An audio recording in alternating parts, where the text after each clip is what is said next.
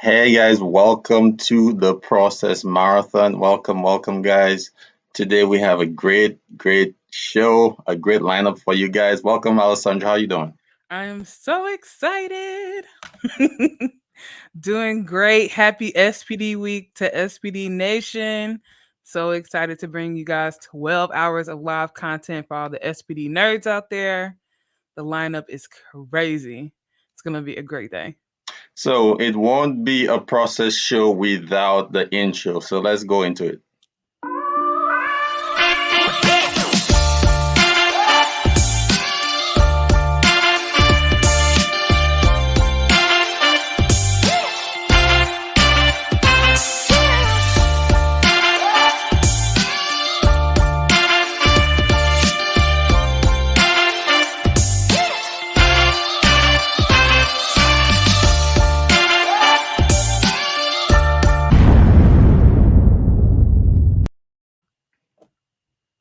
Guys, welcome back.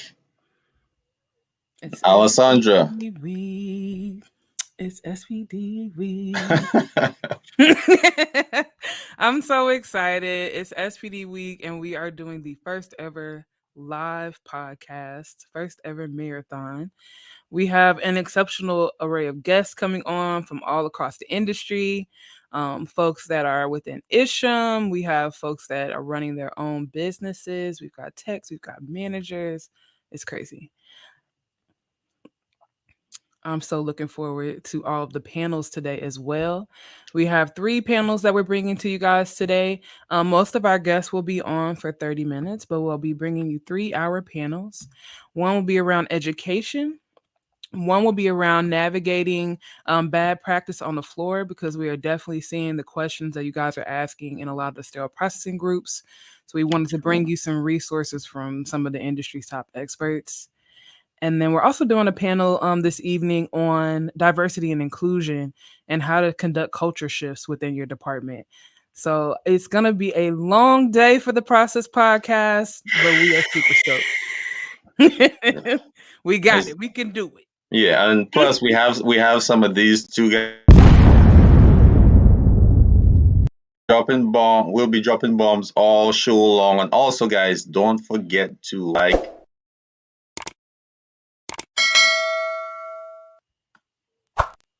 subscribe to the YouTube channel to make sure you get notifications when we release a new show. Our shows air Wednesday at 7 p.m.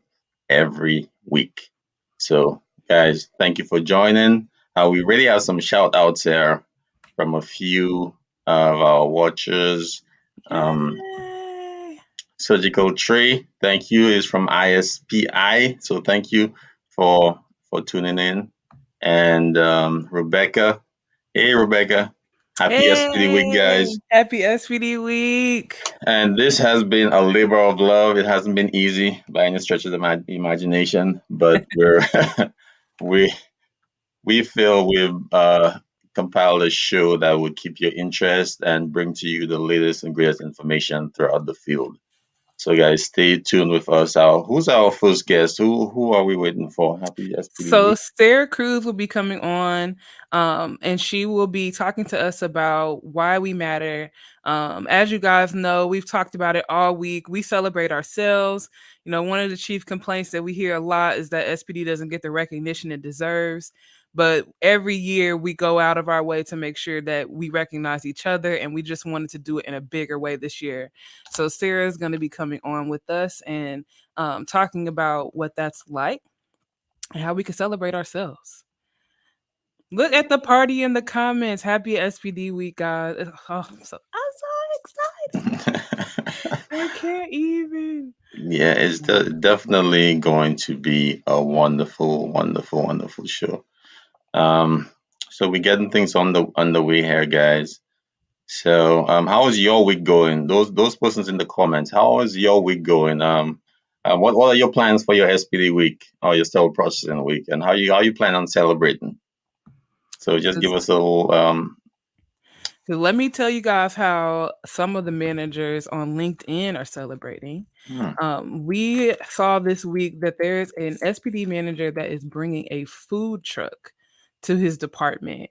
His name is Jarden Carlton, and we're actually going to be bringing him on the show next week, 7 p.m. on Wednesday. Because I've got to ask him how how he pulled that off when most of us are talking about pizza. Mhm. And Jarden So has a true. food truck coming to his facility. So I thought that was just awesome and well deserved, I'm sure, for his team at University of Rochester. So shout out to those guys. Happy SPD week.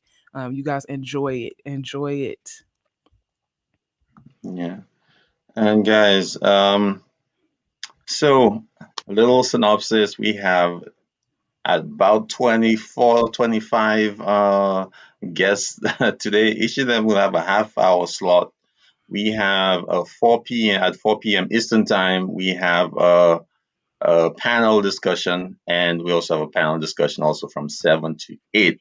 So that's when you get all the great minds coming together and discuss education and cell processing. Where did we go wrong at 7 p.m.? So guys, definitely stay tuned. It's gonna be a great show. It is gonna be a great show. Yes. So we're working behind the scenes here too to try and get everything set up because it's kind of like it's a two-person production, so it involves a lot. So we try and keep it a little streamlined, and hopefully you don't notice all the work we're doing. And No then way. No we'll way. we'll also be dipping in and out. It's a 12-hour show. We gotta take breaks, etc., etc. So we have a few. We have a moderator coming on to actually take our place until if we want to take a little break here and there. So we have to eat. We have to drink water, and we're gonna do that without you guys noticing. Hopefully. So Definitely, definitely. And for those of you guys that are working today, happy SPD week. The patients thank you. You guys are kicking it off today with sterile processing week running from October 10th until October 16th. And for all our vendor partners out there, if you haven't had an opportunity to celebrate an SPD Tech yet, please make sure you do. You've got all week long, all week long. all week long. And vendors, don't forget to celebrate your professionals. They help you out when you have that last minute loaner coming in, when you need that loaner turned around, when you find a hole in the wrapper and you need that loaner turned around, or if you don't have enough loaners for your cases and you still want you still need them that backup turnaround just in case. And you know you go to that special person, you're like, oh yeah, could you please, I might need it, I might not. Could you turn it around? So definitely keep your sterile processing department in mind this week. So Absolutely. And I want to shout out. Last week was Supply Chain Management Week. So shout out to those guys. I'm sure they just wrapped up a week long celebration. But when I started in sterile processing, my department was actually both with materials management and sterile processing services. So I've got to learn that other side of the job, and it's really awesome what those guys do. And just like us, because they're in the loading dock. They don't always get the recognition they deserve. So happy Supply Chain Week.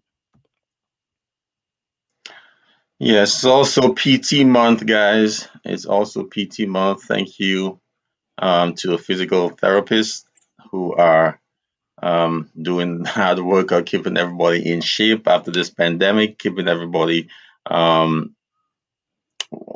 how do I say, loose. So thank you to our physical therapist and Dr. Nicole Dugan is coming on also today Yes. um, to talk about diversity and inclusion. So she is a great friend to the show, and she's a very good person.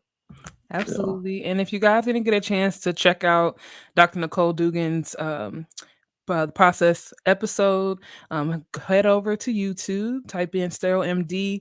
You'll find all our past episodes. She was a fantastic guest. One main things that I took away from her was just her ability to navigate and use all of the benefits of her hospital system to advance her career, and she actually got an additional certification like many of us do during the pandemic and was able to shift and do some different work when we were all kind of being furloughed and wondering what was next. So it was really incredible interview. Check that out over on YouTube under Sterile MT.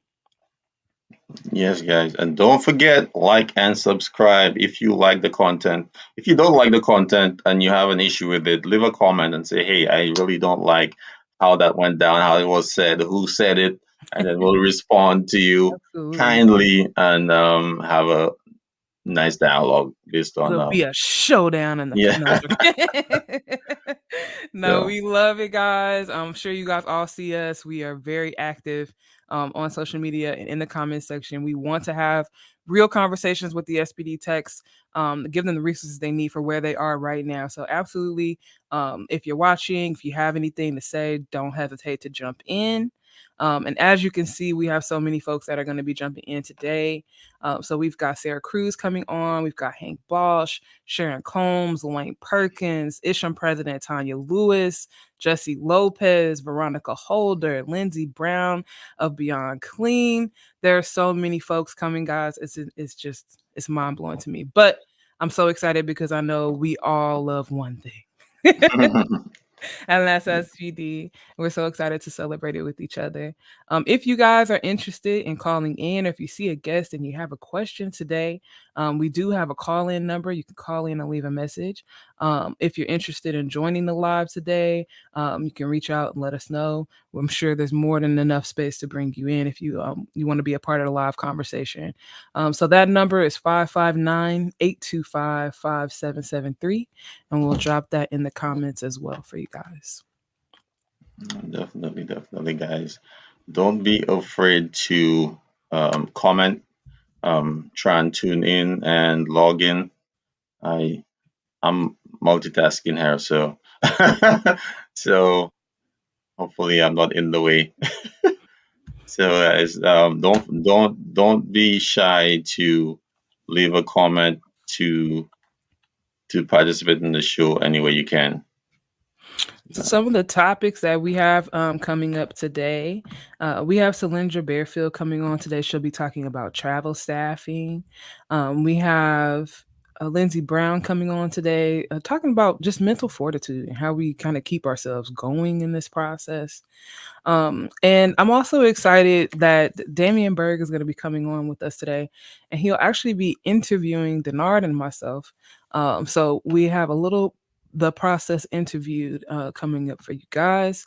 OR relationship building with Tanya Lewis, instrument inspection with Jessie Lopez. And I don't know if you guys have had an opportunity to check out Jesse's content on Instagram or listen to his podcast on Spotify and Anchor, Stir That Pot.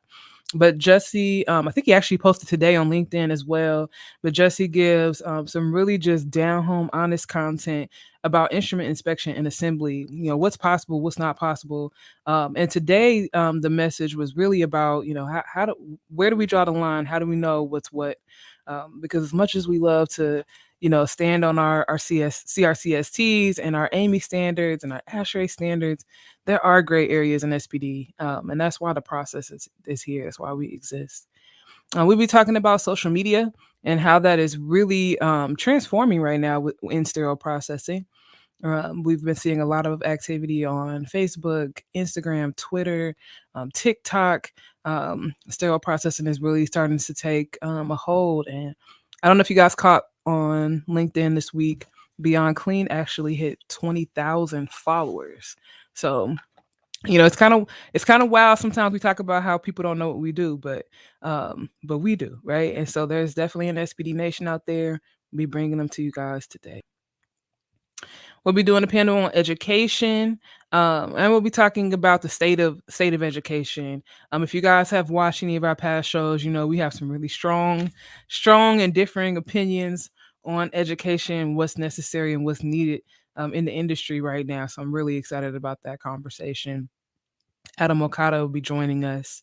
And then leading by example, tips for building SPD's upcoming leaders. We have Lawayne Perkins and Jeffrey Wilkins joining us. You guys are familiar with Jeffrey. He's been a great friend to the show, co-host of the show, so we're excited to have him come back. And then we also, especially since we're focused heavily on education, we're highlighting a few schools today. So we'll be bringing on Chanté Brown, Jamar Mofield, and some folks from Aseptic Technique will be joining us. If you guys are interested, we've profiled a few sterile processing schools in the past. So we see often in the comments that technicians are asking amongst each other, what are good schools to go to? What should they look for when they're jumping into education?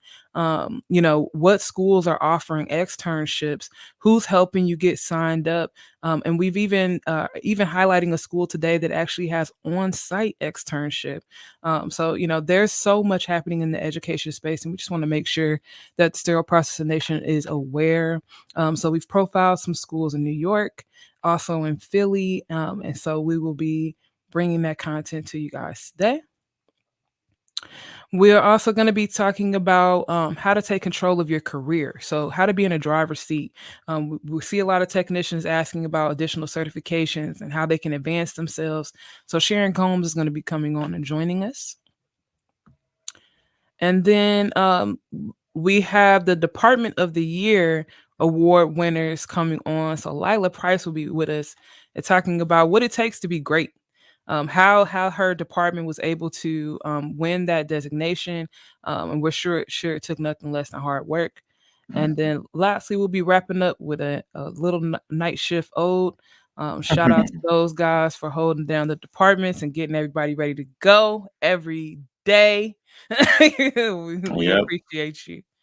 Yep. Shout out to the night shift. We really appreciate you guys. The cleanup crew, as they're affectionately called in my neck of the woods. So let's just go with a little bomb for you guys. Thank you, because if you don't clean up, it definitely looks like a bomb dropped in the department. I So, mean, the guys, night shift is doing so much more than cleaning up, right? Like mhm, most departments, night shift is doing all the testing. They're doing all the, cleaning the washer arms, cleaning the filters, running the bios. So those guys have so much work ahead of them before they even get started with those kits that we still need for first, second cases. So mhm. it's not an easy job, but we appreciate them. Yes, we do. Yes, we do. So, guys, we're just hanging on here. Alessandra is doing a great job. I'm working behind the scenes. As you could see, I'm trying to get the T's crossed and the I's dotted. So, so guys, thank you so much. We do have a little excerpt of a previous show. We want to definitely bring to you all in a few. The Cook County strike, which happened in April, and we'll bring to you a little bit of the interview with Lila Price, where we did in Fairmount Park at the Philadelphia Art Museum. We'll bring you a little bit of that so that you guys could watch and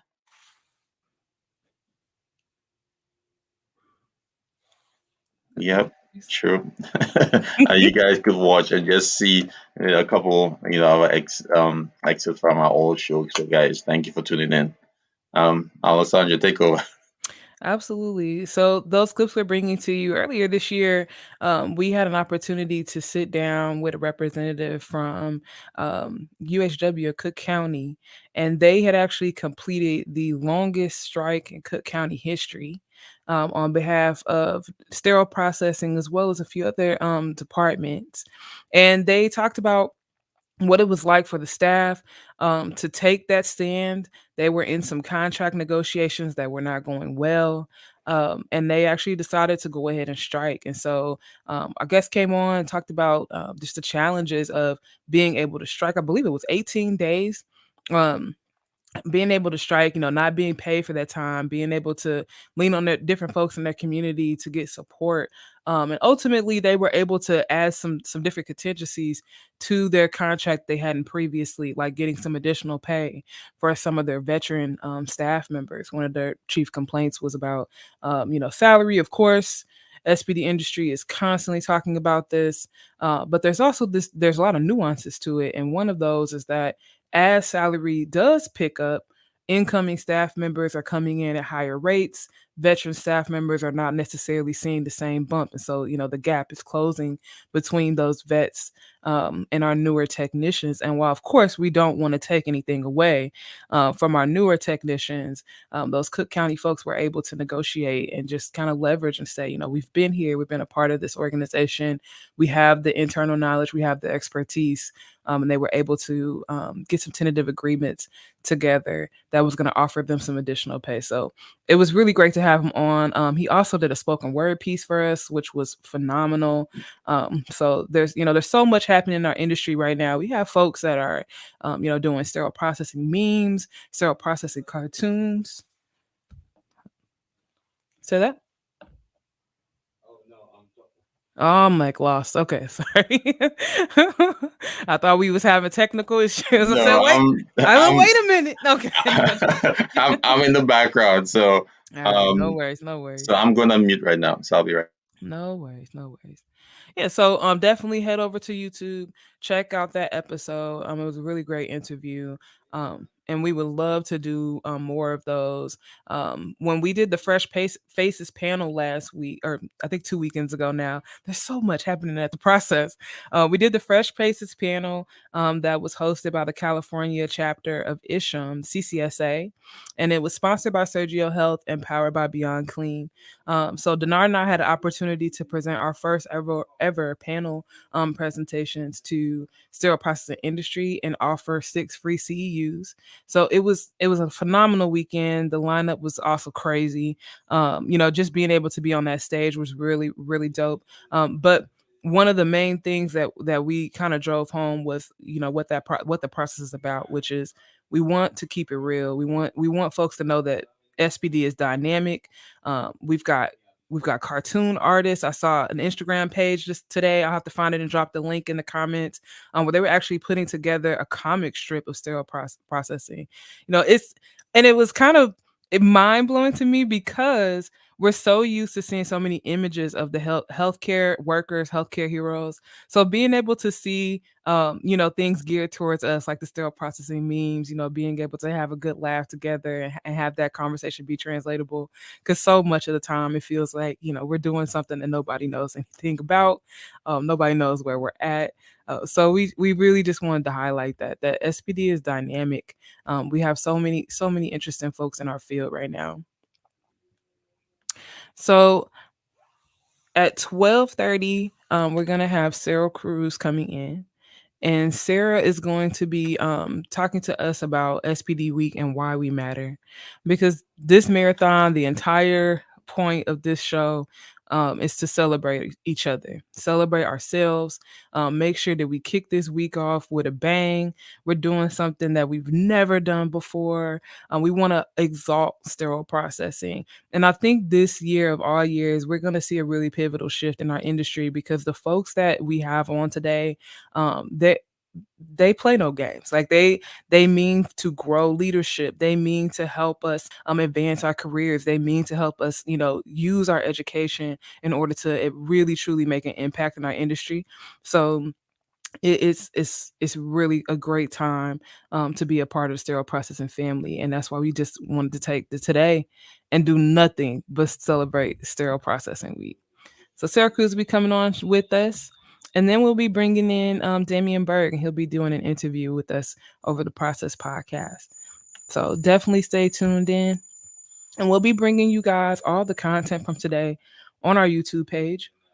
We'll be chopping up all the individual episodes so that you guys are able to tune in because we'll be covering a little bit of everything. We'll be talking about growth and development. We'll talk about career development. We'll be talking about entrepreneurship. We'll be talking about all those hinky stinky points, that we all know are there, like how we can mend our relationships between SPD and the OR, how we can do culture shifts in the Department for Diversity and Inclusion. So there's 12 hours. 12 full hours of live content. I'm super excited. We have I barely slept last night. I was so excited. I kept waking up like, is it time? Is it time? It's so exciting. Thank you to everybody that's partying with us in the comments. Yes, indeed. All right. So it looks like we are getting ready to bring Sarah on.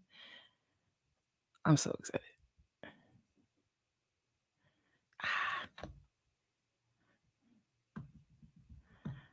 Awesome. SPD week. Thank you, Lady Victoria. Shout out to Sterile Processing. Shout out. It's our week. If you guys are interested in shouting out your department, feel free to call in or drop a comment. You guys can reach us at 559-825-5773 today. We would love to hear from you.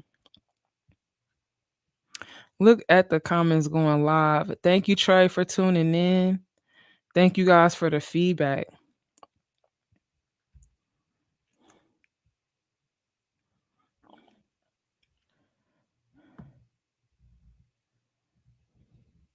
And definitely let us know if there's anything that you want to hear today. It's our week, it's our day, it's our marathon. So if there's anything that you didn't hear on that schedule you want us to discuss, feel free to drop a comment.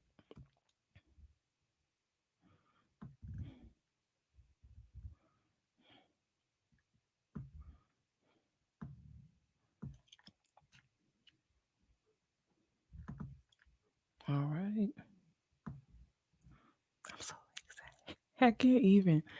I'm so excited.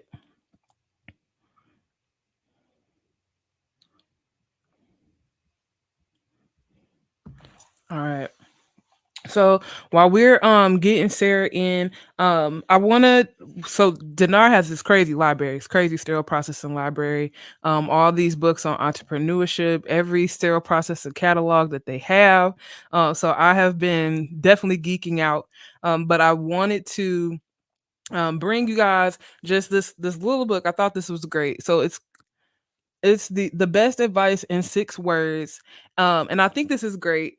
As a manager, I use quotes as kind of like a reflection moment a lot of times before meetings or before shift huddles. So this book is by edited by Larry Smith, the best advice in 6 words. So I'll definitely be bringing you guys some goodies that I've found in that book, but I'll definitely drop that library because it's crazy. Quality improvement. I was like, wait a minute. Whole chapters on biofilm. We don't play. I mean, we said we love it. We really don't play.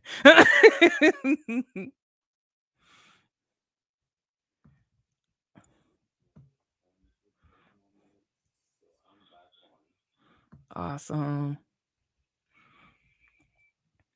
So, guys, this is crazy. So we have Sarah Cruz on. He's coming along. So let's bring on a little early. We'll have a little chat. So, and then we'll get into it. Oh yeah, now I'm on. Okay. Now I'm on. All right, so let's bring Sarah on here. We'll have a little chat and then we'll get into the show. Boom. Here we go. Sarah. What's up, my PS colleagues? Happy SPD week. Yo, you said it. Alessandra, I was feeling it when you said, oh, I kept waking up wondering if it was time. And I was like, oh, me too. That's great. Oh,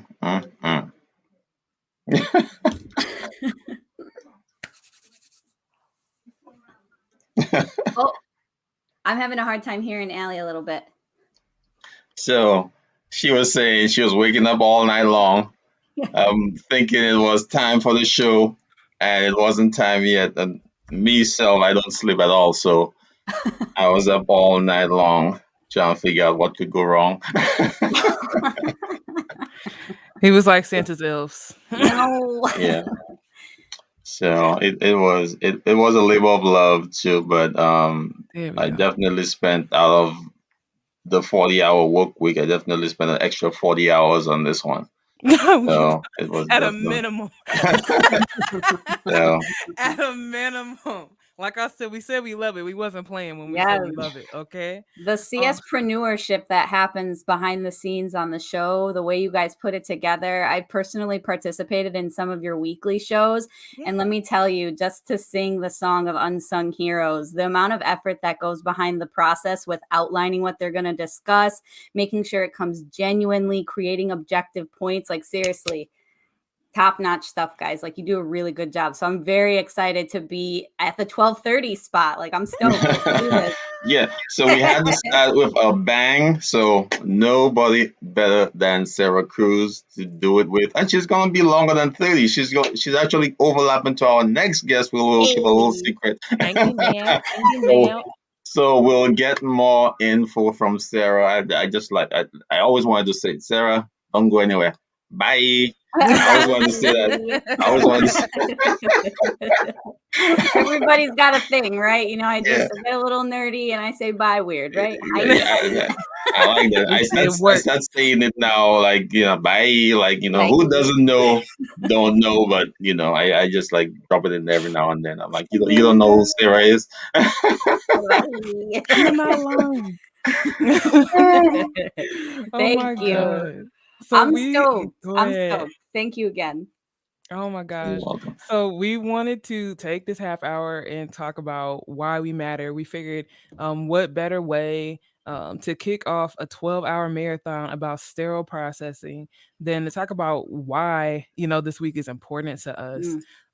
So I wanted to ask you, because I know from moving through the social media spaces, you're very big on finding your why, talking about your why. So for you, Sarah, what is your why? Why is sterile processing week so important to you?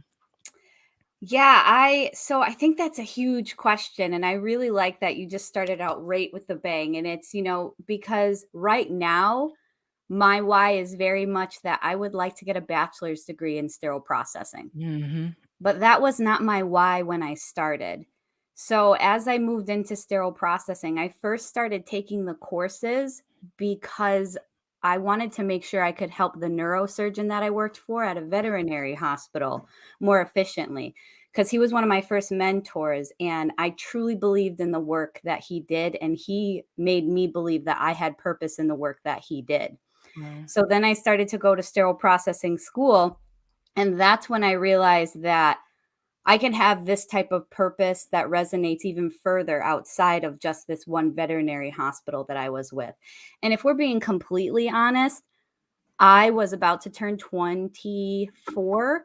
I was about to be off my parents' health insurance, and I needed health insurance. And the veterinary facility that I worked in did not offer health insurance, because that's where we were in America at that time, where it wasn't obligated for employers to offer health insurance. And I needed health insurance, like, as an adult. So I think it's important to highlight those two big differences, because whys evolve. And I have no shame in saying that I moved to a hospital facility, because I needed health insurance. And that extrinsic motivation really pushed me into sterile processing and allowed my intrinsic why to really just kind of show up. You know what I'm saying? Yeah, absolutely. That is so powerful. And I think something that doesn't get acknowledged, as often, because we talk about, being passionate about SPD and loving what we do. But and then we also, on one another hand, complain that people don't know who we are. We didn't know who we were, right? I never heard of sterile processing before I worked in the field. So absolutely, your why can change. It's going to evolve. And it should. And if, you're feeling frustrated, stagnant, or stuck coming into this sterile processing week, that's your why begging your professional development to find the next reason why you do things. I hope that it's in sterile processing, because I'd love to perpetuate the industry that I'm just so proud to represent and add my voice to. But if it doesn't, that's fine too. But if you're feeling that you're in a cocoon and you're ready to explode, but you've just been in it too long, retouch why you do what you do and see if the why that you have is serving your professional end goals. And if it's not, it's time to pivot. I got my health insurance, and then I was immediately discouraged, and I was like, oh my God, I should have become an EMT. I seriously almost left sterile processing to become an EMT. And that's when I realized that it wasn't it wasn't the profession that I was frustrated with. I was waiting for my profession to give me purpose when I needed to add purpose to my profession. Absolutely. And sterile processing is in such a need of that. You guys, I think we're on this precipice with sterile processing, where it's either going to explode or it's going to fold and go to AI. And I truly believe we're trending towards this way of it exploding. Like, I think that there's so many CSpreneurs such as yourself and industry makers that are really paving the way and creating gateways for individuals to become the sterile processing professional that they want to become, that it's waiting. And it needs the voices. It needs the voices. You know what I mean? 100%. I couldn't agree with you more. I mean, we're seeing, this explosion of content on social media. These thought leaders that are just coming out of the woodwork, and like highlighting that dichotomy between AI, and then this live action expert that's on the floor. Yes. These industry leaders that are adding their voice to this conversation are letting it be known a robot can't do what we can do, right? There are nuances to this science, and absolutely we want to leverage that technology, right? We want to be as efficient as possible. But SPD is an art form. It's not just in science, it's an art form. Yeah, and and I think if anything has proven that sterile processing has such staying power within the healthcare facility, it's COVID. And I hate to make everything about COVID because it's ruined so much, but I'm a creature of finding silver lining. And there was so much negativity that came with COVID-19 and the coronavirus and all that jazz that we won't monopolize the show with. But a silver lining that I saw was that it pushed sterile processing professionals into a homeostasis, dare I say, because the way that we were carrying ourselves was just every day to and fro type of work. Now, listen, I'm not saying that people weren't furloughed, because I spoke personally to technicians that were furloughed because their facilities didn't understand the grounds and implications they have on patient safety. So shame on those facilities. I've spoken to sterile processing professionals that were travelers. So while people are getting furloughs, travelers are even more in demand. I personally worked in a facility that didn't cancel any of their travelers because they were genuinely concerned for their well-being. So when we're in this space and you're stuck, you had to ask yourself, what type of sterile processing professional and I'm going to be at the end of this? Who am I going to become? Am I going to come out, because we're not done yet, of COVID, the same technician? Or am I ready to show up for my industry, for my professional development, for my department in a way that resonates with patient safety? And what does that mean? Sure, everything we do is patient safety, but dig deeper. Please. Where are you connected with patient safety? I'm connected with patient safety because I love teaching soft skills. I want to help you become a leader. That's how I help my patient. Alessandra, you help your patient by having all these amazing resources. And that's so important to patient safety. Deannard helps his patient safety shine through by making sure he creates platforms for people to voice their passion. Yes. And you can see that in every space. So if you're just saying, well, I do it for patient safety, I want to challenge you to dig deeper this week. Yes. Why do you really do it for patient safety, and how do you do it for patient safety? Yes. Right? And I mean, and just like a why, how is going to change, right? How you show up is going to change. And, talking about the pandemic, it has been so much, that has kind of rained down on us, but it's been a catalyst that has definitely shifted my career, and having conversations with you guys about why, I experienced total burnout during the pandemic.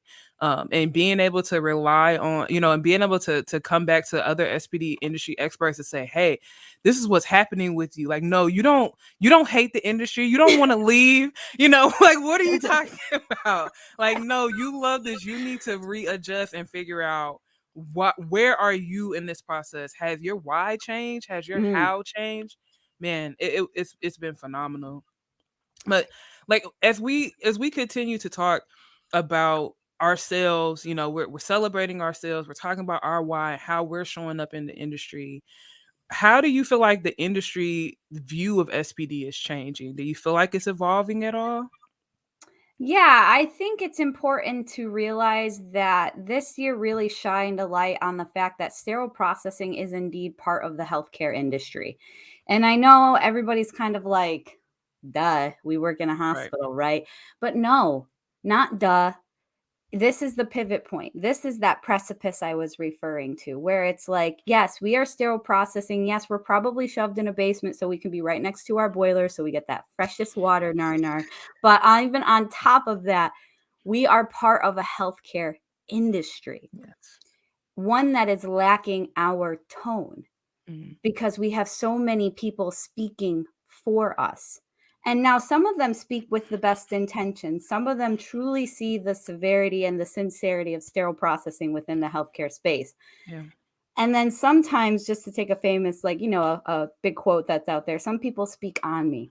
They don't know what I do. They just speak in which ways that they interpret me or my profession. Absolutely.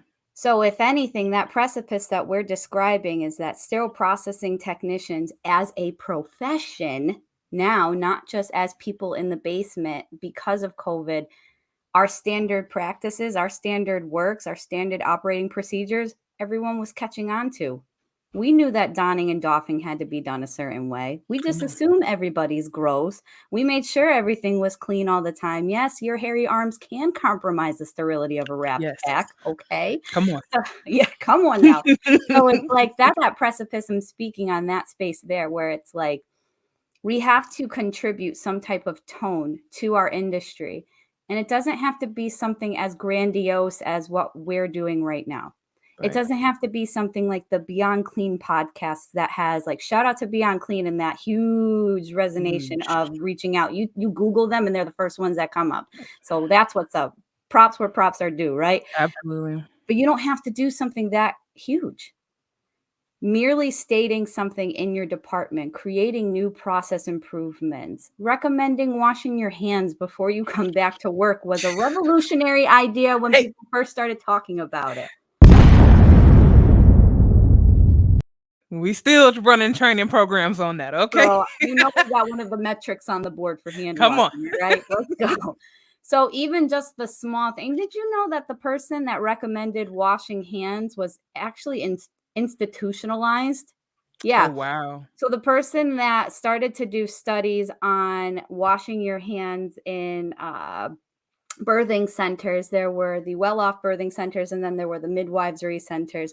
And the only difference between the two was washing their hands. Wow. And so after he started to release this information, because it didn't vibe with the current atmosphere in the healthcare profession, they institutionalized this dude. Jeez. They straight up thought he was crazy.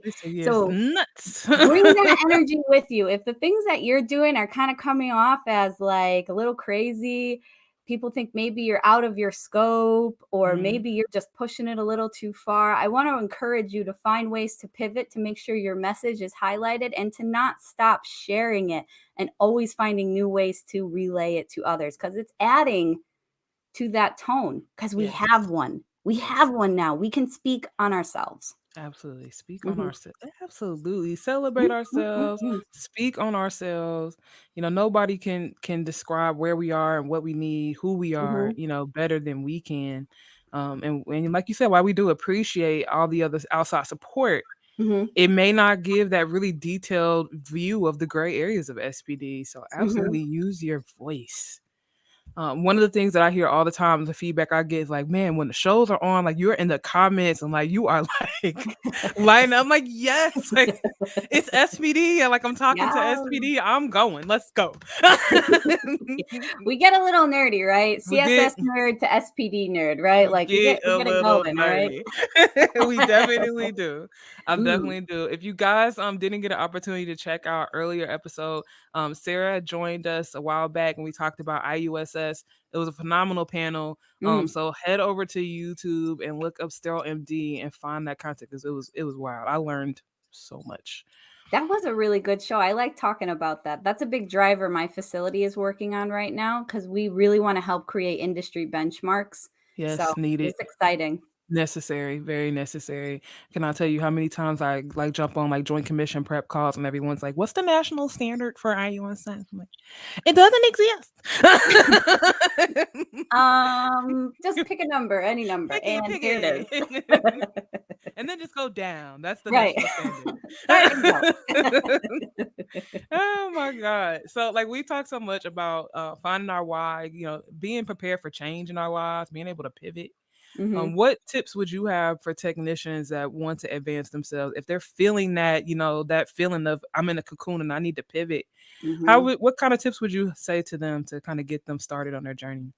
Yeah, sure. I think the biggest overall like abstract idea is that you have to have purpose in your professional development. So it's one thing to wake up and say, I want something different. Good. That's a very important first step. And that keyword is different, not better, not worse, not any of those pre-connotation terms that make you think where you are is less than where you deserve to be. Absolutely. Okay. Remember, it's and, not or. You can have this and move to that. Okay. Mm. So once you realize that you want to have purposeful professional development, you realize that you don't owe your past professional presentation anything. You don't owe that anything. You don't owe it an explanation. You don't owe it anything. You don't even owe it the time of day. Okay. Yeah. So if you were the type of technician, and I'll speak for myself, I was the type of technician that would just punch in, barely do my job and go home because I was so burnt out. Yeah. And that's no tea, no shade on the 9-to-5 technician that just wants to come in, do their job, and go home. They Right. are super vital to our frontline industry. They are very important in the type of capacity that a 9-to-5 technician brings is overwhelmingly necessary in Yes. our frontline prevention.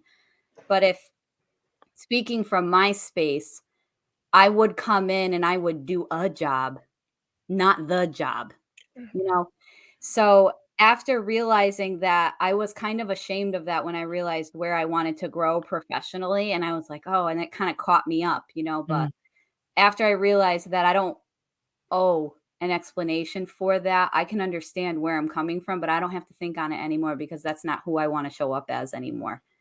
And there were people that brought that up in the future. They were like, Sarah, we worked together here and you used to do this. And I'm like, you're right. I did used to do that.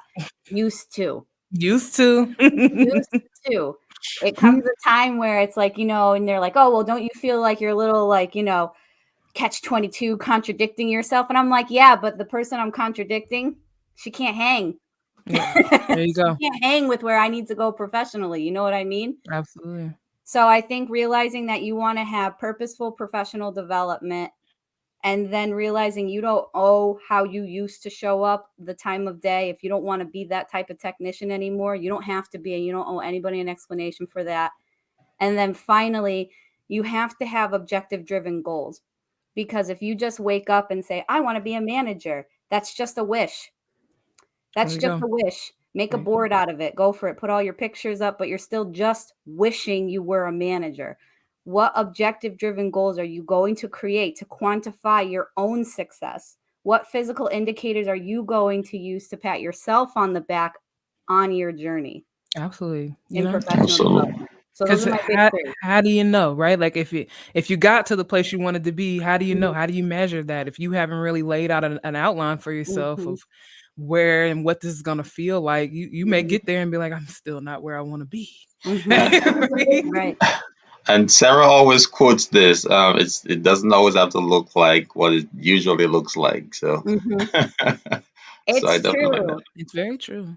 And I like how you said feel, because I don't necessarily like to get all like woo-woo yoga mat, like incense burning type of stuff. But how you feel in your professional development is a really great indication of whether or not you're enjoying the pathway you're creating for yourself.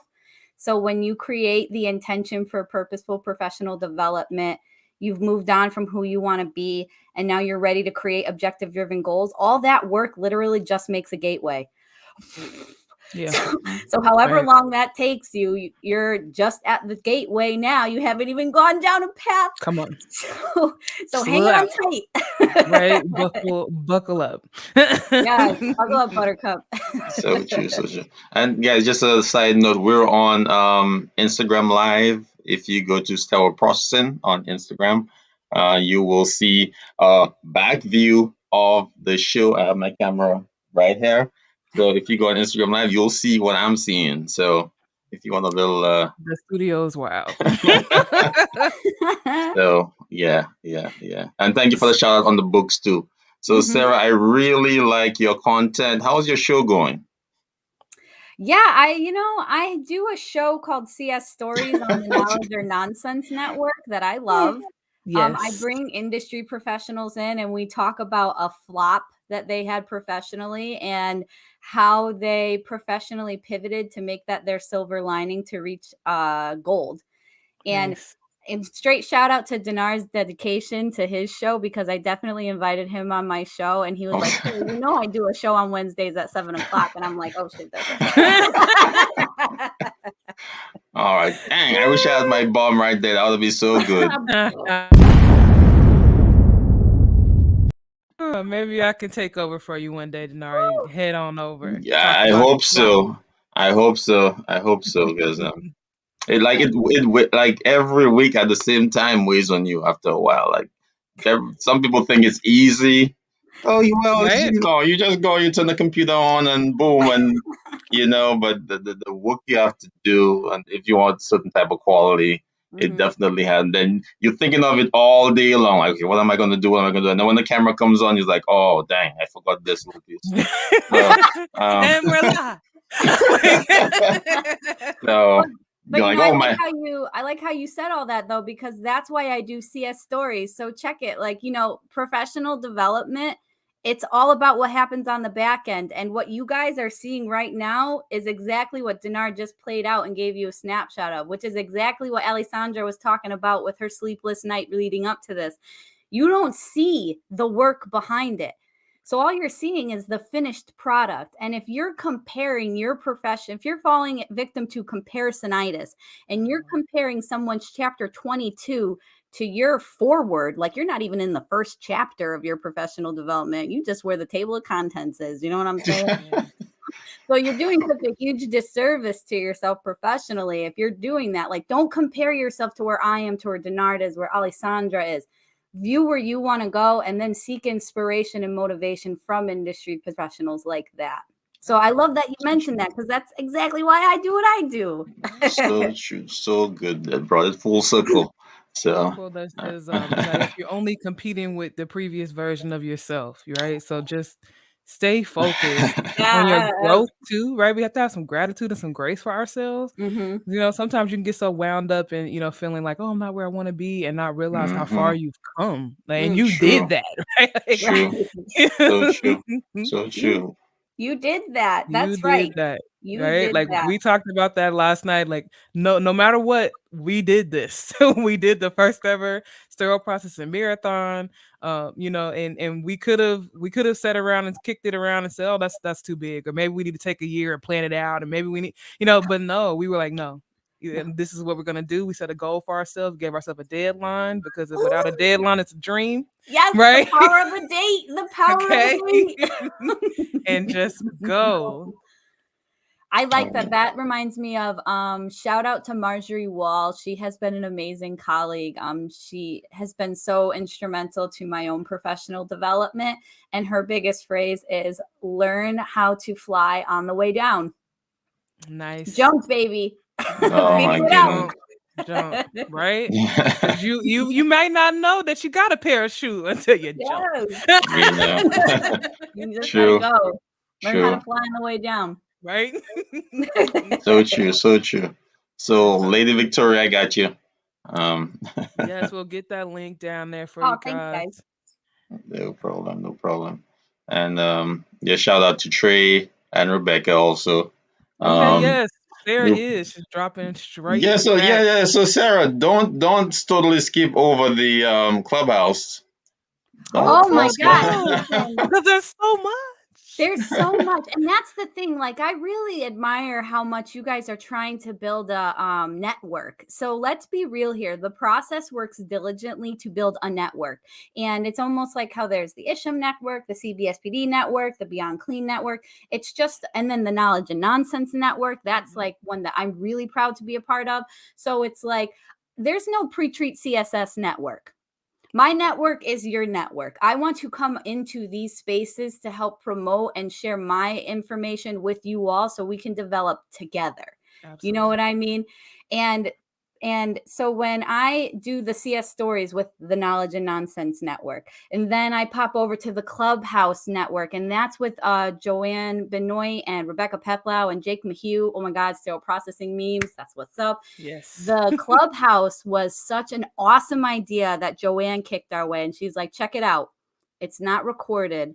So everything's safe. And I'm like, oh, it's the best. Yeah, and it's just an hour format of us talking about things that people don't know about sterile processing, or things that people know too much of about sterile processing and need somewhere to like dump it. Yeah. So I'll be right back. I have done that. Mm-hmm. And that's on Thursdays at 7 p.m. Eastern time on the Clubhouse app. And the team and I do group chats, and we're like, hey, let's figure out the topic for this week. And a lot of it's based off of the interaction we had during the Clubhouse. A lot of the times during the Clubhouse, people will say something and we're like, oh, that's got to be a topic. Right. Absolutely. That's what's up. Absolutely. I mean, we're seeing so much of that too, because there's so many sterile processing groups on Facebook. We're seeing more of a presence coming in on Instagram. So there's so many places to pull content from, you know, and to kind of keep your finger on the pulse of what's going on inside the industry, what people need support with, right? Yes. And I still appreciate you saying that. Like, the process really, we want to be a point person, you know, for you guys for technicians, managers, folks to come in, entrepreneurs to come in and get connected with each other and know what's going on the other side of the pond, if you will. Because there's so many avenues in SPD. Like, we've got folks working in IT, you know, we've got our vendors, we've got, you know, our rep. Like, there's so much going on. So if you're really staying in your little cocoon, you're going to miss out. And I think that stems to that root problem that we were discussing just a little bit earlier, where it's like we were all just kind of looking for other spaces to voice our concerns. But sterile processing has a voice now. And a big part of that is making sure that we can all communicate together. And so, like, when I speak in the Midwest, I know there's this big, apparently a lot of people think I'm from the Midwest. I heard, so I went out to South Dakota and somebody thought I was from North Dakota. I'm from Connecticut, but I, you know, my industry speaking career started in the Midwest. They were the first ones to give me my shot. Shout out to MCI, who made the space, and even Beyond Clean, who invited me out to the conference at MCI before COVID hit. So it's like, that's why you do what you do, though, is like, you know, so you have to speak to the Midwest. And then, yes, you do have to show up for the CCSA's conference, because that's California taking place in Las Vegas. And then on top of that, you have all these states that don't even have chapters because they folded. So other chapters have taken them in. Like, I know Marie Brewer does a lot of work with Iowa's chapter, and she helps support chapters not of her own. That's beautiful. There's a certain level of connection that has to begin happening that hasn't happened before, because now that we're finding all of our own voices, we have to set up strings. So we have those old-fashioned cans. That's what I'm seeing. Right? Are you over there? Hello. But now we have virtual ways to do that. So while we have all these different networks and spaces, it brings me much joy to jump to each and every single one of them saying, like, hey, you should talk to this person out in California because they're having trouble in the Bay Area with an issue you've already solved. Right. It's an amazing opportunity to really, you know, not have to reinvent the wheel so many times, you know, because you've got all this experiences in the field and you're able to just kind of tap in. And I also just want to give kudos to you for helping be a part of the process to revive the Connecticut chapter. And yes, and chapter president. So thank you for that, because, you know, it's a labor of love, right? Nobody's knocking down the door saying, hey, start a chapter. Right. So thank you for that. Thanks. And, the previous chapter president, Pete Daigle, he really handed it off to me very nicely, and I'm super excited for his professional development. I'm hoping that he starts a chapter where he is now so that another state can have another chapter. Yes. And even in that space there, it's really exciting, and it's a totally different presentation of my professional development. And to pull it back to Sterile Processing Week, I live in a state that requires certification in order to stay in your profession. And I just got my sanction in just the nick of time. I just got my sanction from the state recognizing it as a legitimate week. Nice. So like our governor had signed the proclamation stating that Sterile Processing Week will be recognized this time for Way to go. I'm super excited. I've already started Googling sterile processing departments, email addresses. So I'm going to be like, hey, random CSS nerd here. Just thought I'd show you this. Hi. So I mean, come on. Talk about recognition and elevating the industry, right? What it's signed, the proclamation is signed by the governor. Yeah, Sterile Processing Week will be recognized. Okay. What? It's beautiful, y'all. Come on. Come on. And without individual sterile processing professionals making that happen, that, that might not have ever taken place, or maybe it'd have been another 10, 15, 20 years from now. Right. And that's so exciting because and then, you look on LinkedIn and I think it's Bobby who was talking about how her state is working with vocational schools. Yes. To create a sterile processing pathway when they get out of high school. Come on. Yo, that's powerful. What's up. I'm going to get a bachelor's degree in sterile processing. I don't know how to make the course or anything like that. So I'm making sure that I show up for the industry to help the current sterile processing professionals get to that point. So when a bachelor's is available, they can do it. Absolutely. Because I may not know how to do it, but I'm going to support the industry in the space that is ready to show up in that capacity. I can't wait. I'm stoked. I just hope I pass the math prerequisites. That's all. No, deny. We got you back. You got me? All right, cool. Right. Cool. You have to help me with science, though. Like, I'm good with the math. I'll help you with the math. We got you. Them algorithms I was reading in that biofilm book. I said, ooh. Because that algebra 101 is gonna get me. Wow, Y equals MX plus B, my dude. I got you. Network. That's what's up. So we're waiting on Damien. He's coming on soon. So Sarah, don't go anywhere. Damien is happy to meet you. Happy to talk to you again. I spoke to him earlier. He's like, oh, Sarah is my girl. Definitely, it's cool. I'll love talking to her. So definitely, he's coming in a few minutes. So let me do it again. I'll be right back. Awesome.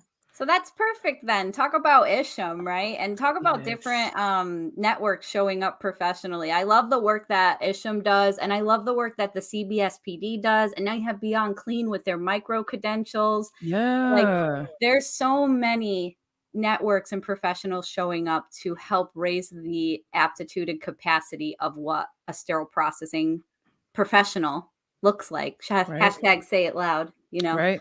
So like, come on, it's such a dynamic conversation, trying to find these different ways to advance the conversation within the industry, and seeing, technicians taking advantage of like the micro credentialing that's going on with Beyond Clean. I just think it's so powerful.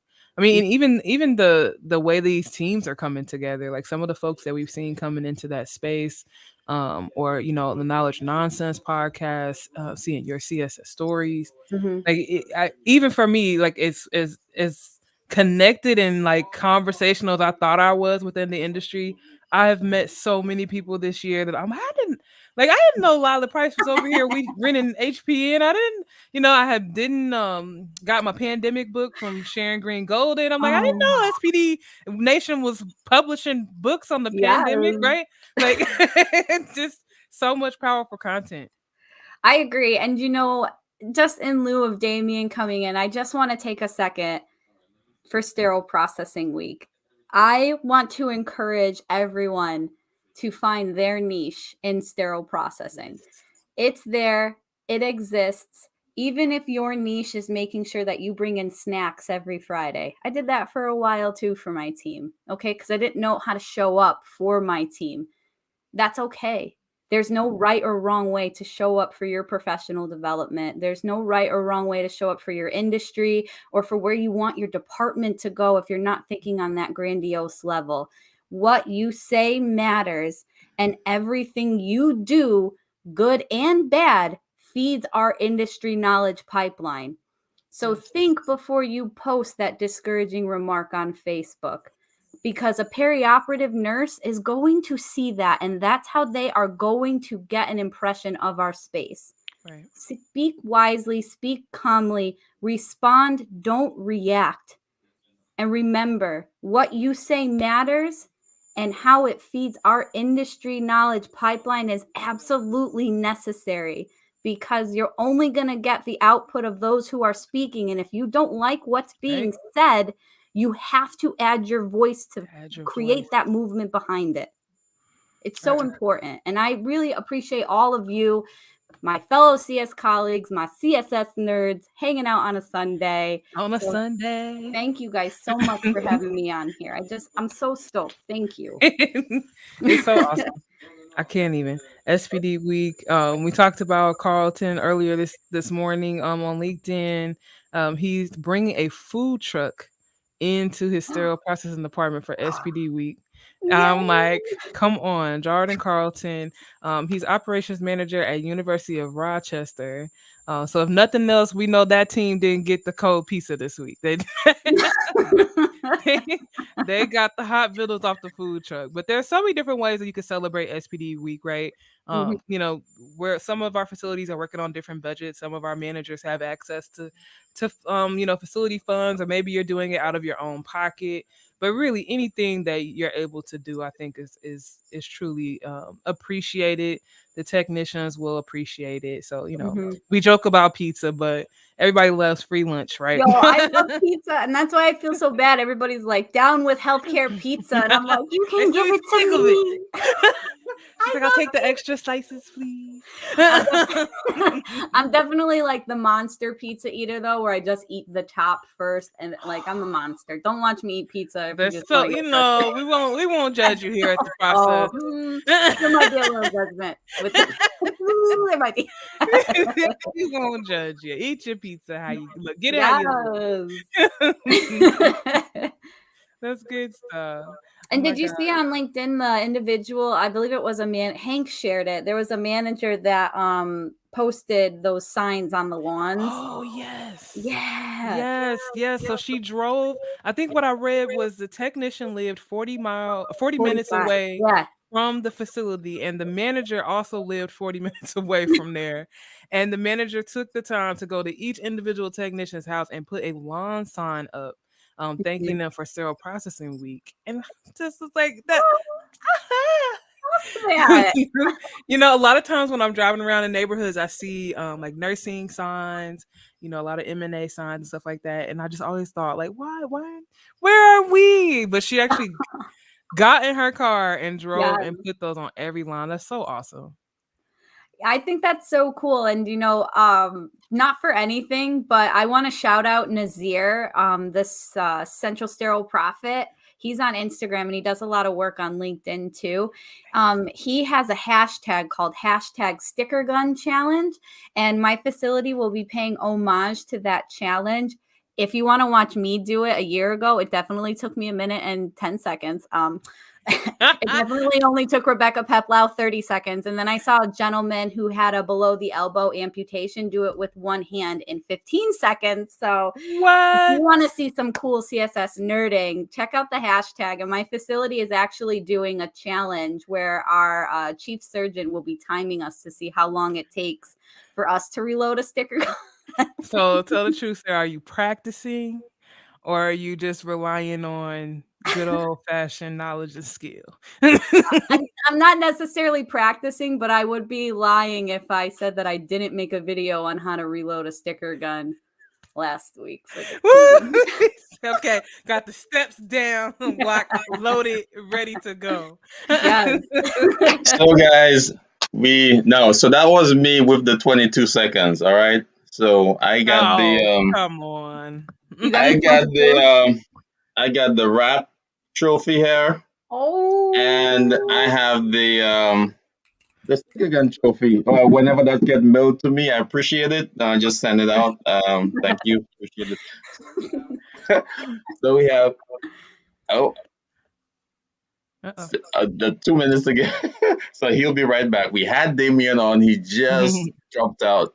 So let's go technology. on. So I will I'll create another video and I'll try to go be sub 20 seconds for the load sticker. So guys, this is gonna be the world record, sub 20 seconds. I'll call Guinness and ask them if they want to, sponsor it. So right, but yeah, you guys should do that. Nasir should get that in the Guinness Book of World Records. So without any further ado, here is Damien Berg coming on. Welcome, Damien. Hello, everybody. Hey, hello. How you doing, sir? Oh, doing good. So I'm going to explain what I'm doing right now. So I'm actually not in my normal clothes, but I've been actually cooking breakfast I do on Sundays for veterans. From 5:30 in the morning just now, I just stopped cooking breakfast for hundreds of veterans we do in our local town here. So I'm in the back conference room of our Veterans Hall, but I'm so happy to be here today. Hold on. That is so awesome. That is awesome. Damien, how long have you been doing that? Oh, goodness. 15 plus years. I'm the commander of the local Northern Colorado veterans. So I've been doing it for a long time. I had a feeling it was going to be a long while. That is some beautiful work, brother. Thank you so much for that. You're welcome. Thank you. And happy sterile processing week. Absolutely. To you as well. All three of you. Thank you. So much thank for you, joining sir. Our marathon party. We're so excited. And thank you for taking the time out of your busy schedule to come on this special show. And you know your girl Sarah is here also. SPD Nation, we here all day. Sarah's got better hair than I do. Hey, no, that's hair for the champion right there. You've been cooking since 5:30. So, Damien, tell me, why does SPD Week matter to you? So, in fact, it's funny you should say that. I just finished writing an article that's going to go to, I believe, Healthcare Purchasing News or Healthcare Hygiene Magazine. That's publishing this week. And what I basically says, for many years, honestly, I took Sterile Processing Week kind of for granted. And honestly, when people ask me what I did for many, many years, and I was in sterile processing, I kind of had a generic answer or comment that that's what I did. I told people a lot of time that I worked in the OR, or I worked in something else because I couldn't explain it to people. Right. Then many years ago, again, 15 or so years ago, when I started getting more active and more involved in the sterile processing community, not just in my hospital and not just in my department, but other departments in the hospital, as well as other communities such as ISHM and AME and so on and so forth. I got that pride. I got bit by that bug. And I just went, okay, I want to do more. And yes, Sterile Processing Week is one of those weeks that we rise up and we celebrate each other. We celebrate ourselves. We celebrate our awesome profession. But again, it doesn't have to be a week. And I know you've heard that theme before. Right. Make it every day. Make it every month. Now, 1 week is good. And it actually really helps our legislators out. It really helps when we go talk to congressmen and it's in the newspapers and we send stuff out. ISHM does send stuff out to all kinds of people all over. So when we want to go talk to someone, it's not just one time a year. It's not just one day. It's all the time. So I got bit by the bug many years ago to see the importance of not only celebrating, but recognizing and taking just a brief moment to say thank you. I tell you, one of the cool things that I get to do in my role is say thank you a lot to a lot of people. But here in the state of Colorado, and I know you got some listeners and viewers that are watching, but I'm visiting 16 hospitals this week. So from 2 to 3 hours away from me, I'm going to drive. I've already talked to them. I'm going to be driving. I'm going to be saying hello, hi. I'm meeting with their C-suite leadership, telling them the importance of sterile processing. I'm meeting with department staff during their shift reports. So I'm going to be on the road all week long visiting hospitals and departments and senior leadership to say, thank you for what you do, but also keep on going. Don't give up after this week. Keep on going. So that's what Sterile Processing Week to me is, just kind of a reinvigoration, because honestly, there's professions out there that don't get a week. They get a day. Right. There's professions that don't get anything. Right. So Right. it is important to recognize it. And I know there's been, some people made fun of the pizza parties or whatever. So it's not about that. It's about saying Right. thank you. Thank And it's you. an honest to goodness smile and an honest to goodness thank you goes a long way. And we start that recognition. And that's really what I'm doing, is to build up our profession beyond the red line. And that's where I want to go. Absolutely. And one of my favorite things to watch on Facebook is when Damien is like headed out the airport and you get to see that little line jump over to the next airport. And I'm like, man, this man is on the move. But yes, I mean, talk about what it takes behind the scenes for you to be able to do this kind of work. How do you keep yourself organized? How do you keep yourself, traveling and packed up and ready to go like that? It's a lot of practice over the years. I can tell you that. Since I took the job July 1st, I've been on 11 plane trips since July 1st. A lot of times I've seen Sarah in 2 of the places I've been at. I believe it was Sarah. So I saw her in Dallas, Texas, and I saw her in Las Vegas. So she was there at some shows that we were doing. Yeah, music in Dallas. Dallas and Las Vegas. So it was fun, but I have a passion for it. Travel is travel. It is what it is. Mm-hmm. But I have a routine and a pattern of how I pack, but it is that goal of mine to be able to be that, what I call the travel ninja. Traveling by myself. I got a patient wife, a dog that gets upset when I leave and when I come back. But I love doing it, and I just love seeing people. I just love it. So yeah, actually I've had about a month off with no travel, and actually I'm going to be going to Chicago again here in 2 weeks, and then I'm going to Geneva, Switzerland in November for the World Federation, where I sit as an executive board member, and then I might even be going to Dubai in January for part of the Arab Health Conference.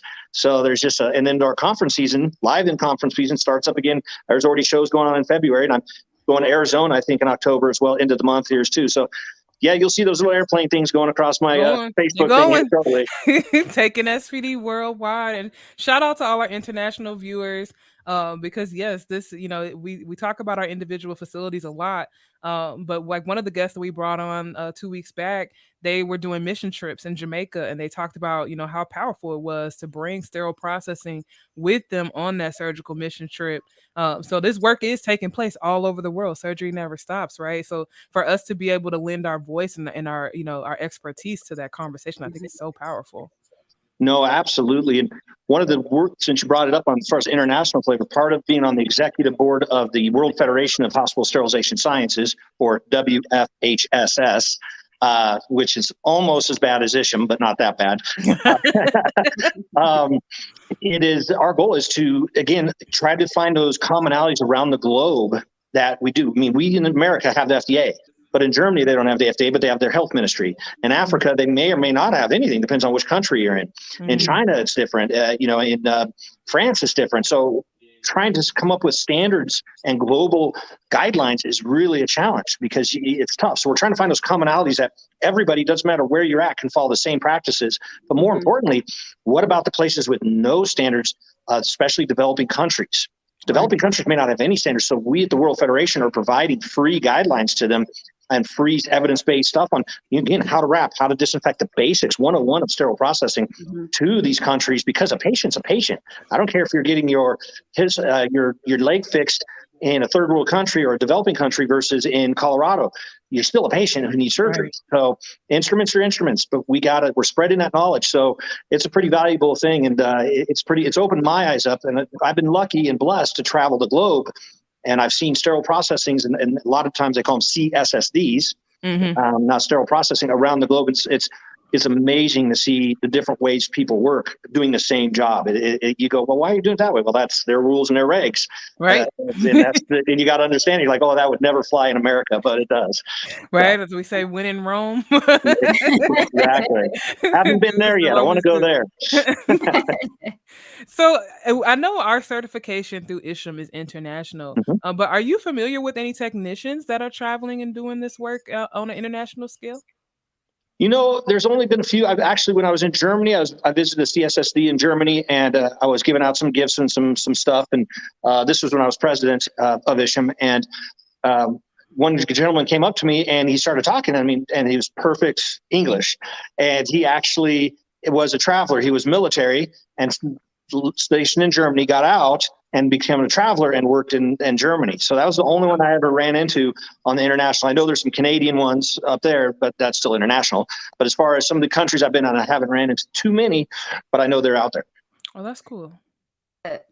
Just to speak on that briefly, I liked how Damien mentioned the Canadian aspect, international aspect of that, because I've had the opportunity to interview Christina Faust from SPECT, SPECT, and they go in and teach developing countries how to have effective sterile processing departments with what they have, using creating SOPs based off of availability. And I know Sharon Green-Gold speaks a lot about her in her layover in Tanzania and creating those practices, especially using like boiling water versus the steam sterilizer and things of that nature. So I really appreciate how Damien touched on the Canadian aspect in developing countries. Yeah, it's amazing. Christina Fast, we've worked with her for years as well, too. She works with the World Federation. We help provide resources for her and her team to go to those developing countries. Also, she's one of our presenters at the World Federation, too. So you can always log on and see the virtual aspect of that. I don't know if she's going to be virtual or if she's going to be in person in Geneva because everything's different right now, but she will be presenting. I love that. Absolutely. I mean, talking about how everything is different, how did the pandemic shift work for you? Well, obviously, I just left the full-time operational manager director part in July, but I'm still per diem with my hospital system. So I try to go there if I'm not traveling. I try to go there. I got 3 hospitals that I used to be the manager of, and I try to go to at least 1 or 2 a week to see the staff, to walk in the department, put on scrubs. I attended an initial meeting the other day, and I was in scrubs, and everybody's like, "What are you doing in scrubs?" And I was like, "Well, I work per diem." Still on the front line. I love to keep my toes in the water, and it keeps me a little street cred, is what I call it. You don't want to get too far away from where the action happens. But the pandemic for me, we never stopped working one day. And when the surgeries had stopped the first time, there was a lot of concern. I was blessed with a good healthcare system. Honestly, University of Colorado Health really treats their employees well. I'm talking across the board with both pay and recognition, but also opportunity. So when people had that opportunity, when there was no surgeries, so no need for sterile processing as much, they found other opportunities. Nobody went home without pay. Even if there was no work, we still paid you to go home at full-time pay.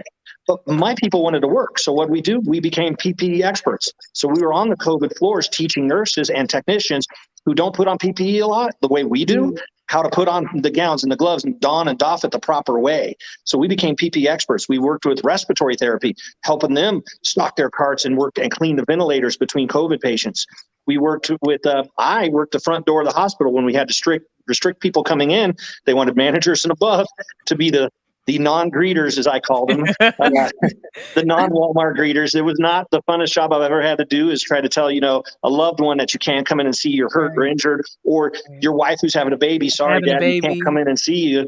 That was not a fun job. But all leaders had to do it. And, but we found other stuff outside the red line, like I like to say, and that became us more valuable because we became known. Not only were we reprocessing N95 masks and COVID swabs, but we were embedded in all these other departments. And so when the hospitals got back to normal operating conditions, they knew us even more, which that's when I go asking for stuff, by the way. So that's when I got remodels of my department. That's when I got a brand new cart washer. That's when I'm getting a new sterilizer. Yes, leverage. I spent in the last 2 years, $2 million in my departments upgrading them. And I'm so happy. But the senior leadership saw the value of sterile processing because of the outputs we did and the outcomes we did. And that's why I said the Sterile Processing Week is a week to recognize and celebrate, but also show people what we do. And that's how you get done. If you're not seen and you're not heard, it's not there. I had a quote, and I think Sarah's probably heard me say this before, but it's not my quote. It's someone, I want to say it was a congressman or a senator out of Montana or Wyoming, who he says, if you do not have a seat at the table, you're probably on the menu. Come on. So that's where sterile processing have a seat at the table. So when you do need something, they know who you are, except for the first time you're asking for stuff. Absolutely. I mean, we talked about that a little bit on the Fresh Faces panel a couple of weeks back, of just, you have to be able to tie what you're doing to the metrics that are important to the folks in C-suite, right? And if they, like you said, if they don't know what we do, they're not going to really be, excited or interested in throwing themselves behind you. But if you can explain and show them the value of SPD, and like Sarah said, the fact that we are changing so much right now, there's the sky is the limit for what we can do in our departments. We don't have to, mope about how it used to be. We can dream bigger dreams for ourselves. Absolutely. And one of the things out there is to stay positive. Again, anybody who's seen me talk or met me knows that I try to always keep a smile on my face. I try to always have a positive message almost on everything that I run into, even sometimes when it's not positive, because people respond and react to positivity versus negativity. Even though if I could have had a really, really bad day, I always tell people, it's one of my new presentations, you're on stage. You're being watched. And I don't care whether you're a brand new tech or someone in my role or you guys on social media, you're being watched, whether you like it or not. So put on that positive face. And like I said, it's also not about everything you said, but it's also about the outcomes, having those positive outcomes. I know I've gone to places. I took a job years ago at a large healthcare system. The first day, I told the story, the first day, first hour, there was a really bad thing that happened in the department. And it compromised patient care and safety really bad. So I had to go meet the surgeon. I'm there 1 day, 1 hour one. And the surgeon looks at me and goes, "Oh, you're the new guy? Good luck," and walks away from me. And I'm like, wow. So what I found out is you've got to win over the docs. You got to win over the nurses. And I'm not saying by kissing, you know what. Yeah. I'm saying by producing good outcomes. Because again, if you want C-suite to know you, you want the bean counters to know you, you want the finance people, you got to have some allies. And if the surgeons aren't happy with you and the nurses aren't happy with you, and sometimes you can't make them all happy. We know that. Right. But you can make a concerted effort. And I always called it my docs to watch. Yeah. Docs to watch. So every day I knew my unhappy docs. I knew who they were and I knew what they needed. And I made a little focus effort. I stopped in their room multiple times during the day. How are my instruments doing? Are they treating you well? Do you need anything? And just kept it light and funny and kept it professional. And then after a while, their cares went away. And guess what? Then I have more room and more time to do things for my department versus putting out fires all the time.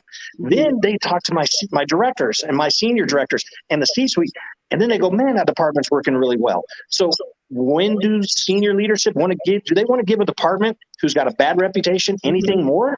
Or do they want to give a department who's got a good reputation through quality outcomes more? And that's the secret sauce. And you talked about my travel. When I was a manager and director and I still traveled a lot, but I could leave and my department still did great because I empowered my people.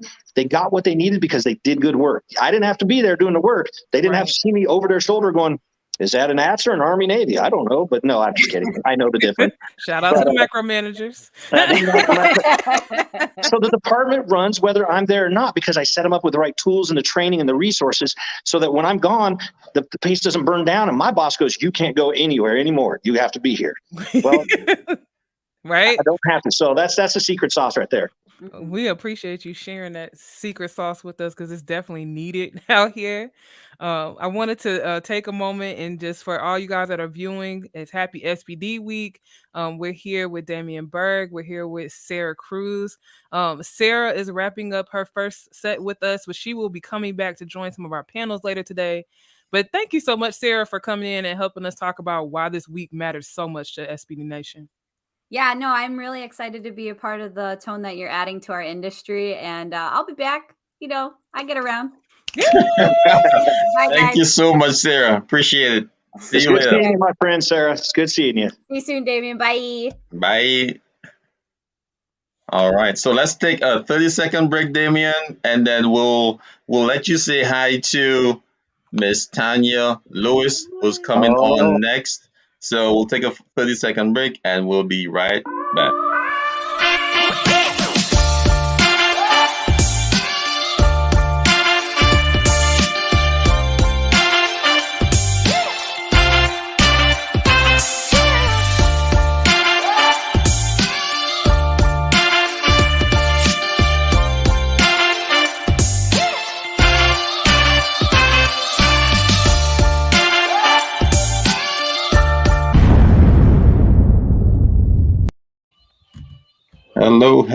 Hello, everybody. I've got music playing. All right, there we go. Oh, Madam President. Damien Berg. Ever. I'm guessing you guys know each other. Well yes, we do. Tanya is my favorite Isham president right now. Okay, because I'm your only Isham. Hold on. No, Hold on, hold on. When you told me, Diaz, when you said that Tanya was going to come on after me, and I was like, that is perfect. I can tell you, your listeners and everybody out there, this is a phenomenal sterile processing professional, phenomenal woman, and a phenomenal president of our organization. I've known her for years, worked with her side by side for years, and I couldn't be prouder of what she's done for us and how she represents us. So that's for you, my friend. And I love you too. Yes. So we thank you both, for the leadership and the guidance, because we know it's not an easy job. And I joined the process with us having heavy conversation of like, what is Isham? What is it doing for us? And the more that we had conversation, the more we deep dove, the more we understood it's advancing our industry. That's what they're doing. They're doing everything that they can to advance the industry. So thank you. Thank you. Yeah, that's a great point. So from Tanya here and the board and even the previous boards and the previous officers, no matter who they are, it is a quiet behind the scenes job that Isham does. Sometimes we need to actually do a little better by tooting our own horn and saying, these are the things we're doing, but there's great things coming in 22. I can tell you that. And one reason why Susan Adams and the board, and I have this job now, is to do that. We're advancing our strategic plan, our goals, our objectives. You're seeing me travel in the world, in the country, but it is the board sets the direction. I'm here to implement that direction. And so that's that. And I'm so excited I'm able to do that. Yes. Yeah. And I just want to say happy CS Sterile Processing Week to everybody. You know, I'm very honored that you reached out to me, Alessandra. I really am. Of course. And I was listening to Damien a second ago while he was talking. We are so happy to have him at Isham. You know, he does phenomenal when he's speaking, and I don't like to hear him. You know, I mute him. No, I'm just kidding. Enough. He's just a phenomenal person. And you know, and I know that he truly loves the profession. And so for that, I'm really thankful that Isham has him on board. Absolutely. We had Sarah B. Cruz with us of CSS. And one of the things that she talked about was knowing your why and understanding that your why will change and evolve over your career, right? We all started out, you know, in one spot, and here we are today. And as Damien alluded to, 2022 is coming up and even more changes are coming. So, you know, it's important for us to understand that loving SPD, we can advance our career in so many different ways. There's so many different ways to lead. What led you to, you know, your journey into Isham? Well, I started out as a surge tech many years ago. And I had a director that saw something in me, and she said, you know, we need somebody in sterile processing. We need a manager for sterile processing. And I'm looking at her like, what are you talking about? I'm a surge tech. I don't, you know, in hindsight, I'm like, I knew more about sterile processing than I actually knew that I knew. And so she chose me to be the manager at the hospital that I was working at. And so I went in and I was like, oh my gosh, it was so much that I didn't know. I thought I knew, but I really did not know. And so, of course, my first thing to do was to listen to my staff. You know, I had been working at that hospital for a long time. They knew me. And so I listened to my staff, and then that was my first thing. My second thing was to do the certification through Isham. At that time, we could only do it through Purdue, but through Isham. And so that's when I learned everything that I never knew that I didn't know about sterile processing, you know. And everything you never knew you didn't know, right? Because it's such a big job. I think it's so interesting that you came through the surgery department. And I know we're going to spend some time talking about that, how we can mend these relationships between the OR and SPD. But I wanted to take a moment and thank Damien for taking some time out of his day. He spent the morning cooking breakfast for veterans, and then he stopped what he was doing to come and say happy SPD week. So thank you for that. No problem. Thank you so much. And we had a good time in Florida. Nice meeting you down there. We had a little interview. Check it out on the process. Damien, thank you so much. And I'm looking forward to doing another interview. I know you're so busy. I've been asking this guy to do an interview since June. We might just have to come out to Dubai or something. We'll find them. So we'll find them. So, Damien. So thank you so much, Damien. Absolutely. Thank you, guys. Happy sterile processing week to everybody. And I guarantee you're going to see and hear from me, Tanya, this week. I know you will. So I'm sure I will. Be ready for it, okay? All righty. All right. Thank you all. Thank you. Awesome. Oh, so much good content. I'm so excited for today. Oh my God. So we're moving into 1:30. We're here with Tanya Lewis. She is our only Isham president right now. And we want to talk about relationship building, because a lot of times in SPD we can kind of get into ourselves and kind of well, the OR should this and the OR should that, right? But how do we actually build relationships, and what do we need to be aware of on the OR side? Well, I think we need to be aware of the job where I am right now. When I got there, I'm this new person heading sterile processing, and they didn't know me from anybody else. So I think the fact that when I spoke with them and told them that I was a surge tech, I think it brought about some, I guess I want to say confidence, because now, I know everybody, they know me, and they come to me and they ask me things, even like when they're pulling their cases for the next day, because, we sterile processing, we don't pull their cases. They pull their own case card. So once they realized who I was and what I had done for a really long time, then I think that's when they started to just, gravitate to the fact that, well, she knows what she's doing, so she can help us in sterile processing. She can help us in surgery. Right. And so it's just like every day, everybody's saying, Miss Tanya this, Miss Tanya that, I'm the elderly person. So I'm like, okay, cool. I'm cool with that. But yeah, so, we have at my hospital now, we really have a great working relationship with our OR, but it didn't come easy. Right. It really did not come easy, because, you have some people that gravitate and said, oh, yeah. And then you have those that were some of the surge techs that was like, I don't know her. She doesn't know what she's doing. She just says she was a scrub tech. Right. I never seen it. Exactly. I mean, they really would. It's like, are you sure you was a scrub tech? I said, honey, I was a scrub tech for 15 years. Okay. Come on. So yes, I know exactly what I'm doing. I've done every surgery that you can imagine. I said, so, my last thing coming out of the OR was scrubbing hearts, and so that was a passion of mine. I really, really loved scrubbing hearts and doing brain surgery. Those were the two main things that I really loved about being a surge tech. Some of the most challenging services. But, very much so. And once they realized, they just had to get to know who I was. And so now it's like, if I'm walking into the OR, y'all, here comes Tanya, what do we do?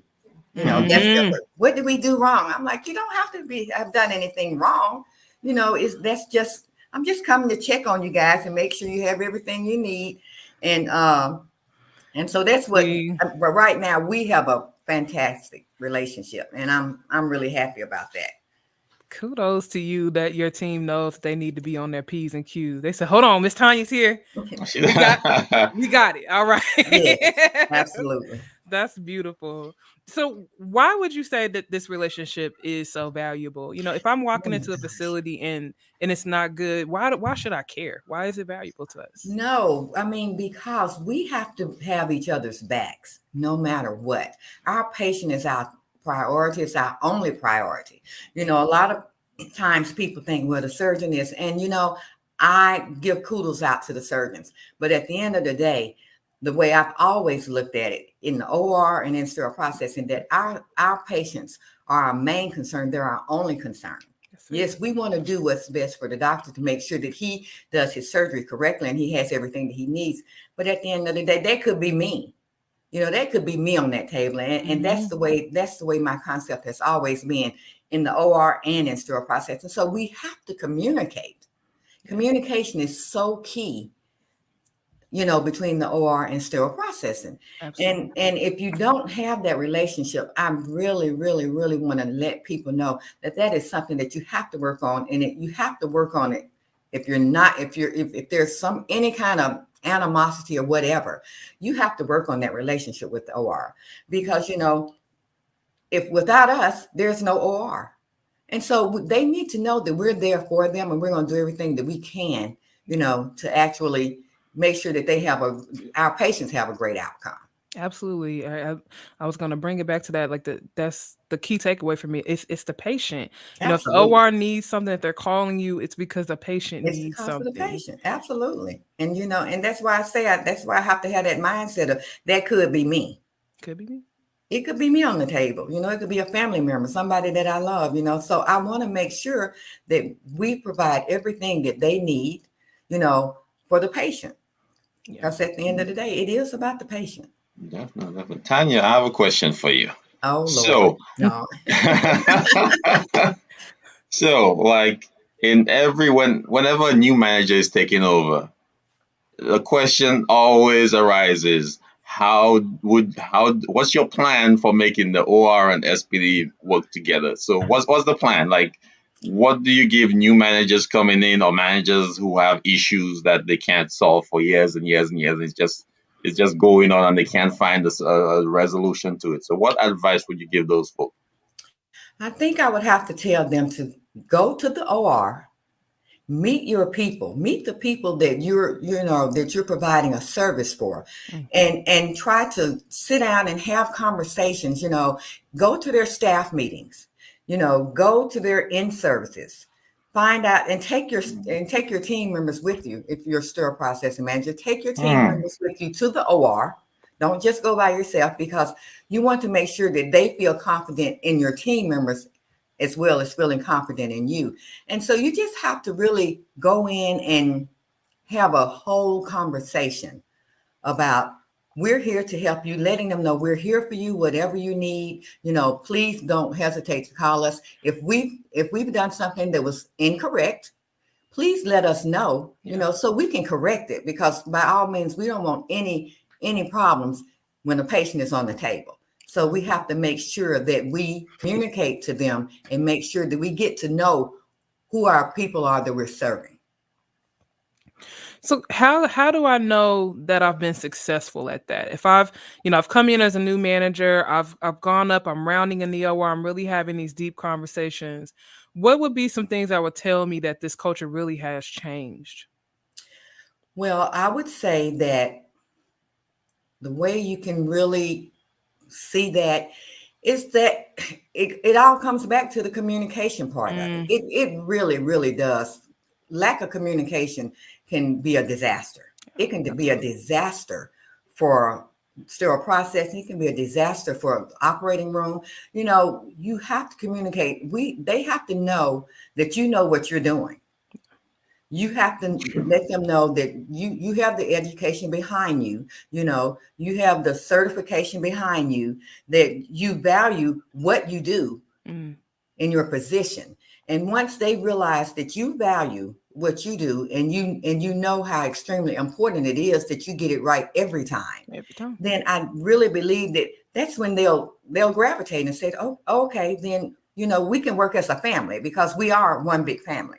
So we just have to be able to do that.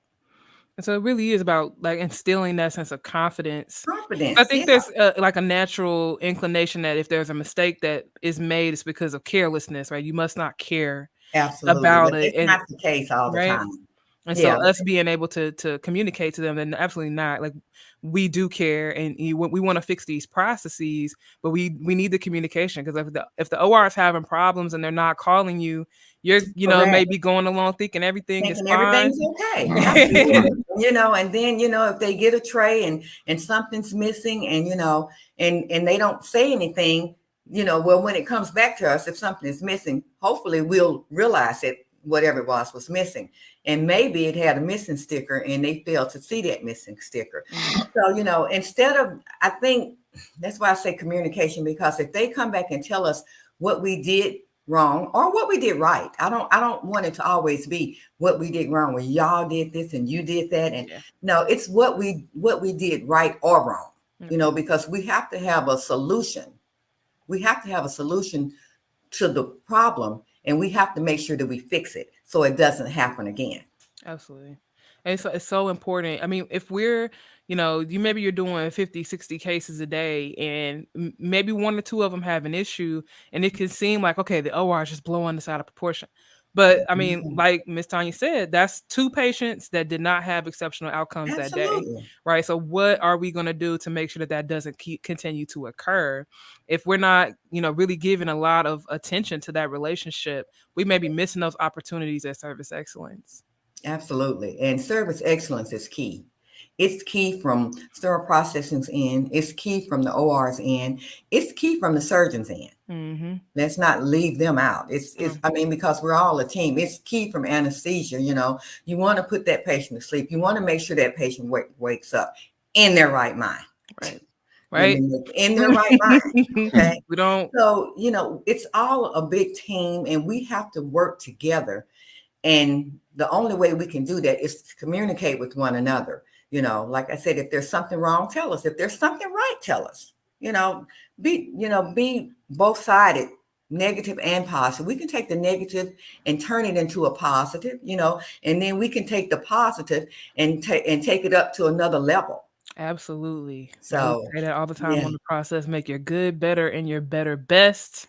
Never stop striving, right? And we're celebrating ourselves this week. Yes. And we definitely want technicians to walk away with that where you are today doesn't have to be where you are next year. Isham offers 4 certifications now that you guys are able to participate in. So we had Sarah here earlier talking about, eventually we want to see some more stringent, maybe like a bachelor's degree come down the line. But right now, there are so many options. When I started in sterile processing, you couldn't get a CER. You could, that's right. Right? Me either.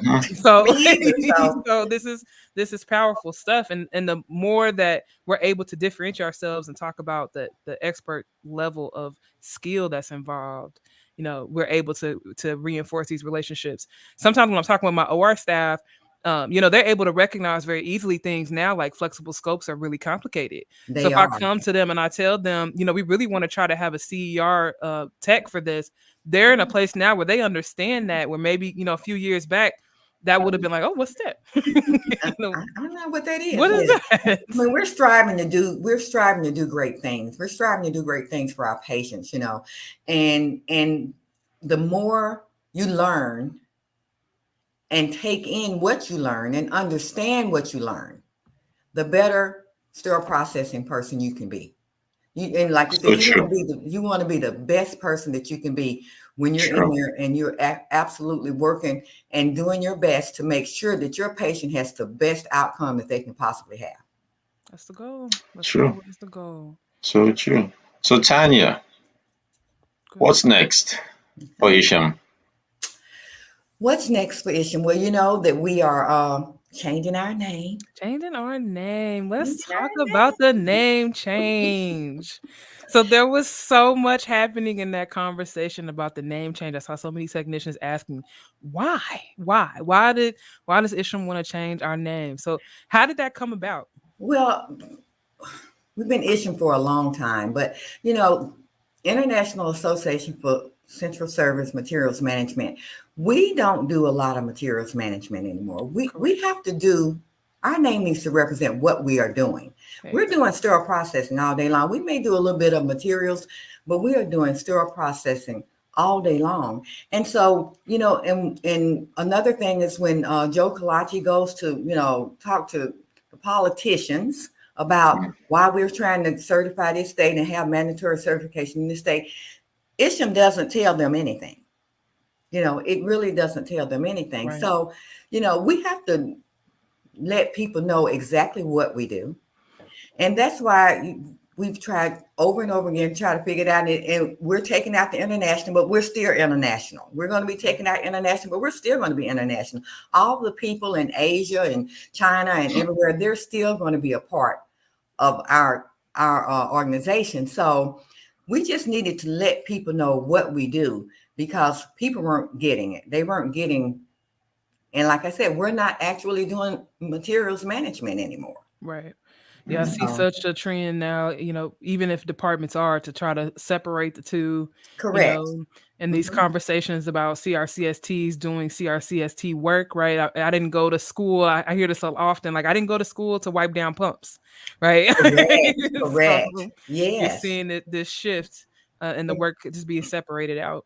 It is, and it should be separated out, because we have to maintain our focus on, and not to say that the pumps and equipment is not important, because it absolutely is, but we absolutely have to focus on our patients and the floors and environmental service and anybody else that cleans the pumps. They have to focus on those, and they have to be the best that they can be and do the best job that they can do. But us as professionals, we really have to focus on our patients. And so by taking us out and making us be just sterile processing, and then it tells you, it details exactly what we're doing and why we're doing it and how we're doing it. So I'm really excited about the name change. I really am excited about the name change. Yeah, definitely. It threw me for a loop. I was like, wait, but I've identified with Isham for so long. Yeah, but I me have too, to say, me too. I do agree. I mean, a lot of the conversation that we have here on the podcast is about, how much our industry is changing, what different opportunities there are for us out there now. And so absolutely, I think it is critical for us to have a name that represents who we are, what we do, and people can make the connection immediately. Like, oh, this is really important. It is. It absolutely is important. And like I said, it's important for, to be able to explain to all the congressmen and senators why we're trying to get all our states mandated certification.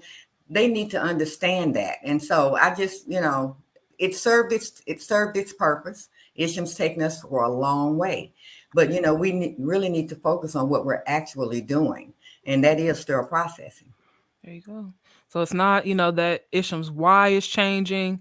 It's just how they're going about this work is evolving, and for the better, to offer us the recognition and and everything that we know that the industry deserves. So I think I appreciate you guys taking the lead with that, because I think Damien was talking about it earlier, that a lot of times when you are stepping out as the leader, or no, I think this was Sarah. She was saying that there was a guy that was studying hand washing in the beginning, and they actually committed him as a lunatic because he was coming out with something that no one had ever heard of before. So it could take a lot of courage to stand up and say to to a whole body of people, hey, we're changing this name and it's for the best. We want your input. We want to know where you stand with this. I think it was a great move. Oh, thank you so much. And we want to thank all of our members who voted. And I know some didn't feel like that we needed to do that, but we absolutely needed to do it. We needed to show who we are and what we do on a daily basis. And the name was just not. It wasn't working for us anymore. It worked for us, but it wasn't working for us anymore because we really dropped off the materials management part of it. So, right. So I have a question. Let me see, because I heard someone say that earlier. In fact, in a previous interview, I won't mention the name, but you won't be referring the new name, the new acronym as HISPA. You'll just say the letters, the 4 letters. Is that true? Oh, how does that work? Wait a minute, what did you say? I'm sorry. So you know how we used to say Isham. So now what do we say?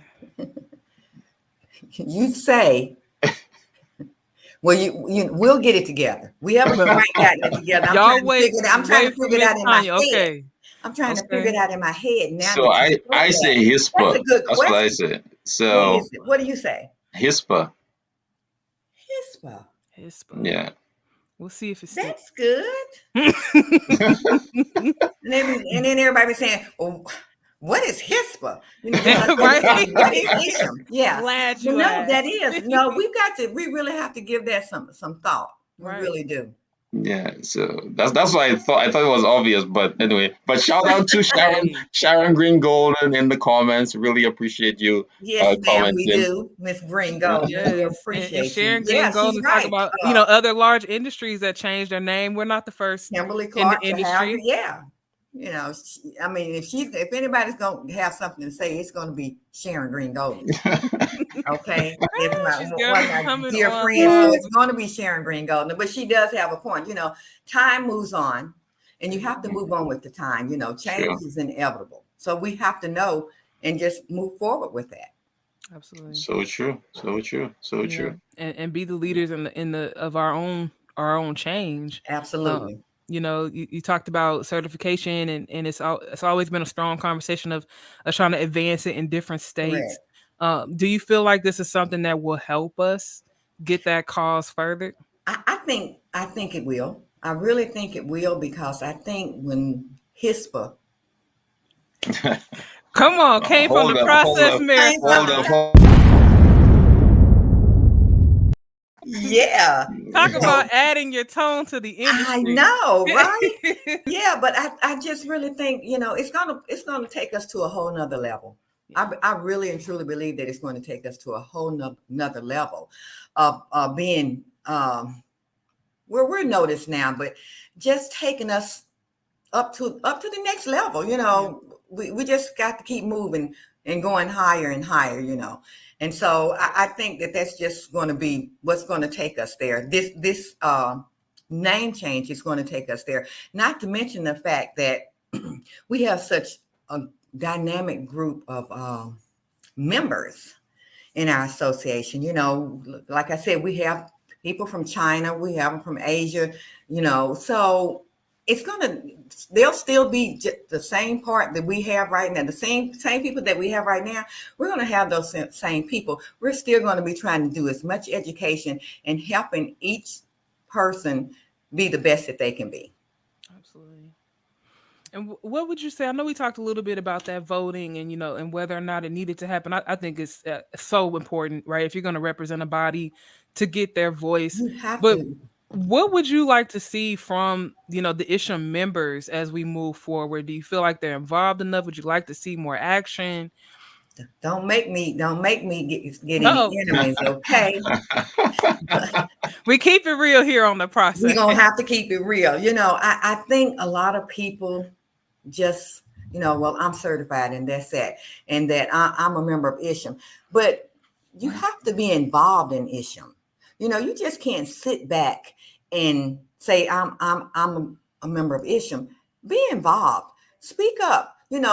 Join committees, and they're out there. We have, people out there. We're asking people to join committees. We need everybody. It's not just a few people, and I can say this, really, I can say this. A long time ago when I first joined ISHM, it was just a few people. And then we opened it up to the whole, member group, where it was just, if you were a chapter representative, your chapter had to be a member of ISHM.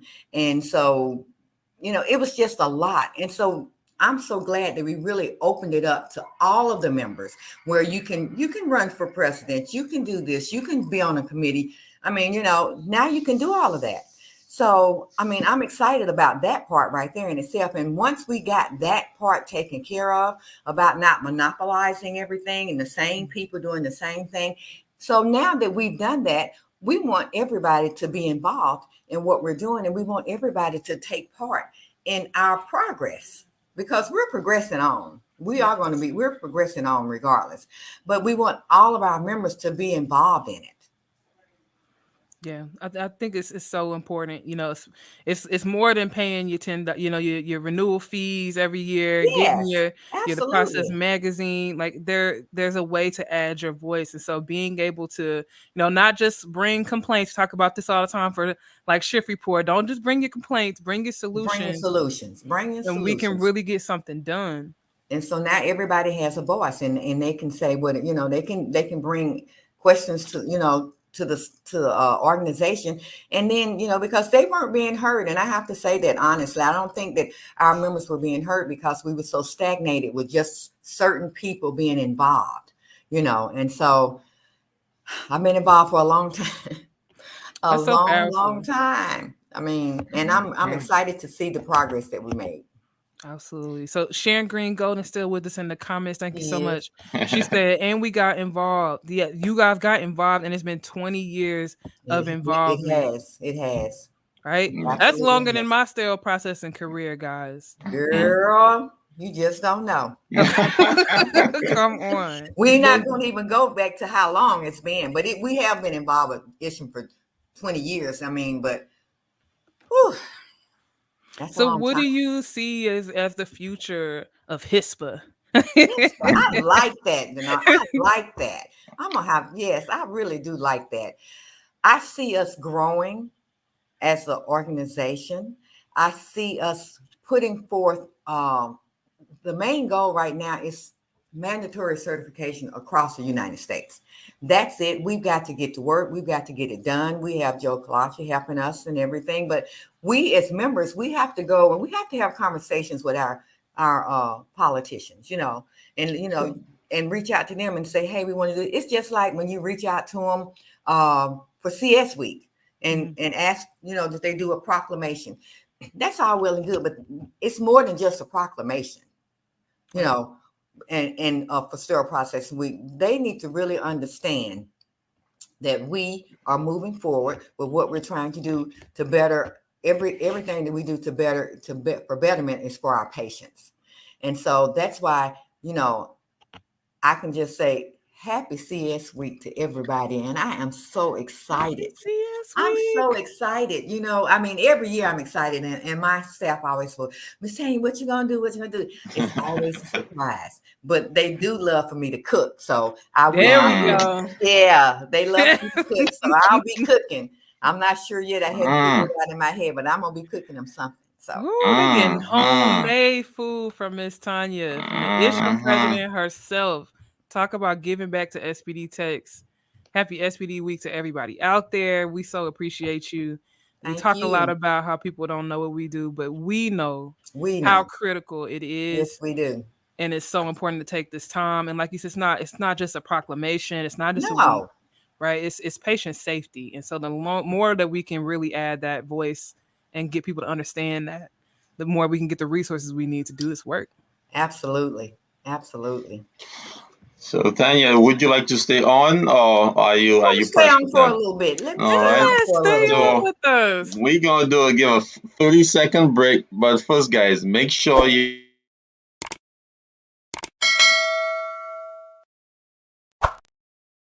like and subscribe. Go to YouTube. You can also watch on YouTube if you're not on Facebook, and just hit that notification bell so that you'll be notified every time we have a new episode. So we'll take a 30-second break, and we'll be back with Jessie Lopez. So guys, see you in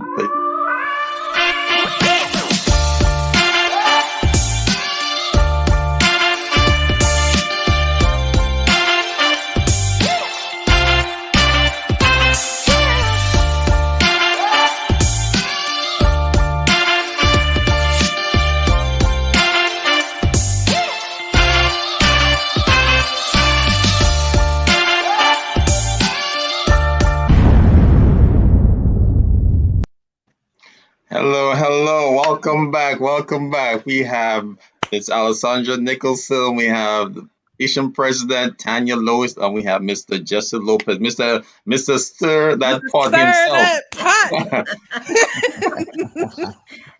What's going on, guys? What's Jessie, going on? Thanks so much for joining the marathon with us today. Thank you for the invite. I was excited. Cool. Yeah, Jessie, I don't agree with you, Jessie. So let's not fight on her, Jessie. Please. Keep it cute, y'all. We're in front of the president. All right. So for those of you guys that are sleeping under a rock, this is Jessie Lopez. We shout him out on the process all the time. Please go check him out on Instagram. He does some phenomenal videos about instrument inspection on the front line with the tools you have today, what you should be looking out for. And he also has a podcast called Stir That Pot, where he gives some controversial views of what is going on the front lines today. So thank you for joining us. Yes, no problem. Thank you. So we are celebrating SPD Week, and it would not be sterile process if we were not talking about instrumentation. Right. So Jessie is going to be on with us talking about instrument inspection, and I really just want to know from Jessie's perspective, before we even get so deep into that, what made you start producing your content on Instagram for SPD Nation? I got tired of the lies. Simple as that. Stirring it up.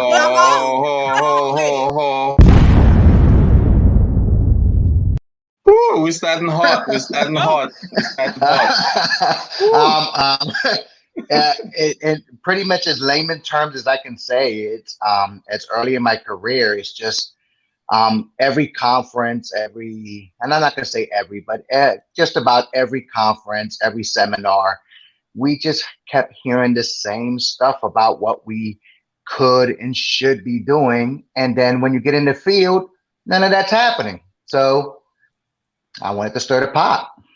Definitely. Okay. Definitely. I mean, we talk a lot about education, the struggles, with the schools, with getting consistency. Miss Tanya was talking about that. I'm sorry, is it Tanya or Tanya? I don't want to be It's saying Tanya, but that's Tanya. I don't okay. want to say your name It's wrong. been it's been No, it's not okay. it's Tanya. It's been all my life. I had struggled all my life to say my. No, I'm just kidding. All her life she had to fight is Tanya, Miss Tanya. But she talked about that. It's Tanya. Thank you very much, because we definitely wanted to get it right. But like we talk about that, like how there's such a disparity and there aren't so many, standardized practices. You really can go from one facility to the next, and they may be doing something, completely different than the way you learned it. And she also mentioned, what it's like to go to a different area and realize you didn't know what you didn't know. You thought you were, you were doing it right the entire time. So true. How do technicians combat that? Son, honestly, no, you don't. The more I've learned in my personal experiences, the more you become educated in this field, the more your eyes opened up to what should be happening and what could be happening better. Quality starts up top. And if your facility hasn't built that up in the leadership at the very top, I'm talking about CEOs, directors, Absolutely. if they didn't instill that quality and they're not actively looking at everything that's going around, then bad habits stray. So it's hard to instill that into technicians when you have, especially when you're a new technician getting into the field and you have people that have been there for 30 years, 10 years, even 5 years into the field. Travelers coming from different facilities, and and no one's holding them accountable for those actions. It's an impossible trend to correct, no matter how good of the education comes, how many in-services, because let's be real, how long does an in-service last? 30 minutes. I mean, 45. Come on, minutes. It's like, okay, let's do this shift huddle in 10 minutes. And you're expected to retain that memory. I've been in this field going on 12 years, and I can tell you right now, I do not remember not one IFU word for word.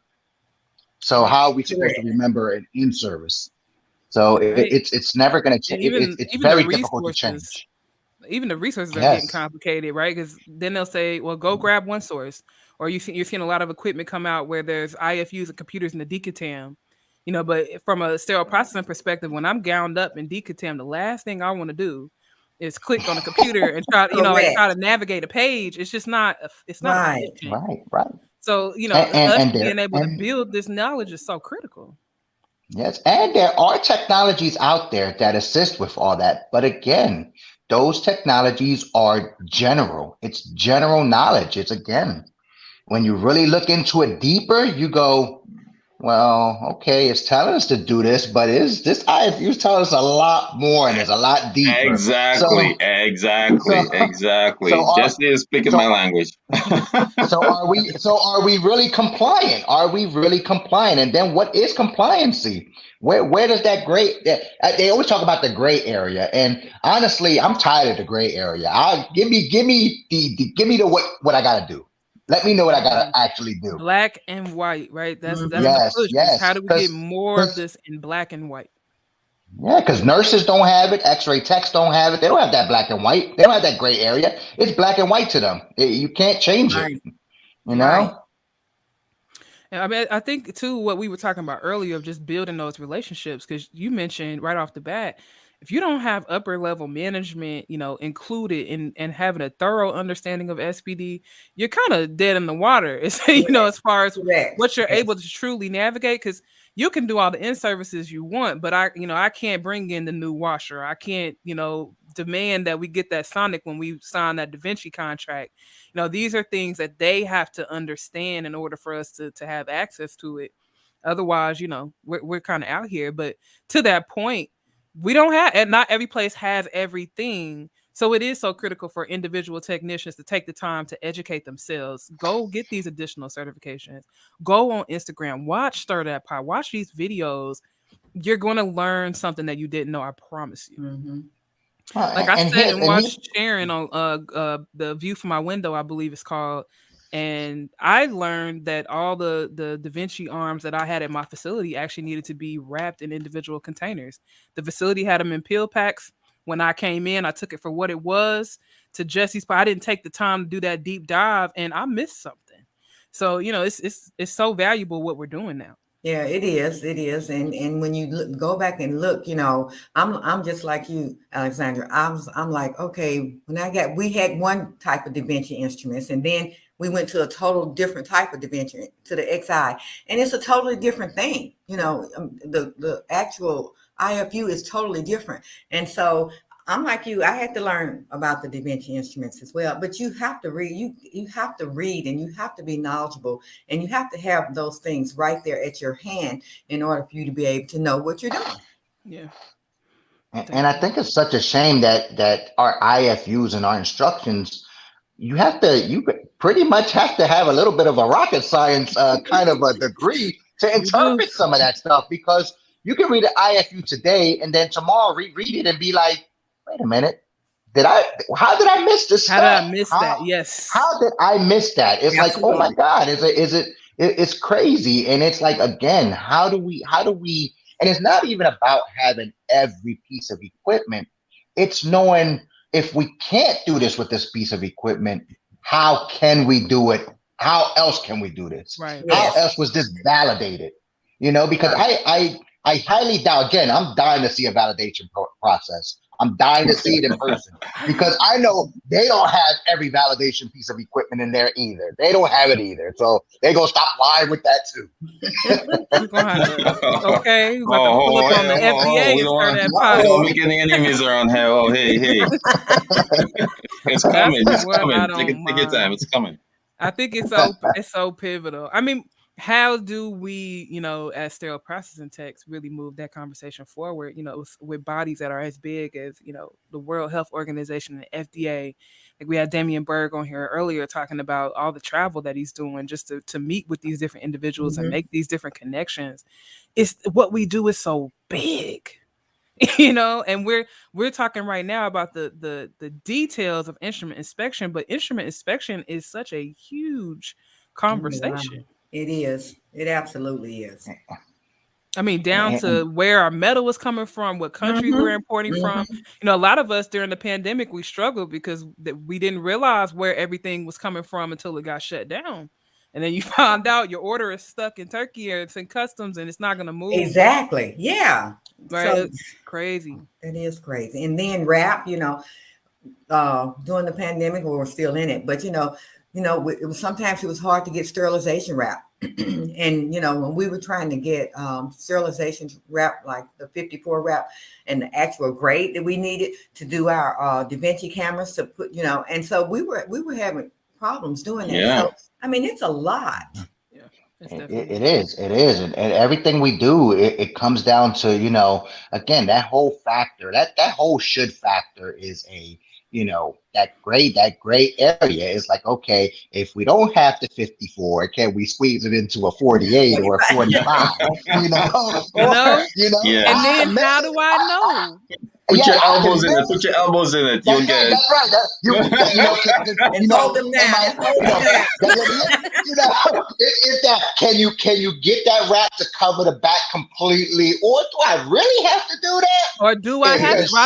The next question is, do I have to? Again, exactly. Yeah, it should cover the back of the instruments, but can I get away with that? Get that little tiny tab. You know what I mean? Yeah. When it gets to the room, nobody they're gonna use it anyway. So at that point, they're just gonna unwrap it. And it's what makes this work so difficult, right? Because a lot of times in different jobs, you may have other stop gaps down the line to say, oh, throw that back, quality control, this is a problem. Mm-hmm. But there's, some places where I may take that tray up to the OR and the scrub tech is going to say, oh no, the envelope fold did not go all the way to the bottom. Correct. Get that out my room, and then another tech may be like, oh, it's good to go. Indicators in there. It's fine. Right. So sometimes it really is on SPD to say that that's not okay. Don't let me put on my surgical tech cap on, because I know, right? I'm gonna talk about what. Don't let me talk about what goes on in there. So we're gonna talk about that. Not OR week, right? It's CS week, so we ain't gonna throw no shade on our OR partners. No, definitely not. Definitely not. We're gonna sprinkle it on there. We're gonna sprinkle it. And they can be, the OR techs can be rude. I'm putting it out there. They probably won't like it, but they can be rude. When I went to sterile processing, and I got down there and realized what all they had to do, because I didn't know what they had to do. And so, then, and they would be calling, y'all did this and that. And I'm like, first of all, what you're not going to do is talk to my people any kind of way. Okay. Because I never did when I was a scrub tech. I always respected them, even though I didn't know what all they were doing down there. So I respected them. So the techs can be a little, it can definitely be a problem. Definitely. And it can impact your patient safety. I mean, we keep saying it, and we'll probably keep saying it for 12 hours because SPD is about the patient. But if that communication is sour, or that there's that negativity or this assumption that you don't care, you don't know.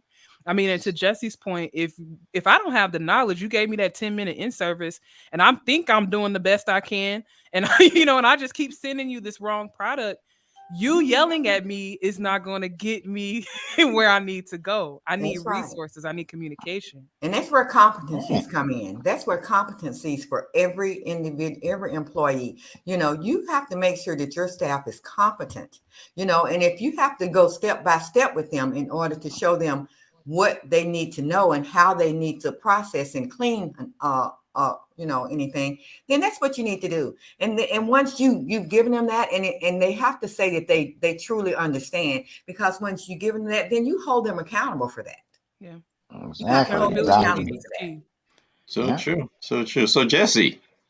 Yes. What's your pet peeve in the prep and pack area? What's your biggest pet peeve you see people doing that it's just grinds your gears? What's the Come on, Deannard, we don't got enough hours for this one. You already know what I'm gonna say. You already know. We discussed it. That air at the workstation, air guns. I can't stand them. They do not belong in the prep and pack side, brother. They don't belong there. That's my pet peeve. And don't get me wrong. Don't get me wrong. There's a lot of stuff that goes on in there that we kind of turn that cheek to. But that one there, as I increase my knowledge, as I try to venture into infection control and safety, is air. I'm not against air in the prep and pack side. It's at the workstation. When it's at the workstation, I see it, and it's like, first of all, I'm partially deaf, so when they blow that thing in, it kills my hearing aids. It winds up shutting down my hearing aids. Then the other part of it is that I'm sitting there and I'm like, really? I'm like standing right next to you. What if something blows on me? You're gonna shoot? Come on. That's it. That's my pet peeve right there. I see it every facility I walk into, and I see it, and I'm like, oh God, please. Don't get me started. Oh man. Lord knows if they have it, you sure gonna have a tough time walking it back and taking, that medical grade or that instrument grade air out of an individual workstation. It's impossible. I hang them up. I take them, I tie them up in a knot, and I put it right home. And you look at me like, what you don't know won't hurt you. Get it out of here. So walking into a place, what does it look like for you to see a work session that's set up with everything they need? What are some key things I should have at my workstation if I'm calling myself a sterile processing tech doing instrument inspection? Well, we definitely, magnification. That's the first. It at the basic level is magnification. Guys, my granddaughter's here. We got an SPD grandbaby. Yeah. Hello. Hello. So she just got here. Yeah. I appreciate you guys asking me. I really do. And I've had fun. And I will be looking out. I'll be looking out. Jesse, you stay doing what you're doing, Jesse. Okay? Yeah. Yeah, thank you. Thank you. Right. Don't forget HISPA. All right. Hey, I'm not going to forget it, Deannard. I promise I won't. Yeah. Happy All right. week. Thank you so much. Have a good one. Bye-bye. All right. Bye-bye. Yeah, so if I'm walking into a facility, I mean, if the basics is you definitely have to have that lighted magnification in there, and it has to be, 4 times or higher. I carry a little pocket one, and this little tiny thing is get yourself an eye loop too. I mean, this thing is 10 times. This is 10 times magnification. It's like for $1.45. Come on, you can't.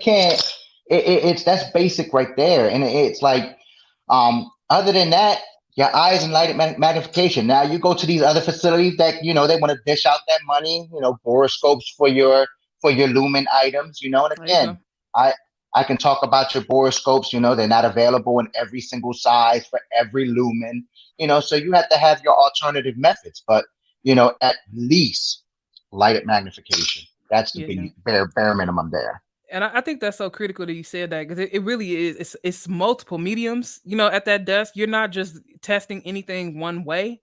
So so the absence of a borescope doesn't mean I can't check my channels. It just means I got to employ a different method to check my channels. Exactly, and I think that's what our industry lacks, is that it's where, like, when new technology comes in, it's like, oh, you have to use this. Well, what if we don't have that? What can we do? Exactly.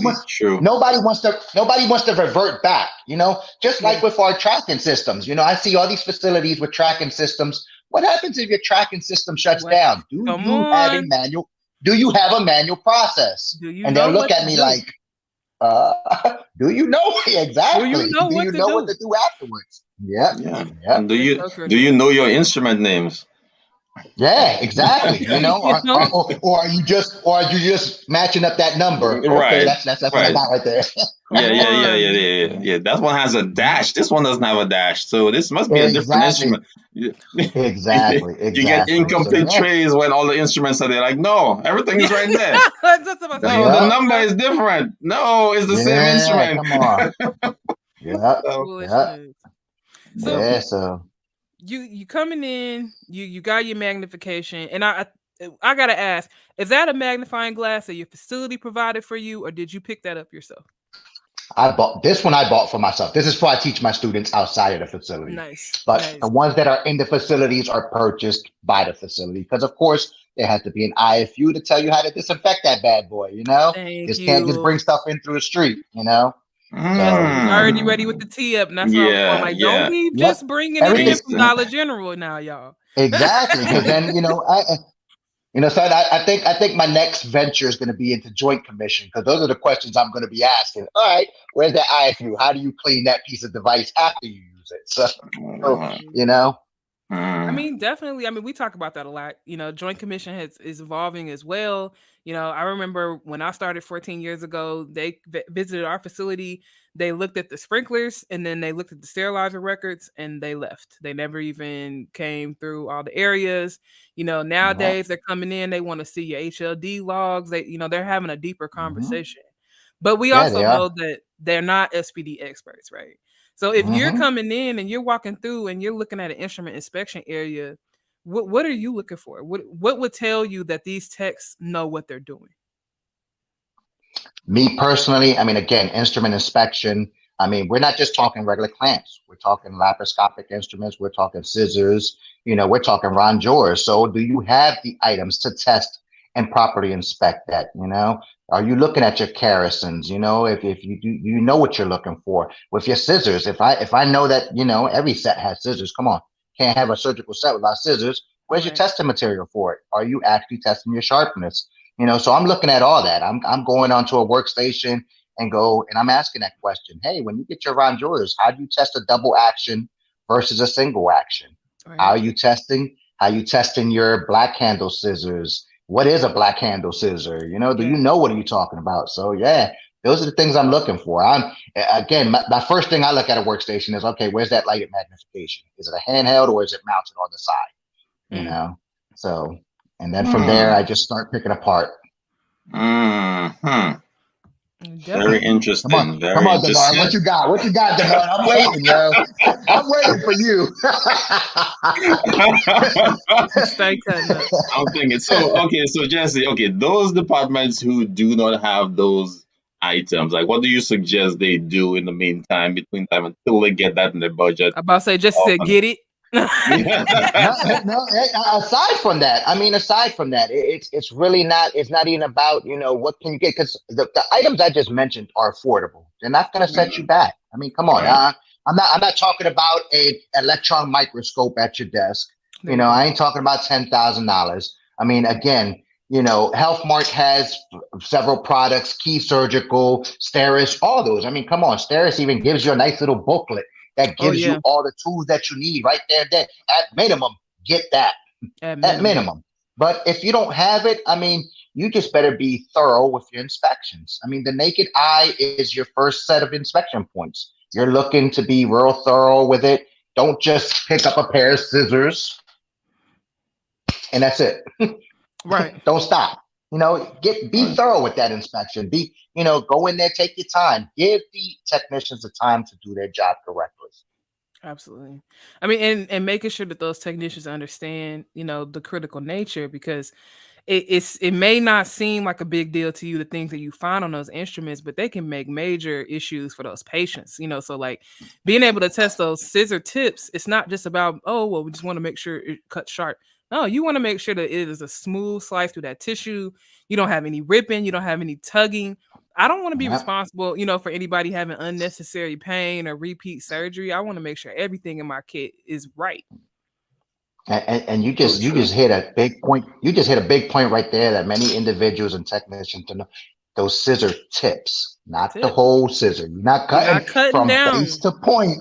All right. Know why you do what you do and know how you're doing it. Absolutely. Right. I appreciated that. So there was a in-service where the rep talked to us about that, that the surgeon, when they're using the scissor, they're not using the entire shaft. They're using the tip. You need to make sure that that's ready to go. Exactly. And definitely also, just one more thing. I mentioned that in my little presentation a couple of weeks ago. Make sure you use the right testing method or apparatus for the correct length for the scissors. So don't use the red, and make sure you understand what the red and the yellow is for. Don't just keep cutting. Once it slices through, you think you're good. But definitely, your anything above 4.5, I believe, is the yellow. I'm not sure, and that's the length of the blade. So I could be wrong about the red, the yellow, but I'll definitely look. Yeah, you got that. Definitely got that right. Jesse, you gonna correct them, Jesse? Yeah, you got it. 4.5 and less is yellow. 4.5 and higher is red. Yeah, and that's just the blade. And they have to realize that is the latex. If you're going non-latex, different color. And that's the other thing I wanted to point to. You said that correct there. It's the length of the scissor, but then you have the length of the length of the blade. Is kind of confusing as well, because if you look at laparoscopic instruments, the blade is only yay big. We're not testing on red and yellow there. We're using tissue for that. Tissue. So same thing with, some people I see the Lister bandage scissors, they'll test it on the red and yellow. No, sweetheart, you need to use a towel. So you need to know what you're testing with. True. Yeah, true. You're right. Now let me drop a bomb on that, because I didn't even think about it.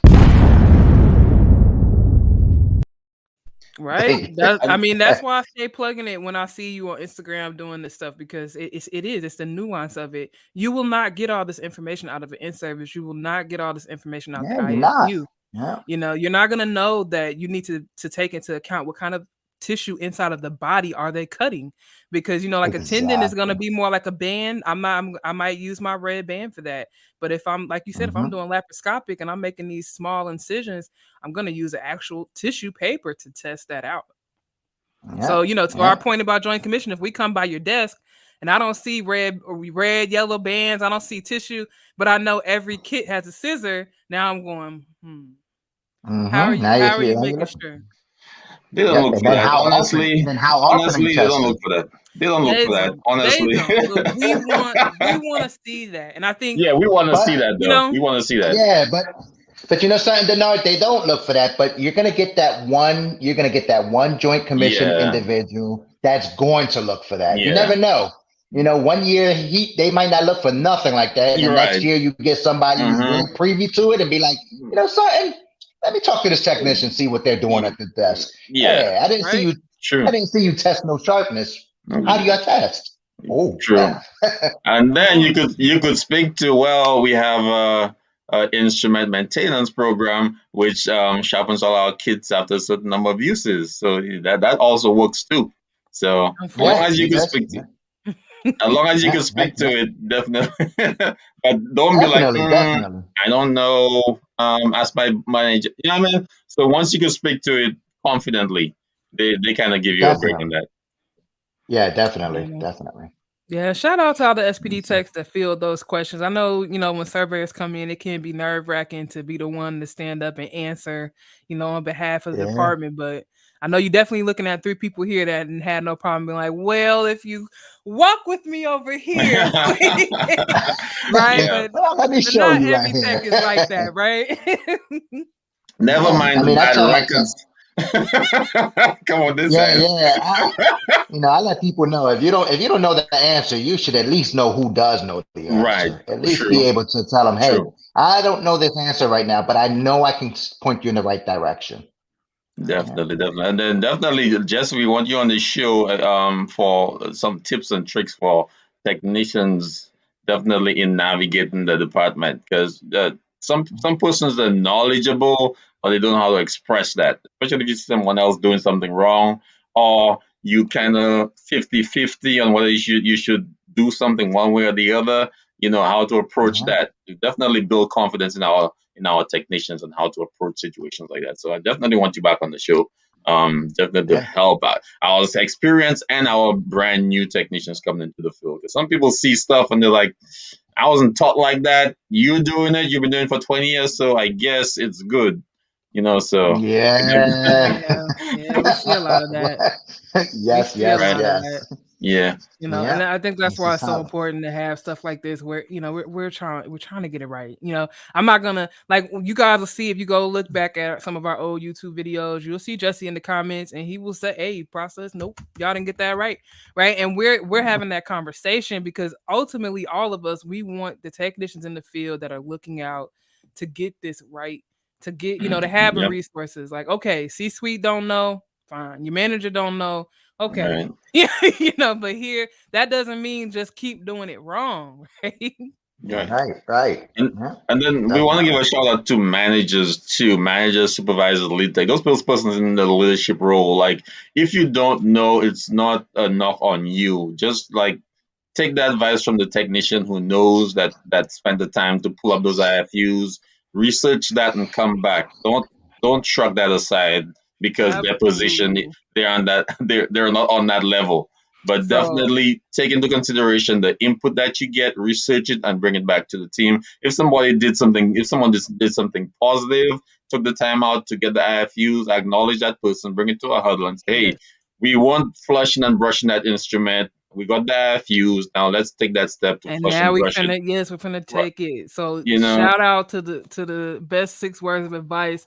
Matthew Burgos says, don't close your ears for hard advice. Right? Just because I'm coming to you and I'm telling you something you don't want to hear, don't shut down. Find the path forward. Find the resource. Yes, there may be gray areas, but you could take your time and pull up the Amy standards, the ARN standards, whatever you got to do to educate the staff. Like, you want your team members to feel comfortable to come to you and say, hey, we got a problem. We have an issue.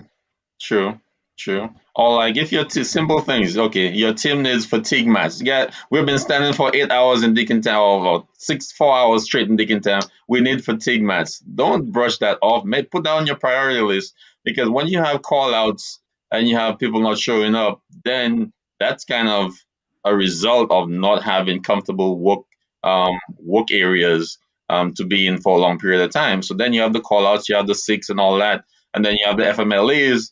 which you get call outs 5 minutes before time and you have no idea what's going on. So definitely pay attention to what your team's saying. If you're in leadership and you're able to make those changes, pay attention to your team. So pitiful. Yep, definitely. Yes. Definitely. Now, do both of you guys have your CIS? I have Just, mine, yes. yeah, I have my CIS. That test definitely needs some revamping because that wasn't challenging at all. We definitely need a more robust test that reflects the day-to-day issues that we have. Because I've seen literature online that's way past the CIS manual. So we definitely need, shout out to Rick Schultz. I know he came out with a new version, but we definitely need something a little more in-depth for that certification. What's your take, Jessie? Jessie, what's your take on that? I definitely agree. I know Isham revamped theirs not too long ago. And I took my one from CBSPD, the CSIS, and that was a lot more. That one's way more more challenging than Isham's exam. Yes. But I still believe it should be a little bit more challenging. I was done. I took my Isham CIS probably 5 years ago, and I must have went through that exam in 15 minutes. I was so pissed off that I was like, I was like, did y'all really insult me like that? No shade. But I was like, I just got insulted with this test. I really did. So when I took my CSIS, I was like, oh, okay. You got to know your stuff on this one. Yeah. I like the no shade on Isham's test, but CBSPD tests, I believe, are more in-depth and more challenging than Isham's test. So I had a video about that earlier, but I definitely believe if you want to be challenged, if you just want to get your certification, go ahead. If you're not, you don't feel that confident or that good, but if you want to be challenged, do take the CBSPD because that's why I took the CBSPD in terms of scopes. That scope test, if you haven't done scopes, you probably won't pass that test. You kind of have to have the experience and so in endoscopy processing to actually pass that test. So definitely try. If you have all your Isham certifications, challenge yourself and go get the CBSPD certifications. Double down on that education or what you think you know, because you might not actually know it. So there you go. Like and also that'll help you get some more certifications under your belt. If you've done all your Isham certifications, go and tackle the CBSPD if you think you're that good. Tackle that. I agree. That's what I did. That's definitely what I did. They said double certified. Okay. Yeah, I just got my triple crown from from Pittsburgh. Right now, but I have to finish. The last one that I need to take is the CER. But that makes me want to ask you guys about complex instrumentation. We see a lot going on. I saw a post on LinkedIn talking about acetabular reamers and graders. Jessie had a great video about testing your installation on your instruments.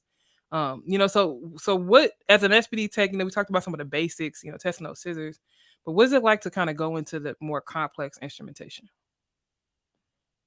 To me, it's the same. The complexity, when we talk about complex instrumentation, the complexity comes from the design, not the actual function of the instrument. Come on. I know a lot of people will disagree with me, but an endoscope is nothing but a giant suction.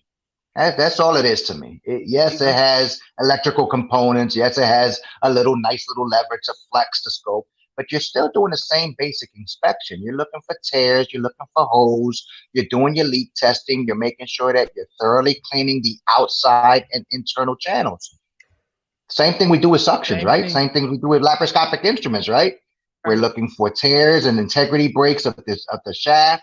We're looking for any components that's out of the norm, but it's just we're looking at it in a I guess a more detailed notion. It's not just a basic straight instrument or something that it's rigid. It's something that's movable, so we have to flex it, we have to maneuver it. So I don't see even. I truly believe that the smaller instruments, like our ophthalmic instruments, are more complex to clean and inspect than some of our larger instruments. I'm so glad you said that because there doesn't seem to be a lot of attention for eye instruments, and it's almost a totally different ball game than your regular instrumentation, complex or not. It is. And I mean, it's right now, it's like I was just shocked to learn that, with dental instruments, they're just getting the attention that they need. And I'm like, it's like this is it's crazy. I'm like, to me, and I love I'm not gonna say I hate to say it, I love it. It's common sense to me. Medical instruments are medical instruments. It don't matter what profession we're doing it, whether it's eye, ears, nose, throat, non-critical, semi-critical, they're all critical in my book, Yeah. And I think the main stopping point with the dental field is because the doctors are in charge of the certification process. They're in charge of allowing certain things to change. So I think that's one of the sticking points, because no one's gonna ask for more stringent regulations on their own practice, inhibiting them from moving forward. So it's kind of there's a hold there, a little bit of a hold for those person actually processing the instruments in the dental field. So I think it's going to be a long time before we see much change in that field. This is honestly why I have such a fear of our shift to ASCs. Because as we kind of move into surgery centers, my thought process is, well, if we were, struggling within the hospital system with all these resources and these automated washers and the ultrasonics, what does that look like in a surgery center? I mean, I'm only speculating because I've not worked in a bunch of them, but it makes me concerned. Are they going to have the same level of equipment, same level of education? Because they're doing they're doing the same procedure, same patient, same surgery. And the main thing is, which I really feel where you lose quality in a surgery center, is that you usually find one or two persons running that entire department. Like sometimes one person for the entire day, and the turnarounds are crazy. They're only some surgery centers have 6 trays, and you have 20 something cases. Right, we're doing the same all procedure day long. You're turning around. Like, what's the quality there? The quality definitely takes a dip. I don't care how good you are, you're gonna miss something if you're seeing the same tray. Because I myself have lapses if I do the same tray 10 times. I tend to pop a tray and like, did I put in this tray or the one before that? So do you guys have any tricks or tips? Like, are there any little tricks that you do when you're at the assembly station to make sure you don't miss steps? Y'all just like, I do it. This is what I do. You just build a routine. I just build a routine, and like, this is like integrators in first. Bam, get your mat in. Bam, bam, bam. Integrators, and then everything laid out. So I mean, like that's not in that order, but I just build a routine. So everything I do follows it. But then you have those lapses. Sometimes you're in the same chair, same spot. Everything is in arm's reach. So then you start to like, did I put the integrators in that tray I just closed? So so then you go back and pop a couple locks. You're right. You're gonna pop a couple, like major tray number 26. Could you hold that? Don't sterilize that. I'll be right back to check that out. Like your mind was somewhere. You're doing your task, but your mind was there. Like, oh man, I gotta fill up when I get off.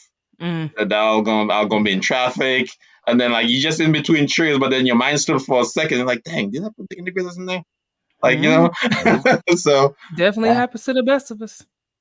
Yeah, and that's the pros and cons of repetition. Repetition makes you better at what you're doing, but it also gets you relaxed and comfortable in what you're doing.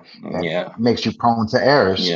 Yeah, because you could knock out 20 trays in no time if you're comfortable with it.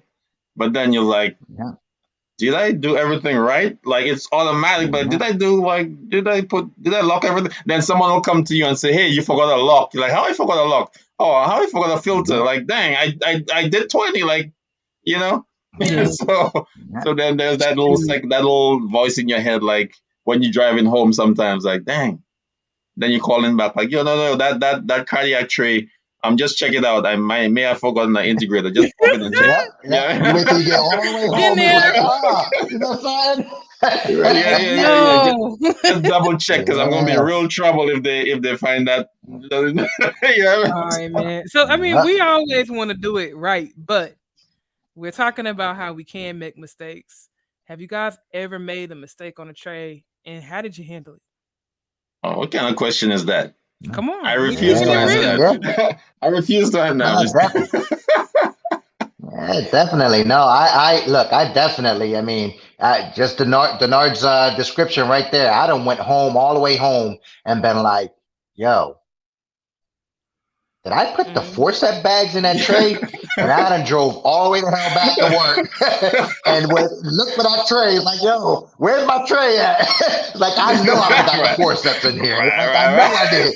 And pop it open and be like, oh, they're in there. Oh, man. But, that disappointment when you had it right the whole time. And I can tell you definitely I had a tray that I knew I forgot to put in a certain instrument in there. And I was thinking, because it's our shift, we kind of look at the next day's schedule, and I'm like, I hope they practice first in, first out, because they wouldn't have touched my tray. So when I got there in the morning, I go to the storage room looking for my tray. I'm like, and it was already on the case card. So I'm looking at the tracking system. And I'm like, oh, it's on case card 5. I go run the case card 5, pull my tray out, swap it out. Yeah. I've definitely been in the pick room or asking somebody, like, could you go and check that tray number 29? Just check. Yeah, definitely. Where's it now? Oh, it's still on the shelf. All right, I got time. So, definitely. I definitely tell technicians, it's okay to make mistakes. It's all right. Sure. It's gonna happen. We're humans. The problem lies in is that when you don't care to fix your mistakes or know how to fix them. Errors are gonna happen. It's just you have to know the process in correcting it. Hey, if your sterilizer load aborted because you did something wrong to make it abort, like not closing that door all the way, I can hint on some of that stuff. Know how to correct your errors and know why you've created those errors. So, and then don't try not to do it again. Let me give my advice on that. Like, I've made errors before. When you get into that office and the door closes, and they're like, okay, you did this. Guys, the worst thing to do is say, I didn't do it. That's the worst thing to say. No. I don't make mistakes. It wasn't me. That's the worst. Guys, everybody makes mistakes. Everybody makes mistakes. I'm going to disagree with you. The worst thing to do when you get in that office and they close that door is to start telling us about how it was all these different people's fault that you made a mistake on your tray. I mean, come on. You asking me for video evidence. You want to see the live footage of the CS Tech not finding your indicator. What do you want me to do? Okay. Right. Yeah. It's always better to approach it and be humble. Even if you really feel in your heart of hearts you didn't make that mistake. Yeah, just be humble. Like, you know what? I don't think I made it. Like, I got pulled in the office for some sterilization records, right? One time. From the time I looked at the record, I knew it wasn't me, because I always staple on the right side. That person stapled on the left side. So I was like, it's not me. It's staple on the left side. So so it's like certain things I do every time the same way. I just know that's my work or that's not my work. You know what I mean? Like, you just gotta just embrace it. Like, oh, if I made a mistake, I'm gonna apologize for it. If I know it's not me, I'm gonna say, hey, it's not me, but still, I'll just look out next time. I won't make it an ongoing issue. Really, what they want to hear is that you're gonna take it seriously. You're gonna try to adjust. Your process so it doesn't happen again. Like, nobody's bringing you, to the office just to talk about how terrible of a tech you are because you made a mistake. You want the product to be good for the patient. So we got to round back and talk to the tech. I know early on in my career as a Tech 1, I made a mistake on the tray and I left the indicator out, and it was a one-of-a-kind tray, so they couldn't, go and grab another one. Yeah, and they had to do turnover. The patient had to wait. And I was devastated. I was absolutely devastated because I'm like, oh my God, like, they had to get, prolonged antibiotics because they had to be under longer. All of this because I missed my indicator. And, like you guys said earlier, so many steps you get in that routine. I didn't mean to do it. I wasn't trying to, make a mistake, but I missed that. And I had to come back and apologize for that. But I could have taken it, another way and being like, oh, they probably just didn't see it. And I don't know. Nobody. Are you sure it was my tray? Are you sure? I didn't do any ortho last week. Right? That's not my I tray. did general on Tuesday. Like I'm positive I didn't do no ortho. They be coming up with I was on ENT for 2 weeks. That's not me. Absolutely. So we have a comment that says it's so lovely to hear others have the same struggles and triumphs in this field. Absolutely. I mean, just because you see folks, on a different platform in sterile processing doesn't mean that they've never made a mistake, never had a bad day. Sarah talked about this earlier. That's not what it translates to. There's a lot of work that goes on the background. Absolutely, these folks have made flops. Absolutely, they've left instruments out. Absolutely, we've forgotten indicators. The difference is we care enough to change that process in hindsight and not just keep going and saying, oh, I know what I'm doing, or this is the way we used to do it, so we're just going to keep going this way. So true. And look at Miss Green Golden in the comments again. She says she does her research ahead of time. She's like, okay, integrator missing. Okay, it's Joey. Joey missing the integrator. Let me check. Oh, Joey was on the shift last week. That tray was done on Sunday night. That tray was done at 9:45. Okay, so thorough investigation. Right. So Joey, so that's most likely Joey's tray. Did Joey have any issues before that? Yeah, he had a missing integrator last week too. So most likely Joey hasn't learned from his previous issue. So by the time I called Joey in, Joey, hey, missing integrator. Yeah, there's the report. You were working that time. Tray, like some people say, one of the old excuses when you have a tracking system. Well, I didn't log out, so that wasn't me. So I'm still. I mean, I hope. I don't know if Sharon Green Golden would agree with me, but even that, as a manager, I'm gonna still talk to you about that. Yeah, right. That's right. You failed on the process, and you leaving your SPM or whatever your tracking system login open allows for all types of nonsense to occur under your name. True. Right. So it's just like the social media policies or the internet policies where I can't give my password out to other people. I can't share my username. I can't leave my computer open. If I go to my company and I tell them that, well, I was just trying to do payroll at Starbucks and they stole my laptop, there's going to be some accountability at play for that. So Sharon Green Golden said, I have done research when I call you. It's not that you did not make the mistake. It's how do you move forward to not impact another patient, right? She's not bringing you to the office so that she can berate you. She wants you to give service excellence and correct that behavior. True. I agree 100%. Miss Golden, just go easy on them when they get in there, all right? Just go easy on them. Just go. Don't, they didn't do them purpose. They might, but you have those persons that they don't care as much as others, and they will just run through trays because you give it to them. They'll be like, well, let me just get this done real quick. I won't double check. But then there are those persons that very diligent. When they make a mistake, you're like, oh dang, Jessie made a mistake. Jessie had a mistake in the industry. So, your passion or lack of passion cannot affect my patient. Though that's where we're going to draw the line, right? You don't have to love this job. I mean, everybody doesn't love every job they do. If I'm working at McDonald's, I don't have to love working on the line, but I can't spit in your burger, right? I can't just not care about the work that I'm doing, and that's when we're talking about performance, So you really got to come through with this type of work. Is so critical. Every instrument we touch is going directly inside of that patient. Nobody else in that surgical suite can claim that outside of the surgeon. That's powerful. Yeah, you can change somebody's life, right? You can change somebody's life. So true. So we definitely have to pay attention. We don't get recognition for what we do, but that doesn't change the importance of what we do. So we definitely have to realize what we're doing and just be diligent. Be diligent in what we're doing. So Jessie, what's next on the table for you? I see you come out with videos. I see you coming out with drops, like this is what I'm gonna do then, this is what I'm gonna do now, and I'm working on this. I'm like, oh my goodness, he's gonna start some more mess. He's gonna start some more mess. So I'm always looking to stir the pot. I'm always looking to open up the next can of worm in the next conversation. So it's just one step at a time, just trying to get everything in order and get my face and recognition out there. I definitely want to be on stage one day in one of the ISHM conference speaking. I just don't think they're ready for me yet, Deannard. They're not ready yet. No, they're ready for you. They're ready for you. They just have to embrace. They have to embrace it because That's one of the reasons Alessandra and I created this platform because everyone doesn't see everything the same in the field. Like if you have everybody on the panel nodding their head saying yes, I agree, somebody's lying. Yeah.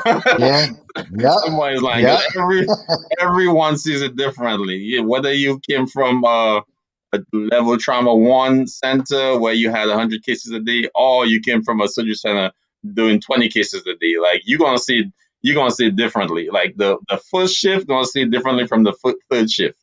So everybody's not gonna agree on every topic, and then so one of the reasons why we created this is to get the different opinions or different perspectives on how things actually are within the field, because everything is not green grasses. Everything doesn't go up on time, nice and cool. Everyone doesn't have a 0% IUSS rate. So, everyone isn't fully staffed. Everyone doesn't have 3 sinks where they could spray, wash, soak, rinse, and I mean, everybody doesn't have that. So, what do you do when these problems arise? Now, as you said, you don't like the air guns being sprayed in the clean side. Some people like it. Some people are okay with it. It's like you're gonna find different. Some people have no sonics in the department to this day. Like what do you do when you don't have a sonic and the IFU says sonic? So you definitely have to bring out those like what do you do if this is not the case?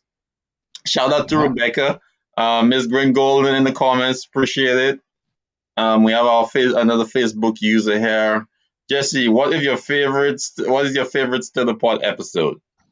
Oh man, my favorite ones are the new ones that I come out with. I love every single one of them. So it's always the new ones because it's always the cogwheels turning there. So yeah. Oh yeah. I like your show too. I've been watching you for a while. I think a while now. I'm like, he's gonna get better. He's just figuring it out. He's gonna get better. He's just trying to figure it out. Yeah, definitely. He has the content. He just has to figure out a way to bring it out. So you're definitely doing a good job with that, and I definitely appreciate that. So, and I need somebody to challenge me too, because I can't. The last thing I want is everybody saying, "Deannard, you're so right." It's no. I want somebody to say you're wrong sometimes, because if everybody's saying you're right, somebody's lying to you. So you got that right. Right. I definitely want somebody to challenge me and say, hey, like even in my department, I want somebody to say, you know what? You should flush this or you should sonic this for 20 minutes instead of 5. You know what I mean? Like I want somebody to challenge me and show me the correct way, not like, oh, you're doing it so good, you're the best. Like that doesn't help me grow. So that's one of my main points in creating a platform and bringing others on. I definitely want to hear all the other views. So Jessie, what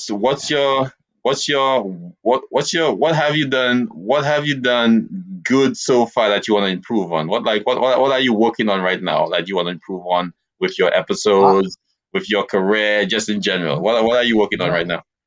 In general, man, I'm working on my poker face, Deannard. I'm really I'm very passionate about this field, and a lot of times it's very hard to hide those emotions. So when I speak, I'm an emotional speaker. It's very hard for me to just deliver that message without me getting so involved that my emotions come through. So that's the big takeaway and the big work that I'm doing in my personal career right now. As far as my personal development, let's put it that way. As far as with Stir the Pot, it's just being able to, right now, it's very opinion generated. And it's just me speaking on a lot of my podcasts. It's basically involving the subject matter experts in the field to engage in those conversations. Yeah, behind the scenes, I'm working on our next guest, Veronica. She's coming on in a second. So yes. Jessie, thank you so much for coming on. We're not done with you. Would you like to stay on with Veronica? and continue Definitely, just to definitely. definitely Veronica is definitely a great influence in the field right now.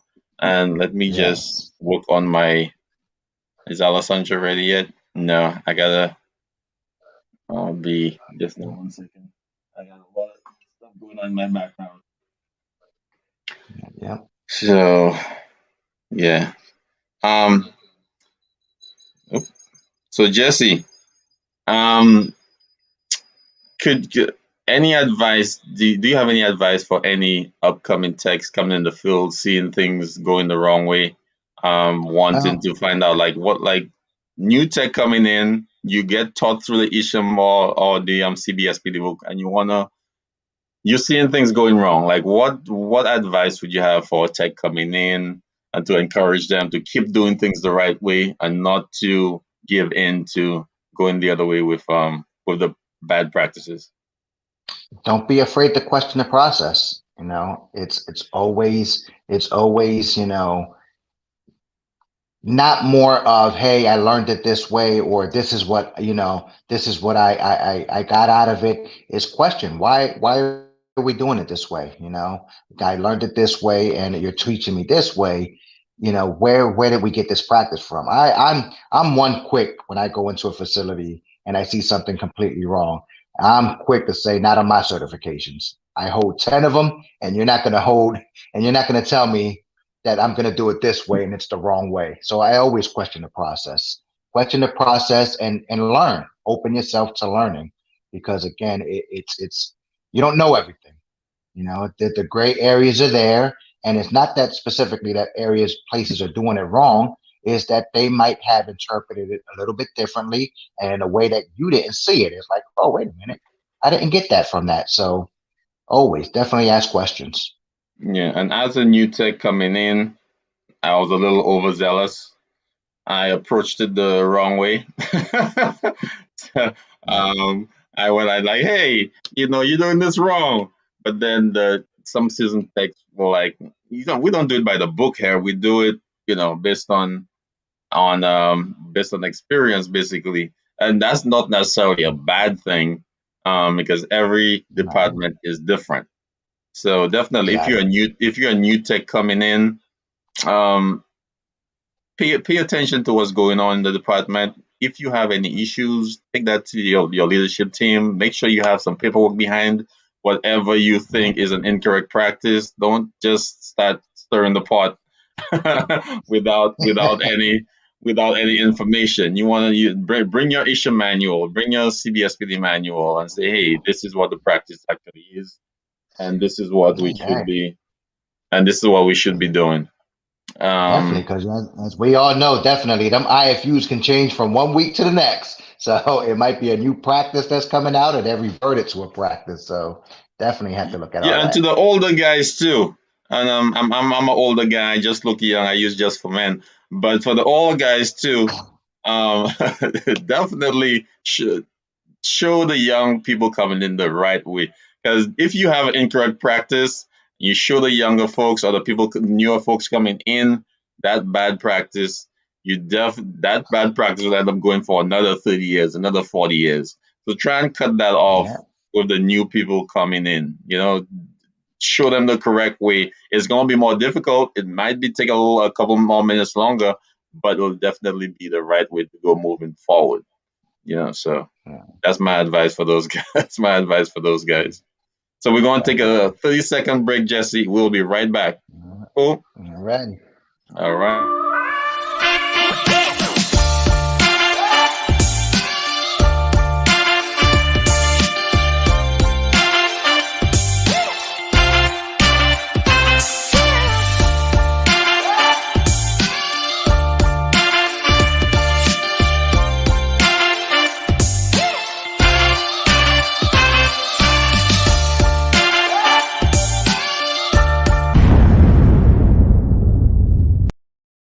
Hello, hello, hello, Hi. It's a great. Veronica. Hey, what's going on? What's You going know what? on? My mornings have not been the same since Miss Miss Holder's been giving her morning inspirations. I Oh, really yeah.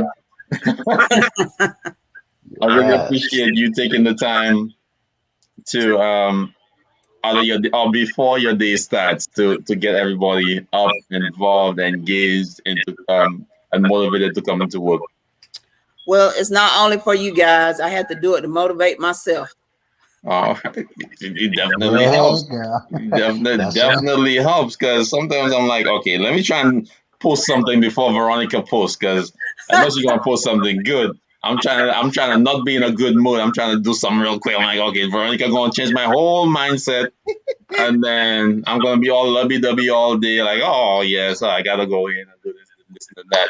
So, but thank you. I really appreciate you making the effort to do that on mornings. And when you don't do it, I try and get on you a little bit. I'm like, come on. Like, I'm waiting for it. I'm scrolling down. I'm like, Veronica isn't on yet. I know. Some mornings I try to get up as early as I can, but you know, some days I go in early and I try to sneak away. I can't sneak away all the time. So, you know.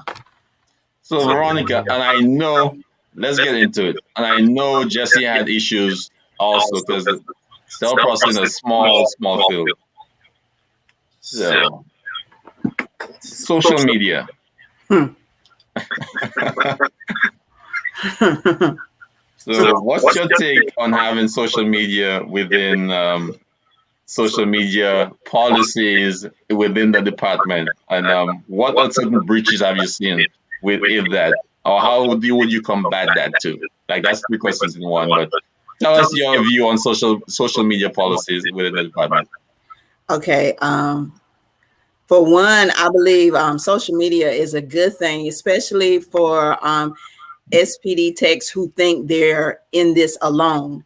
You know, we deal with a lot every day, and we might not know that another facility or another person or another tech is dealing with the same thing, but we all deal with kind of like the same issues. And it helps to know that you're not out here by yourself. It helps that you're not the only one that thinks this way about certain things. It helps that you have a support system. Social media, you have to be careful what you say. I found that out the hard way. They go back all the way back to whenever, and you know, they can pull up things that you might have said that were not directly directed at, you know, the facility or wherever you're working at, but they read it and they assume that. So you just have to be careful with what you say and how you say what you say. So true. Jessie, have you had any issues? Social media? Oh yeah. Definitely. Definitely. And but the issues, you know, something funny, the issues never came directly from my facility. It came from outside sources commenting. And, you know, once the commenting starts on the outside, you know, it's that snowball effect. It starts getting bigger and bigger, and then it gets there. Because all of my contents that I've tried to put out on social media, I used to record live within my facility, doing sets and doing testing. But I've never tried to give away what facility I worked for or mention my facility. It was always those comments. It's like, oh, you know, you shouldn't be doing this because, you know, you got to look at your hospital policy. And once that starts getting out there, then it's a bigger issue than what it should be. So yeah, you know, that social media can get you in trouble regardless of your intentions of it being positive and education purposes, which is crazy to me, because in our very own training manuals and in our standards, it states that in order for you to build policies and to get better, that you should be looking at other facilities and getting ideas. How best to share ideas in 2021 than social media? You know what? You know, I might be looking into buying a new boroscope or a new watcher, but I've never experienced it. But Veronica might have it in her facility. Show it off. You're Show right. it off. That's free advertisement in my eyes, you know. You're right. So, but yeah.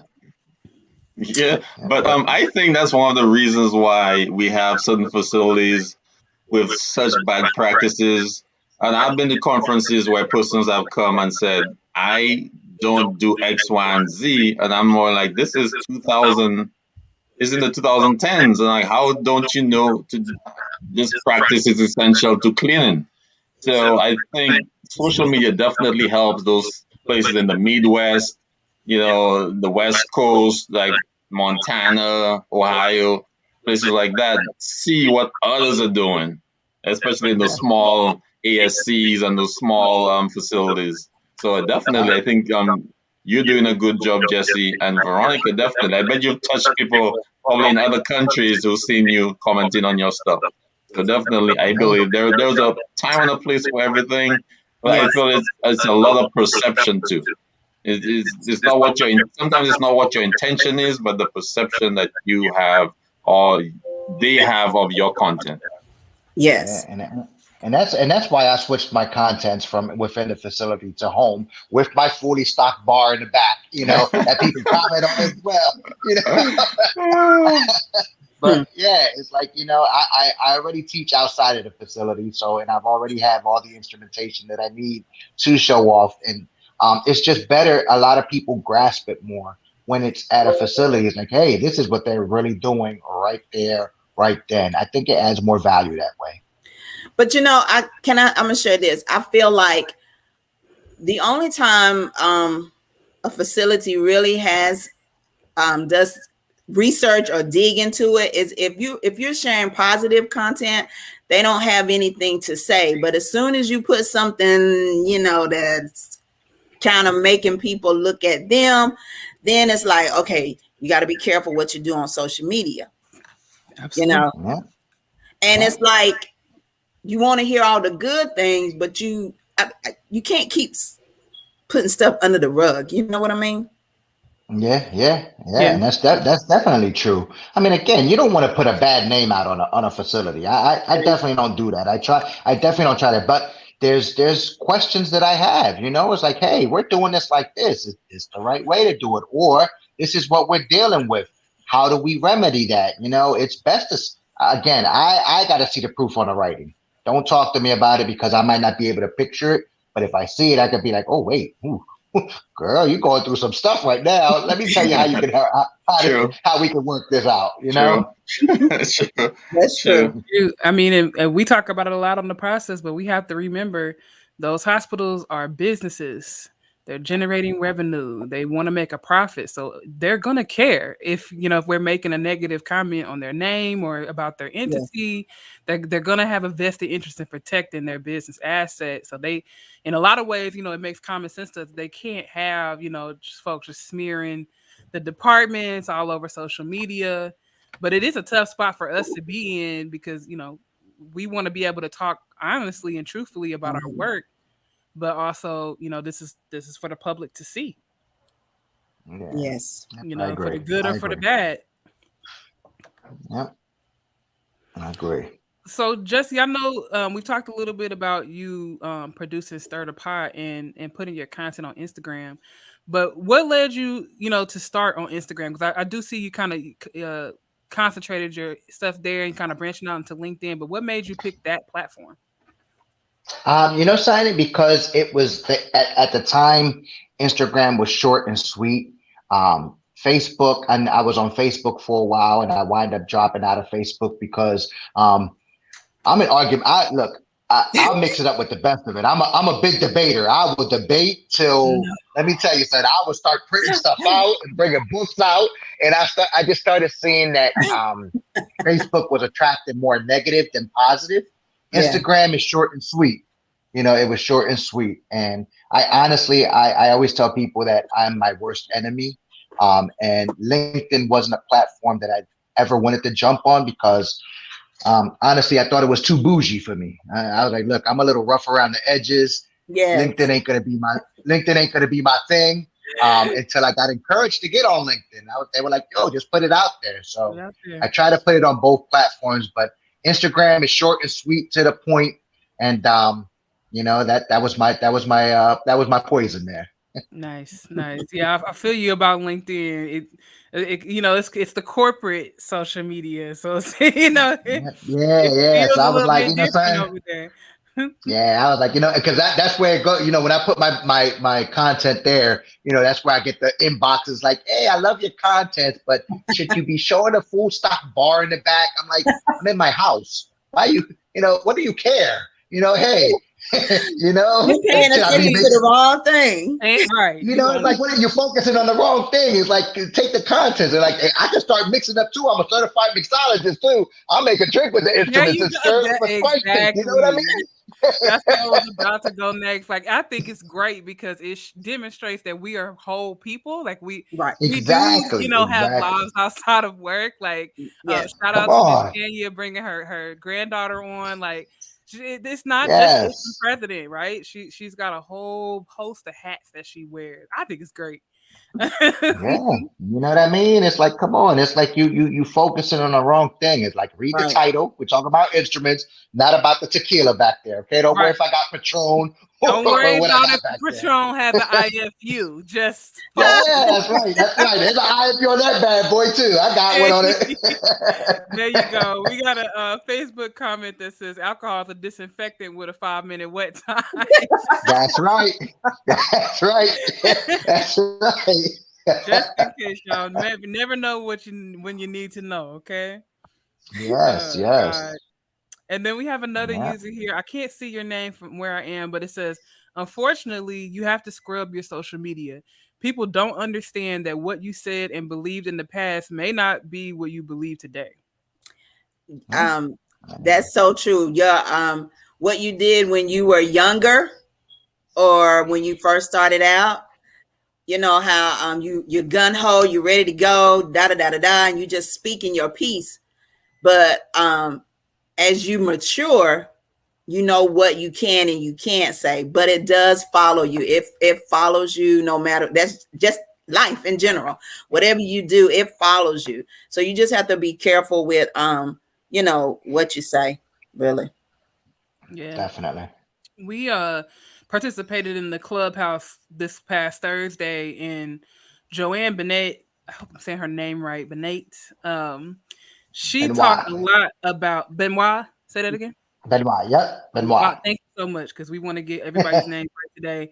But she gave some exceptional points about just having a clear understanding of what you're using your social media for. Yes. And to Veronica's point, if you started out with your Facebook page, as your personal page with all your friends and family on it, do you need to take a look at that? Like, do you need to create an alternate page for your sterile processing presence?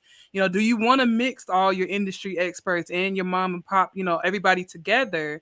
That may, help you figure out, how do I want to show up on my social media? How am I using it? What's the purpose? Because a lot of us, we're trying to branch out and make different businesses, or, we're doing podcasts, things of different nature. I may not want you to see what I was posting at 18, when it pops up on my news feed. Definitely, that may be for family only, Right. So don't, it's like that concept of leaving it at home, versus bringing your personality into work. Like, there is this fine line, right? Because some of our personality is branding for us at this point. So how do you, how do you balance that? How you navigate it?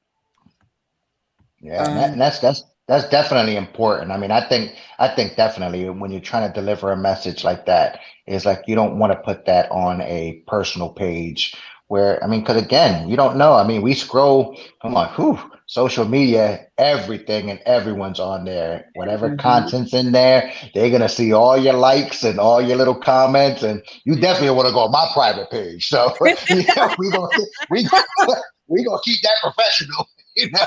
They say, y'all see how Jessie stirred a pot on on the SPD page. That's right. So y'all want to see the personal page. Shout out to Rebecca. She said that my MySpace from high school can still haunt you. MySpace, now she went way back. She took us back. And Selendra Barefield, I created an alternative page. Yeah. So I'm thinking that may be where I have to go next. Is creating some separation on my pages. I believe that's what jumping in with your point, what you said about Joanne. I believe that's what she was saying. And it made sense because you don't think about it like that at the time when you're doing it. You really don't. But like when I first started doing it, first started posting stuff on social media, it was more so, hey, my fellow SPD techs, I got a question, and to me, I miss that so much, girl. I honestly miss that so much. I miss doing that, but I had a conversation with upper management, and it was like, me personally, I didn't think anything was wrong with it because I was just asking questions, from my fellow techs, just trying to get a better understanding, because I know even when you go to different facilities, everything is different. Yeah. Everybody doesn't do everything the same way, even though by the AAMI standards we're supposed to, but we really don't, So every facility is different. Every facility does this different. So for me, it was just, getting a better understanding of how other facilities do it, because sometimes you can learn, well, all the time you learn something from other people, so I had to stop doing that, and that kind of brought me down and kind of made me feel bad, because I was like, I didn't think I did anything wrong. But as I was saying earlier, when we were talking, I joined the Sharyn Combs Reset 2021 program, and it just made me change my goal and my focus. So I was like, okay, well, let me do it like this. Let me make it a positive video, because some days, I don't know about you guys, but some days I feel defeated as an SPD tech. Some days I just feel like, it's just like, they don't appreciate anything, that's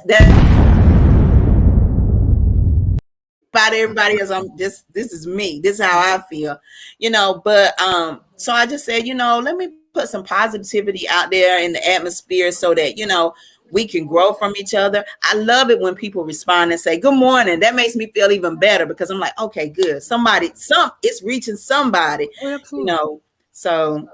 don't know. Absolutely. Like Jessie said, we miss it. We loved it. And there's been times where you didn't post in the morning, and then you come back the next day, and and it's like, I'm sorry, where was the post?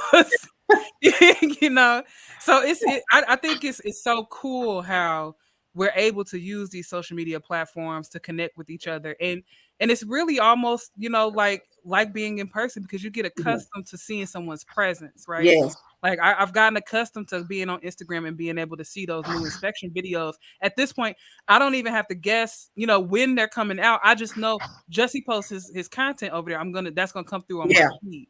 Yeah. Right. Yeah. I think that's just so cool. And we're all spread out, all over the world, and we're able to build these bridges with one another, and then shine these resources down for all the SPD techs that are tuning in. Yeah, and sharpen our goals a little bit better. Absolutely. Make us more sharper in all areas of SPD. I feel like, that's my personal opinion. Yeah. Surgical Trey had a piece of advice, and thank you for this tip. He said, careful making an alternate Facebook page. You can have both accounts deleted if it gets reported, because it's against Facebook's terms of service. You can have a business account and a personal page. Wow. So that's good to know, because we definitely don't want to lose these platforms, right? Right. Yeah. Yeah. And thank you guys for all of the folks that are here with us in the comments, that are tuning in for this 12-hour live marathon for sterile processing. Right? Oh my God. We've had such amazing guests on. We have so many folks that are lined up. And right now we're just having a conversation about how this social media tool has really altered the sterile processing industry, and for us as individuals. I know it's changed my platform quite a bit. Definitely. When I started with the Process podcast, I was just folks in the comment. I'm watching the show and I'm commenting. And Selendra Barefield reached out, and we had a phone conversation, and I'm going right. And she said, you should come on the show. Right. And now here we are, some 6-7 months later, and we're doing the first ever marathon. So absolutely. I mean, social media can really be a powerful tool. It can. It's like, for me, it's like a support system, really. You know, even though sometimes with the stress of the department or something that I might have went on that day, you know, I call you. Look, girl, you are not gonna. I will, you know, and it just makes it where, when you really need to reach out and talk to someone and not be judged and not be, you know, criticized, and just someone listen to you, it makes a difference. It's a good support system for me as well. I mean, like I said, I enjoy putting on the positive posts because, as I stated, I have to encourage myself before I even encourage anybody else. So when I put them there, you know, I put them there with the emphasis on me being positive that day, you know, even though some days, you know, I just, some days we faking it till we make it. It's okay. We look, SPD, we talking to family now. Sometimes it's hard to push you that day, but we show up, and that's why we're celebrating ourselves this week. Yes. Fake it till you make it. Yeah, and the big thing with social media too is the networking that you get out of it. I mean, that is to me the biggest kept secret from every technician that enters this field. I didn't learn. Let me tell you, I'm gonna keep it real. I didn't learn about networking until 9 years into my career. It's like I didn't know. You know, I didn't know about the, you know, self-proclaimed subject matter experts or reaching out for help and people giving, because early in my career, it seemed like everything we did was such a secret. Nobody wanted to share knowledge. Nobody wanted to help out. But networking, let me tell you, that's where it's at. If you're trying to further your career, further your knowledge, reach out because, man, it's the only way that you're going to get the nitty gritty and the real for real. Yeah. I mean, honestly, there's game changing stuff going on with networking. Even with that, you know, networking, you know, on LinkedIn right now, you know, it's not just hopping in and sending a message and saying, hey, I want to add you to my network. Right. We've seen fundraisers go live on social media. We've seen, you know, these like the Reset program with Sharyn Combs, the reprocessing, rebranding mentorship program with Hank Balch. There's all these different opportunities, you know, to be uplifted inside of this industry. We're not seeing it, you know, as this kind of like cat and dog where everybody's trying to fight for their spot. Everybody's trying to lift each other up because they know that each individual that is representing their intersection is going to advance this industry. Right? There's no need for me to be the only subject matter expert out here in the field right now. Yes, that is so true. That is so true. It's like a dog eat dog world, you know. And that mentality is I feel like for SPD, I'm just speaking for the SPD world, I feel like that mentality doesn't exist anymore because, as I stated earlier, I just started networking. I'm slow. I'm behind times. I just really started doing it, but I was doing it not with the understanding of how much of an impact it was going to make for me. You know, it opened a lot of doors. I've met a lot of people. I mean, it has really opened my mind and broadened my mind as to, I'm not just thinking this one way right here. It's, you know, it's opened me up to a lot of things. So I'm thankful for networking. But like I said, I just recently started in, and I was not a pro in it like you guys. But But I think that's the thing. I mean, like Jessie said, the self-proclaimed subject matter experts, right? There's nobody crowning anybody, you know, supreme subject matter expert. But it's really about taking that leadership within yourself and say, I'm just gonna step out. I'm just gonna speak up, you know, and add my voice to the conversation. Yeah. You know, we've got lined up today. We have 3 separate education highlights of schools that are offering certifications here in the Philly area, and I do believe online as well. But I just imagine, you know, for those guys, they could have stood on the sideline and never created that school, right? Yes, I know. They could have dreamed about it forever, but they took the steps, they put that forward, and now they're training new technicians coming into the field.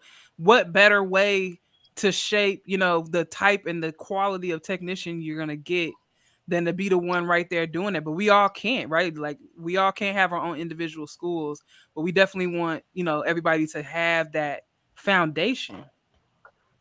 Yeah. I feel like I can't see who that is. I wish I'm I like, could see yeah. who that is. It says we need to stand up and be leaders and get away from the victim. Okay, I'm sorry. That's Harry. Oh, hey Harry. That's Harry. I'm not sure why it's not showing your name, but it says we need to stand up and be leaders and get away from victim mentality. We need to uplift our peers in the SPD. Absolutely. Like I couldn't agree more. Yes. Getting away from that victim mentality, getting away from the they don't know us. They don't know what we do. They don't care about us. So what? And you know what? Getting away from the standard that the industry has placed on us as glorified dishwashers. Absolutely. You know, breaking away from that, because SPD, we do a lot. We have to know essential chemicals.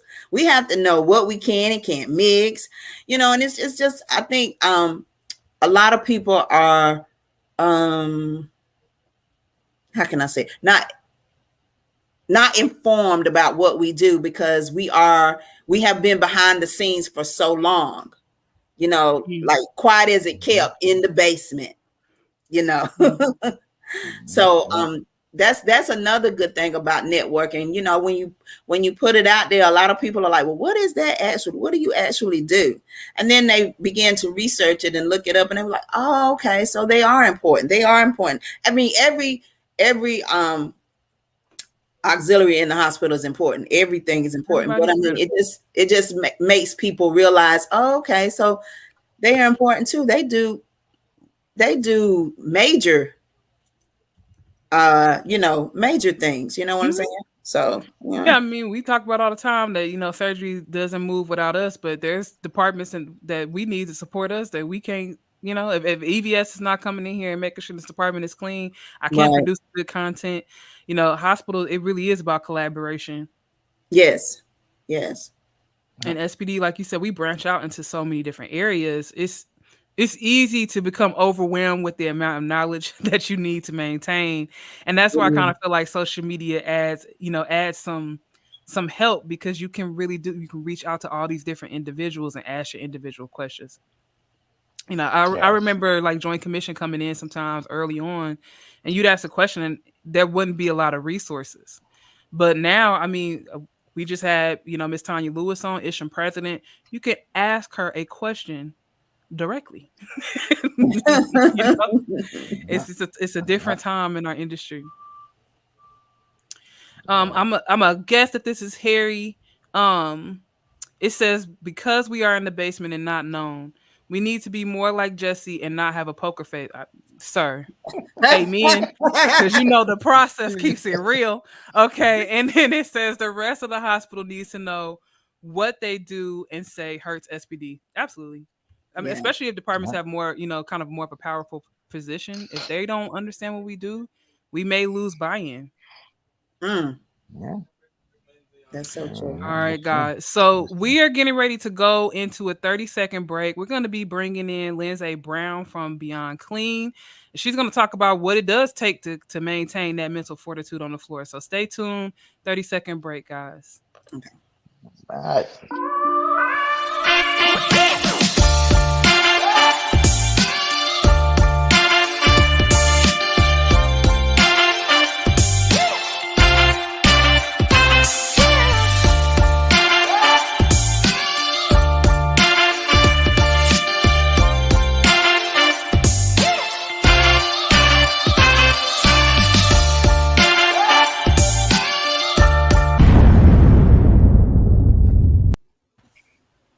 Hey, Lindsay. Hi. SP week, everybody. Happy SPD week. Yes, this is fantastic. I've been tuning in. I've got a sick son today, but I've been tuning in as much as I can throughout the day. And this is just such a cool way to kick off SPD week. I'm so excited that you guys are doing this. And thanks. I'm humbled that I'm obviously, you know, asked to be a part of it. So thank you for that. Absolutely. Thank you.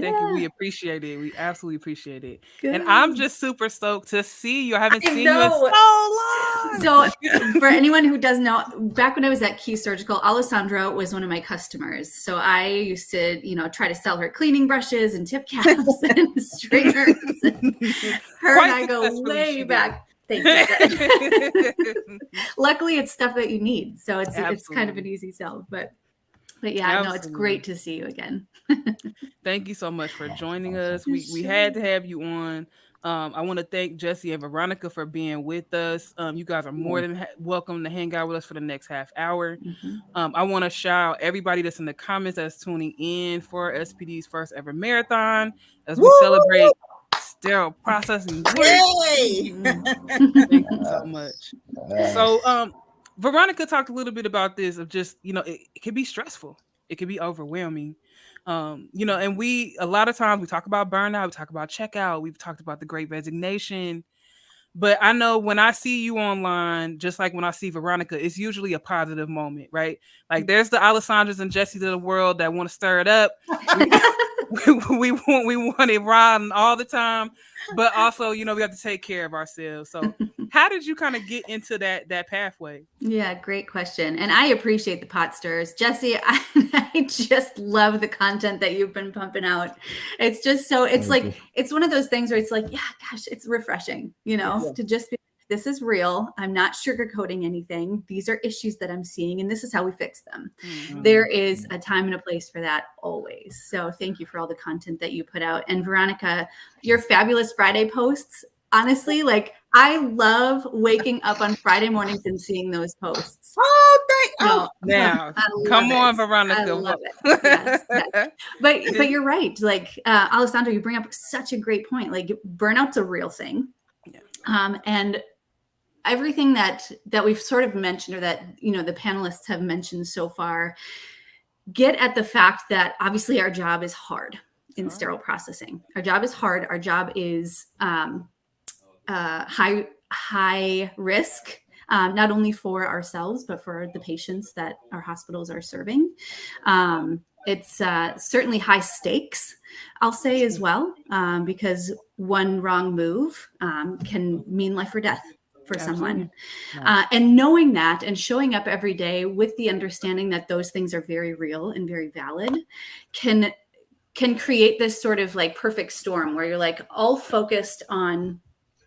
Obviously, everyone who's on here and everyone's who's tuned into this on a Sunday is dedicated. Come on, dedicated.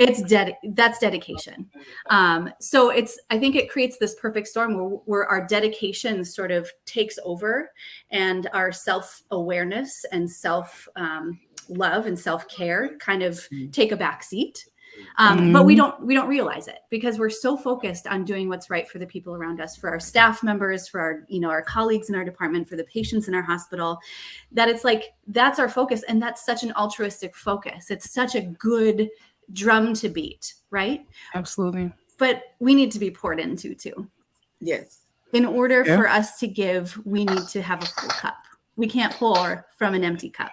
Right. And so coming from a communications major, and just a little bit of backstory, I started out in college as an occupational therapy major, and I saw a cadaver in science class and I hit the floor. I passed out. I just could not deal with seeing a cadaver. And so I switched to a communications major, and here I am full circle back in healthcare. Right. As a sterile processing tech now, I can handle blood a little bit better than I once could. But that communication switch, I think, was instrumental in showing me that no matter what industry you're in, communication matters. Absolutely. How you treat people through communication, whether it's using your words, using your tone, using your body language, all of that matters in how you transfer a message and translate a message. 100%. So in learning more about that and in talking more about that, I've also learned very, very quickly that it's a learned skill. It's not something that you just wake up with and you're an awesome communicator. That's not a thing. It's not an expectation that can be placed on people, because there's a lot to know about the way you carry yourself and how you interact with people and how they're carrying themselves. And there's a lot in terms of actually preventing burnout or understanding that you're in a state of burnout. There's some serious self-awareness that comes with that. Absolutely. And I don't even think I'm there yet in truly understanding where I'm at. And I talk about and teach about this stuff often. So I feel like if it's something that I'm having an issue with, then I'm assuming that everybody else is going to have an issue, just kind of paying attention to that gauge. Absolutely. That burnout gauge, and understanding how far is too far. Mhm. And understanding sort of that edge, where when you butt up to that edge, that's where you have to start taking, you know, a 30,000 foot back look and say, okay, this is what I need in this moment right now. Mhm. This is what will feed me. This is what will allow me to do this next big thing, or this next scary thing in my career, or this next challenging thing. But understanding that line that you get to it and you're like, okay, I need to pour into myself, or I need someone to pour into me. And you guys, the process is pouring into other people. So you guys are doing that. I have goosebumps everywhere just saying that out loud. You guys are doing that. Yes. Every time you put out content, Veronica and Jessie, every time you guys put out content, that's a moment where someone can sit back and not have to pour into someone else in that moment. They're being poured into. They're getting education. They're getting information. They're getting inspiration from you. And I can't tell you how huge that is for an industry that needs that. Yeah, that 100% needs that champion, you know, to have that resource, that backup, you know, and we talked earlier about social media and how easy it's now become for us to connect with each other and for you to become a household name within your industry. You know, I don't think Veronica knew that Lindsay Brown was looking out for that Friday post. Are you kidding? It makes my Friday every stinking week. You know, so imagine how many other folks that you're reaching. You have no idea, but you're putting it out there and you're absolutely pouring into those technicians. Put your oxygen mask on first, right? Amen. Yes, exactly. And a couple of the things that that just in talking about burnout and in talking about the way to remain mentally strong or having that mental fortitude, there are some common things that I think we all sort of process through. Things like limiting mindsets like perfectionism, for example.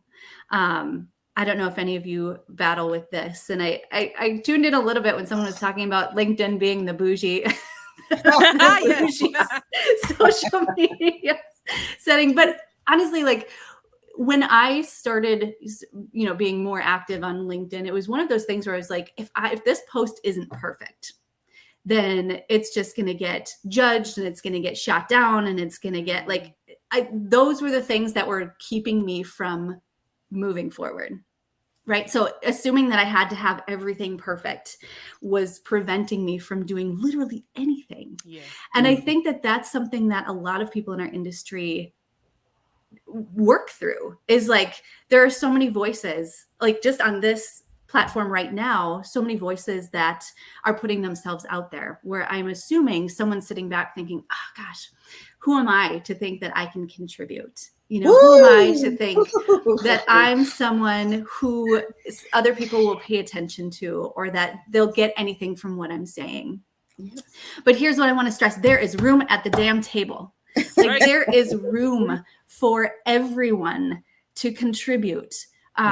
Especially when it comes to messages that are real, messages that hit very common pain points in the industry, and messages that are positive, that are uplifting people on a daily basis. My gosh, do we need that, you know? So I think perfectionism is one of those things that's just like one of those limiting mindsets to being and maintaining a mental strength that can keep you going. That, and I think scarcity mentality is one of the other ones. Like, I don't know, maybe you all have specific examples of this, but have you ever been in a position where you're like, oh, someone else got that job that I really wanted? Oh yeah. Someone else got that promotion that I really wanted. And then all of a sudden you start to think, wow, is there going to be another opportunity for me? Like, is there, and all of a sudden you have this, like, you sneak into the scarcity mentality, like, holy crap, there's not enough things out there. There aren't enough positions out there for everybody. Like, I have to get ahead of that next person. I can't celebrate them. I have to challenge them. I have to beat them, you know, like I have to win. And I think that's just such a limiting pattern to find yourself in, because it comes back to that there's room at the table. Like, there will be something else that's perfect for you. There will be something else that's like going to use your skill set and use your, you know, the positive attributes that you bring in a perfect way that is maybe better than that position that you actually wanted. You know? Right. Thank you. Yes. Thank you for saying that, because I think that is powerful. You know, a lot of times, especially if you are so dogmatic about it, you could just be going after that thing because it's what you think you're supposed to do. You know, so you're jumping in, you're filling out 1 million applications, you're gonna find that next position with that title, and who knows what you're limiting yourself from achieving. You know, by being that dogmatic about it. Exactly. Well, and it's there's this thinking called dualistic thinking. It's either this or that. It can't be both and. It has to be this or it has to be this. And I think that that's another concept that gets people stuck, is like, if I can't be this, then I have to be this. But why can't you be something else? Why can't you be this third option that you haven't thought of yet, for example? You know, so I think, you're right on the money. I think a lot of people find one thing, guys, if you think this is a rerun, this is a live show. I know guys probably tuning at 1 and they're still seeing the show going on at 3:45. Yeah, it's still going. It's a live show. It's not a rerun. You can't just flip back until tomorrow and watch it again. So tune in, stay tuned in, and continue to watch the show. Thank you for tuning in now. If you're watching another day, we're going for 12 hours, guys. So stay tuned. Lindsay is speaking now. Amazing. Lindsay, I've been watching Lindsay since the Mid-Atlantic Conference in New Jersey. Wow. Yeah. Holy cow. Yeah. A long time ago. Yes. Yes. I'm like, who's this woman talking there? I'm like, she know what she's talking about? And I'm like, oh, she got some good points. I'm like, oh, okay, what's her name? And I downloaded some of your presentations. I downloaded some of your presentations and stuff. So like, I've been following you for a while now. I appreciate that. And shout out to everyone at the Mid-Atlantic chapter. That's such a fun event. Hopefully you do more of those in person. I don't know if it's been in person recently, but no, I think I'm the secretary right now. We're planning for February, March. Nice. For our next conference. Excellent. Seminar. Excellent. Yeah. So like thinking about that, we all have, different needs, different ways that we're performing self-care.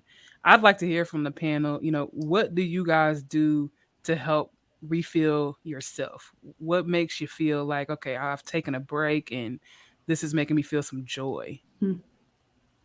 Well, you know me, I do those spas every weekend, just about now. Yep. Nice. I've seen that. Yep. Yeah, my daughter Ashley works at a spa, and I'm like, she's like, Mom, come on. I was like, you know what? I'm gonna do it. Do it. Yes. It actually does relax me, and it makes me feel better. And that's why I tell people, when I put out the positive, do something for yourself.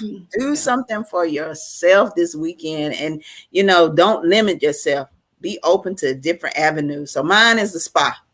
Nice. Mm-hmm. Nice. Jesse. Me, and not the mini bar in the background. I'm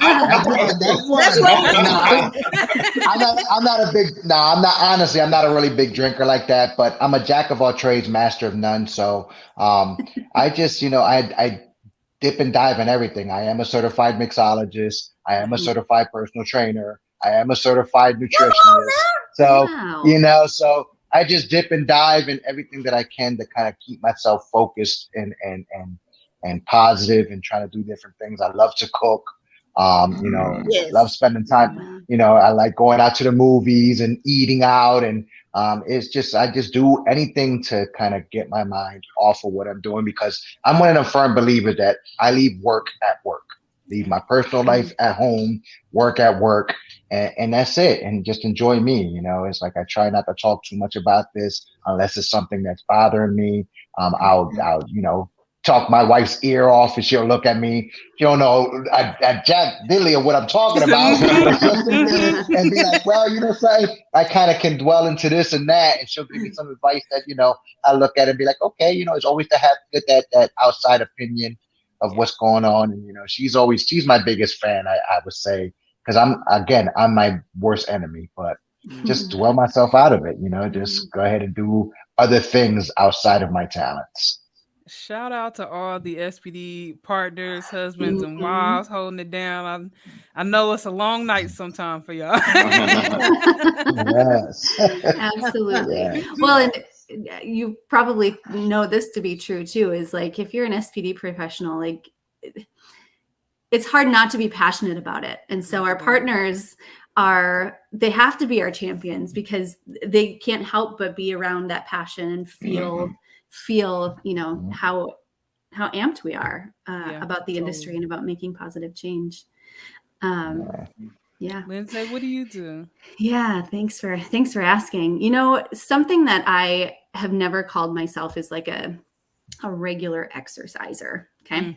I've never loved running. I've ran a couple marathons, but I hated every second of it. But something that I've learned over the past couple of years, just by taking a couple master classes and by listening to some podcasts from some scientists, neurobiologists, neuroscientists who talk about the effects of exercise on your brain function. I have learned very quickly that exercise is still the best thing that we can do to keep our serotonin and dopamine levels where they need to be. It's the best de-stressor that we can have. You don't need a gym. You can just walk. You can walk for 30 minutes a day. You can just move your body in some sort of way. But when we're able to move our bodies, it calms our nervous system down. And when we calm our nervous system down, that actually calms our brain down. And when our brain is calm, that's when we're able to think clearly. That's when we're able to self-reflect. That's when we're able to actually like make some sort of mind shift. Like, for example, if we're stuck in a rut and we need to like dig ourselves out of said rut, like exercising is the quickest and most effective way to do that because it clears your mind. Are you trying to make us exercise? I mean, I'm just saying, like, I love it. I don't love to exercise, but I've felt the effects of it. And so that's what makes me crave it is like when I move my body, like, and my nervous system calms down, it's almost like this shift that I can actually feel. And then when my nervous system is calm, my brain's like, oh, it's like a different perspective. It's like forcing a different perspective on yourself, which in most cases is really hard to do because a lot of times it's like Groundhog's Day over and over again. Like you wake up in the same funk day after day. And come home, sit down. Exactly. And you know, what kind of way is that to live, right? Like, 100%. We get stuck in the state of being outside of our like the window in which we can think clearly and think creatively. And so, yeah, finding that 30 minutes to just unplug and move is really something that I've tried to do intentionally because it's, again, not something that I love to do, but it's now something that I crave. So it's, it's necessary. I do encourage technicians. And we talk about this even with breaks. Take your breaks at work. Sometimes we pride ourselves in just being that person. So I'll never take my last 15. No, take it. Take that moment, take that breath. Even if you're just sitting there watching a video on YouTube, that's okay. You know, you're shifting your consciousness out of OR, you know, into being able to slow down and just feel yourself. Even if you sit there and you just breathe. You just take some freaking breaths, you know, just like focus on regenerating the oxygen stores in your body. And yeah. What about you? What's some things that you do? You guys may see me sometimes on Facebook. I love to sing, so that helps me de-stress. I play music constantly. And so I love to sing. I also I like coloring. It sounds like, I don't know, sometimes I always feel like it sounds like juvenile, but coloring, it helps me calm down. And so I'll just grab, you know, just a little cheap old Dollar General, you know, coloring book. I think the one I have right now is Mickey Mouse. And it just helps me to kind of zone out from the constant planning. Because that's how my mind will work. Is I'll be thinking about the show or, you know, trying to come up with the outline or what we want to do next or what about next year and, you know, all this stuff. And so, you know, you can really kind of wind yourself up. And like you said, not even thinking about it. One of the ways I know that I'm taking myself too far is I will start to clench my teeth. And I won't really notice it until I start to have like a little pain in my jaw or a little headache. And that just, okay, like you're just going too hard on whatever it is you're working on. You need to slow it down. Slow it down. Absolutely. Dee, what about you? So what do? I work more. So I usually try and space my time through different projects. So if I have a podcast working on, I will think of something else I need to work on that will take my energy to a different spot, if you understand what I mean. Yeah. So I try to keep busy because idle minds are the devil's workshop. So Yeah. so I definitely try and keep busy doing something else, try and keep multiple jobs, multiple positions. Like I always try and keep doing stuff because if I'm not doing stuff, I'm watching videos on how to do stuff. So so I'll type in something into YouTube and then I'll end up watching something totally different at the end of the day. It'll just take me through the maze. And I'm like, The YouTube oh, channel. that's how you develop a software for building a vehicle. I'll just go like, Yeah. then I'll end up into Tesla and how Tesla got started. Then I'll end up into the Stone Age. Then I'll end up with that guy from the food guy in Jamaica tasting foods. And I'm like, oh, Scotch bonnets. Oh, that's so good. And then I'll go back into cell processing and like, oh, okay, what can I do? So right now I'm working on a couple things for the show, like OBS, different methods of streaming, different props, different techniques I could use. So definitely takes me from one place to the other. So I have knowledge on so many things I don't even know about, just like Jessie.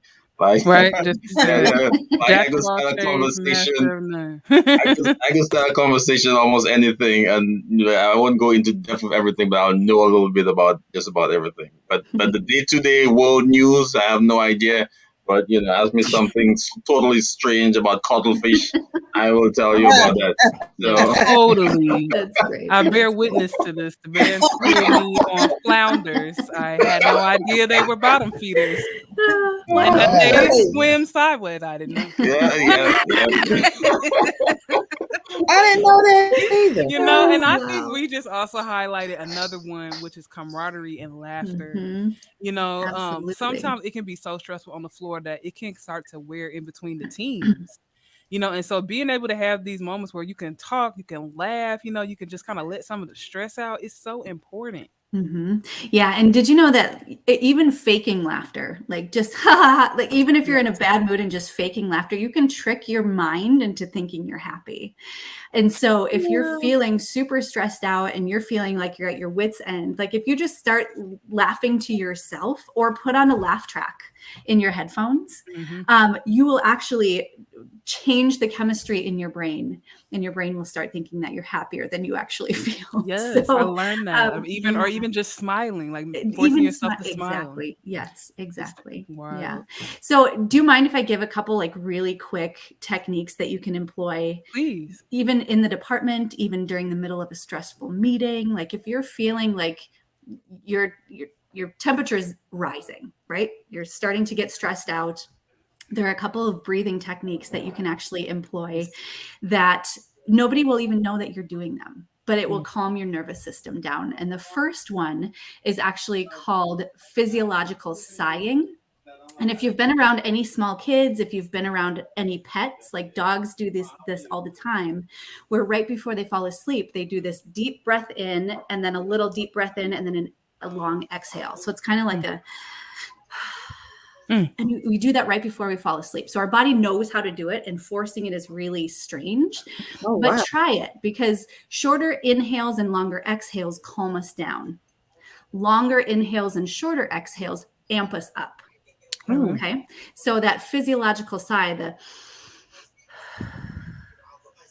Nice. It's hard to force yourself to do it, but try it. The other one, there are two other ones. One's called 4-7-8 breathing, where you inhale for 4 seconds, you hold for 7 seconds, and you exhale for 8 seconds. I do that one often. Yeah. And so you don't need to like light your incense and have your essential oils, blowing through the air. You don't need the dim lights. You don't need to be in a meditative position. Like you can just do this, like having a conversation with people, where you inhale for 4, hold for 7, exhale for 8. And that's a really great way to just calm yourself down. The third one is box breathing. So whether it's counts of 3, counts of 4, counts of 5, whatever you want it to be, inhale for 3, hold for 3, exhale for 3, hold for 3. Nice. And that's another really great way. I think it's the Navy SEALs are trained on that type of breathing to keep themselves calm in stressful situations. But those are 3 methods of breathing that actually a couple of neuroscientists from Stanford did a lot of research on and recommend in stressful situations to combat chronic stress and to really pull yourself out of a stressful situation. Yes, that's so great. And especially as you're describing that, there are things that you can do right where you are, right? I don't have to step off the floor. I don't have to step out this moment, but I'm tending to myself. I'm noticed that I need to calm down a little bit, and I'm able to do this. Another one that I like is being able to like stress tension in different parts of your body. So like clenching your legs or, making your stomach really tight and then releasing. It helps to relax you. And that's something else. You can do that in the boardroom. You can do that under the table. No one knows. You clench your hands and release. It just really helps to settle you. Yes, absolutely. Beautiful. Screaming. We're not gonna knock it. Exactly. Whatever works for you. Whatever works. Just don't do it on the floor, guys. Yeah, right. Don't do it on the floor. Oh, funny. Oh my gosh. Have you guys had a moment in your professional career where you weren't able to hold it together on the floor? What did that look like for you? Ooh. God. Yes. Jessie's got a story. That happened, Jessie? Oh man, yeah. Let me tell you. My first practice is my first facility that I've ever worked at as a technician. Again, I started my career as a surgical tech, and when I transitioned into sterile processing, I was actually working those roles side by side. I knew a lot of our practice. It was very organized facility. I can't take that away from it. The busiest facility I ever worked at and the easiest facility I ever worked at because they were so organized, but they had so many bad practices. And every time we had a joint commission survey, we knew when it was coming. So I would say, hey, guys, we're not testing our washers, or we're not keeping up with our logs. And, we had these, and, management would be like, oh, don't worry about it, blah, blah, blah. They would kind of just brush me off. And I hate being brushed off. And I'm like, oh, God. And, I'm like sitting there. So we would have our department meetings. And I can remember my assistant manager stating whatever practice it was. And I had enough of it. And I blew up on the floor. And I'm like, I'm tired of this crap. This ain't the way we do it. This is the standard here. Here's the paperwork. And his reaction was to confront me. And I'm like, oh, please don't invade my space. And I'm like, oh God, I'm like, please don't do this to me. It's like, look. So yeah, I've lost it. Yeah. When I get mad, my face flusters, my ears turn red. And again, I don't have a poker face. No poker so face. Everybody in the floor was like, oh crap, it's about to go down here. Least to say, everything was calmed down afterwards. We kind of both all settled down, and we sat there and we were both like, yeah, we were both in the wrong, and we understand each other's points, right? Yeah. To be able to recover, and that's a great opportunity. Great opportunity to employ some breathing techniques, right? Right now, I know if I'm spending that shift report, a breather moment. I could take my 4, my 7, hold, and release. Exactly. Necessary. So, definitely. I mean, as a manager, I've had that moment where, like somebody in the comments said, nothing wrong with a good cry. I was always taught to never cry in front of my staff, right? And we had this really interesting moment, where we couldn't find a kit. Patient was on the table, and it just wasn't looking good. And I mean, eventually we got where we needed to go. Everybody was fine, but the stress of it, just knowing how close we came to causing such a severe complication for that patient. And when we were at that shift report, I was fighting back tears, and I'm shaking. Sometimes you get angry, you kind of have that tension and that anxiety. And I walked away from that shift report feeling like I didn't represent myself properly. But in hindsight, it was honest. It was real. I'm letting my staff know that when I tell you that this is for a patient and this is important, I'm not saying that because I it's just a company line. I want every one of our patients to be safe. And today our patient was not almost, they weren't almost safe. And that's on us. I'm not blaming no OR. This is not about the scrub techs. This is about SPD. We want to celebrate each other, but we also have to hold each other up, hold each other to a standard because, whether we're passionate about it or not, patients are counting on us. Right. Yeah. Yeah. That accountability is huge. So guys, we're at 4 p.m. Our panel, we have a couple persons coming on in a few. Miss Benoit is coming on, Will Logan is coming on, and Mr. Harry Mullen is coming on. So we'll take a 30-second break. We'll add them to the screen, and we'll have a discussion, a panel on the state of education in sterile processing. So guys, 30 seconds, and we'll be right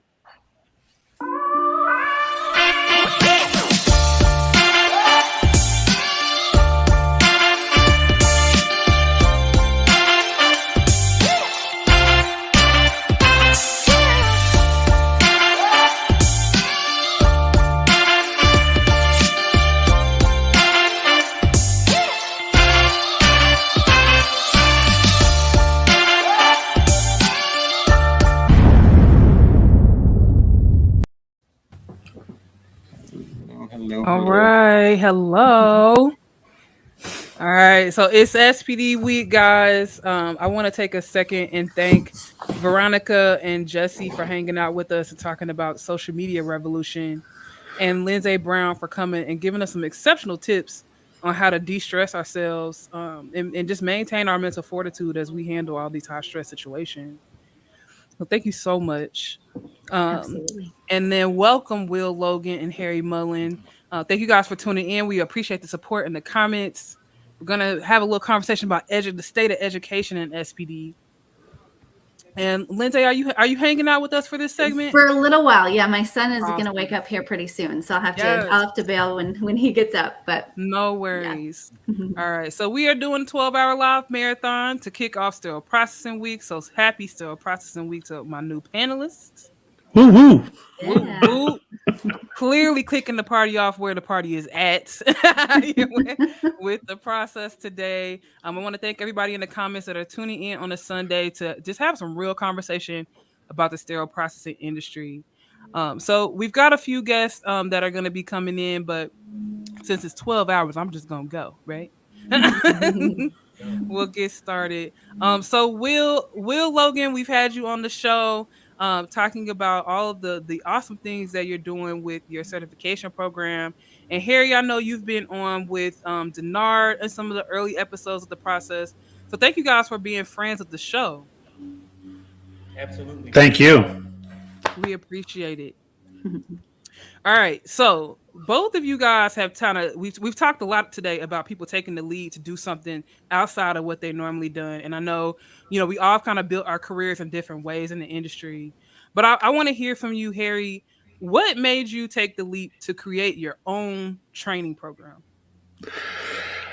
It was mainly because of the frustration of dealing with other schools and the attitudes of their students coming in, the attitude of, entitlement, that, they're there and we need to spend our every waking moment to cater to them.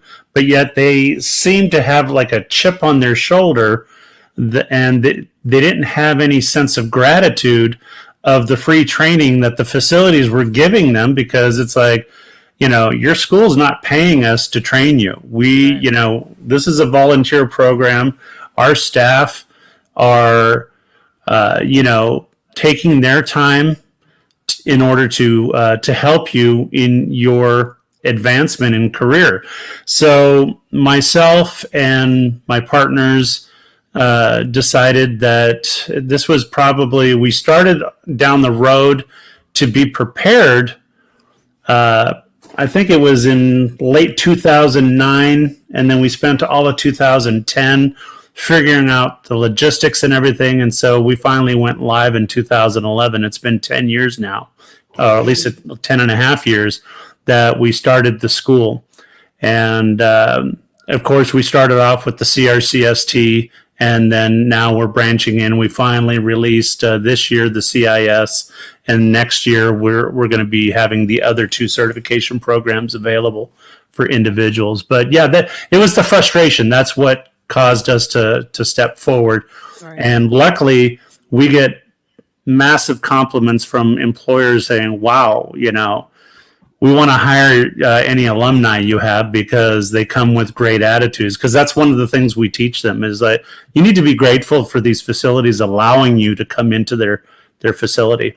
Yeah, I mean, it is so important to teach that those soft skills, those professional skills, in addition to the clinicals. And we heard that earlier from Jessie. We asked him, why did you stir that pot? And he said, because I'm sick of the lies. I'm sick of the misinformation.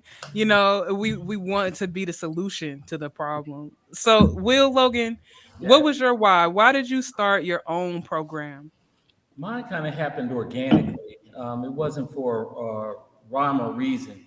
I've been in the industry since I was 18, working at Temple University Hospital. And I was a manager by the time I was 21.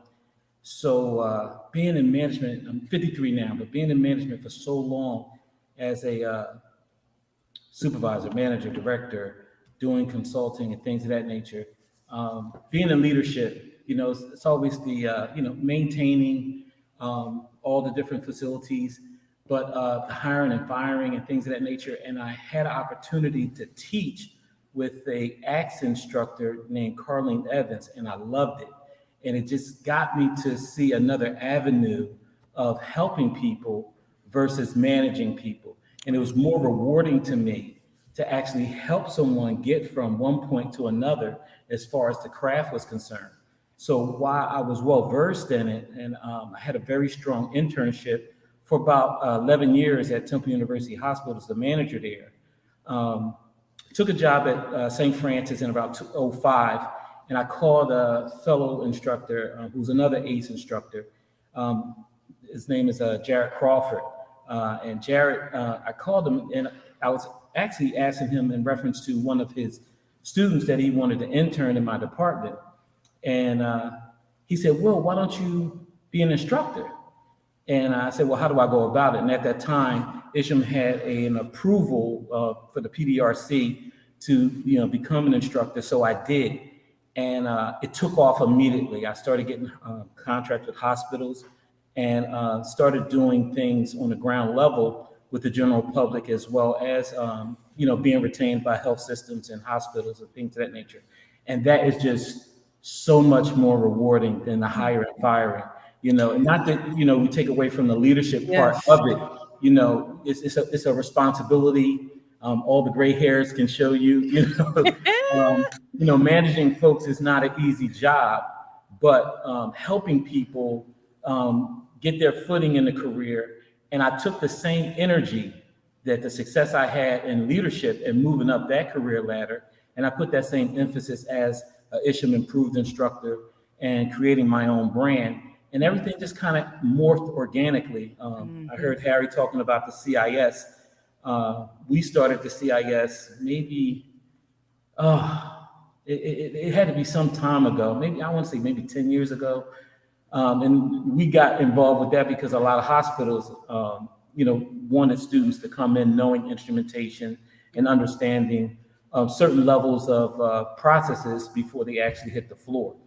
And we integrated that into our processes, so people would know instrumentation as well as, the theory.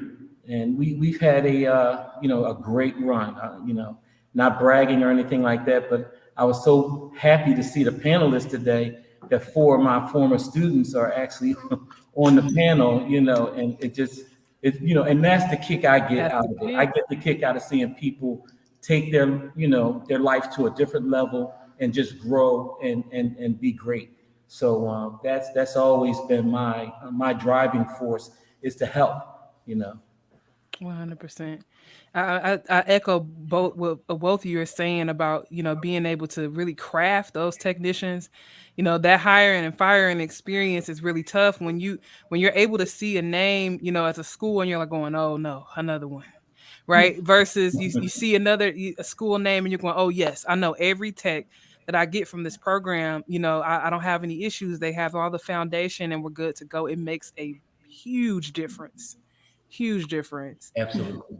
Lindsay, I know you're coming to it from a different background, but education all the same. What made you get into sterile processing education? Yeah, well, great question.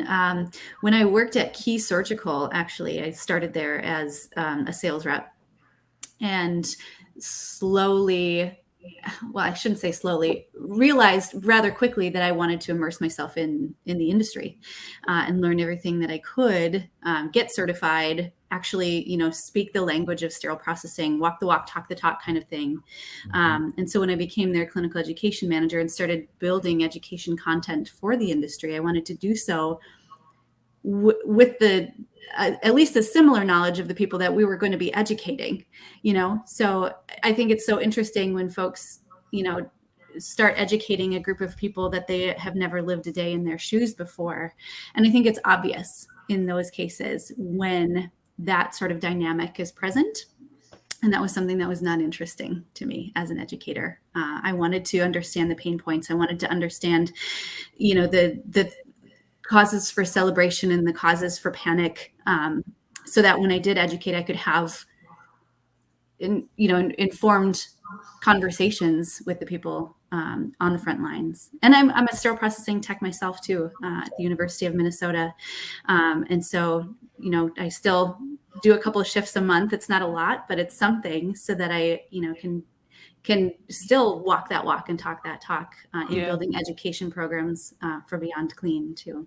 So good on you for knowing that we need to keep those skills sharp. It's not enough for us to just talk about SPD. You have to do the work.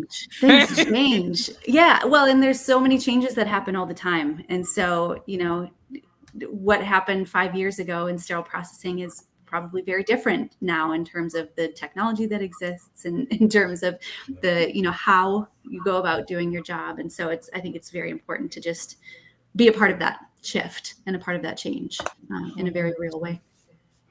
So, talking about that change, I'd love to hear from this panel. What do you feel like is changing within education, and how do you see that helping the industry going forward? Will, I know you guys are doing some huge things over in your program. What's different in sterile processing education from when you started to where you are now? Oh, Will, before you take that, let's get in our two other panelists. Oh, come on. Sarah B. Cruz. Welcome back, Sarah. Welcome back. And let's bring in Joanne Benoit. Joanne. Welcome. Happy SPD week, Joanne. Happy SPD week. Hi, everyone. Thank you. Happy SPD week. Hey. Hi. Hi. All right. So we were hearing from Will. What's different in SPD education from when you started to where we are now? Ooh, that's a hard question. Not hard in the fact of answering. It's just I can only speak for my region. I can't speak for the entire country. But there's a lot of people teaching the class. There's a lot of people that want to be instructors and teach this thing. And when I started teaching the course, it was nothing for us to do a course, and the general public people could, get good direction to go to a hospital, maybe to their volunteer service department, or maybe a hospital manager, and ask them to do their clinical work. Today, it is, jumping through hoops. At least I can speak for my region. We've had developed contracts, affiliation agreements. We have to meet certain criteria as far as liability insurance, making sure that there's certain skills met before our students actually hit the floor, signing off on, exactly what the hospital expects of them. versus, you know, and I'm a little older versus back in the day when, you know, you pretty much kept them on rotation and you know, it was more of a friendlier environment. Where today, which I think these things have to be put in place, these different parameters, because, you know, you have to know who's coming inside your department. You have to do those background checks. Yeah. You know, there's a lot of variables now, you know, with everything so technically advanced, and, you know, you want to know who's inside your department, you know, for liability issues. So, you know, schools now, you're just teaching the class, particularly to the general public. You have to have some form of access, you know, and, you know, agreements with hospitals in order to have that turnkey for those students, because, you know, they've invested in your company. And, you know, unfortunately, sometimes I see where a lot of guys aren't, you know, students from other programs don't have that access. And that's one of the things that, you know, as I saw it morph, I had to get more involved. You know, being in management, you do the hard thing. And the hard thing is, you know, okay, now I have to approach these hospital administrators, which, you know, I was fortunate enough to know a lot of them, and to actually, you know, develop the relationship as a LLC with a hospital. What are the requirements to bring these students in so that they can, you know, continue to have success with the program? Yeah. But now, you know, there's in our city, you know, we found out through, you know, scratching the surface on different programs, there are a lot of people out there sitting who went through great programs, great training. I think a lot of these instructors are awesome, but they haven't done, some of them haven't done that hard thing where, you know, you have to complete that you know, that process, to, you know, for the student to have success. So, you know, one of the things, and I'm plugging myself right now in my company, one of the things that Cord and Logan has done is we created our own mock central.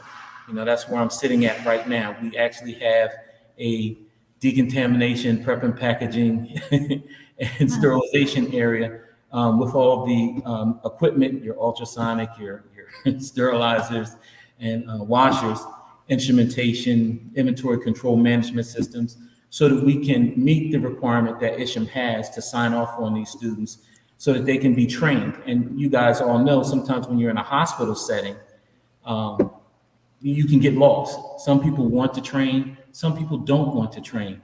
And, you know, a trainer is a special person because they are now with their responsibility of maintaining their hours, their productivity. Now I have to preset with someone who could be green as an apple and slow down your rotation.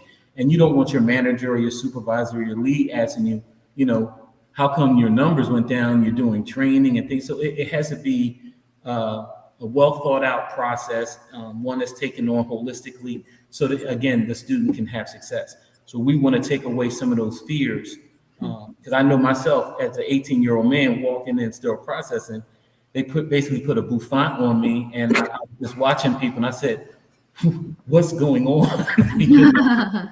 Walking around in space suits, look like, and all these instruments and things, you know, bells and whistles going off, and people yelling, and a whole language I'm not familiar with, and I'm like, "What's going on?" Right, that language I'm not familiar with. What settled me was I had to look at everyone and said, "If you can do it, I can do it."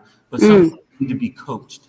Some people don't have that grit. Some people need, and you don't expect everyone to have that. So again, you want to create a process that's seamless. And I think those are some of the things that have changed in our industry in reference to the education and where we are now. We want to make sure that we have good partnerships with hospitals, and that the student, because, you know, at the end of the day, it's the student that's going to morph into these leaders for tomorrow. So we have to make sure we take care of them today, you know, because, you know, if we keep, you know, we don't want to get to a place like Harry was speaking of entitlement. You know, there is no entitlement. You know, one of the things I love about some of the ISHM material is that in every phase, there's some form of training. And once you start losing that core value of training, you're going to start losing. You know? And I'm gonna stop. I don't know if I. But I mean, it's I think it's good because you're explaining not only, again, that we have to focus on that clinical, but also soft skills. I mean, one of the things that we see Sarah talk about often is work ethic can be taught. Right. So like if we've got this pervasive issue, like Harry's talking, where there's this entitlement going on where people just think that they should be able to bring their students wherever, or for the students, I don't need to be humble about this externship because Harry got it lined up for me. I don't have to care. No way. Right. Like every student coming out of that experience is going to have that tone set by him, as far as what are we expecting to see on the floor. Alessandra, can I speak on some of the experience Will was just discussing? Please. So I teach a CBSPD canned curriculum, which does not require the 400 hours of service before you can enter the workforce. Me personally, I was CBSPD certified first and got my first job in a learning institute hospital before I even finished the curriculum. Nice. Which was great because I definitely failed my exam 3 times. So they were very patient with me. And I definitely used the entire 2 years to get certified in my state. Oh, yes. But I really like how Will was talking about his learning institute and incorporating that hands-on training in his curriculum, and even going as far as creating that space to do that in. Because as someone who teaches in a formal teaching setting, like in a community college, it may have the best technology and I can teach like this through webinars and things like that, but I'm literally bringing sets in and showing individuals how to envelope fold, how to square fold. This is what a Bowie looks like. And there's only so much hands-on experience that I can offer in that type of formal setting. And even that doesn't do it justice, because I can show an individual how to do an envelope fold, but not while the phone's ringing and the autoclave is going off. And don't forget to empty the cart washer, because now you got that turnover coming through the pass-through window. So there's so much that they miss with that type of, I can make labs all I want, but until you get in the space to have that hands-on training, which is why I so value the 400 hours of community service, because when I entered my, not community service, but of hands-on training before you get, yeah, it feels like Freudian slip, maybe. I digress. I can really appreciate that 400 hours of required hands-on training before that certification, because I can't help but feel like I would have done better on my certification testing if I had that. 100%. I can't help but feel like if I wasn't trying to learn my job while I was on the job, while trying to get certified, I mean, I'm definitely one to fill my plate up, but that's like mixing mashed potatoes with dessert. That's just weird. You got to separate the two, you know what I mean? Absolutely, absolutely. Will, that resonated so profoundly with me, and I really appreciate that aspect. And especially, taking that hands-on and combining it with Lindsay's need to speak the same language in patient care before you show someone how to have patient care. I really appreciated that. Yeah. Thank you. Thank you so much, Sarah. I think that's such a great point. Coming into the field, I was trained on a job long before I even knew the ISHM existed. And so me being able to work on the floor as a technician and then study, changed my relationship with the certification exam. I see so many technicians talk about that, failing multiple times before they come. I actually had the experience of an employee failing the test and decided to leave the field altogether. Wow. And that was devastating to me, because I just wanted to wrap my arms around her and say, you are not the only one that has had to retake this test multiple times. It doesn't mean you don't know what you're doing. We just got to drill down and make sure that you're resourced for this exam, but you can do this. It's okay. Yeah. One word that stuck out to me, I agree with Sarah. What you said was very profound in terms of setting people up for success once they do graduate from your program. Yeah, incredible.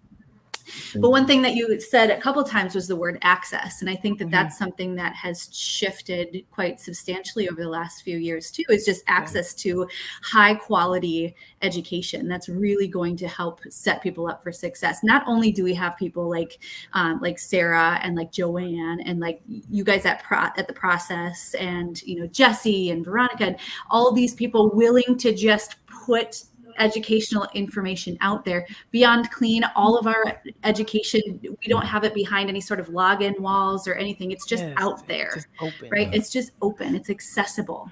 And that's how we want it, because we understand, let me see. Sorry about that. There we go. We understand that the people who need the education the most are the people who, aren't going to have time necessarily to log in and fill out a form and, all that jazz. So that's something that I think has really shifted to. It's just access. And I want to piggyback on that access because it also can look like your staff not being, competent with the computer. So if they're not able to, access their personal email, it can be troublesome for them to try to navigate some of these alternative, sites where you got to make a whole account, and be able to log in.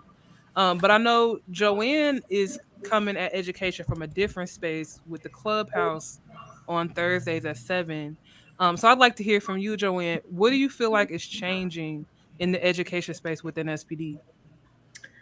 Hi, everyone. Oh, excuse me. And before you get started, it looks like we're bringing on Sharyn Green Golden. So I just want to welcome her to the panel as well. Hey, Sharon. Hi, Sharon. Happy SPD week. Thank you. Sharon.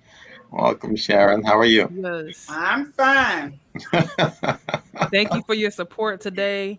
So we were just hearing from Joanne. What do you feel like has changed in education?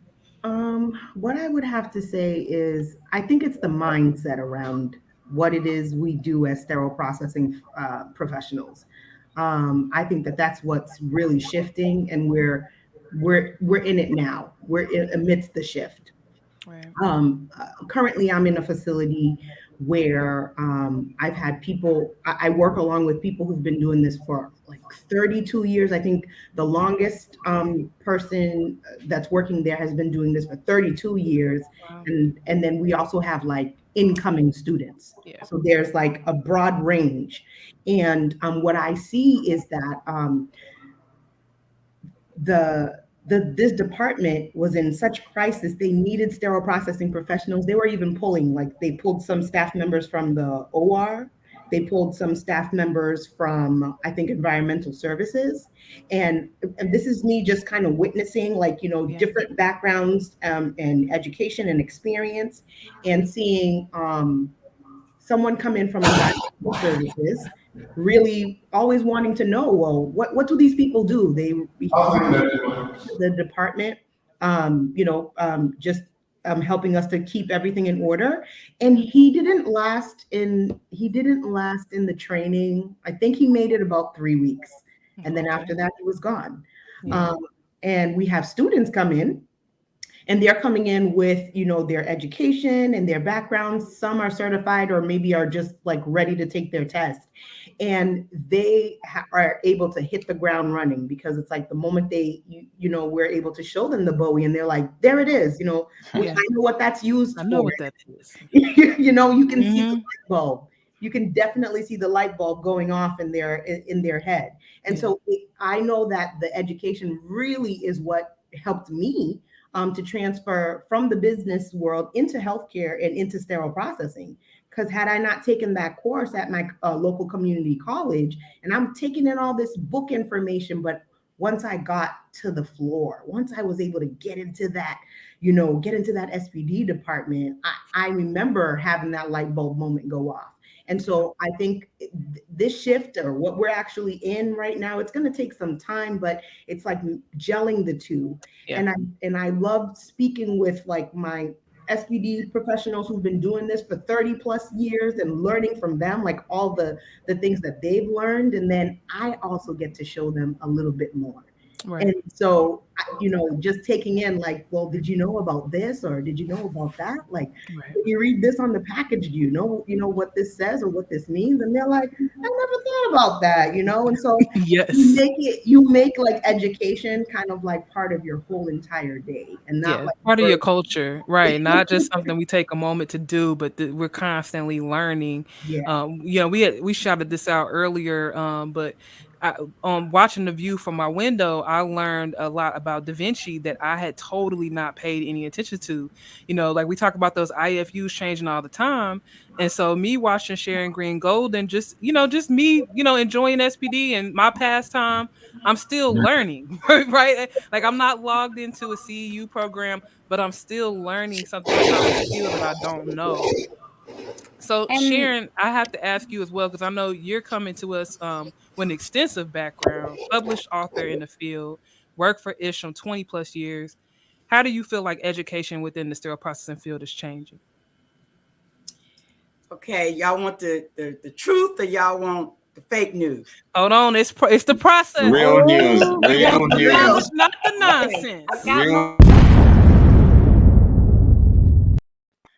I'm strapped in, Sharon. Let me just give my disclaimer. Yes.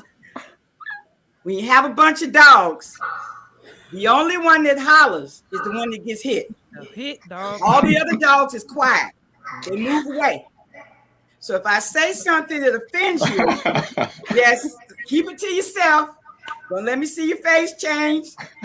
Don't Lindsay gave y'all deep breathing tips to get through. Okay, so listen. Y'all, Dee and I were gonna take a 30-minute break for this panel, but I don't think it can happen. Yeah. We're here. Education. All right. Yeah. There's education out there all kinds of ways for the field of sterile processing. All education is not equal. Everybody does not get the same quality of education. Some people are teaching to make money. True. They're not teaching to take care of patients. So they give you the basic brouhaha for you to go into a hospital and start killing people.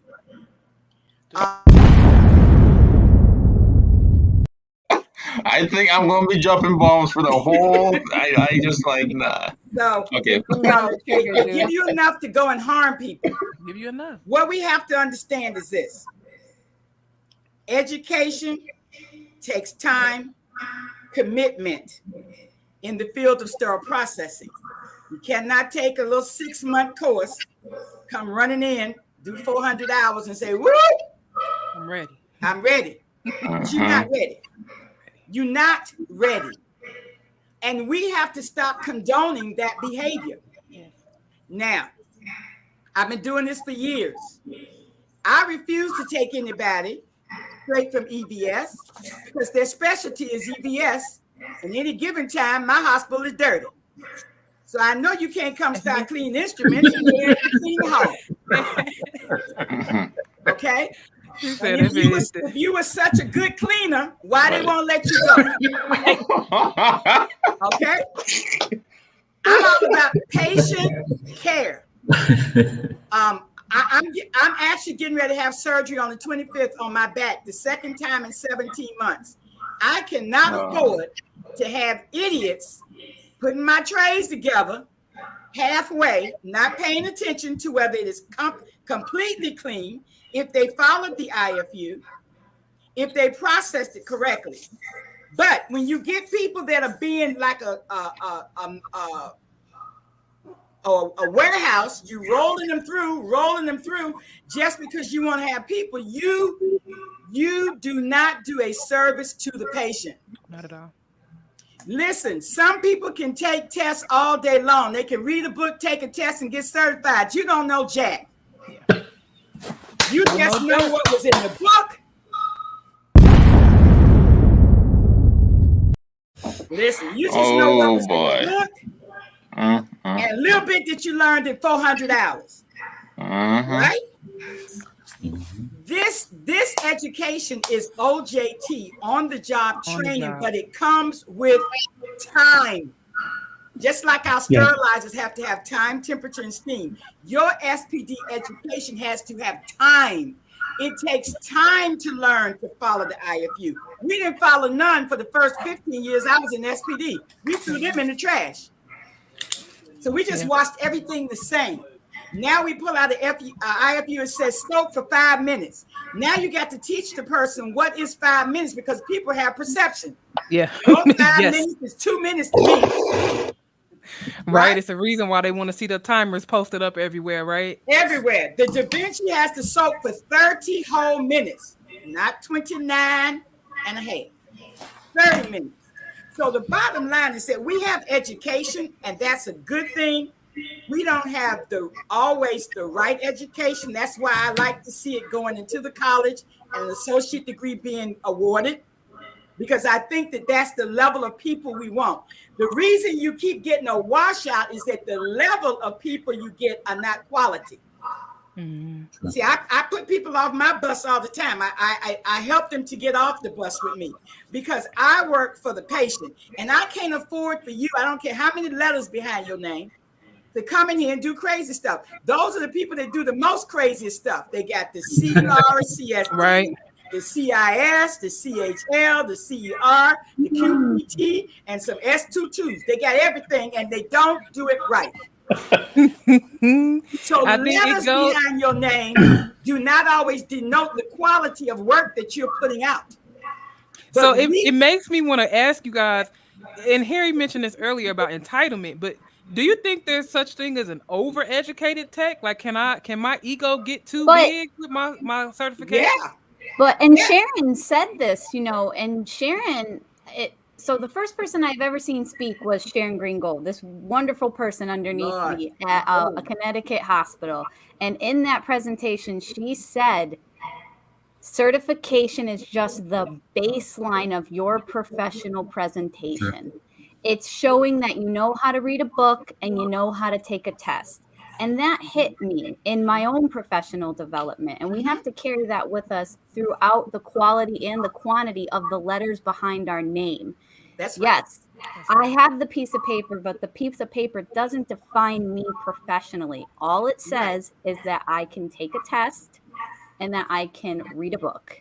Just like lawyers. It's hard nowadays, though. Right. Just like lawyers. They pass the bar. They get a job with a law firm. They don't let them get the big case and go run with it. You do research for 2-3 years. Yeah. You're in the research room seeing, can you pull a book and find the answer? For 2-3 years before you get to come out, put your suit on and say, I'm representing Sharyn Golden. How is it that we take people into SPD where the product that we are putting out can harm a person? Every instrument they touch touches somebody's body at some time. And we roll them out there because they got these letters behind their name.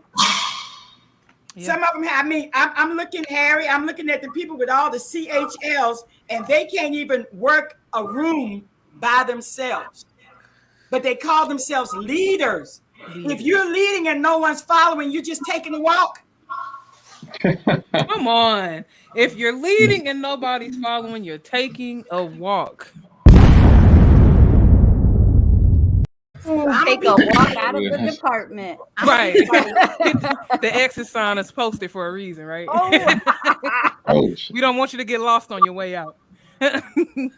So, I mean, we are seeing these folks inside of the hospital, but Harry and Will, y'all are running into them as they're coming into the field. So how do you navigate this? If I'm coming in with a juvenile kind of attitude about professionalism, how do you mold them?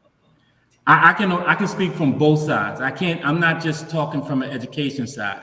I'm talking as someone who's managed for a long time, over 20, almost 30 years, at a very busy hospital, Temple University Hospital, healthy birthing suite, heavy OR caseloads, level 1 trauma center, and a lot of supportive clinics. And Sharon's 100% right. Training comes actually from the department. It comes from within those leaders that are inside the department. So it starts with the manager. It starts with the supervisor, and it starts with the, how your process is set up inside of that department. One of the things we prided ourselves at Temple for years was we put more emphasis into the process so that people can be successful. People don't go to work to have a bad day. Right. People don't go to work to make mistakes.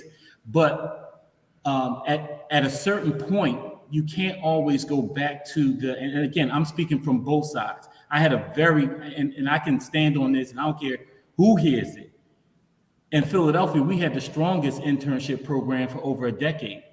We processed thousands of people for the time I was there. And that's because I was given an opportunity. And as that manager, I always wanted to ensure other people had that opportunity. 100%. So we couldn't mess up just because we had interns inside the hospital. You had to sell the trainer that they were, had to take on that responsibility of training the student. So as someone from the outside is going over theory and some of the practical skills that are going to be necessary to show to show inside the department, it's up to that when they on the job training, y'all just talking about the on the job training, OTJ, that's where you get to develop that person, that professional, to be successful. So a lot of the failure in that regard it falls squarely on the manager. And if you don't have a good, and it starts as a seed, and that's the intern. That's where you're developing your successful technicians and your leaders. If you don't have a good start in the industry, after you finish with the theory and the practical, and Sharon's 100% right. Yeah, you can learn all that, but it honestly, it takes a good year to actually get to, at Temple, we had to work independent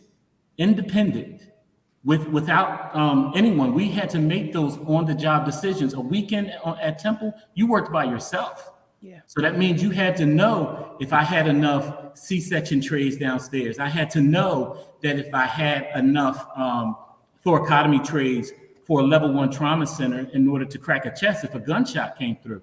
So, you had to, and these guys that came from that type of environment, these guys are leaders today. These guys are leaders.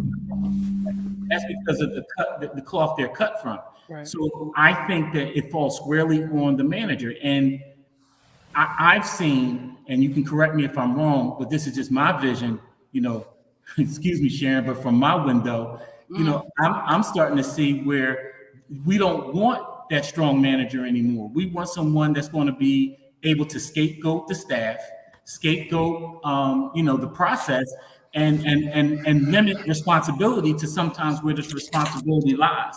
And a lot. Sorry to cut you off there. I heard something. I've done enough work in this industry up and down the northern seaboard, from Boston to New York, Philly, Jersey.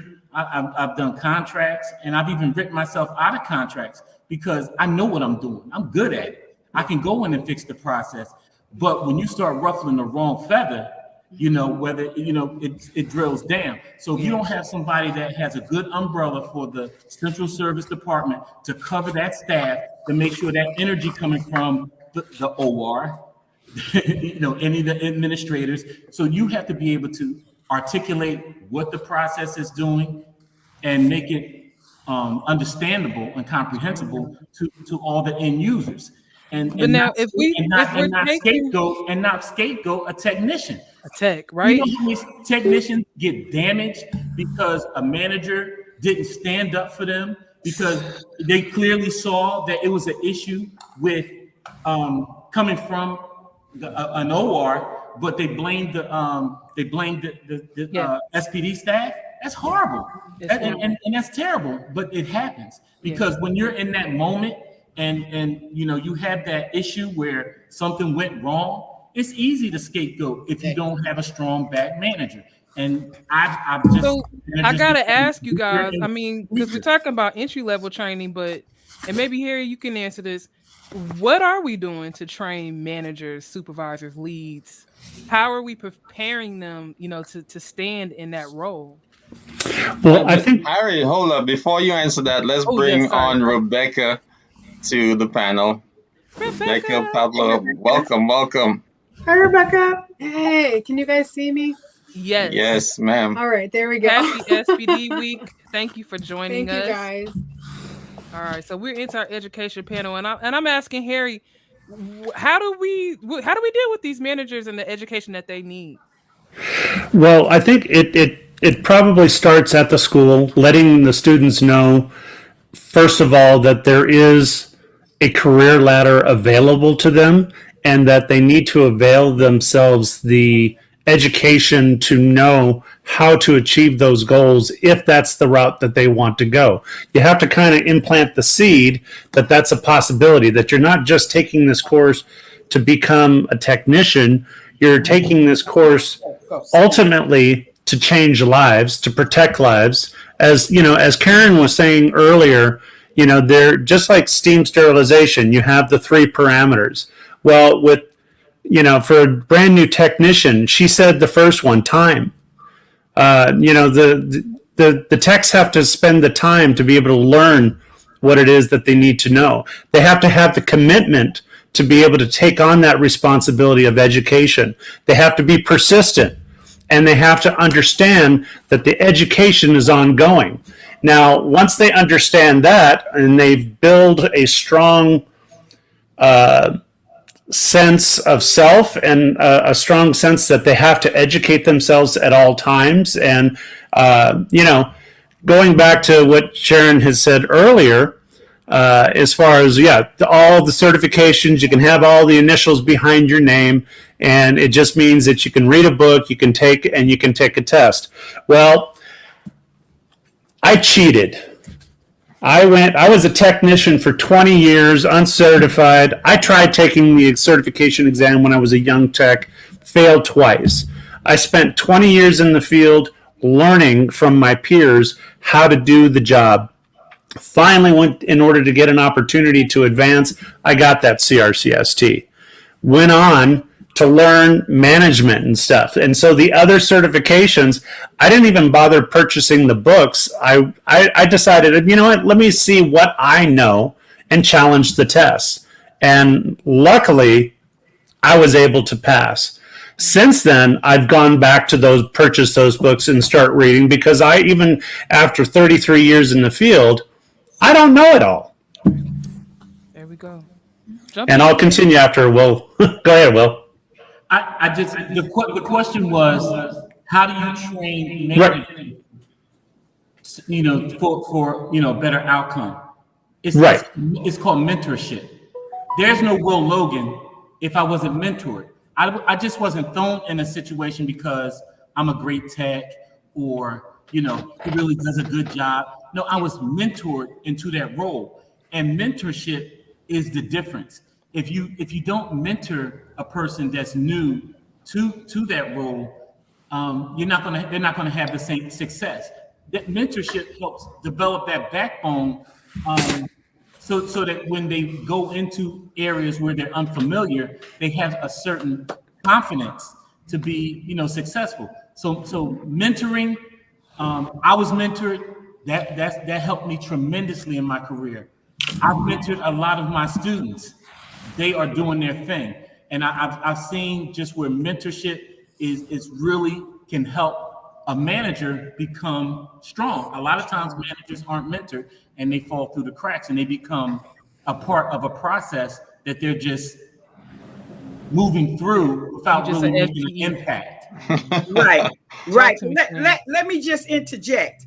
You cannot be mentored to leadership until you learn to follow.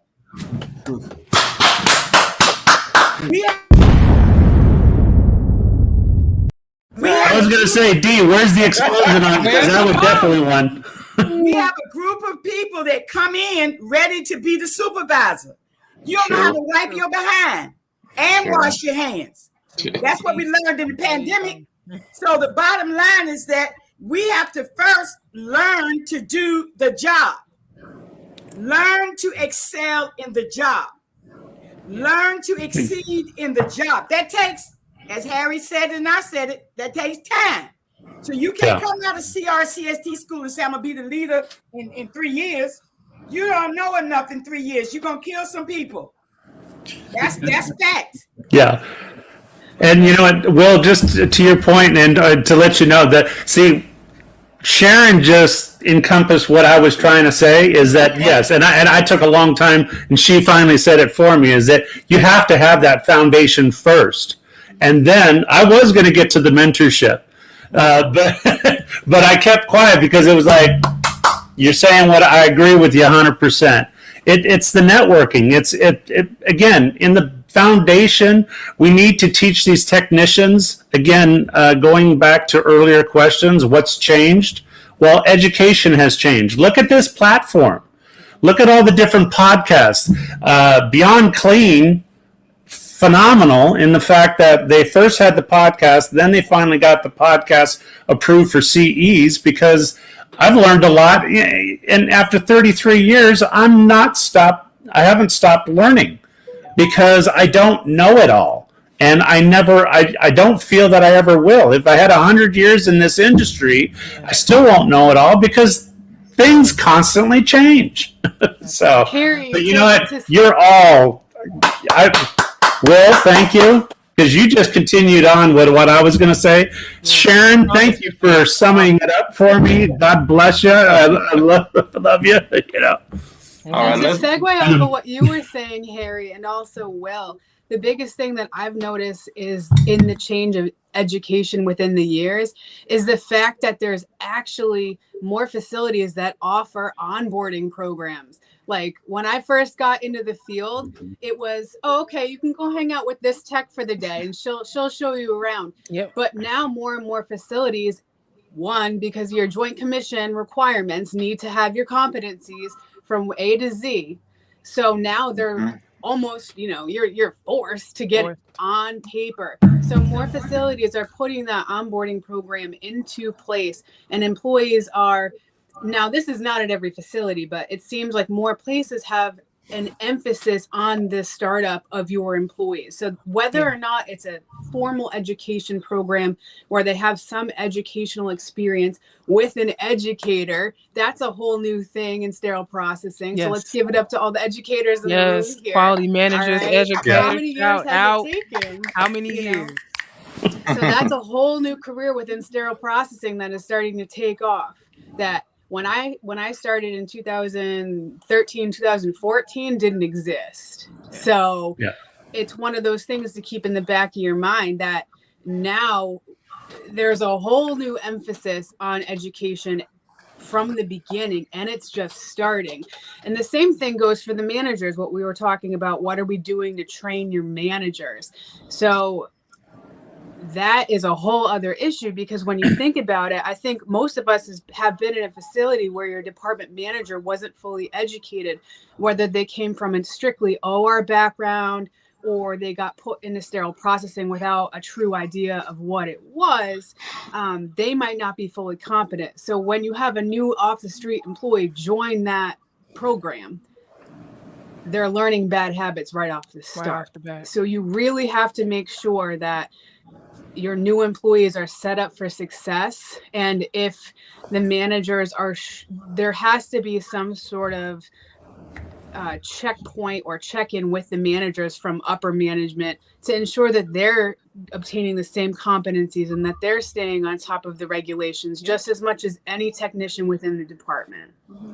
And to capitalize on top of that statement, it's, you can create management, quality management systems. The ST90 talks a lot about quality management systems for very literal things like how to detect a defecto pump and how to send it to biomed. And, there's something very grateful about the hard scale analytics of the ST90. You can take that and create quality management systems for your leadership. We have a tech, not just your tech 1, 2, 3 competency, but you have your lead tech evaluations where you can use self-evaluation and leadership counseling to use a grading system on soft skills that management has to have in order to effectively carry out and reach their goals. My facility, there's a competency for the educator. I kind of cheated because I made it, but I told my manager that he could add to it if he felt like he needed more from me professionally in that aptitude. And the manager has a competency that he and I have built together with the director, our boss, so that we are moving in physical, tangible ways to reach expectations. Because let's be honest, healthcare is a corporate and capitalistic movement. There has to be a return on investment with the individuals that we want on board with our onboarding manifestos. Create anchor employees with our quality management systems through assessment, coaching, and reprimand, because reprimand is also a valuable part to creating anchor employees. And keep in mind that facilities don't make money until at least the first year of onboarding a new technician, because during that first 6 months, we're trying to figure out if we can invest the time into you. And then that next 6 months, it's almost like you're paying off the time that we've invested into you as a corporation. So there's different quality management systems that can be put into place. And listen, this is not all original thought. Like most of this is just inspiring stuff from things that are already out there. And And believe me, if you guys think that's awesome, just Sharon's got some stuff. So like, Sharon, go lay it on them. But let me just say this: be willing to let a body go. If you get attacked, they not living up to what you need them to be. At my hospital, I got 89 days to say, you know what? This is not working for me or you. Talk about I'm gonna have to let you go. Orientation matters. Go. We've gotten to where we're working short. We just want a body. I don't want a body. I want someone that is competent, consistently willing to learn to do the job because patients' lives depend on it. I tell people, because I have some bright folks, they come in saying, how long, Miss Golden, do you think it'd be before I be the team leader? I said, baby, sit down somewhere because nobody has died. Cool your heels. Nobody died on this team, so you're not going to be the team leader no time soon. Sit down and lead yourself. Reality. People come in, right? Everybody's looking, how fast can I get up the ladder? Chief. You know, Harry said it, Will said, how fast can I get up the ladder? You're not getting up this ladder, but so fast. But what I will do is, I do believe in mentorship. Sarah will tell you, anybody will tell you. I mentor people the other way. Give me 2 good years of learning. You can be a CST if you want to go there. From CST, you can be a surgical first assistant. You can be a CRCST and go to nursing school. You don't have to stay in SPD, but if SPD is what you like, then you have to be willing to work it and work the time. And work the time. And it frustrates me because I see so many people that come running up to me and telling me about I got the gold crown and the blue crown. I got the 4 letters. And I'm like, but how long you been doing this? 2 years. Boom, sit down somewhere. But Ms. Golden, there are fast learners though. There are people that pick stuff up real quick. You cannot have the answer, Deannard, for the water that's running down the hall because there's a leak, and you're sitting there going, "Oh, the water's running down the hall. The water's running. What are you gonna do? I don't know." See, you get some time, go cut the water off at the source. No, there are. I understand what you're saying, but there are special learners that actually come in and really pick things up quick. Sarah talked about flop stories, and I'm gonna just keep it real. My first lead position, I thought I was the hot stuff. I had probably been there 4 years, maybe 5 years. I had just got my CRCST. I'm on evening shift by myself, and that cart washer door hit that steam, hit that fire extinguisher, and water came pouring down on the assembly area. Everything is soaked. Do you think I had the necessary tools to navigate how to deal with sterile storage being soaked by and firefighters coming in on night shift? No way, right? But before that, you couldn't tell me I wasn't running that shift. I got it, right? and you're there now. I've inserted myself into that position. I'm on evening shift. I'm by myself. My manager's at home. What am I going to do? And it's like, to Deannard's point, you can be a fast learner and try to navigate that on your own. But are you really going to button that up to a situation where a C-suite feels comfortable? We had an emergency management plan. I checked to make sure all the employees are here. We cleared that fire line. We cleaned the department out. No way. If all I'm focused on is cleaning, and sterilization. Fast learners, Deannard, can only learn what they've been taught. True. I never taught you how to take care of the fire extinguisher blowing off the wall, so you don't know how to lead there. True. But there are people who've been in the fast learner. So what that means is next time you'll be able to handle it. But there's always the first time you experience something, no matter how long you've been in the field. Even COVID, that was the first time for everybody. So you can't say, "Oh well, I was taught how to do it for a pandemic." Nobody was taught that. So we should have been ready. You must need to read my book. Yeah, what to do in a pandemic. You need to read my book, and you'll understand that's not true for sterile processing. Yeah, I know. I understand what you're saying. What to do for crisis, but we never had a pandemic. So you can't say you've been through a pandemic. We know how to deal with our processes as a department but we never dealt with a pandemic before. That's a whole different side situation. I'm going to beg to differ with you. I'm going to say pause. that we didn't deal with a pandemic that closed down the world, but Right. we dealt with swine flu, H1N1. Don't tell me we Ebola. haven't had pandemic type of stuff. There you go. Period. Yeah, I understand. Yeah, Mama, I have a question. no, It's Obama. Did anybody else's department, while there was a slowdown during the beginning of the pandemic, take advantage of education? Yeah. You haven't read my book. Gotta read it. I read it. I have it somewhere. Yeah, I'm gonna keep saying, you haven't read my book. Y'all need to get my book. I read it. I have it. I have But Sherry's it's good book. if She you don't signed read my it. copy. I'm waiting for my signed copy in the mail. Awesome. You And didn't get a book, Alessandra? No, ma'am, it has not come. I have a signed copy. I have a didn't get signed my copy. One of my former students was one of the co-authors, Lila Price, and I did read the book. It's a great read. It's a great read. It Nice. is. To answer your question, Rebecca, yes. We did educate. We're the most educated sterile processing techs. I think they got 40 CEs. We not only did education, we tore down every single tray in that department. That is awesome. Every single tray. We had the for instance, my striker repairman, I had him coming in the pandemic to check my drills. Because once we got out of the pandemic, we need to be able to run. Right. Not find out what was broken, and we didn't do nothing for almost a year. Yeah. So yes, we do know, and that's the thing that people didn't understand about sterile processing. We knew things they didn't know we knew. Yeah. And I knew what an EUA was from day one. I didn't have to wait for nobody to tell me, because as we have said on this program, I spend time reading about things that deal with my field of profession, even when I don't have to. Right. Yeah. And it's really that self-starter attitude that we need. And I think, like, when we were talking about the different forms of education that were coming out into sterile processing, the clubhouse room that Joanne started, actually the anniversary is when COVID started.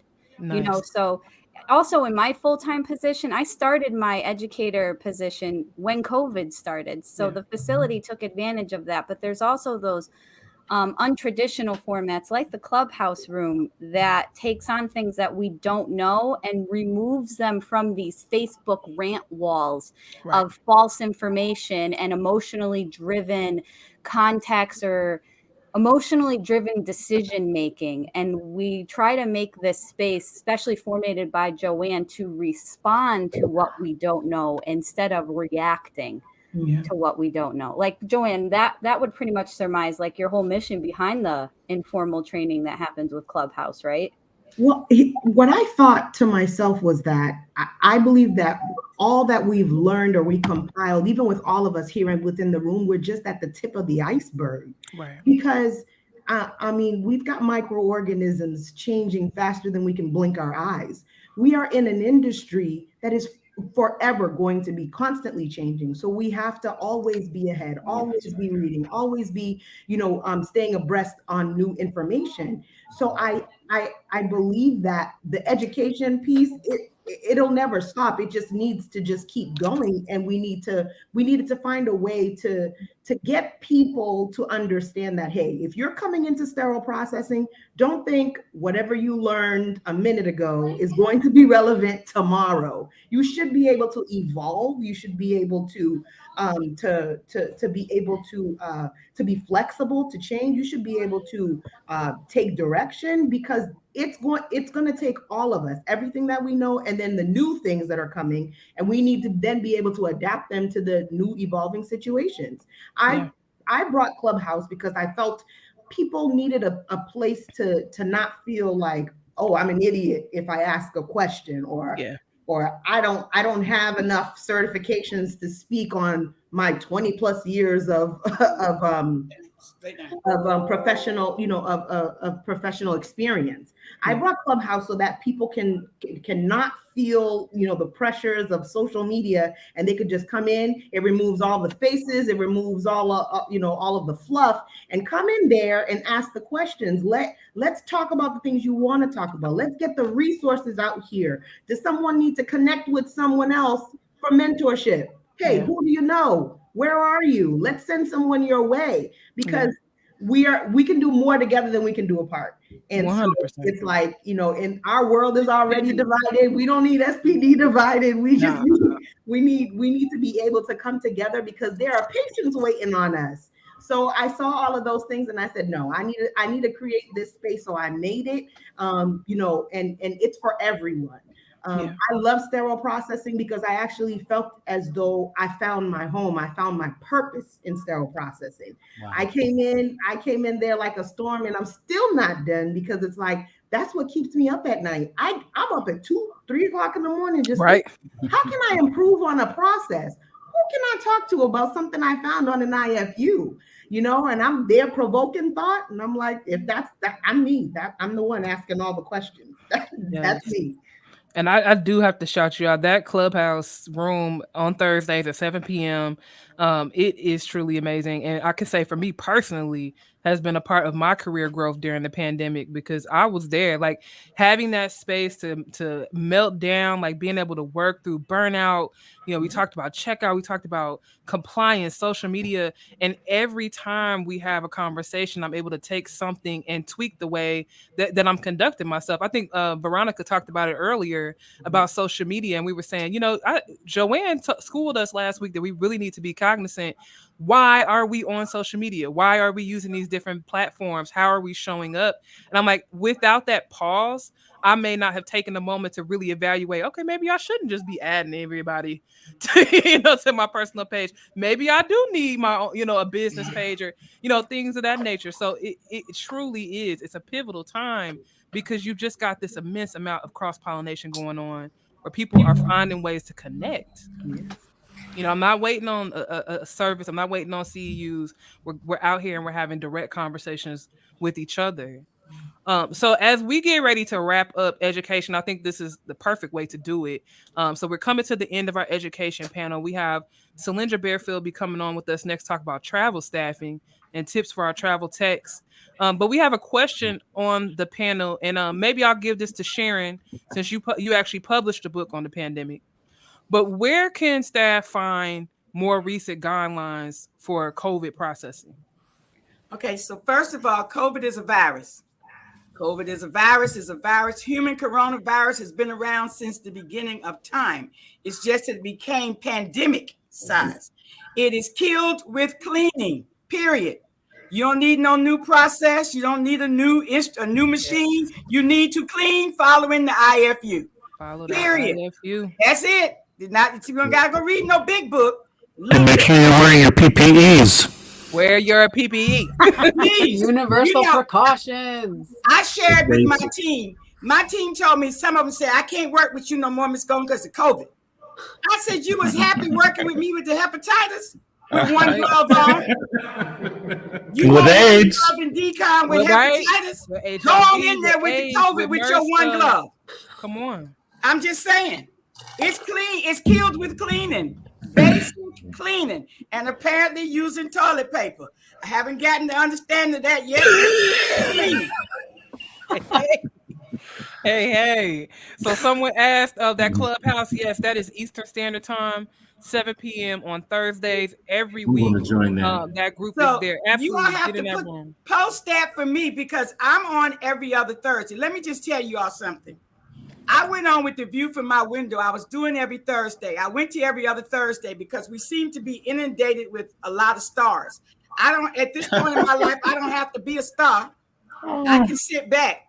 But I want to be where I am most able to be used before I start going back overseas, where I'm most able to be used. So if Clubhouse is holding it down at 7 o'clock on Thursdays, then I'm willing to let mine go because I look, I'll always be a star. I don't need my own little show. I No. We need the view from the window. I'll come over to your show.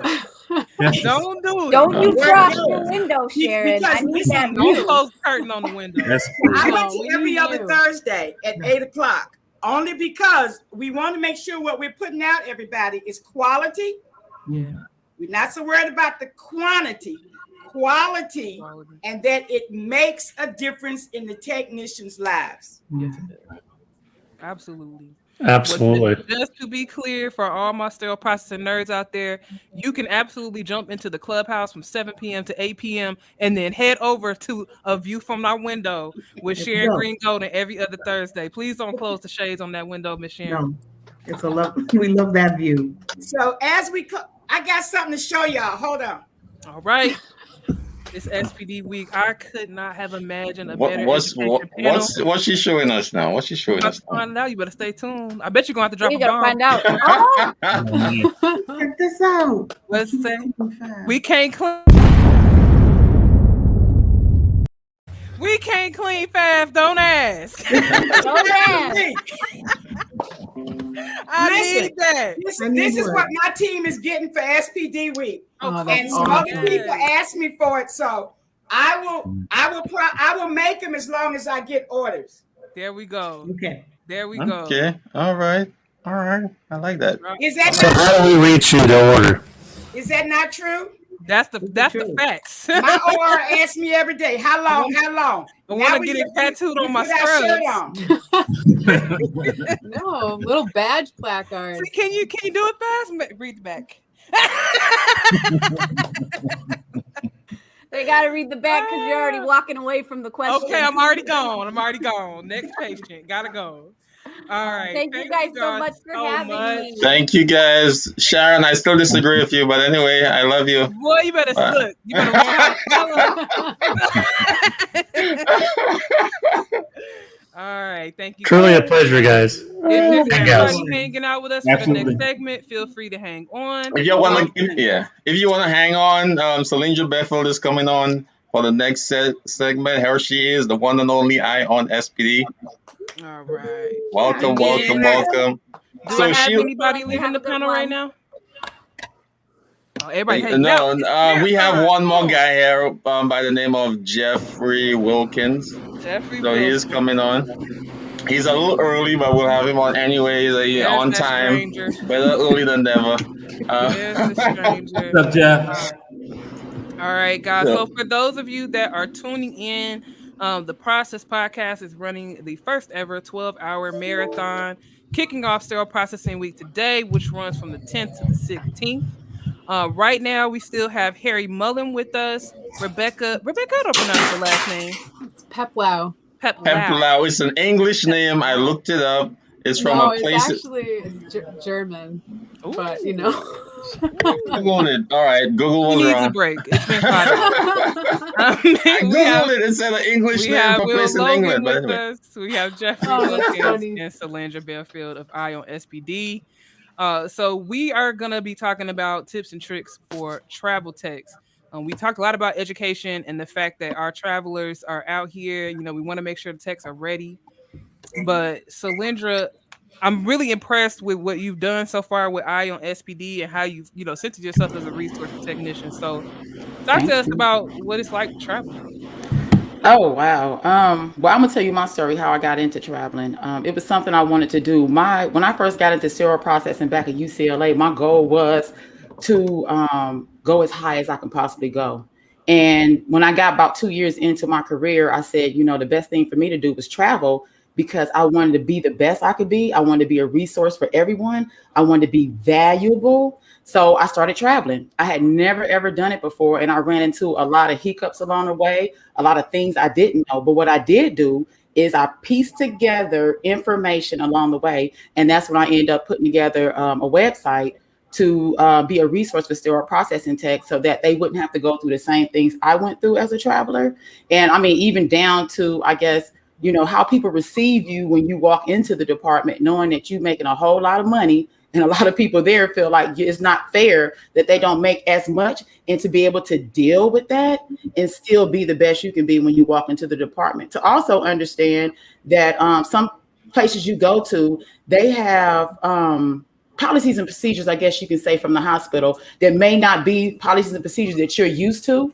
So you have to also pump the brakes on yourself and go back to the basic standards that you get from Amy, and wonder, is it an Amy standard or is it a hospital policy, and kind of differentiate between the two and figure out exactly where you fit into the metrics of things. So yeah, that's where I started. And here I am today. Yeah, traveling allowed me to take my career from my small town in the Midwest to actually going out to the Bay Area. And that's where I was able to build my career as a manager and a supervisor. But it was a travel contract with American Mobile that allowed me to make that move. Yeah. So, are you seeing that? Are you seeing that travel teching is actually allowing staff members to kind of change their lifestyles?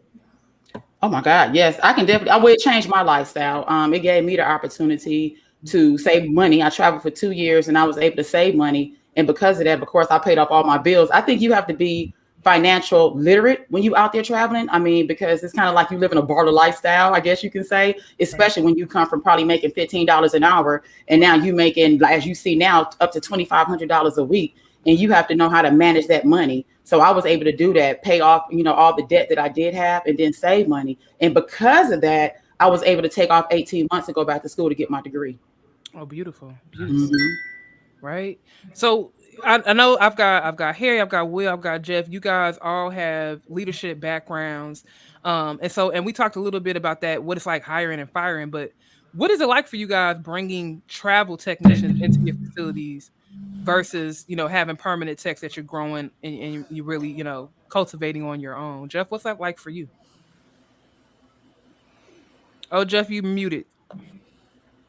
There we go. Let me try it again. Yeah, I was saying it's a challenge because on one front, you have loyal technicians that are really in the trenches with you, are getting things done, they're viable, they're doing things at a great level.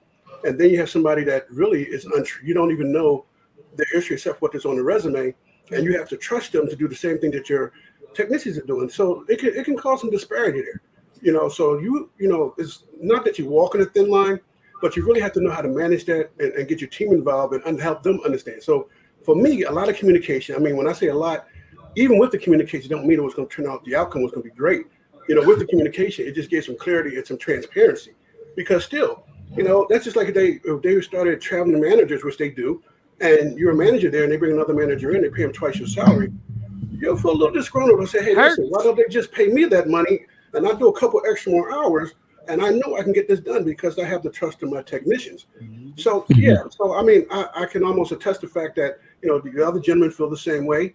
But it's a challenge because now you're looking at your budget is going to be exploding because now they're going to ask you to give variances, give justifications for these variances.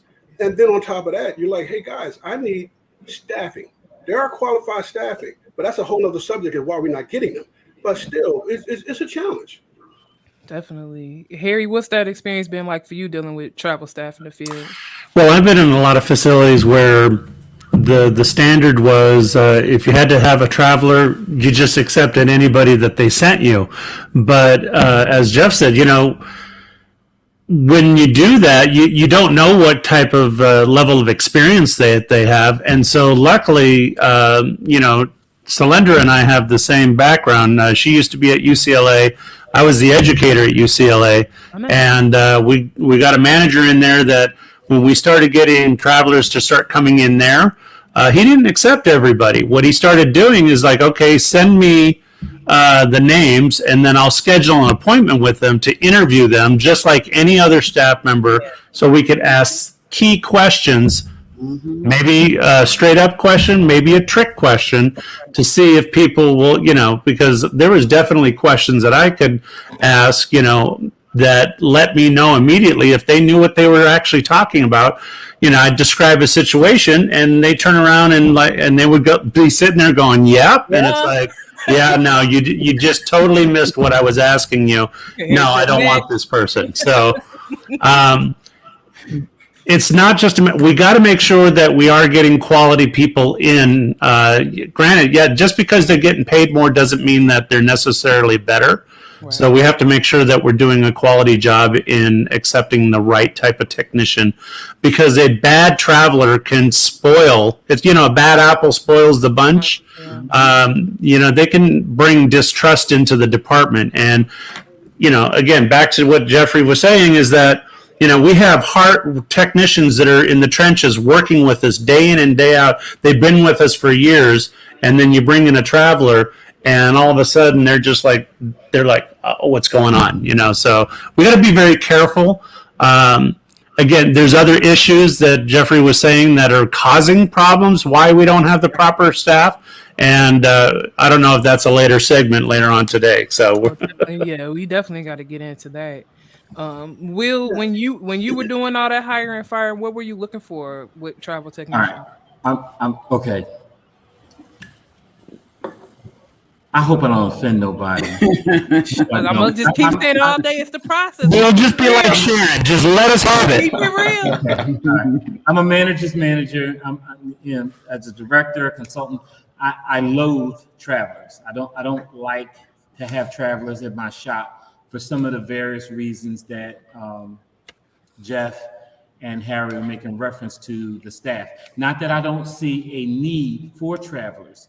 And I'm gonna just give you my logic on it, and I'm gonna leave it there. The whole, and I'm gonna go to the core of what we were talking about a while ago.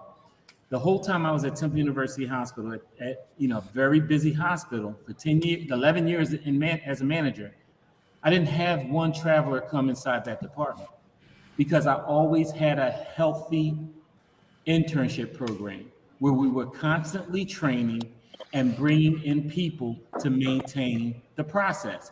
And it always kept my techs on their toes because it let them know, hey, this person, you know, can be doing my job. Yeah. So, and we also had a great process.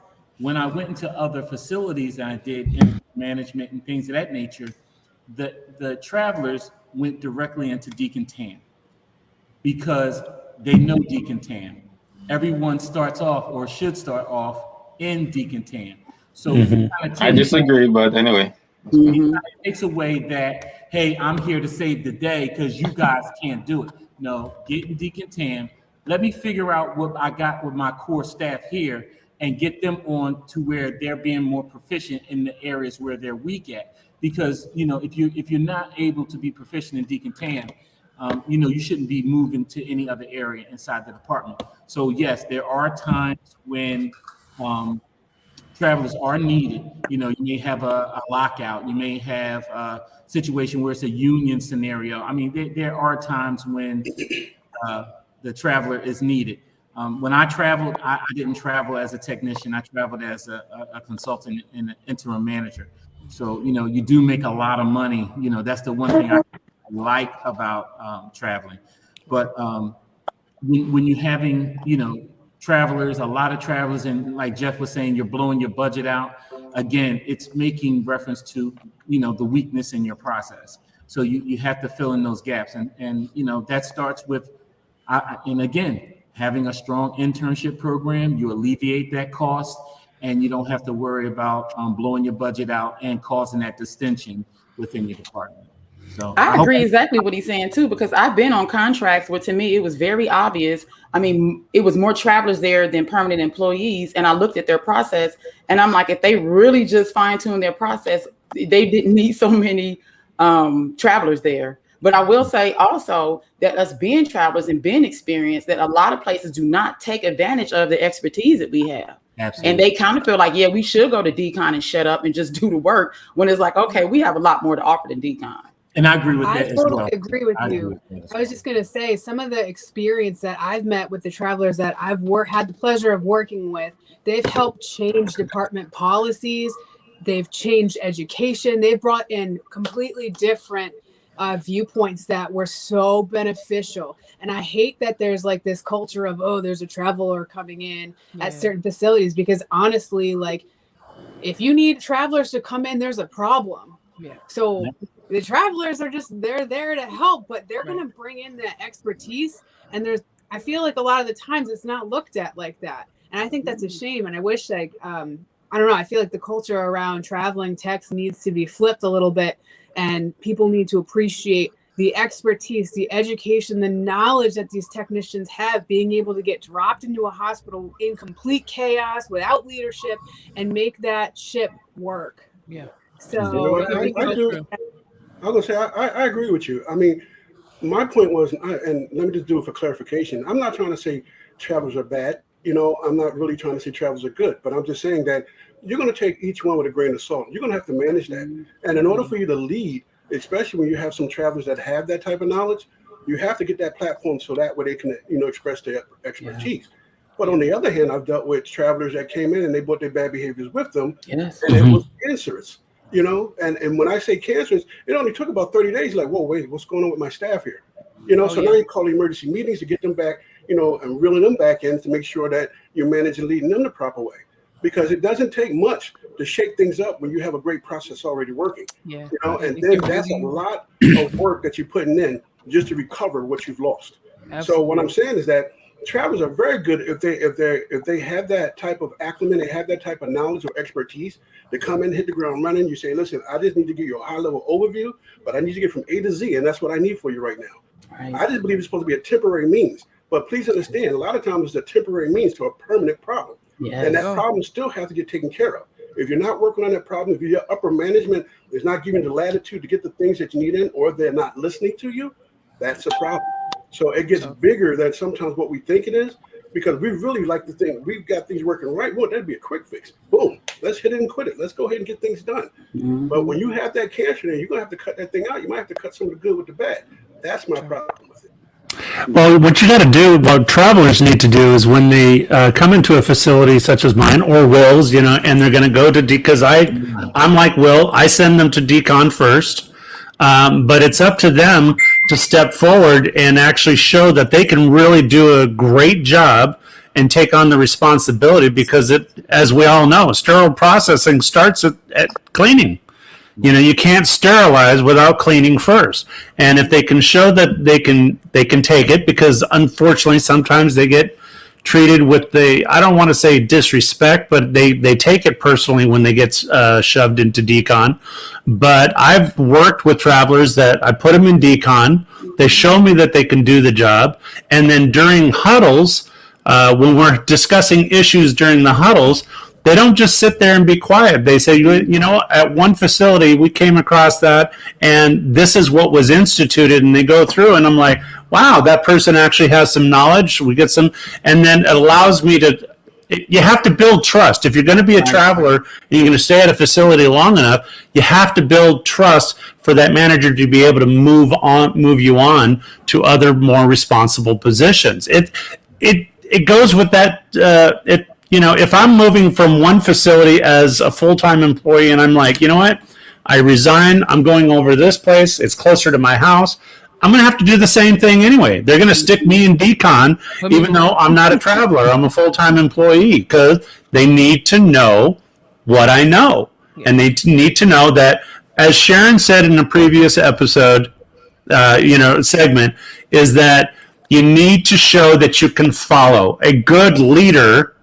can follow. A good technician should be able to follow 100%. And stuff. So I've had travelers so bold as to slam my office door when they were trying to describe to me that they were much more valuable to me than a decontam tech.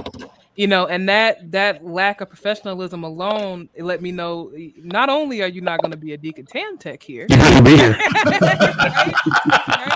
And I understand that. I was a traveler. I got thrown into decontam too. I definitely understand, like you said, sometimes they take it a little personal. But it's not really about that. You have to understand, as travelers, they're bringing you in because they are lacking staff. So that management logic may be as simple as, I know my tech knows my trade, so I'm going to put them in assembly, right? Mm-hmm. It's nothing personal against you that I decided to put you in decontam. And to Harry's point, if you're showing me that you have the skill, it's not going to make me apprehensive to move you into assembly or into sterilization. You just have to find time to demonstrate it. So I want to ask Selendra, especially because I know you're working so heavily with travel staff. As an individual, how do I show that? How do I show my competence on the floor? It's really hard to me because it depends. I've been in places where the OR decided that all the managers need to be nurses. So they throw nurses down there as managers in sterile processing. So you can't even really communicate, even talk to them because they don't even know where you're coming from. They don't know if you're telling them the truth or fantasy. They're not even sure what the processes are. So when you're in a situation like that, me personally, I just keep my head down and I do what needs to be done. And I stick to what I know the process is and how things should be done on my end, but it's almost impossible. And I see that a lot with managers in sterile processing departments that shouldn't even be managers, shouldn't even be there. So I can't even communicate to those people. Now, when you go to a department where you have an efficient manager, which is rare in the contracts I've been on, I do exactly what they ask and I show up on time and I participate where I need to participate at and I voice my concerns to them. I've been in situations where I was up in Milwaukee and they were improperly sterilizing breast sizers. They didn't know it should have been on a gravity cycle. They thought that instead of it drying for what was like 45 minutes or whatever, they just post-bake it. And they just didn't open up the door and just let it sit there for 45 minutes instead. So I brought up those concerns to them. They were dealing with ETO. And no one there knew how to deal with ETO. The supervisor, the person who was supposed to have been training me, didn't understand that. So I voiced my concerns like I always do, whether it's receptive or not. But that's how I show that I am competent because I do exactly what you asked me to do. And anything that deals with patient safety, then I tell you what I cannot do. And that's how they know I'm good. Yeah. I also feel like there's a culture that expects travelers not to voice their opinions when they go to a different facility. Yeah. And I've had travelers that I've worked with that they know, it's like they know better than to even invest the energy into something they see wrong. But then I also have worked with travelers that have no issue pointing out patient safety risks. Yeah. So I wanted to put that out there and see what you guys thought about that. And like, how do we, because it might not be necessarily, is it good for business if they're expressing this stuff? Morally, we should, but how do you guys feel about that? I had to do it a couple of times. There were I was working on neural sets that had so many burrs in it, and it was just so damaged, and it was horrible. And they was like, "We have a heavy neuro day," and the supervisor told me like, "We have to put up these sets." And I was like, "Ma'am, I would do anything you ask me to do, but I cannot guarantee this is clean. This is a patient safety issue, and I don't feel comfortable doing this." And she was like, "Okay, I've been told okay many times. They process the sets, they put them up. Pakistan, all the time, damaged, rusty, broken, and they decide, you know what, we're going to put them up, and it came to a time where there was literally an instrument that wasn't functioning. It wasn't functioning properly. And they told me, go ahead and put it up. They told us in the huddle, go ahead and put this damaged instrument up. And when the coordinator opens it up or whatever in the case, that they'll know it's damaged, send them an email and they'll take it from there. And that's where I drew the line. And I'm like, you know what? Maybe this place is not for me because you're going to tell me that I'm supposed to be checking my instruments with all the stuff that you have here at my workstation, but I'm supposed to ignore the fact this is damaged. So yeah, that's why I pumped the brakes. Yeah. I mean, we had a question down here in the comments about that. How do you navigate dealing with senior technicians or leadership that are asking you to do something, it's not the right process? I can't do it. Right? Yeah. They can walk me out of there. That's tough. Right? They can walk me out of there. It is livelihood, right? So we do understand that pressure that some technicians feel to go along, to get along. I'm not asking everybody to jump up and lose their job today, but you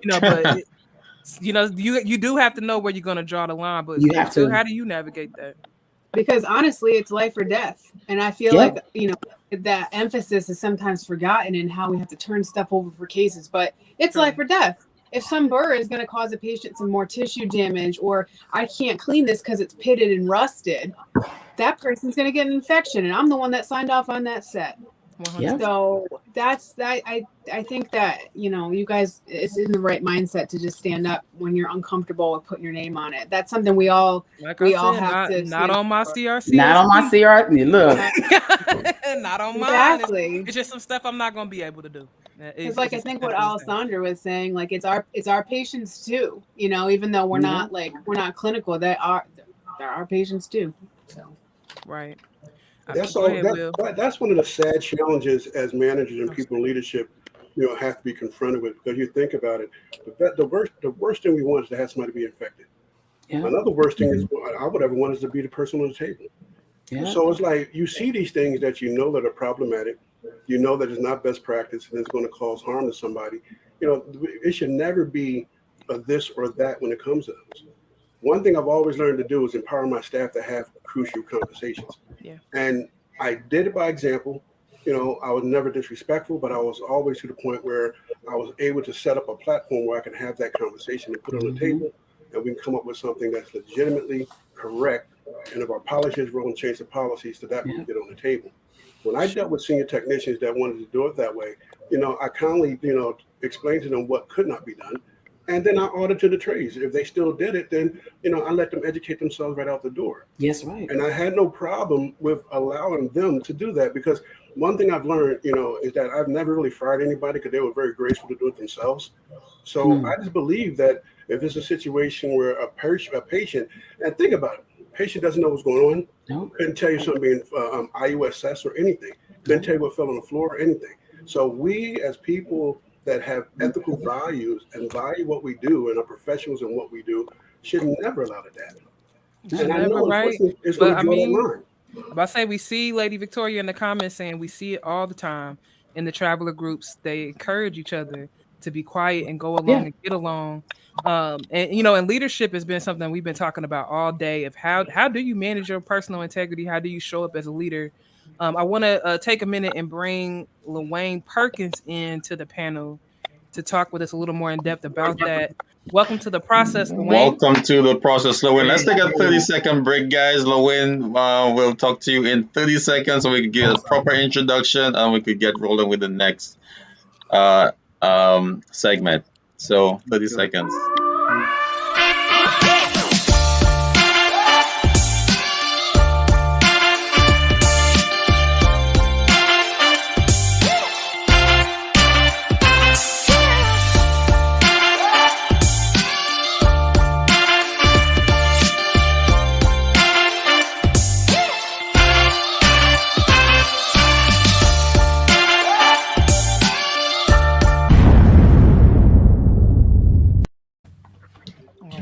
Welcome back, guys. Welcome back. I see everybody went somewhere, came back. That was quick. I even did the wardrobe change. What can you say? It's 12 hours of live sterile processing content. First ever marathon for the industry as we celebrate Sterile Processing Week, and we are keeping it real, talking all topics, all SPD. So, Lawayne, thank you so much for joining us. Hey, thanks for having me. You, what a wonderful panel, some amazing discussion. I love the energy, and look, you rising the bar, you know. So if there's ever another cell processing marathon in our industry, you now know the genesis of it. There you go. The process did it first. With no coffee, may I add. We're in the 12-hour marathon. Get that woman some coffee. There you go. They're not sponsoring us. We don't want their. No. There you go, SPD. We need some Coca-Cola sponsors. All right. So, Lawayne, I know when I watch you, leadership is one of the conversations I see come up a lot. And, you know, we've got snacks on deck. We ready. We weren't playing about a marathon. And, I see you guys having these really explosive conversations about, you know, honing entrepreneurship, honing professionalism. And we're talking about education. We're talking about now travel staff being able to move around in the field. So how do we grow personal accountability? How do we grow personal leadership from these techs that are on the field? Wow, I think that's an amazing question. So first and foremost, thanks for hosting this event, allowing me to share some time. I think mentorship is a part of the equation.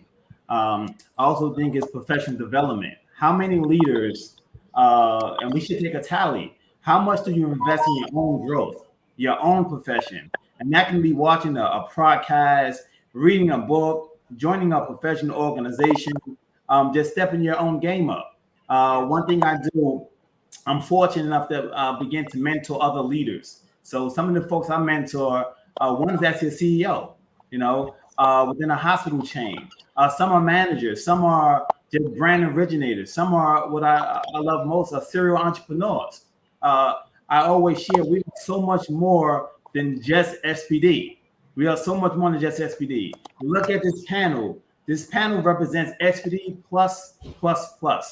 you know, from being homeowners, business owners, program developers. And I think our power comes in our collectivism within our industry and not being afraid to exchange resources. You know, many of us are at the point in our careers where we're building a sustainable legacy.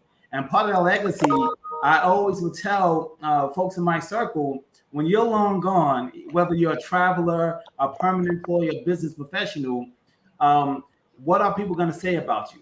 What was your mark? What did you leave? What did you divest of yourself so you can allow it to grow?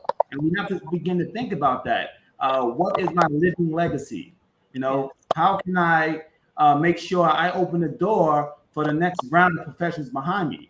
So for all of the brilliance we have to share. We have to get back to that common unity or community. You know, it's a lot of us out here, and there's a lot of us doing a lot of amazing things. But what one common trait for many sterile processing professionals, we don't tell our story enough, right? We don't share some of those woes. We don't share some of the great advances of the how-to. Something simple as how do you start an LLC? You know, how do you do? What's the first step to that? How do you position yourself to own a home? You know, we have to make sure we mature this community because SPD is not going anywhere. We all agree on that, right? But this class coming in now, my opinion, they think quicker than what many of us did.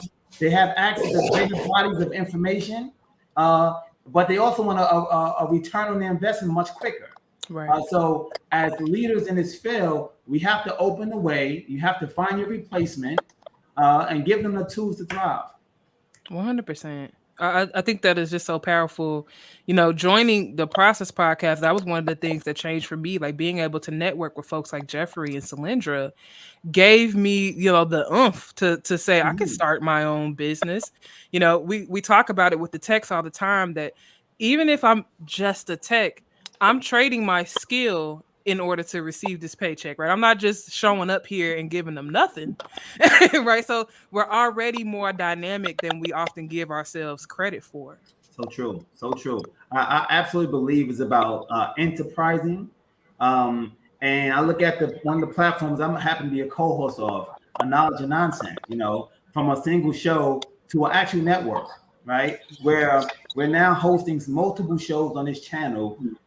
Sponsors are now knocking on our doors after 100+ episodes, and we're strategically aligning ourselves with other like-minded folks.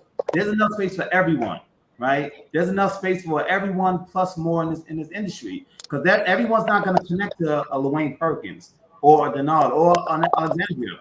But if we can reach out and get into those spaces that we're not at, we're only going to do enhancement of our team. It's like building the Avengers, right? Everyone has a certain unique superpower, but bring it to the platform and let's continue to grow our brands. I think that's so exceptional. I got to cut in real quick, and I got to give Lawayne his flowers. I got to give him his flowers right here, right now in front of everybody. Oh, SPD week. Let's do it. Lawayne is not just talking, he walks it. Lawayne donated the first steam sterilizer, and I hate to put it out there because he's here, you know, for us here at our mock central from SIP. So I have to commend him on that and thank him for helping us. You know, that helped us a lot because it was a huge financial drain and just putting this thing together. But Lawayne does stick to, you know, his guns when it comes to, you know, helping and assisting. So I had to put that out there, Lawayne. You know I appreciate you. And you know, you are a man of your word, and I appreciate you, man. I can't wait for you to come up and take a look and see what we've done. We looking forward to it. You know, there's no other place I'd rather be than in the presence of sterile processing professionals. You know, we think quicker than most. We are superb multitaskers, and we're crisis managers. Yeah. You know, anytime you're in a circumstance that you're putting out multiple fires, and you have stakeholders, some who speak your language figuratively, and others who do not. So we're also trilingualists. So catch yourselves in the back and keep on pushing forward. Keep on pushing forward, SPD. Absolutely. True. So true. I mean, we got a panel of folks up here that walk the walk. Rebecca, what is it like for you, being a sterile processing technician in this arena? You're on the Clubhouse, it's live on social media, and like Lawayne said, we're influencing each other. For the good or the bad, we're influencing each other. So, what is it like for you to know that you are a social media influencer in this industry? It's crazy because I'm really introverted. I'm shy. I don't like to be on social media a lot because that's just my whole thing. But it's important to me that everyone is getting these resources. Everyone is sharing knowledge. Everyone is tapping into, like Lawayne was saying, if you can't tap into Deannard, you can tap into Alessandra. If you're not bonding with them, you can go to Selendra, and at least you find that connection and that mentorship to find that education. And again, you're just growing yourself professionally. And especially if you're in a leadership position, like I work as an educator right now. So in my facility, I have a supervisor, and it's the educator and the leads underneath that. So we're all one cohesive leadership unit. But again, I'm going to take this information that I'm learning back and bring it right back to my team. Like right now, I gave them everyone's like supposed to be logging in and watching this today. And they're all like, oh my God, because all the resources that I've been feeding them, they all know who you guys are. So for me, it's weird because I have never, like, personally for this segment, like I've never worked as a traveler before, but I've worked with plenty and I've thought about it for my own self. But it does feel surreal to kind of be in this seat. And like, I've always been one of those people that, I know we were talking about it earlier, but comparing yourself to others and not giving yourself enough credit, that's, it's one of my own personal things that I'm working on. So it is surreal, but I feel so empowered and so grateful to be a part of this community where we're all putting our heads together for the greater good of our career path and our patients. It's awesome. I like that. Can I say two things, Alessandra? I want to say hello to the family from Pakistan because we do have SPDs techs from Pakistan checking us out. So I think that's really cool. And I kind of want to go back to Lawayne's point as, teaching people and showing people how to set up an LLC and different things like that. And I'm gonna give you a tip as a traveler. For me, as far as how you use money and credit cards, this is one tip I would give you. Me personally, even now, because I came to Florida for a job opportunity, all my purchases that I make are on my credit card. And I'm not giving credit advice, so please don't come after me.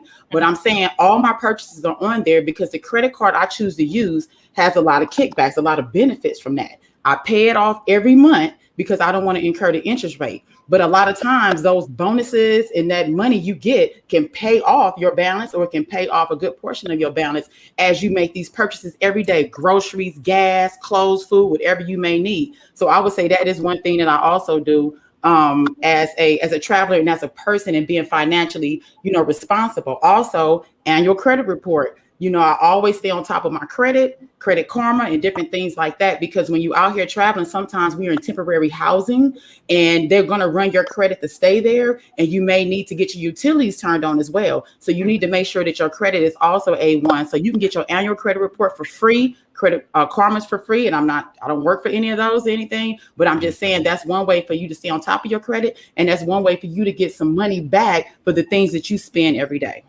Absolutely. And please head over to Ion SPD website for those resources. And I also know from just being a fan of Knowledge and Nonsense that they've had some financial experts on some of their past shows. So I would highly encourage all SPD techs watching to go check that out. It may be some information to help you really change your lifestyle, or change how you have yourself set up. We complain a lot about not being paid enough, but what is being paid more if you're not managing that money? Hey, well, so well said.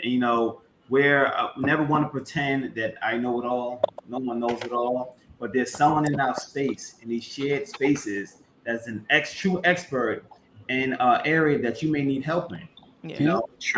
Outside of your sterile process and consciousness, outside of being a consultant or technician, there's so much more to the table. We want especially our technicians. When we get down to it, without these valuable technicians, there's no educators, there's no one educated. There's no managers and leaders. So kudos to all the technicians out there putting in that hard work. And it is up to our managers who must learn to be leaders to put you in the right direction, to allow you to grow into your space. You know, I remember first being a technician, my background was 100% dental instruments. That's all I knew. So when I made it to my first level 1 trauma center and someone said the word synthes, I got what is a synthes? You know, I'm Googling the term because it wasn't a language I spoke, right? And thank goodness to some of my true to form mentors. You know, one in particular, Karen Cherry, you know, allowed me to shadow her and understand different aspects of business that I had no idea existed.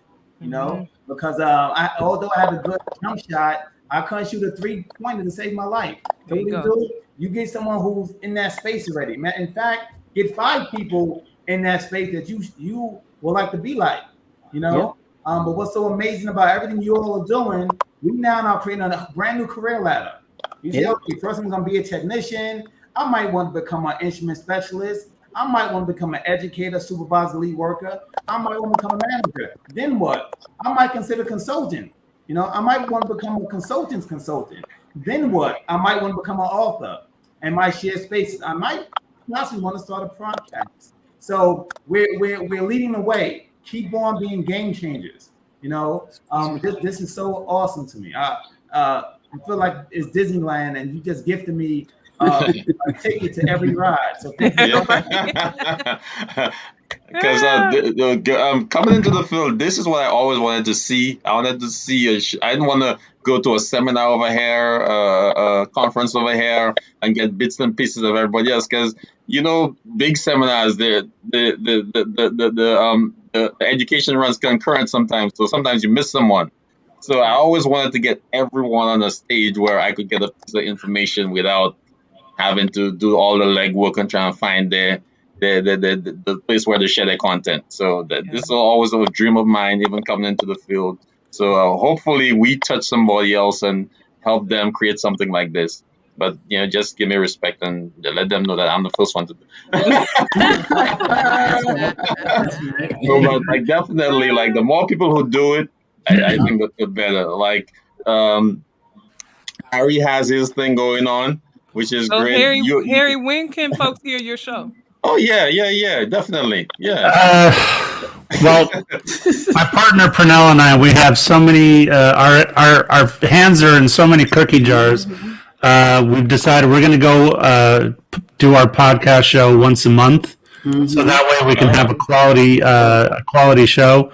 Because we're currently working on a deal with the Beyond Clean for departments that are having issues with hiring, and perhaps creating training programs for them so that they can bring staff in, train them on the job, and learn sterile, you know, the didactic as well as the hands-on at the same time. You know, so because travelers are costing them so much money that they have to do something. So once back to your question, we will probably in the next 2 weeks we'll have a show, and then we're going to have it once a month.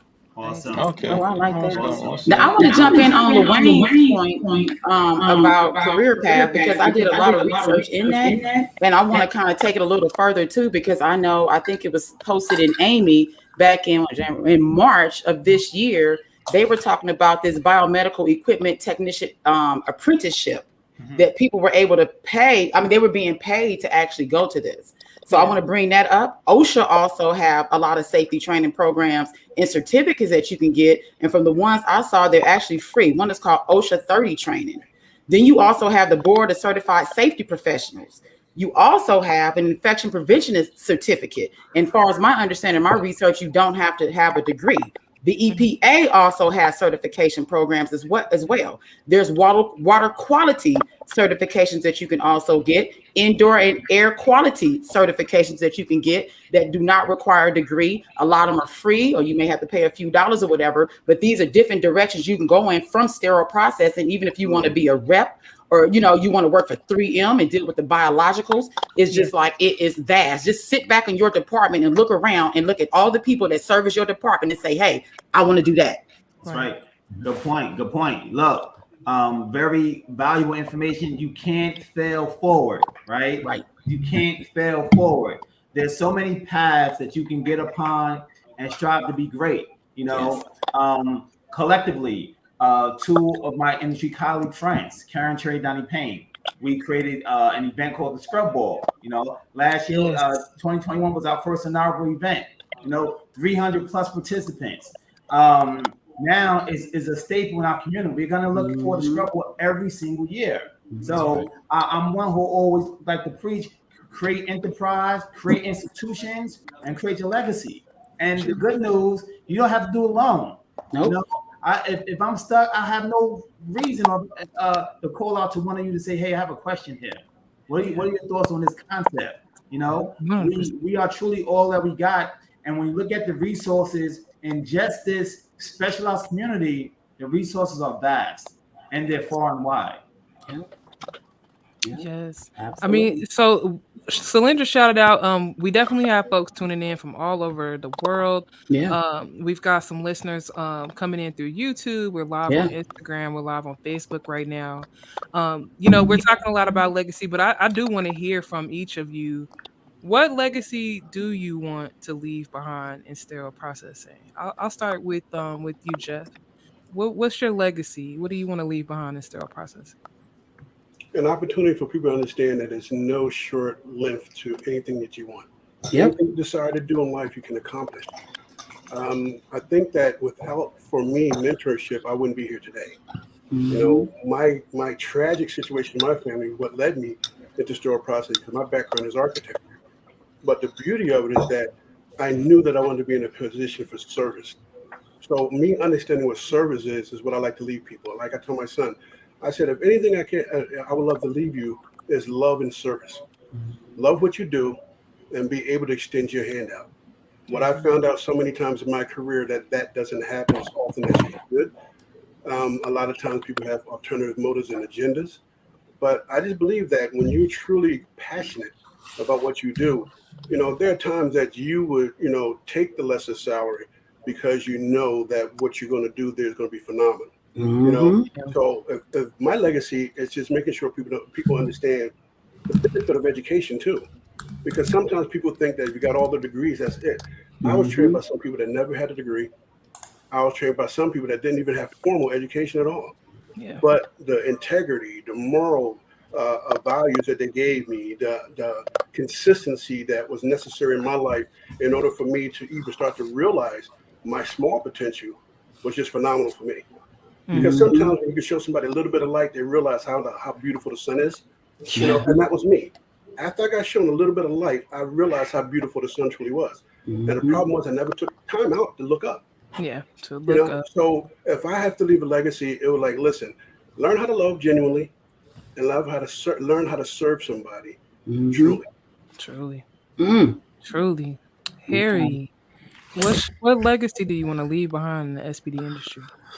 Two concepts. First of all, was I learned many years ago, back in the 80s, from a high school student who quoted Henry Ford, whether you think you can or whether you think you can't, you're right. Which leads me to the second thing of, what I said earlier, this people have this sense of, victimhood, and I tell people that, there is a supposed glass ceiling for people, but I don't believe in glass ceilings. I believe that if you have somebody standing in your way to get where you want to go, you walk around them. You find another avenue. There's just so much that you can achieve. But if somebody says you can't do it and you believe them, that's not on them. That's on you for believing them. Believe in yourself, believe in your goals. And that's what I've tried to teach my children. And luckily they haven't had the same struggles that I felt that I had growing up. But because I've always taught them from very young, there is no restriction. there's legal laws, of course, but I mean, when you have a goal and you want to improve your life, you have that ability. And, so that's all I have to say on that. I don't know, I think that is phenomenal, right? That we are the champions and co-creators of our own visions. Powerful stuff. Will, what legacy are you looking to leave behind in this industry? I'm living my legacy, man. Okay. I'm living my legacy. Being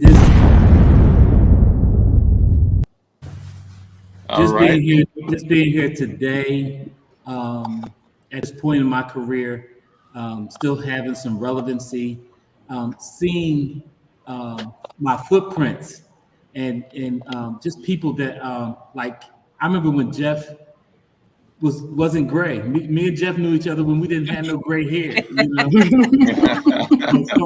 Starting with us at Temple University Hospital. Some of the people on the panel, again, Deannard, Lila Price, Jamar Mofield, on and on. I remember meeting Lawayne years ago in Westchester, New York. It is truly an honor to have had the success that I've had and to reach a finite goal where I can actually help my industry with us building this mock central. I'm living my legacy and I'm enjoying the walk and just the pleasure of this engagement. So, if I left today or tomorrow, I made my mark. So I'm very happy with everything, the way it's going. And I still see a lot of things that we're going to accomplish. There's still a lot of things that we can get done. So I like the relevancy. Like I said, I have a legacy. I'm living it, and I'm happy to be among you professionals today. So that is it, man. That's all. Good enough. That's SPD. Love it. Yeah. Rebecca, what's the legacy? What do you want to leave behind? Oh man, I think one of the biggest things I want to leave behind is the ability to empower technicians to believe in themselves. I want to make sure that I empower people enough to feel like they can do something they don't think they can do. Yeah. And I also want to be able to leave the legacy of spreading information. Everyone should have access to educational information, not just people that could afford a textbook. You know what I'm saying? Like this goes right in part with Selendra. You started the whole fund for distributing the textbooks. Yeah. To people. There's plenty of facilities out there that just can't, or they won't, or they're not involved with giving their employees the educational materials that they need to take a test. And a lot of people can't afford to enroll in a class, or even like some of the cheaper programs out there. It's just real talk. A lot of people can't even afford that. Right. So like the program, like I want to be involved in making sure people have access to the education they need to build themselves up better. And that's basically what I want to leave behind. It's big stuff. So, one of the first times that I talked to Harry, they were hosting a free training in Florida at the time, and that was the main conversation we talked about was access. We're all entrepreneurs, we all have businesses, we want to make money, but this knowledge also does, and I think Damien talked about this earlier, but there does have to be a certain level of it that's free, because we need technicians to know these basics of sterility. Otherwise, we out here. Right? Selendra, I mean, you do a powerful work with that, but what would you say is the legacy you want to leave behind? Removing barriers. That's all I'm trying to do, and connecting people. Everybody I come in contact with now, even in the position I'm very grateful to be in as a supervisor down here in Florida. When I talk to people, I try to find out who they are and what they're trying to do and connect them with the people and the resources, period. So if they feel like they have something within themselves that they moving toward, I feel like I can get them to do what I want them to do in the department because it's something bigger than themselves they're working on. So I try to remove barriers and connect people. That's why I did the fundraiser. That's why I put together the websites. I put together, I probably got 4 or 5 of them that I sat and collected information over years, and I give it to you for free. And so it's something that I learned over time that helped me be who I am today. And so you don't even have to struggle. You don't even have to, the blood, sweat, and tears, because I'm giving it to you. And my legacy is to give knowledge, lots of it. I have it, and to connect people and to be a resource for every single, not just sterile processing techs, to people. To people around the world, whatever they need, you can come to me, because if I don't have the information, I'm going to definitely get it for you. Right, that's what I'm doing. I drop her name and comments all the time. I'm like, look, I know somebody that will find out. No, I'm going to find out the information. Yes. And your website is fire, by the way. It is just a plethora of information that I've passed on so many times, because you need free CEUs, you want to learn about something, you go to her website, right? Pages of all this stuff. Pages is information, because I know we need it, and it's just all for free. And if anybody ever want to chime in or help out or anything, I am more than welcome anybody to help me out with these websites, or to I add more to it to help these sterile processing techs to help each other. And hit me up, ionspd@gmail.com. Woo! And then Lawayne, I know, especially with knowledge or nonsense, I mean, just the general concept alone about, debunking misinformation out here in the field. Y'all already doing such powerful work, but what do you want to leave behind? What is your legacy in sterile processing? That I truly believe that your legacy reflects on how you use your gifts and your talents to make a difference in other people's lives or industries. How to use what you was gifted and your talents to impact others. I always pride ourselves on granting opportunity. I feel really great when I can give someone a job, a career. You give a man or woman a job, you now change their household. Right. You change their household, you impact their community, right? Many within our SPD, the majority are not from privileged beginnings. Not all. I know some that came out the womb very well, right? But others are not from privileged beginnings. So taking that humble start, I totally support and tell folks, don't limit yourself. Do not limit yourself. You have to envision what you choose to do. A thought is just a worthy idea that has to be materialized. You have to materialize your dreams. And some folks are at the point now, they're not even dreaming. They clock in, clock out. It's a hamster wheel. They do it because of a paycheck. So the passion has been diminished. The how, forget about the why. The how is not even available, because they're in a constant cesspool of necessity. They have to do this to pay rent. They have to do this just to survive. So part of legacy is showing our communities how to not just survive, how to thrive. How do you get from survival mode to thriving? And we have the blueprint. In fact, we have multiple blueprints. It's not just a one-way conversation. So for any leader out there, manager, look to really expand their careers, their futures. There's so much more within the confines of SPD. Master your craft and reach outside of your own bubble. Again, we live in the greatest country in the world, where anything and everything is truly possible. I think sometimes, speaking from a place of true humbleness, as Americans, sometimes we don't take full advantage of our own stuff, right? We have access to everything you can imagine, and be careful what you ask for. I know there was a time I kind of wish I wanted to be a homeowner so bad, right? Then I wanted to own apartment buildings. Then I wanted a laundromat. Guess what? I'm checking them off the list, right? Because you have the ability to do that. So ask me how. Let's stay connected, family. Let's share our resources. In 2021, this is fourth quarter. We have 2 more goals to reach before the new year. Come on. And you have the tools.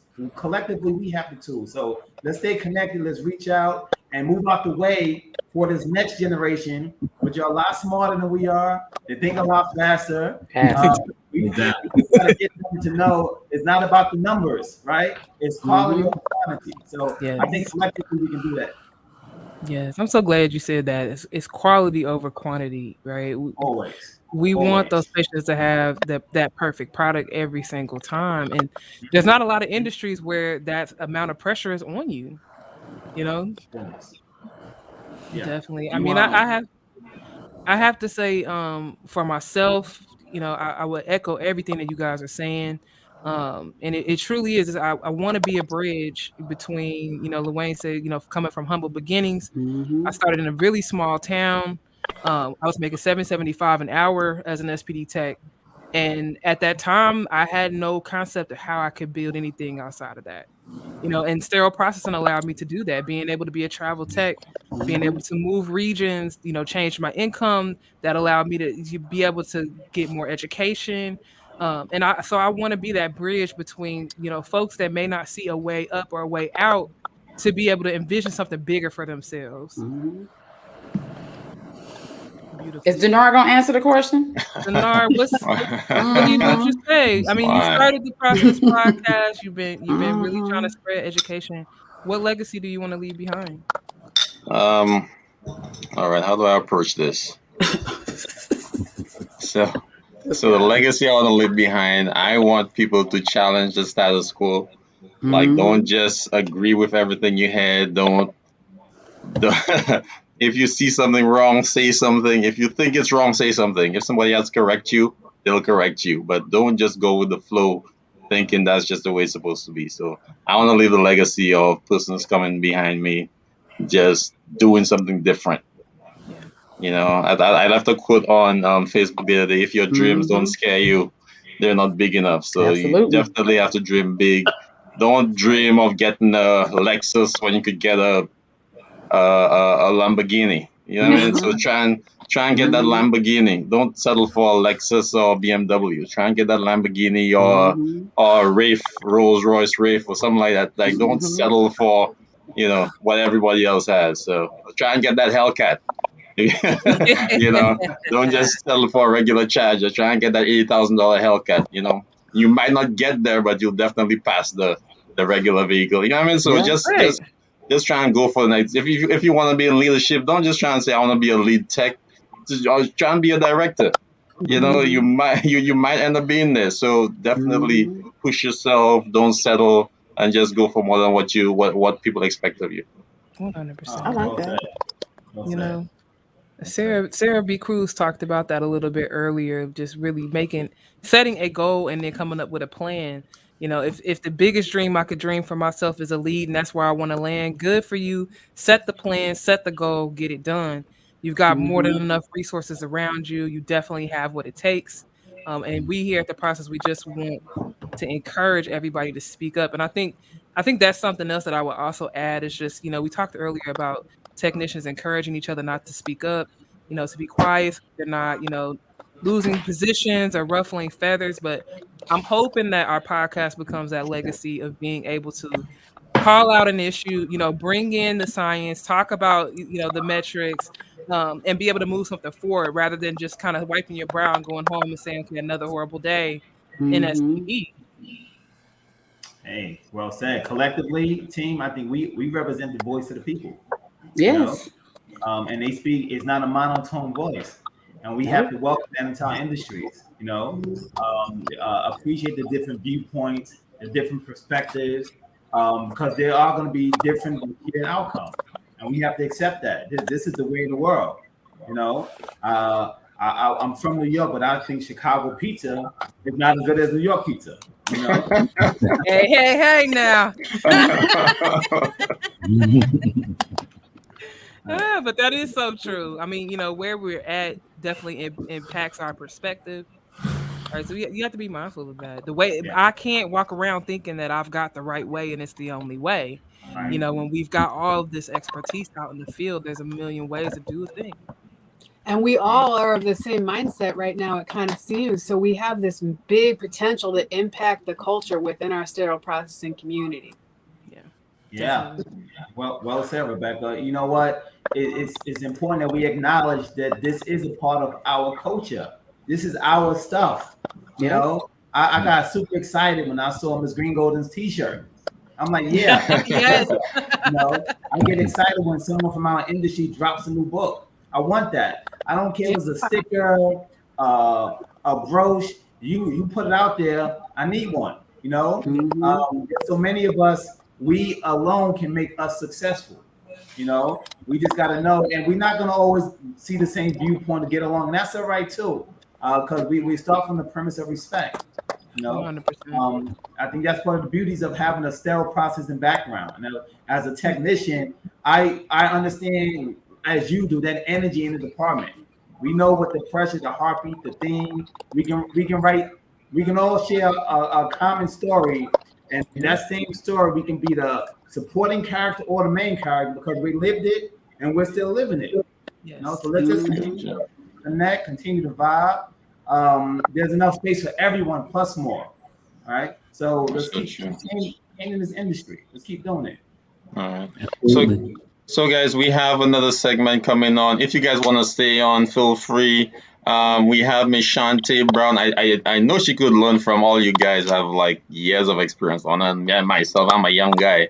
You know, I use just for men, but still, I'm kind of young. So let's welcome Chanté Brown from ISPI in Philadelphia.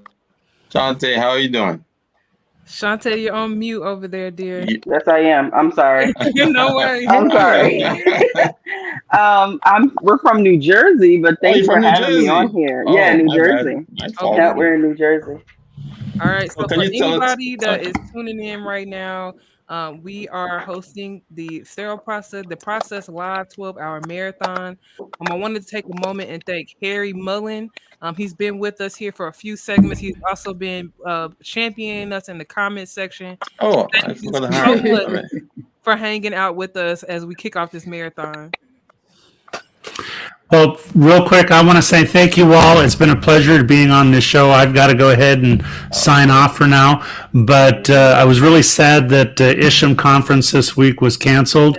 But I got to tell you, I look forward to meet each and every one of you in person, especially Will, because my dream at my school is to have an actual working sterile processing department for hands-on as well. So I got to connect with you so to get some ideas and stuff. But it's been a true pleasure, and I enjoyed being on the show. Deannard, thank you for inviting me. You are welcome. Sorry about your information. I will definitely post that later on. No big deal. We got hours to go, so thank you, Harry. Bye-bye. All right. So Chanté, happy SPD week. Yes, happy SPD week to everyone. That's right. Oh my God. So we have, Deannard, I can't believe we've been going at this since 12 o'clock. Yes. We have, oh wow, it seems like an hour, but right? It goes so fast. But Game one of my changers. favorite things that we do here on the process is highlight schools that are active in the field right now. One of the things that we see is that SPD techs are asking each other amongst themselves, where did you go? Where did you learn it? You know, and if you do a quick Google search, you might find something like Purdue. But Chanté, what led you guys to putting together your program and getting yourselves out there as a training program? We decided to put together iSpy because me and my business partner, Dominique Williams, we both really love the field. And one of the worst parts of it is sitting next to someone, working with someone who doesn't care about the job, who doesn't care that there is a person, a patient, a real live human being on the other side of that tray. So we really did it so we could produce quality tech. We don't want people that's just interested in the paycheck. We want people that actually care about the job, that actually understand how important our job is. Yes. I mean, I could say I've had that experience of working next to someone that just their heart wasn't in it. and you know, and that's somebody that, right, like to put it nicely. Because look, we still airing. We ain't gonna get into it the way we want to get into it, but it does. It drags you down. You know, if you have to stand there and work next to that person. My goodness. All right. So, how do y'all navigate that? How do I navigate it in the field or at the school? In the field, every job I've ever had, I've always trained people. So I always take it as a way to train them. I don't ever say, why are you doing it like that? Or that's not how it's supposed to go. I might ask them, that's different. You know, why are you doing that process? Who taught you that? Or if they're like, I don't know, I just figured it out. I'm like, oh, well, you know, best practice says, or Amy says, it should go like this, or it might be easier for you to do it like this. I try to make it a teaching moment as opposed to an angry coworker moment or you don't know what you're doing moment. Sometimes it works out well, and sometimes it's like, oh, she just thinks she knows what everything did. You know, so, you know, it depends how long the person's been in the field. And then, you know, you always get that, this is how we've always done it. That is the phrase I hate the most. This is how we always done it. And I just take that time to say, you know, there's a lot of things we used to do 50 years ago that we don't do now. So, you know, that's the part of, you know, keeping up with your CEUs. You got to stay up on the current way to do things. So just because you were doing it that way then and you're doing it that way now doesn't mean that's the correct way. Truer words could not have been spoken. It's amazing how strategically, when it comes to meeting people like that and meeting our colleagues like that, that we have to learn to improvise so that way we can get them bought in to understand and trust us that we're teaching them the right process. Because I know as a technician, when I was there years ago, that, you know, coming in the door, you know, I was green as grass, so I was open and receptive to everything and anything, even though I was taught some bad practices, and I realized it later on. So when you deal with something like that, you know, how do you greet them, and how do you hone those negative behaviors and bring about a positive result? Again, I've learned that instead of telling someone, form it into a question. It doesn't come off as aggressive. They're more open to answer you and to actually have that dialogue as opposed to just shutting down and ignoring you. So I always pose it as a question. Like I said, you know, why are you doing it that way? Or, you know, who taught you how to do it that way? Or I'll even say, you know, I always do this like this. Why, you know, is this wrong? Or, you know, try to make it seem like I don't know what I'm doing. Because again, people that are new, they're receptive. Like you said, they're receptive to understand and learn how to do things. But people that have been in the field for years, they're like, I know what I'm doing. You can't come in here and teach me anything new, which is the complete opposite way to be in sterile processing because things change every day. Right. We change things every single day. You will come in on a Monday, we're doing something one way. By the end of the week, we done changed it 2 or 3 times. You know what I mean? Because we're trying to find the best way to do it. So I always just pose it as a question. I try not to make it a hostile environment. And that way, hopefully, they're more receptive to it. It's amazing. It is I'm sorry. I know. I'm sorry about that, Jeffrey. No, I totally agree. You know, you had a segment earlier about who's training these leaders. It's the same as who's training our educators. Yeah. You know, we need those sort of institutions to prepare educators so they can think and promote that communication style like Chanté just shared. You know, if we can create that institution, and that has something to do with mentorship and the information out there, Alessandra. But we have to hone in on that. Who's training the trainer? Who's training the trainer? I agree with that too. And I like what Chanté said as well, because I challenge people the same way when I ask questions. People even felt that even when I asked the question that I was trying to be funny or I was trying to put them on the spot or I, knew they didn't know the answer. But I always ask that question because it's always a why. You can't troubleshoot or you can't analyze or deal with a problem if you don't even know the basics of why we do what we do. So I always ask people like, why did you do that like that? I was on a contract where they were so strategic about where they put the load stickers. And I'm like, okay, it has to go where? Oh, it has to go here. Why? Because we know that the load is sterile. Well, nothing on the outside is sterile anyway. So what are you talking about? So once I understood that she didn't understand, it was like you said, a teaching moment, but I definitely asked the question because I want to know, do you even know why you're doing what you're doing? Yeah. Right.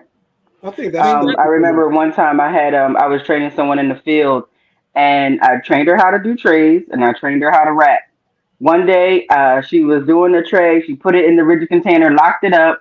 She moved it to the side. I watched her walk over, grab a Kim guard, lay it down, and was about to wrap the rigid tray.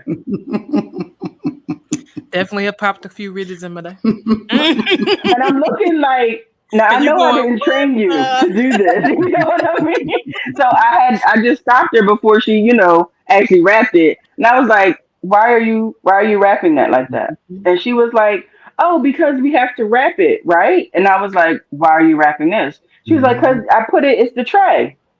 She was getting confused. Loaner trays that kind of look like rigid containers, but they Yeah. have holes all over them. She was getting confused with that as opposed to a regular instrument tray that goes in a rigid container. So it was just a teaching moment. I wasn't like, you're dumb. I already taught you how to, it wasn't like that. I was like, explain to me why you're doing this. Because then I can fix it. I can't fix it. Just me coming over and saying something to you to degrade you is not going to fix it. That's not going to be a positive reinforcement. You know what I mean? So I then explained to her, I'm like, well, the loaner trays get wrapped because you see all these holes. There's no way we can keep this sterile if we don't wrap it. Right. Oh, then the light bulb went off. You know what I mean? Right, and that's gonna stick with them more than having exactly. this, I can't believe you messed it up moment. There's always, not necessarily what we're saying, but how. Tone is everything too. I think some of the challenge again, is we do have some unfortunate situations in our industry, so it makes it challenging for people who want to do it the right way, who have that consciousness to educate our young folk.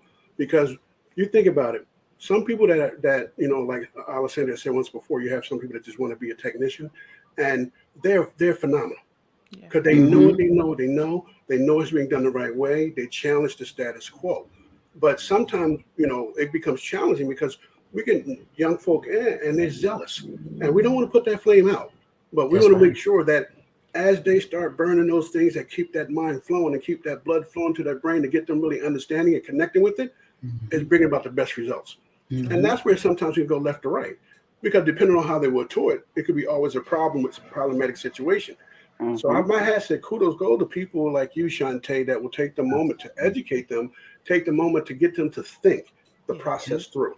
Because I think a lot of times, sometimes even educators not knowing that situation won't allow that person to think the process through, or make it so that they become apprehensive from ever asking another question. Now we done stunted their growth.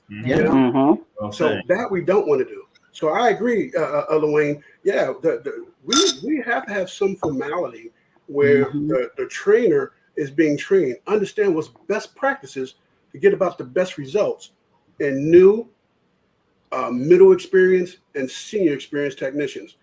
Because in order for them to continue to grow, for order for them to get the idea that it's an educational process and it's not about degrees, it's about what you're retaining and how efficient you are at what you're doing, we have to get that whole mindset changed, because we all come from various backgrounds. You know what I mean? We may see different ways how to get to number 9, but we know we're getting to number 9. But if there's one particular way to get to number 9 that we all should be doing, that's what we all have to follow. But kudos to you. I appreciate you a lot. Yeah, I like that. Wow. Well said. Can I ask a question, Alessandra? Absolutely. Okay. I have a question for Chanté. I know that they have, I guess, a process for students as they enter into the program. Is everyone accepted, or is there almost like an interview process where some people just don't make it because of, I guess, their soft skills or demeanor or characteristics? As far as being a student at Instrumental Sterile Processing Institute, we do screen our students, but we screen them more so on the basis of where we think they'll get the best teaching. Like, are you someone that's strong enough to just have to be able to do virtual as opposed to in person, or as opposed to online? You know what I mean? So that's kind of how we screen them. But we haven't turned anyone away. As long as they have their high school diploma, we're like, come on, we'll teach you. But we haven't turned anyone away, because it's like, but I mean, I do have to say, once they start the course and they realize they can't just wing it, like we actually got some things in play. We ask tough questions, like we're actually educating them. It's not like, oh, read this chapter, do this work, do this quiz. It's not like that. Like, we're actually asking them questions. We're reiterating the things. We're pulling all the chapters in together. Because, those first 5 chapters of Isham's book, people will look at you like, this has nothing to do with sterile processing. What am I doing here? So I always pull those chapters through to each other, so I can say, see, this is why you had to learn med-term. This is why you had to learn anatomy. This is why you had to learn microbiology. You know what I mean? So once they realize that they can't wing the course, they kind of self get rid of themselves. Because we have had people, I can't do this. I got other things going. Those normal excuses. Yeah. But it's really they thought they could just wing it. They thought they could do whatever. But we really have a structure, and we follow that structure, and we stick to our policies. So if you're not someone that can stick to this structure and this policy, you're never going to make it in the hospital. Yeah. True. Sure. So Like that. we're getting near to the end of our 6:30 segment, and I just wanted to take a moment and thank Lawayne Perkins for taking the time to come out and join us. We so appreciate sir. the insights that you brought to the show today. Oh, it was a pleasure. I'm looking forward to seeing you all at our next big event. All right. Wait to meet someone in person and keep pushing forward. Keep being game changers. If you need me, you know how to find me. And enjoy your TS week. It's a big deal for us, and we gonna make sure it's great. Thank Yes, you. it is. And Thank you, sir. tell the folks, when can they catch Knowledge or Nonsense? Oh well, Knowledge and Nonsense. We're on Tuesdays at 9 Eastern and on Saturdays at 10 Eastern. But all throughout the week, you can catch Sharon Green Golden's View from My Window every other Thursday. Sarah Cruz, CSS Nerd, she's doing some stuff with us. So there's a lot of cell processing genius coming through this network, and we need to all connect. Again, this is a really dope idea. When Deannard told me, I said, "What?" So keep pushing, y'all, and I'll see you all soon. Absolutely. Thank you, sir. Appreciate it. Thank you. Have a good SPD week. See you. Blessings. Sure. All right. All right. So we are getting ready to bring another guest on. If you guys are just now tuning in, this is the Process Podcast. We're doing a live 12-hour marathon to kick off SPD week. So we want to bring on Jamar Mofield to join the panel. Welcome. Before we talk to Jamar, let's take a 30-second break just to reset the room. So we'll be right back.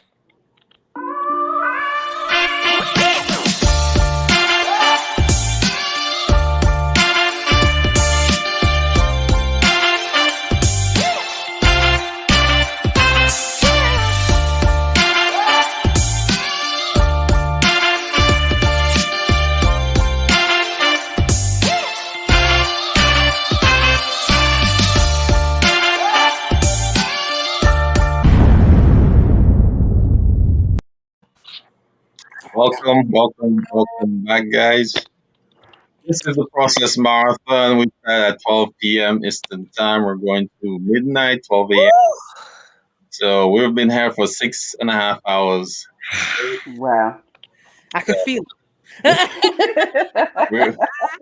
I can feel it. We're going strong. All right. And so welcome, if you guys Mr. missed it, we just finished an education panel, and now we have two industry experts with us that are responsible for bringing new technicians into the industry. So thank you, Jamar Mofield, and thank you to Chanté Brown for joining us today. Thanks for having us. How you doing? Awesome. Yeah. So I know Chanté said your program is in New Jersey, yes? Yes. But also available virtually? Yes. Awesome. So Jamar, where are you based at? I'm based in Philadelphia in the Mount Airy section. Awesome. Wait, I know you. You do? I do know you. I used to be your supervisor. Yeah. How you been? Pretty good. All right. So tell the truth, Jamar. Chanté, did you have to bring her to the office? No, never. Nah, never. No. Awesome. No, so Chanté was good.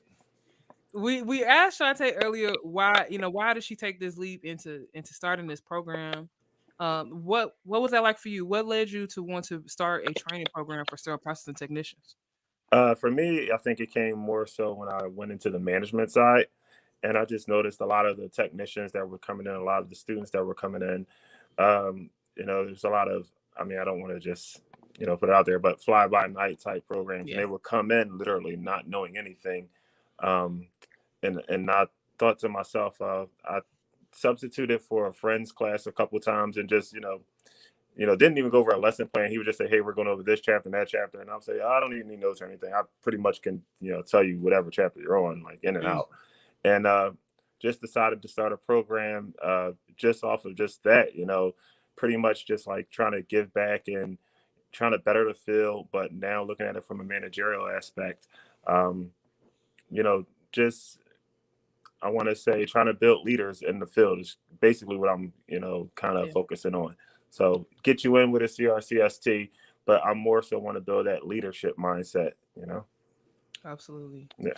So, I mean, we talked about that a lot today, building a leadership mindset, finding your why, the fact that we need to be ready for our how to change.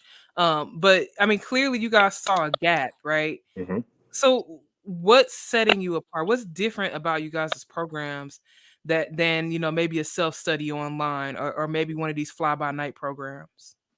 I could just speak to mine by just saying it's more so I kind of keep my classes small, and I think at one point I had like 12 students, and I'll say even that was overwhelming, not in the sense of not being able to attend to everybody, but not being able to give those students the correct amount of energy you really want to give them. That so when they have those questions, another thing that I do is I have like hands-on learning with instrumentation, all different types, from ortho to GYN to ENT. So you're basically saying every single type of instrument right there in the field. And I kind of just want to leave it as a smaller groups, no more than 5 to 6 people per class, so they can get that attention. Also, when we go into their externship placements, I find it much easier putting 6 people into an extern than trying to put 20 people into an extern. Right. So I just remember when I was a student, that was the thing. Like you had 40 people all looking for an externship placement. So shoot, Chanté, how do y'all navigate that? How do you navigate getting externships? Well, actually, that has been the hill. But honestly, a good percentage of our students are actually getting jobs. Oh, awesome. Yes. Like right out the gate.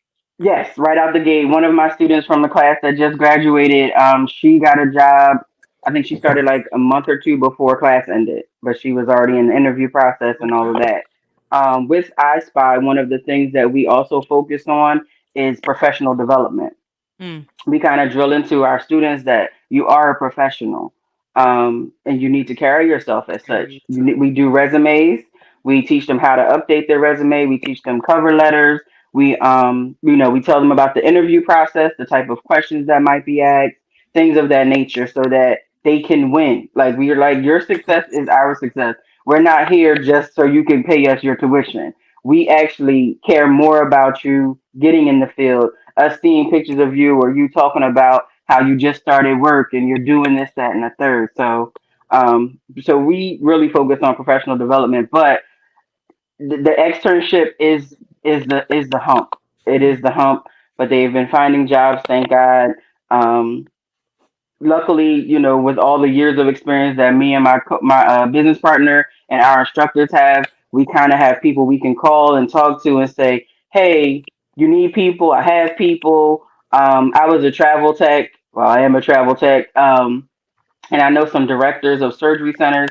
They've actually called me like, hey, I need someone. Do you know anybody? And actually, one of my virtual students, I sent them her way and she got the job. So things like that, like they're actually getting jobs as opposed to that free 400 hours of extern.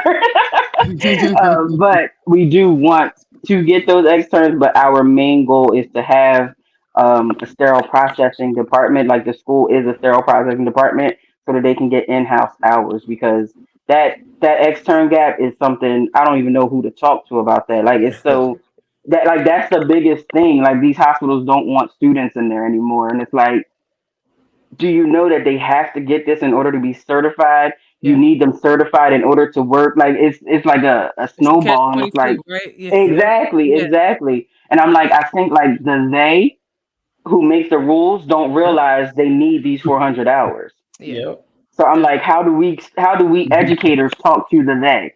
Because there's a gap between sterile processing departments and the they. Yep. Very true. I mean, I think I definitely agree with that. That's one of the things I think when Deannard had a program before that I linked onto, we talked about like just leadership and from the sterile processing standpoint and being able to allow those things, because I think it starts there, where a lot of people don't understand that, you know, right now, especially in PA, it's mandated as of November last year that you have to be certified within a year. Right. And part of that is, you know, those 400 hours. But a lot of people don't understand that part of it.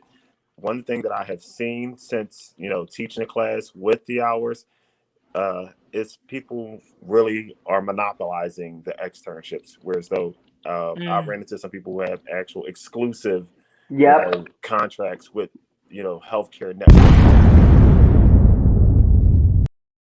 I just wanted to drop a bomb on that. It's very frustrating. It was like, oh, well, we have an exclusive contract with blah blah blah, and you're like, you know how many schools and students there are? You're a big network hospital. Why do you only have this one school as an exclusive contract? It makes no sense. So I noticed that, and it's a major, you know, healthcare network, and it's one program that has, I want to say, 8 of their biggest hospitals, and it's you know, it's, but you know, the good thing to do is, you know, what I've done is I've partnered with those people. So you know, it's about networking, and that's what I've done for my students is I partner with those people. So one thing about my program is we definitely have the guaranteed externship. Yeah, because I have to partner with, you know, those individuals, and now me being a manager at, you know, Pottstown and then the Tower network, that's one of the things that I've done. I've brought on other individuals who have programs, and I partner with them to come on and say, hey, we'll do a contract with you, and we can only take your students, because what that does is that helps programs definitely, you know, you're able to get your students their externships. Right. And I let me put my 2 cents into that. So I definitely feel also, I won't comment on the exclusivity of internships, which I believe should be for everyone coming through. But certain contracts are signed in certain ways where, in order not to break the contract, it has to be a certain school. But I think that's wrong. I think you should still be able to get few folks from different schools. So that's one of my reasons for not signing a contract, because there may be somebody out there who is really eager, calling me every day. Yeah, I got it. I could come right now, and I could bring my test and my background check. And I don't want to say, oh no, you have your provisional, you have your paperwork, but I got this other school here I gotta take. No, you know what I mean? Like, to me, that's not fair to those persons that who really want to be in there. And then you have those that under the contract coming in, taking the time, wasting your time. And then going and work for somebody else, wasting their time, getting fired. In 2 years, they have like 5 jobs, and you're like, okay, like you want to pick the best candidates, not the candidates that are how they say that ushered through the system, basically. So another thing and that too. used to be one of the perks of having externships, was that you would get to see the students as they're starting, and you get to, you know, pick the cream of the crop, if you will, to offer them positions. And so it was like, you know, if you brought in a bunch of students, let's say you brought in 5 of them, you ended up keeping 2, you know, at least the other 3 got the externship, they're going out. But you as a facility have been able to say, okay, I want that one and I want that one, you know, to stay here. But if we're not bringing students in at all, then how are we able to, you know, to make those determinations? And we're really sitting there looking for resumes to be so scripted. I did find out like about that. Honestly, one of the biggest networks, UPenn, and HUP and all of that, they actually really only hire their students. So that's why a lot of people, and I've heard just being a tech, you know, since I want to say, you know, I think I've been in the field now for about 12, 13 years. And just being a tech, I remember everybody saying like, oh, it's hard to get in HUP. It's hard to get in HUP. Yeah. And then when I worked at HUP, then I realized that they are steady with their students. They only hire their students. And you're right. They hire the best ones. Like, oh, we have 12 students and we're going to hire 8 of them. So, and if you know, they just opened the interventional, the ISC, the Interventional Support Center out by the airport. I was there when we opened that, and we had 12 students at once, you know, and we ended up hiring about 7 of them. So, so there is definitely a lot of opportunity for it. but you really find out that it is about exclusivity and, you know, just the whole, you know, trying to get a contract, you know, so. So if I'm out here and, you know, I'm trying to get into this field, what would you guys say are tips that you would tell the techs if they're, you know, doing these searches? How do they find you? Well, for me, I you know, pretty much out of social media, word of mouth, you try to advertise. The best thing you can be, I want to say, is, you know, word of mouth, because a lot of people in this field, we do talk. You know, there's times where as though I get names or I'll see names and I'll say, oh, they've been to this hospital, or they've been to that hospital, and I'll reach out to this person, that person, and I'll say, hey, I have a person here that are really great. They're applying. You should definitely give them a chance, because like Chanté said, you know, you do make connections and you do, you know, meet a lot of people in this field, and it's kind of small. So if you have a pretty decent name in the field, then a lot of people will look to you. So when they hear your name, they'll sit there and think about that. Right. Chanté, saying word of mouth is still the best form of advertisement. That's not dying. But of course, we're on, of course, all the social medias, IG, Facebook, LinkedIn.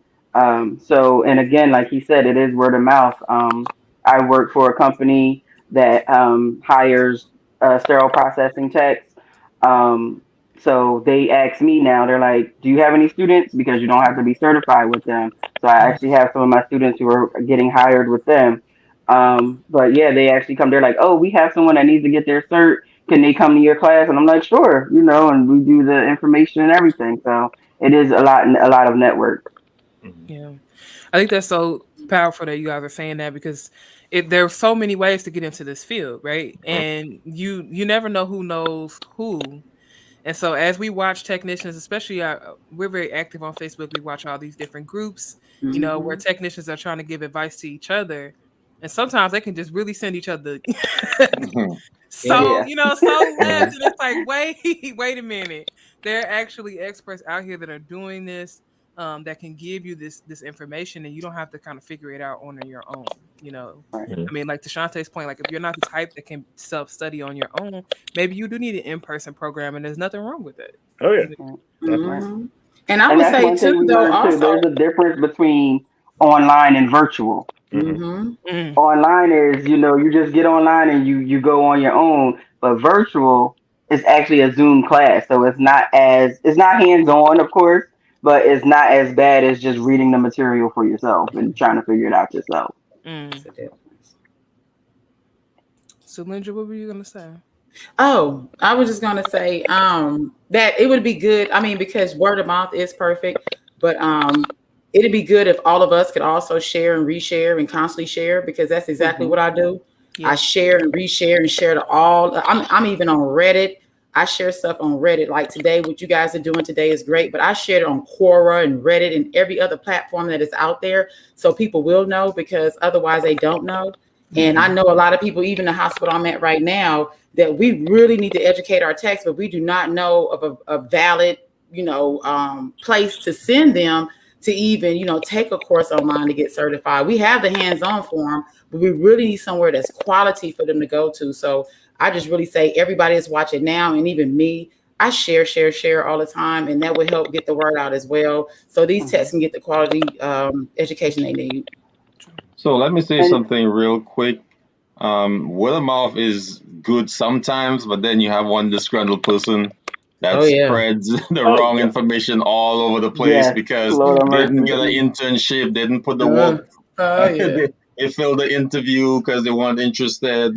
They basically thought they would get it because, you know, they got the inside track, and then they blame the instructor. Oh, well, they didn't teach me that right. They didn't do this. So I like word of mouth, but I believe the schools definitely, if you're an instructor, definitely network and let people know you and your program, because you can't you can't depend on a new student to relay all the correct information about your course, because it's challenging for them. They're gonna be like, oh well, you got a job at you got a job at one of the trauma ones in Philadelphia making $25 an hour. You can't get that. I'm gonna make $14.95 at the outside facility in Paoli or something like that. So But we tell our students that too. We do let them know what you can expect and where to expect what.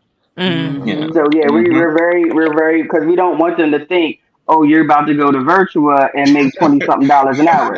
That's not going to happen, sweetheart. One of my students actually had got a job offer in Deborah, and they were only offering 13-something. I said, do your hours. I said, you're getting paid to do your hours. Yep. I said, do it. I was like, take that sacrifice. I did 500 hours because I'm actually surge tech trained. I did 500 hours for free. You know what I mean? So I was like, go get that money. Like, go ahead, do it. So yeah, but we do let them know, like, we do let them know what places you can expect the pay range to be. And we also tell them what the pay range is as a travel tech. Because some of our students are coming in, they're single, no kids. I'm like, please be a travel tech. It's the best thing in the world. I love being a travel tech. But you got to get your 400 hours, and you got to get that year experience first. But we teach them everything. We do let them know. We don't want them to go out there and be like, wait, they ain't tell me I was only going to get this. You know what I mean? So we do try to prepare them for everything.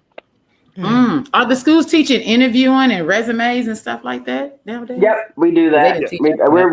That's one of our biggest focus is professional development. We even partnered with Miss Fonda Wynn, who does DISC assessments. And she teaches you about your personality, how to work with other personalities.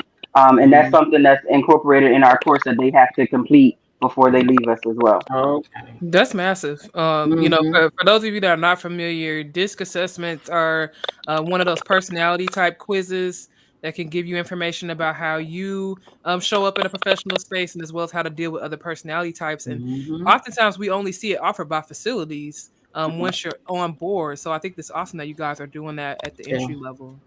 And we have a comment. Lady Victoria is asking, are there any programs or mentorships for aspiring leaders, supervisors, and managers? Are you guys familiar with anything like that? I don't know about any programs, but I know, like I said at the beginning when I first started talking, that's one of the things I pretty much try to speak to is, you know, not just the entry level of getting your CRCST, but just one thing I go over is the career growth opportunities, you know, that come with being in the sterile processing field, because I'm pretty much a living testament to it.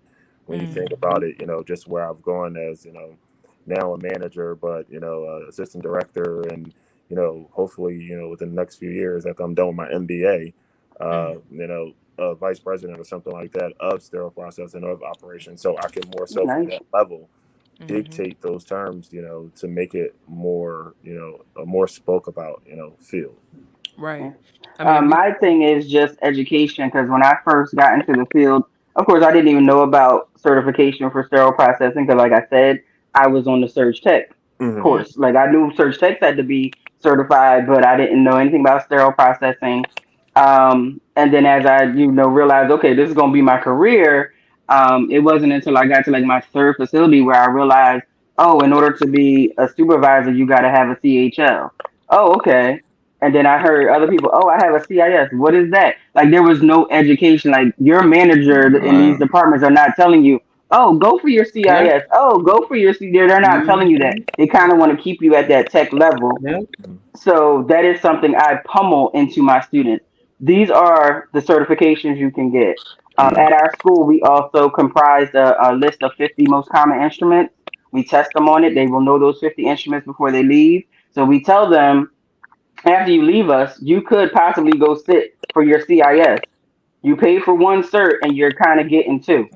You know what I mean? So we're like, we want you to do this. We want you to move up, get all of those acronyms. The more acronyms you have behind your name, the more employable you are. You know what I mean? So we do let them know, like, this is out there, go for it. True.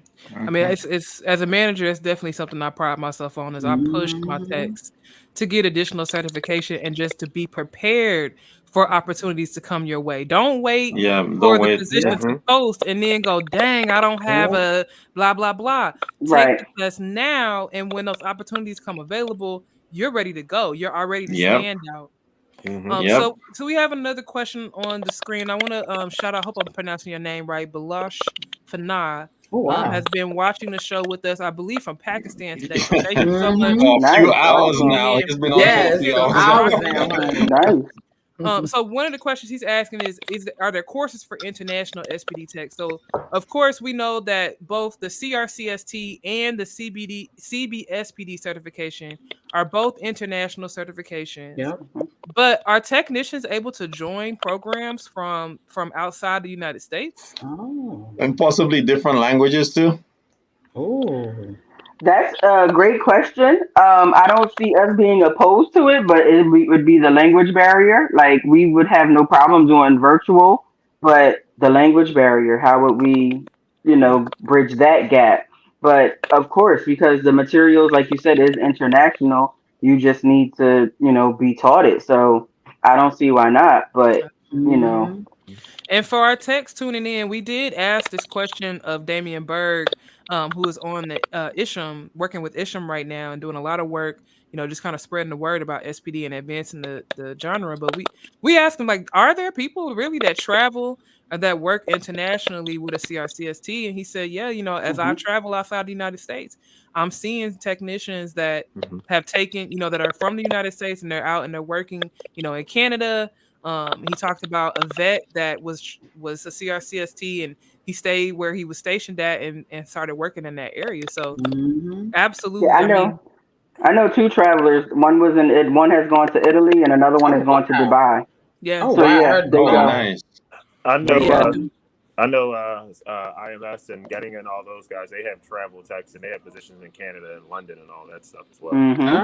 Oh. I mean, so talk about that's that one little certification being able to take you so far. Yes, out the United States, honey. Yes. And again, I tell that to my students because then they're like, well, what if I move? Do I have to take the test again? I'm like, no. You do this once. I said, and when you're a traveler, you're good because, travel nurses, every state they go to, they have to get a license for that state. Yeah.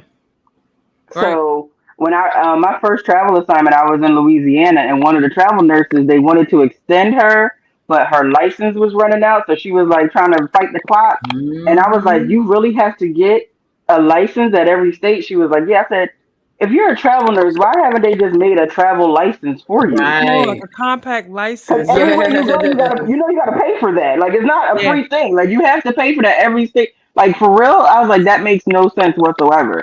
Just but I mean, and maybe it might be some things that we see change in the pandemic, especially as the need for travel staff picks up. We've talked a lot about the Great Resignation. We have so many technicians and nurses that are experiencing burnout, and that are leaving the industry. How do we replace these folks if we've got all these barriers in front of them?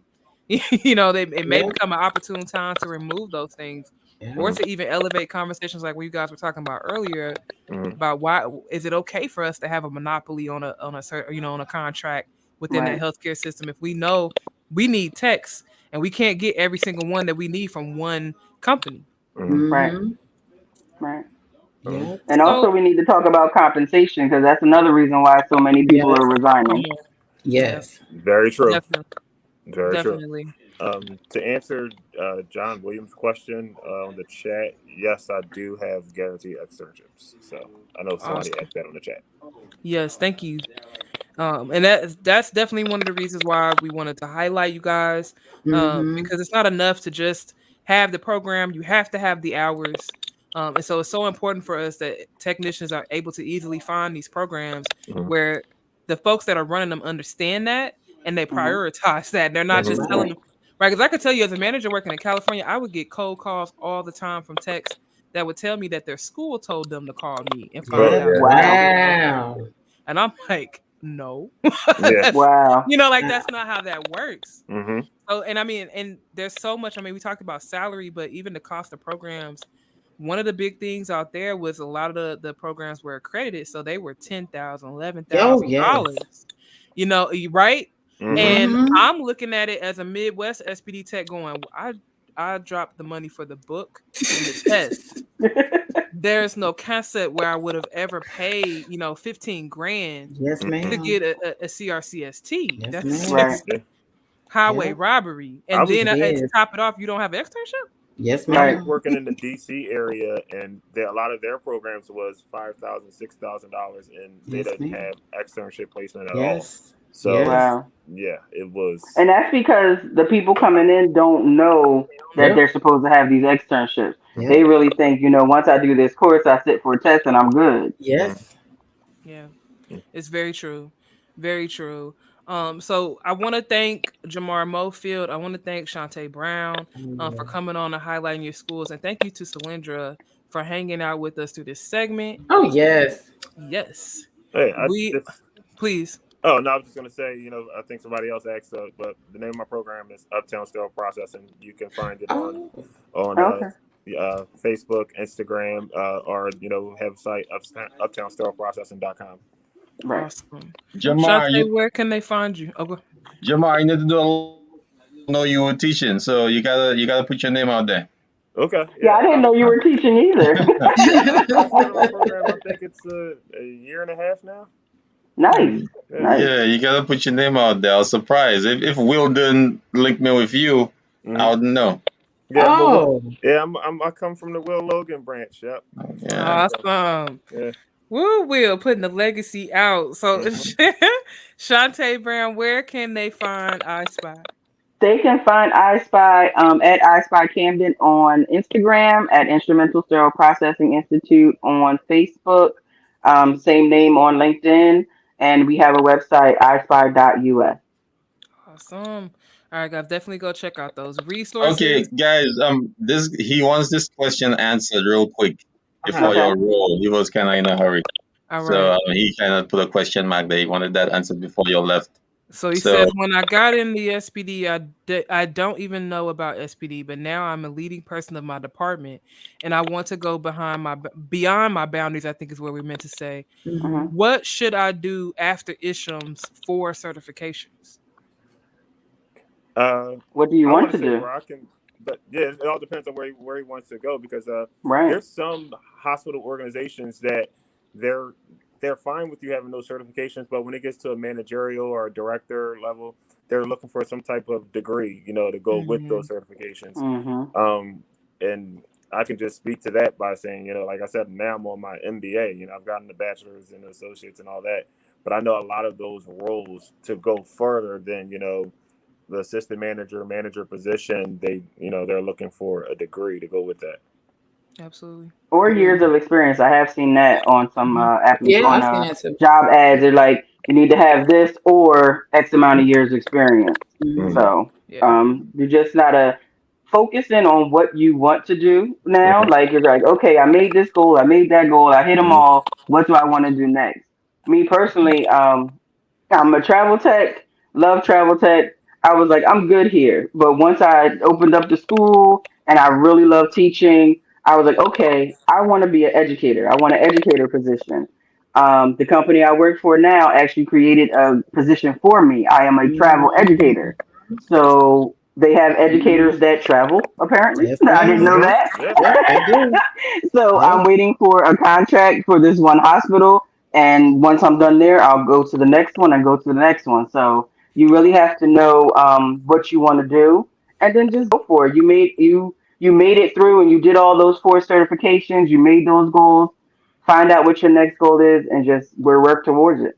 Yeah. And that's a good point too, because a lot of people try to figure out, like, is there a degree for sterile processing? It's not. So I think you do have to figure out where do you fit in the matrix of sterile processing. I went for organizational leadership because I felt my goal was to be a leader. So that's why I ended up getting my degree in that. But then I'm gonna speak on Deannard. I know he's been into the Lean Six Sigma. So that's also another aspect somebody can look into too. It doesn't have to necessarily be a degree, but it could be a certification in something like Lean Six Sigma when it comes to process improvements. Because we have to be more efficient, we have to be lean, we have to be able to get things done perfectly and quickly. Right. I just want to echo what Chanté said first. Was, what do you want to do? Sure. Because there are so many avenues within sterile processing. If you're into IT services, that may help instruct you about what kind of certificates or additional programs you want. If it's sales, if it's marketing, if it's communications, project management, process improvement, education. I mean, so there's so many different ways you can go. And then I also just want to shout out Sharon Green Golden for earlier telling us at first, before you lead, you got to learn to follow. So, don't let having multiple certifications set you up for failure in the sense that you haven't gotten the experience, the years of experience under your belt to really take those 4 certifications and round them out. So take your time, learn your lead role and really dig deep about what are you into? What do you like before you start adding letters behind your name? That's true. All right. So this was a wonderful segment. Thank you guys for allowing us to highlight both of your programs. We are going to be moving into our 7 o'clock hour, and we're having a panel about how you navigate bad practice on the field. So for those of you that are hanging out with us, thank you so much. Anybody leaving the panel at this time? I'm gonna hang out one more hour. All right. So thank you so much, Jamar and Chanté. Jamar, you living? I have to cook dinner, man. Oh, I gotta be a husband right now. All right, brother. We appreciate it. That's a solid reason. So we'll let you go. Happy all right, brother. All right, brother. Good night. Bye. Chanté, thank you so much for coming on. Thanks for having me. I appreciate it. I'm glad to meet you. I'm glad to meet you too. I was there when you were talking to Dom yesterday, and I was like, "Yeah, tell her to call me." It's nice to see you too. You staying on? I can if you want me to. Yeah, I think we have some people here that might give you some good info you may want to listen to and bounce some ideas off of. So on deck we have Adam Okada, formerly of Steris, now with Healthmark. Long time no see, buddy. Long time. We have Mr. Jake. But I'm scared to say his last name. I'm scared. Like Jake. We have Jake on there. Jake. I know that guy. Jake, can you say your last name? Because McHugh. So just think MCQ. McHugh. All right. I had that all the way wrong. Then we have Miss Rebecca Peplau. It's a Russian name. Rebecca. Hold on, it's German. Where you been? Oh, German. My man. Wow. I was there. Americans don't know the difference. Wait a minute, Rebecca. Wasn't you from a whole nother country earlier? He said English. Yeah, I'll say English. Wow. I'm getting there. I'm going through. Don't mind us. We've been at this since. He'll get it right eventually. Yeah. We have one more. Mr. Will Logan is on.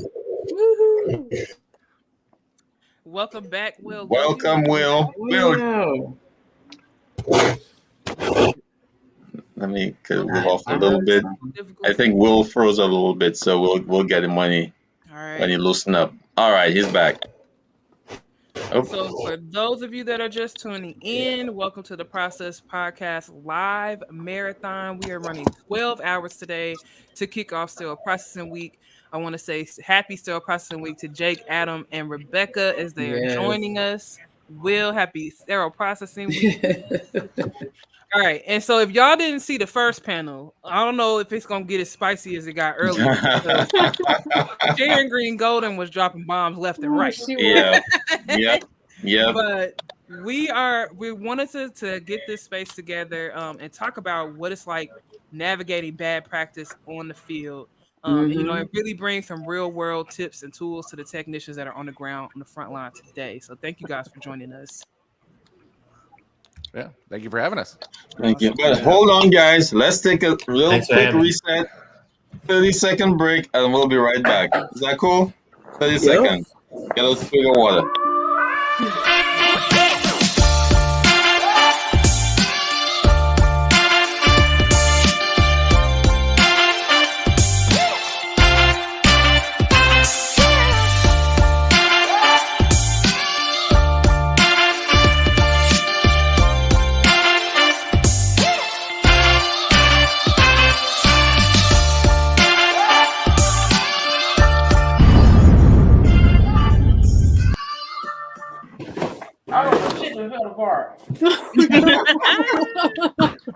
Oh no.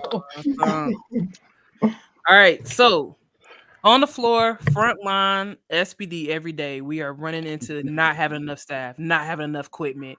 We talked a lot about folks not having passion. You have what it's like having to work next to somebody that don't really seem to care.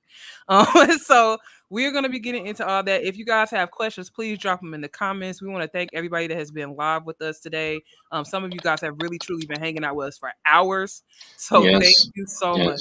And if you're at work, thank you. I know your phone is propped up on some filters, on some bags, on some integrators somewhere. So thank you for tuning in. And also, if you're on YouTube,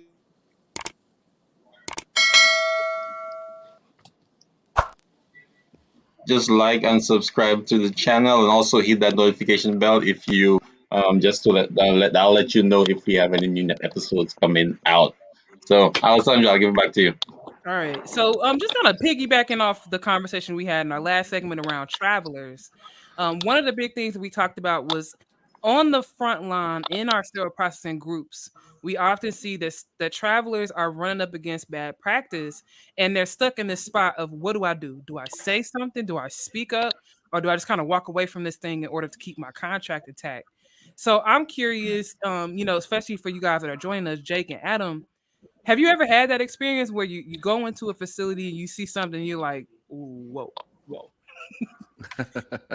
Yeah, sorry, Jake. I when I went to my first management job, I walked in kind of a scary situation, and one of the things we did was we brought in some travelers because they had been severely understaffed for a long time. So when we brought in those travelers, the travelers immediately did that. They kind of took a step back, was like, whoa, this is backwards. Everything is wrong. And luckily I was there, so they felt like they were comfortable coming to me and saying that, hey, I think these processes are wrong. And I was like, I agree. We're trying to fix them, a little bit at a time. You can't reinvent the wheel overnight. But it's really about testing the water and seeing whether your management is open to those kinds of criticisms. Because I know there are some travelers out there, you go into a place and you don't get that positive feedback. And so in that case, you just kind of, I guess, close your mouth and wait out the contract. But if they're open to it, definitely speak up, say something, because it's all about improving the patient care. Absolutely. Right. At the end of the day, it's all about the patient. Jake, have you ever had that experience? You walked in a facility and said, what in the world? I haven't worked in many facilities, but I have visited quite a few. And I have seen things that I thought were questionable. And usually I'll wait till a good part of, walking around, and I'll bring something up like, I saw something that didn't seem quite right, and I'll try and bring it up naturally. But whenever we get travelers in, I'm always asking them, saying like, hey, if you see anything that we're not doing as well as we could be, let me know, let the manager know, so we can make it better. And I try and get those, I try and pull them in, because I don't want them to be quiet, and maybe we're not doing something right. Or even better yet, maybe they found somewhere else that they've, mastered the craft in that one area. Definitely. I think it was Selendra that said that earlier. Like, don't miss out on the expertise that is being brought in with the travel staff. Don't just assume they don't know anything. They could be bringing you processes from all over the country that you may have, spent the next couple of years trying to move through process improvement. Yeah, just like I think Joanne said, she used to be a traveler. She came from management and did some traveling. So you could have former managers coming through your department and supervisors coming through your department as travelers. So definitely take advantage of that. Definitely. So if I saw a comment come up. Thank you, Balch. He asked, our leaders told us to follow the process and protocols, but when it's a burden day, those leaders told us to hurry up and skip some steps. What should a new technician do in those situations? That's a hard one to navigate.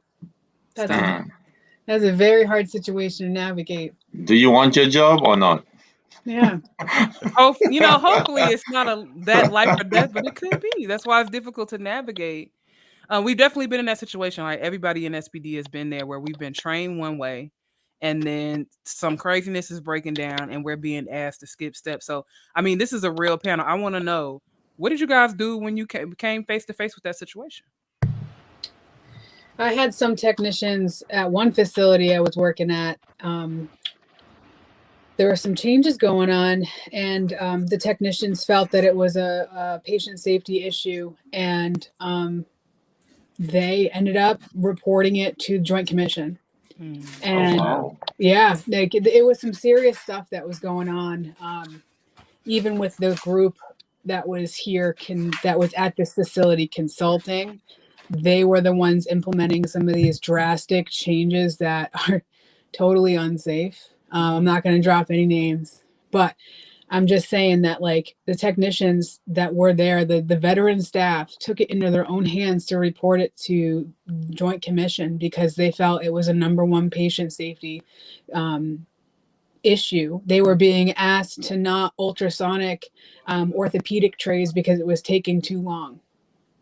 Yeah. Okay, so this is a level 1 trauma center that is doing over 100 cases a day. So they're looking to cut time and decontam. So again, wrong approach. So these technicians, that was a critical safety issue that they just, hackles went up. They knew something was wrong in their gut and they reported it. Now, if you are first starting in a facility like that, are you even going to be onboarded to realize what situation you are in? Are you going to have enough education off the street, let's say, to know that not ultrasonicing an orthopedic tray is a serious issue and that someone could be harmed? True. You know, because it's one of those things. If you have a technician with experience starting a new job at a new facility versus a tech off the street that doesn't know anything about sterile processing, you know, the techs with the experience and knowing what's going on are going to be the ones to be like, I'm not comfortable with this. But you know, we were talking about this in an earlier panel too, with the new technicians starting that don't have a clue with what's going on. You're setting them up from day one for bad outcomes for your patients. Yeah. But yeah, it's one of those things that you either have to stand your ground, or if you're not comfortable within your leadership setting, you could take it up to the next level if you're feeling confident enough. Highly suggest, you know, it's hard being in those situations where your leadership is toxic, for lack of a better word, and not supportive. Yeah. So you really got to stand your ground. And like, honestly, if you're not comfortable overstepping them, you have to report certain things to infection prevention. I mean, you know, we're not legally obligated, but we really should.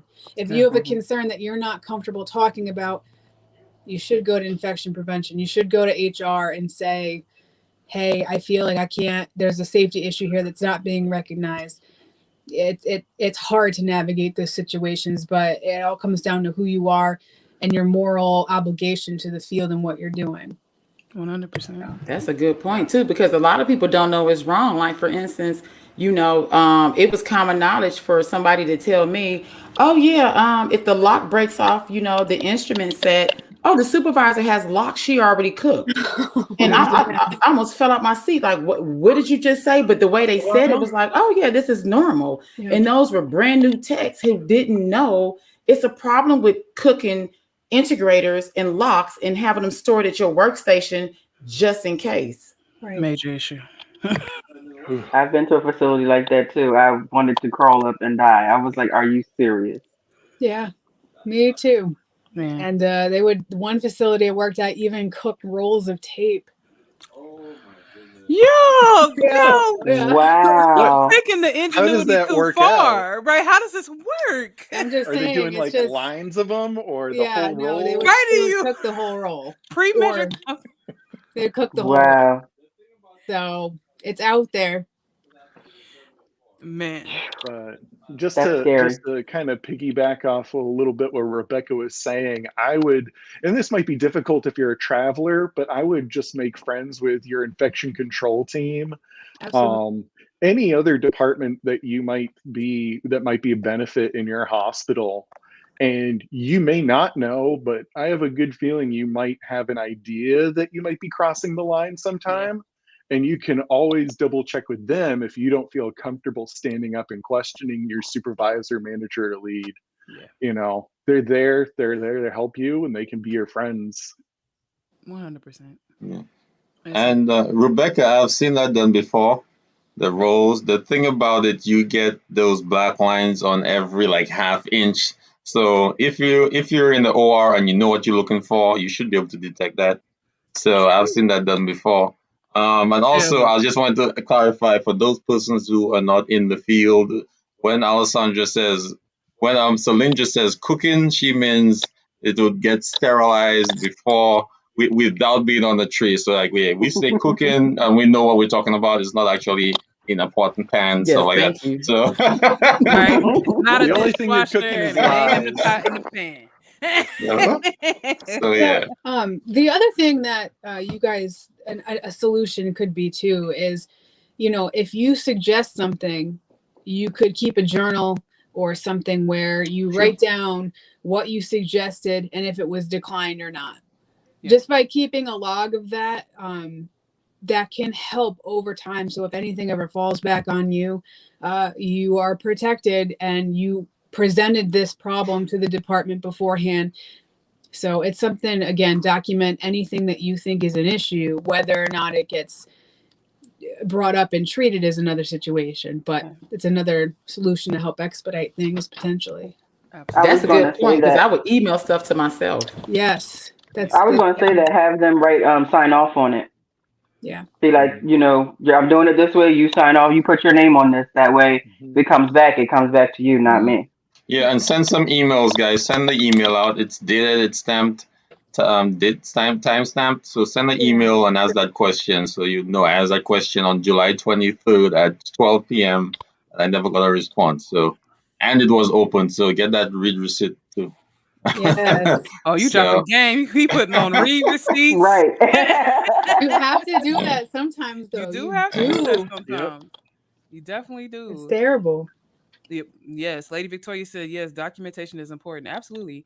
I mean, we keep bringing it back to the point that this is about the patient. This is about patient safety. I mean, but to that point, if we are doing practice that may harm the patients, we're looking at a whole nother arena of legality here. So documentation absolutely is important. And we don't, want to just offer our Joint Commission. There are other ways to report issues as well. So, maybe it's not even so much of it's extreme bad practice, but maybe you had a machine that's constantly breaking down, or maybe you opened up a sterile pack and it has a hair in it. You can actually complete what they call med-sum reporting through the FDA, where you let them know about that problem, you talk about that product, the reference number, and they're able to then trend if the industry is seeing that occur, consistently across the board.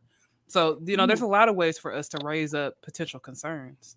Absolutely, with OSHA as well. If you are in the workplace and there's some issues going on with how things are being transported to your department, you run into a whole bunch of sharps, ETO is not being handled properly, you can definitely call OSHA and they will show up to that facility. And let me say one thing. I'll look at bringing up. I'm not sure if we passed that question, but based on a new technician seeing something new. So you get some situations where you get a new tech just coming in, read the book, think they know everything, and then you have a process. It's not an incorrect process. It's just different from what's in the book. Then you're like, oh no, we can't do this like this. Like, no, this is correct. It's just not the way it's done in the book.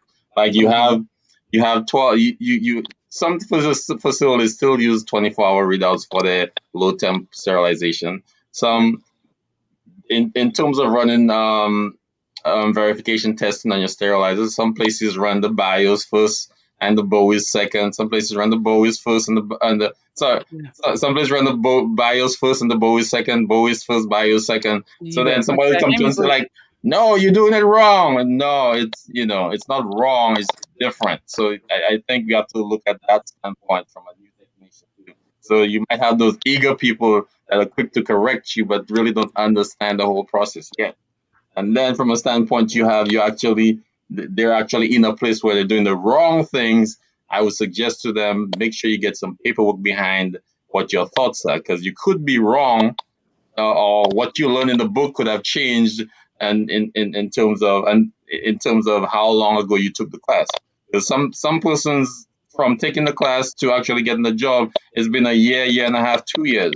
So things would have changed in that time. So definitely get some paperwork behind what your assumptions are. So. And I think that, you know, when you're done reading the book and you take your exam, you know what's outlined by ISHM or CBSPD as best practice and ideally what should be done.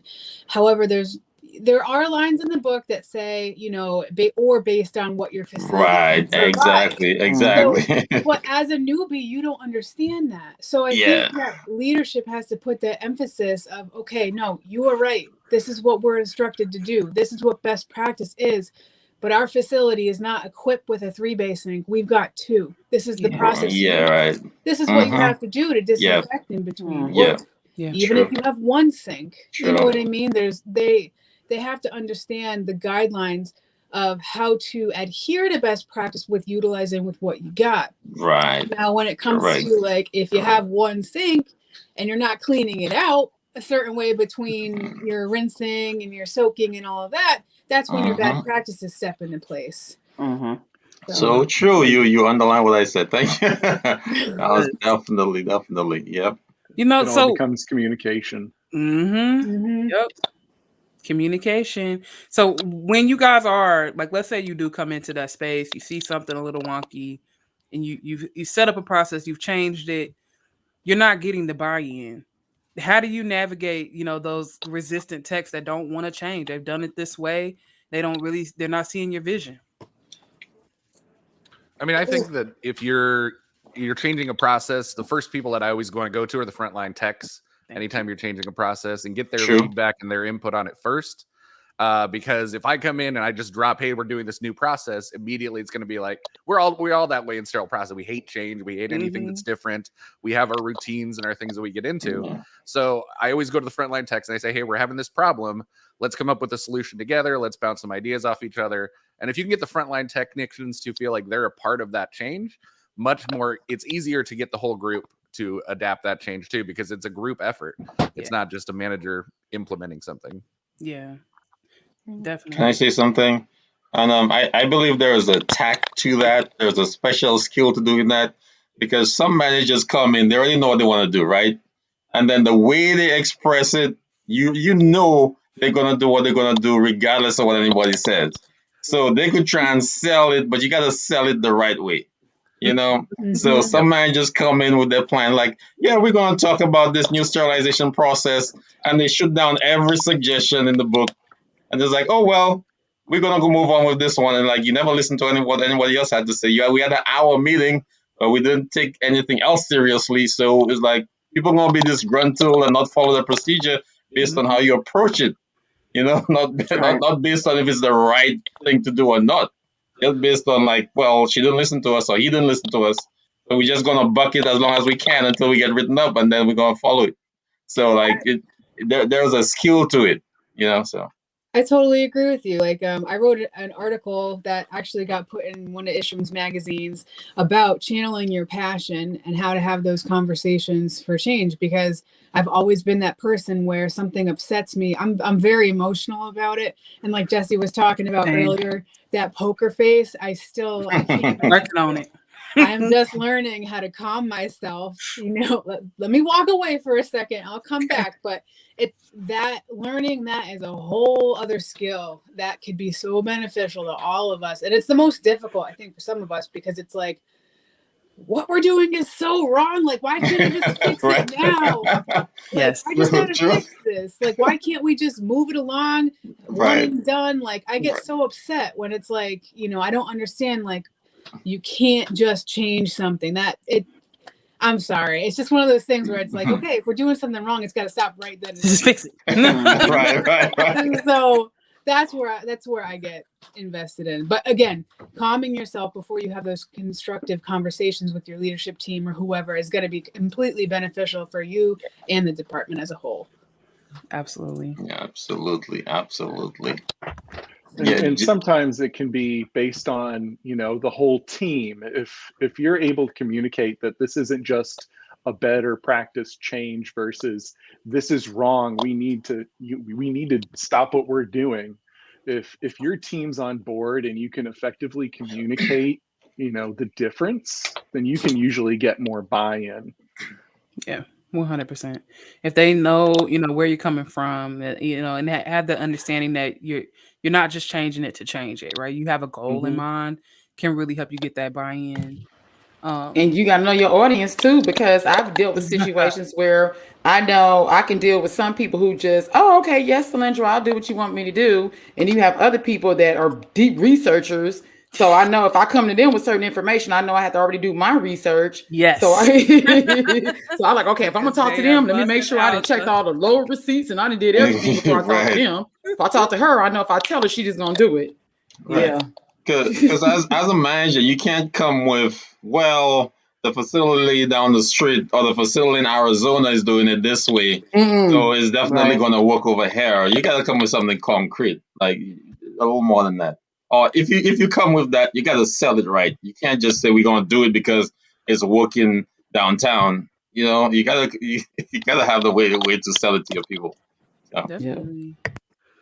So, I mean, have you guys ever run up against a practice that you were unsuccessful in changing? I had a leader one time tell me that I was always going to have to decide what heels I was going to die on. And to Rebecca's point, I'm like, none of them. I want to fight every battle to the end, but that's not realistic, right? So can you guys talk to us? Are there any experiences you've had where you just kind of had to walk away from that particular situation? Alessandra, you probably were aware of this too, because we did work together at the same health system for a little while. But I came into a situation at that health system where they did not have a tracking system in place, and we had to implement the tracking system. And getting them to scan, that was the most difficult thing in the world, because it was an extra step on top of what they were doing. They were not used to doing any kind of tracking. They just got the cart and started cleaning it. So now I'm telling you, you have to scan the cart. Not only do you have to scan the cart, you have to scan each set on the cart. And they're like, this is taking twice as long as it usually takes. I mean, this is a waste of time. And I'm trying to tell them there's a legal reason why we're doing this. This is becoming a regulation that we track these things to the patients. So this isn't like a really, thing we can do or not do. It depends. Right. We really should be doing this to track things to patients. And getting them to scan, that was always like, as soon as I left for the day, they stopped. And then I would have to come back the next day and be like, come on, guys, we have to do this every time. And when I was there, they did it. And when I walked away, they stopped. So it was just, that was always one that I had to fight that battle. Pull the report, no scans. Exactly. I had a similar situation at one of my facilities when they were learning. They switched to TDoc from something else, and it was a lot of veteran seasoned staff there that had been there for 30 years plus, and they didn't want anything to do with the technology. But again, it's one of those things where if you bring in education and show them reports that you can generate with the tracking system and how it could benefit the patient and the department, it might give them a crack at the light. And from then on out, they're like totally open to it. At least from what I noticed in that situation. I don't know. And I believe sometimes you have to boil the frog slowly. You can't just like you can't give them the whole thing. You can't give them the whole elephant to eat. You gotta like, okay, we're gonna change the system, but we're gonna scan to this rack, and then we're gonna break it down. We're gonna scan to this 2 racks, then we're gonna scan everything that comes out of the washer. Then we're gonna scan. Like you gotta break them in slowly. Sometimes you gotta break it. You can't just think, well, we're gonna scan at every location. Every point of contact we're gonna scan. That's like a totally overwhelming for a technician who hasn't scanned ever in their life. So they'll look at it like, this is putting 15 minutes on what I'm doing. So also you have to have a good onboarding experience, because true. I do know a facility where the company sent in the reps and they kind of were like waiting to go home. Like they weren't very inclusive. They weren't, and then when they left, people weren't really that well trained on it, and then there was so many bugs, so many problems. The wrong count sheet, like you pulled up a Lammy tray and it was a minor tray. The wrong picture with instruments. So having all of that makes it even more negative. Like, see, I told you we didn't need this. You don't, you know what I mean? So that onboarding has to be good too. Because I went to the facility I was at previously to that had that same tracking system, and it was beautiful. The people we had, they were there for all shifts. Any questions, like we were completely okay when they left. And then when I went here and they were getting it, and I seen the difference, I was like, wow. I was like, well, I already know how to use it, so I'm good. But the rest of these people, they're not going to be receptive. Like you said, you've been here for 25 years. I can still go to the file cabinet and grab the right count sheet and get the work done too. So yeah, you got to make sure that onboarding process is good. Definitely. It can I think definitely depend upon the team that you get. And if you're able to, I would reach out to other facilities and find out who they got sent there. And if it was worthwhile, try and get the same folks. Yeah. That's a really excellent tip. Because generally those teams are fairly small. They're typically the same folks that are moving around. So absolutely reach out and network and get that information. So we have a question pop up here from Surgical Trade. Said, any suggestions to get your team to scan trays to their proper locations? If on the list. Oh, go ahead, Jake. Okay. If we're talking about like for sterile storage,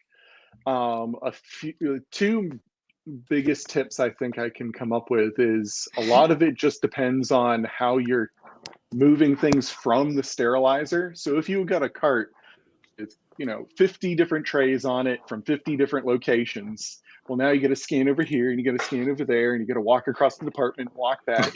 If you can group them together to where all these trays are going to live near each other, and now you just got to put them all in one place. Yeah. Another thing that we kind of did is that we didn't give every single tray like a scan. We had like a whole entire cart that you would just scan the tray to that cart. So it was in this general area. It might have a home that it lives on this shelf, this like column on this platform, but you would only scan it to a general area.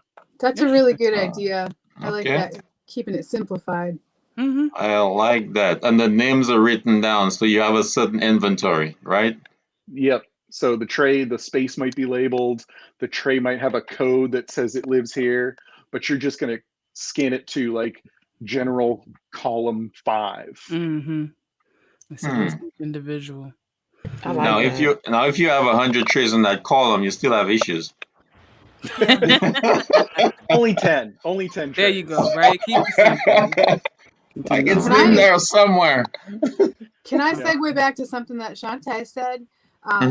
Having your reps come in regularly for in-services is critical to making sure that your practices in the department stay on point.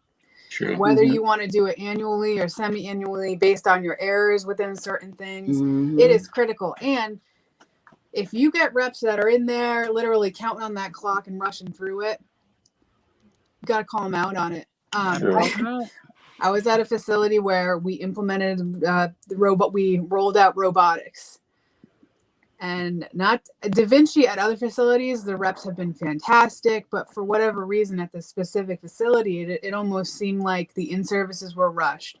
The rep came in for like 2 hours in the morning, and that was it. So, for a new facility with literally 2 people on the entire staff that had experience with robotics, for them to set up this facility with SPD in service of 2 hours in the morning. Yeah, insufficient. No, it's just like, all right, let me make that sale. Bye. Right. No. So it's not, you got to make sure that everyone that, because how are you as a new technician, supervisor, manager, in that role, you're getting an in-service in 2 hours, and you're going to have the support from the manufacturer on the back end, but now you got to talk to second and third shift about the whole process. Yeah. So again, and maybe you just learned it. Yes. Right. Yes. So And documentation. sometimes information doesn't travel well. Right. True. It's so critical, and then you get to keep count of that too for Joint Commission and whatever. So it's all there. I wanted to take a moment and shout out Chanté Brown with I Spy. Thank you so much for joining us tonight. It has been an absolute pleasure having you on the panel. Yes. Thank you so much. Thank you so much, Chanté. Y'all have a good night. Good night. We'll see you around. We'll see you around Philly, Jersey. We'll see you around. All righty. Have a good one. You too. Thank you. Man. For me, when it comes to how can we get those texts to scan to the right location, I try to bring some levity in there and remind them of that time that they went looking for that kit that they couldn't find. Yes. Right? Because Mhm. it's frustrating no matter what, you know, and no matter who made the mistake. When you go looking for that tray and you cannot find it on that shelf, and you're able to go to the tracking system and pull it up, and it's actually where it says it is, it's a Mhm. whole different experience than me pulling it up and seeing, okay, this kit hasn't been scanned in 2 weeks. I know we used it last week. What happened? Right? Because I'll even tell my techs, even if you are putting that in the wrong location, scan it. Because if you scan it, I can Yep, find it. Yeah. Scan what you can. Right? Scan what you can. But my question is, what about decon? Because scanning and decon, I feel some kind of way about that, because I've been in places we scan and decon and we scan to the washer. Yep. Is it really necessary to scan the washer and decon? Yes, Jake, take it Why? away, I Jake. hate it. I don't do it. Oh. I don't do it. Take I it scan away. a decon, that's it. Uh-oh, let's school. Depend I ain't upon doing it. I'm on the same page. what type of That's too much. tracking system you have. So I'll give you one more. We're scanning to decontam receive. Yes. So when the data starts coming in, we scan to the sink. So we're tracking who's cleaning each tray and when they're doing it. So we can go back if there's an issue. And we haven't started it yet, but we will soon, scanning it to the washer as a washer load. Yeah. And that decontam, you can argue with me on decontam receive that might not be necessary, but decontam at the sink. And now our tracking system, we have notes, pop-ups, and pictures that come up that'll say like, stop, please don't submerge this. And that's a really and if they're important not tool. scanning at the sink, you're not going to see that. You're not going to get that scan. Oh, I like that then. I like that. Yeah. Okay, I like that. I have some issues. I have some issues with too many pop-ups. I believe like too many pop-ups is a lack of training. Basically, your tracking system shouldn't account for lack. Your tracking system shouldn't account for lack of training. Like true, but if you have a $15,000 item, that if it gets submerged, or $20,000 wolf piranha, if you don't submerge without the cord in the back of the instrument, it's a $20,000 repair because there's nothing you can do. You need a pop-up. Yeah, you need the pop-up. We don't remember things unless it's repeated. And honestly, I think that's why some facilities create all the pop-ups. They let them go for a couple months, and then when they want, you should go back and delete them. But a lot of people just don't have time to go back in. So you're about to have these pop-ups for these sets that don't even exist anymore. Right. But it is, again, you have to have discipline in your facilities so that you have somebody managing that type of stuff. So coordination between your upper leadership, your educators, your tracking system coordinators, all of that, and your frontline techs. You have to listen to their opinions about it, because sure. I know when I'm working in decontam, I'm sorry, but having certain tracking systems like SPM where I had to scan every aspect, it was so time consuming. I understand the data collection. I'm all for it in some ways, but also working with lesser tracking systems, I have more focus on my work. So let me address that again. So sometimes there's scope creep, right? Let me say it. Sometimes you have a instrument on the pop-up list for 2 years. Like, when is your education going to happen? Why is it on there so long? That means you're doing no education on that, and you're solely dependent on the tracking system to prevent any adverse effects to that instrument. So you gotta train on it at some point. Like, you can't just say, oh, we put in the tracking system and we send some emails out and that's it.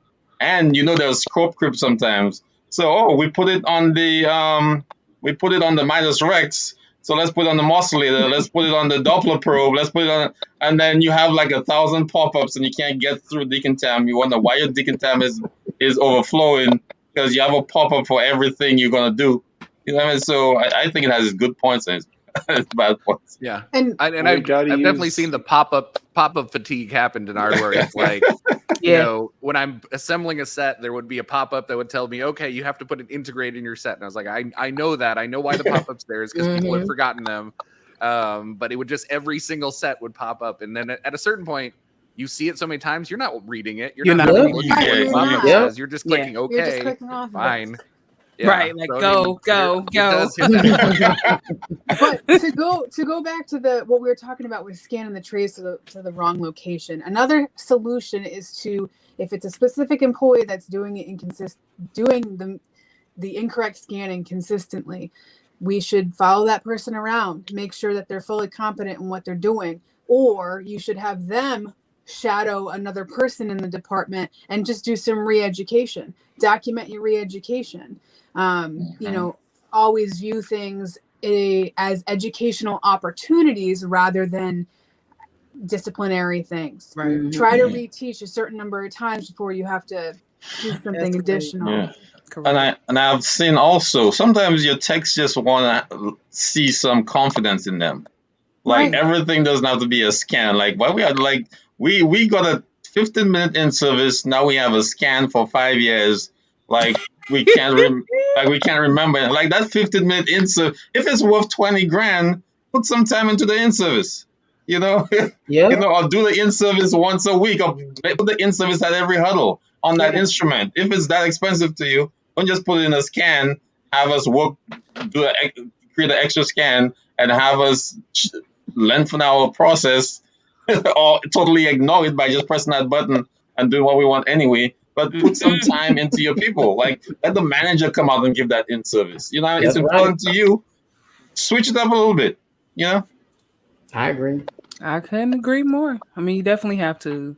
I know for myself, I make it a point. I've got to be, you know, at least proficient on every process. So that means I have to learn it. You know, like if we're bringing something new in that I've never seen before, I can't just go, okay, well, the rep's coming. You know, and they're gonna sign off the team, and we should be good to go. And I don't know how to do it. You know, so we're talking about navigating bad practice. And we talked about, you know, what to do when we run into like really explosive situations, you know, being able to report, being able to escalate.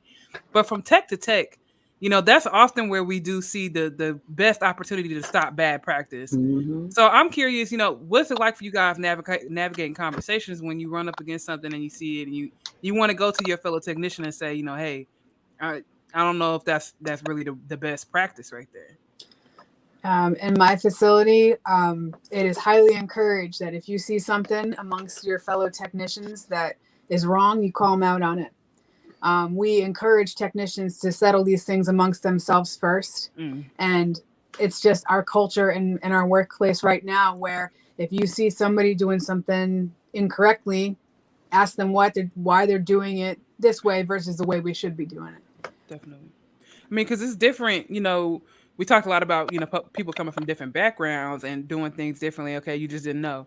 But if I'm working right beside Jake, we were in the same in-service, you know, now we're over here, we're rapping, and he's not making sure that envelope fold goes all the way down.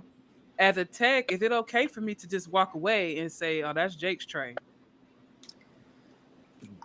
No, tell me, because maybe I wasn't paying attention. True.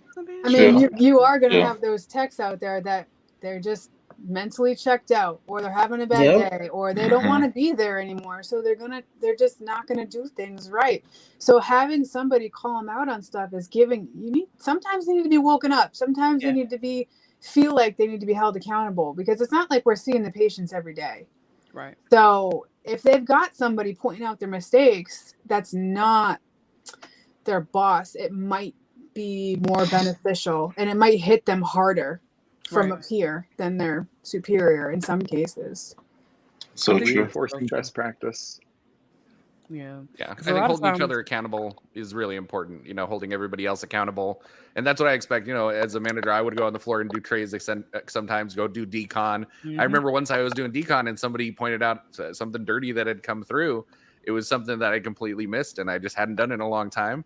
And I thanked them for telling me, because, you know, I know that's scary to tell your manager that, hey, something came through that was a mistake.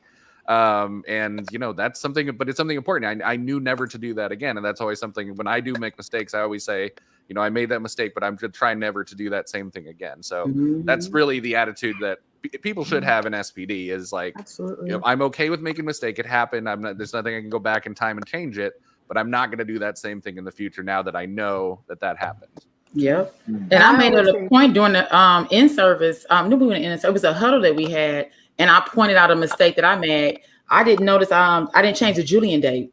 And I was like, who uses Julian dates anyway? But I pointed that out. I was like, I was about to say that. Like, who cares? And, people looking at me like, well, you have to do it. I'm like, why? So, thank you. Yeah, I'm like, I told him, I said, let's just get rid of the Julian dates. Right. So, but I had to point it out to them that I make mistakes, and it's important that you guys point it out to me, because a tech did point it out to me, and I thought that was really important that they feel as comfortable to point out my mistakes, because I point those out to them too. Yep, definitely. And it doesn't have to be as exaggerated as a mistake, right? Like I've had technicians come up to me and just say, "Hey, I do this differently," and it's something that I hadn't done before. Like one that sticks out to me this year is I had a travel tech come up to me, and I'm a manager on the floor. I'm over here trying to help out. I'm wrapping stuff, and I grab a knee boot, the little the triangles, the threaded triangles, and I'm struggling. I'm gonna get it right, but I'm struggling. Traveler comes over and why don't you just turn it this way? Hey, right. Hey, I said, look, straight up, I've been wrapping these for 14 years, and it never even occurred to me to just turn it. Right? I'm used to watching everybody struggle with it, so I just assume that it's a struggle. Yeah, me too. Right? And so I know that there are travel techs or even, permanent staff that would not have felt comfortable enough to come up to me. But, there's also those techs that would have been watching me going, look at this manager. Yep. She don't even know how to wrap. How's she going to tell me what to do? Yeah. If she's busy wrapping that triangle, she's not telling me what to do. Okay. So it was a humbling moment for me, as a tech, for that person to have enough confidence in themselves to walk up to me and say, "Hey, I think I can help you do this better." Not you're doing it wrong or you suck at rapping, but I can help you do this better. Yep. And that's when you tell that traveler, "Hey, we got an open position here. You wanna... Right? Yes. Please come on." Yeah, definitely. So, have you guys ever had a conversation with another technician and it just didn't go so well? Oh, How did you handle that? They said, "Oh, yeah, everybody's like, yeah, I remember that." I think there was one technician that I worked with very closely on the night shift. We started on the night shift, and she was my partner. And I remember she was having issues with just going really fast. She wanted to get everything done. She was one of those people that's just like, there's work to do. I want to get everything pushed out before the morning shift comes in, which is noble, but she was also making mistakes. Yeah. That then, like when she was doing peel pack, she'd forget to put an integrator in. So I'd pull it off the cart when I was scanning it and say, "Hey, I noticed a couple of these peel packs don't have integrators.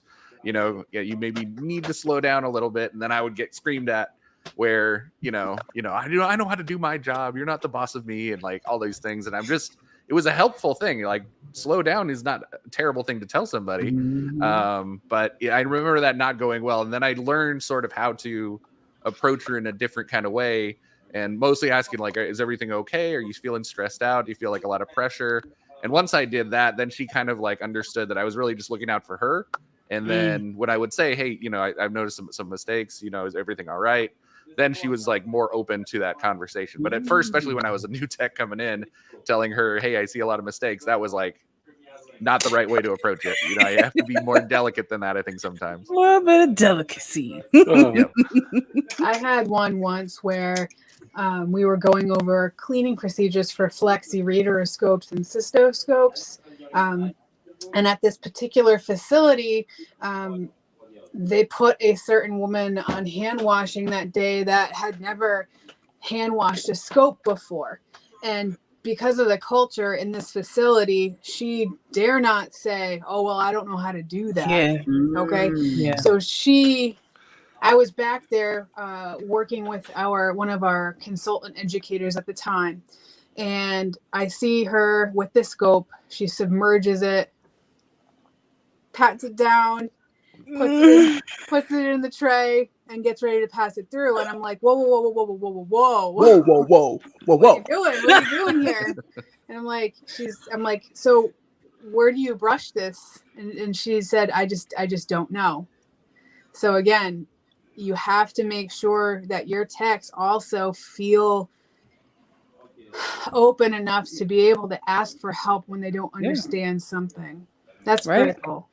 Communication can really determine whether or not your department is safe, right? We talk about team building all the time, but this is definitely where communication can break down and where it's important for techs to know, like, actually, it's not okay for you to not be cool enough to talk to the different people on the shift. Because if you guys can't communicate about the work, who knows what you may be missing? Yeah. And if we make a mistake, it's not my procedure that is being, that's being compromised. It's this patient that I absolutely know you're not willing to go to the bedside and say, hey, Rebecca gets on my nerves. I don't like the way she drinks her coffee. So I just let her put that tray up however she wants. And I'm sorry. Right? But it's one of those things. So that wasn't like a difficult conversation to have with her, but it was difficult in the sense that I was hit with, like, I felt like a ton of bricks got dropped on me. This was only like my 3rd, 4th month into this facility. Wow, yeah. So I was like, wow, this is how it is here. Understanding All right. How much damage you could really be doing, and you're going, I can't be the expert in the middle of this, right? At 3 months in. Just but started. that happens sometimes. Yeah. That hit me hard. But it wasn't like a conflict with another person. It was just realizing that the depth of the situation. That was hard. But I mean, especially with something so complicated like flexible scopes. Like we talked about this early on in the marathon about how the certification does not, equate to actual hands-on knowledge. And I know, Adam, I know you talked about in the Fresh Faces panel, kind of what's missing between education and actual practice. Like what would you say, to those technicians that are out there that want to try to advance themselves? How can they go about that? Well, I mean, certification is a good place to start. If they're trying to advance in their career and things like that. It's also about, finding the right locations, finding the right spot to grow, finding mentors. There's a lot of things that go into career growth and things like that. But, I think the biggest thing is once you have those certifications, you have that baseline of knowledge, then advanced certifications, again, give you that knowledge base where you are more knowledgeable than you were before. And you could prove that knowledge through the acronyms you have at the end of your name. So I think definitely the certifications help. But it's also, you have to have leaders that believe in you. I was lucky enough to have several leaders throughout my career that just believed in my abilities and would give me opportunities to show what I could do. And then I had some that really, there was like a cap to how far they felt I could go. I remember my first boss telling me, you'll never be a lead tech in sterile processing. And I still remember her saying that to me and feeling like, I'll show you, kind of a thing. So getting people to believe in you, I think that's another one that's huge. Getting in that right situation at the right facility. I had to leave a facility once just because it was just not a good situation for me personally. I knew I wasn't going to be able to grow my career there. So getting out, exploring the world a little bit was actually a good thing for me. Yes. Awesome, man. And don't be afraid to ask. Yeah, absolutely. Don't be afraid to ask. All right, my granny says it more crude. She says, closed mouths don't get fed. Right? Yes. So Period. if you're not willing to, open your mouth and ask for what you need, then guaranteed you're not gonna get it. Right? We're not gonna just be mind readers and say, oh, I think Adam needs this today. Looks like we should add some extra text to that shift, right? But if I'm able to come in there and have that conversation and talk about, maybe running my night shift with 2 techs is just not sufficient. Let me sit down and have this conversation. Yeah. Maybe then, we can see some advancement. Yeah. Oh my gosh. This was an amazing panel. I want to thank all of you guys for taking the time to join us today as we run this marathon. We will be our next panel. We have Dr. Nicole Dugan coming on, and she's going to be talking about culture shifts inside healthcare, and specifically around diversity and inclusion. So I'm really excited about that. It's going to be our 8:00 hour. I want to thank Adam, Jake, Selendra, and Rebecca for being with us. Thank you for having us. Yeah. Yes, absolutely. Thank you. Appreciate the opportunity. If you guys want to hang out for the next panel, feel free. There's more than enough room for you. Otherwise, happy sterile processing week. Yeah. CCS week, everybody. It's CS week. From the Bye, 10th Alessandra. to the 16th. Bye, Deannard. Have a good one, sir. Good night. All right. Have a good one, Jake. Bye. We appreciate you. All right, Rebecca, you hanging with the crew? Can I? That'd be awesome. She hanging with the crew. I'm just trying to adjust my camera here. I'm sorry. No worries. Don't worry. We've done wardrobe changes. We've done screen changes. We're doing it all. Oh my goodness. All right. So if you guys are just tuning in, this is the Process Podcast. We are running the first ever 12-hour marathon live podcast as we kick off Sterile Processing Week. Sterile Processing Week is going to be running from October 10th to the 16th. And this week is all about celebrating ourselves, making sure that we do everything that we can to lift up the industry. We have been so blessed to have all of you guys hanging out with us. I've seen some guests that have literally been hanging out with us for hours in the comments section. We've got folks from all over the world tuning in. Again, want to shout out the folks that are tuning in from Pakistan. We so appreciate you. Yes, guys. Thank you so much for sticking it with us. So on our next segment, we have some people here you may know. And we have one lady here, brand new to the show. So let's get it in with Allisa Lanier. Am I saying that right? Lanier. Lanier. I probably still messed it up. We have Dr. Nicole Dugan coming on. Hi. And we have Mr. Drumbit Balch coming on. Welcome, guys. Welcome, guys. Yeah, thanks for having me. Hey, Hank. Welcome back to the process. Yeah, good to be here. And we'll bring up Miss Rebecca back up. All right. So, Alessandra, this is your genre. I'm just on here for the ride. This is your thing. This is your baby. This is my baby, right? So if you guys have not been following the process for long, please go over to YouTube, look up Sterile MD, and find our earlier episodes. The reason why Deannard says this is my topic is because this is how I ended up joining the Process Podcast. We were having a conversation about diversity and inclusion within the sterile processing industry. And I made some wild comments at the time to spark some conversation, but we really wanted to just highlight the fact that of what we're seeing now, that there's so many voices, there's so many intersections to what we do, from religious backgrounds to race, to sexuality, to any of those HR topics that we all get trained to kind of shy away from. And we talk so much about leaving it at the door, but you can't leave who you are, right? That's part of what we're bringing into the space. So I'm really excited to have this conversation. We had Dr. Nicole Dugan on the show with us, and she said she was inspired to really lead this segment. And then I also want to introduce Allisa. So Allisa Lanier, I think, has a really interesting perspective. She and I came up in the sterile processing industry together as technicians. And she was part of a group of technicians that kind of left and flew the coop, and we all kind of went our different ways. Some became managers, travelers. And Allisa went on to attain a master's degree and did some travel management. And in that experience, she actually ended up leaving the field due to some of these issues that we see. So I really wanted to invite her in. But thank you to Dr. Nicole Dugan for introducing this topic on the show today. Thank you. All right. Go ahead.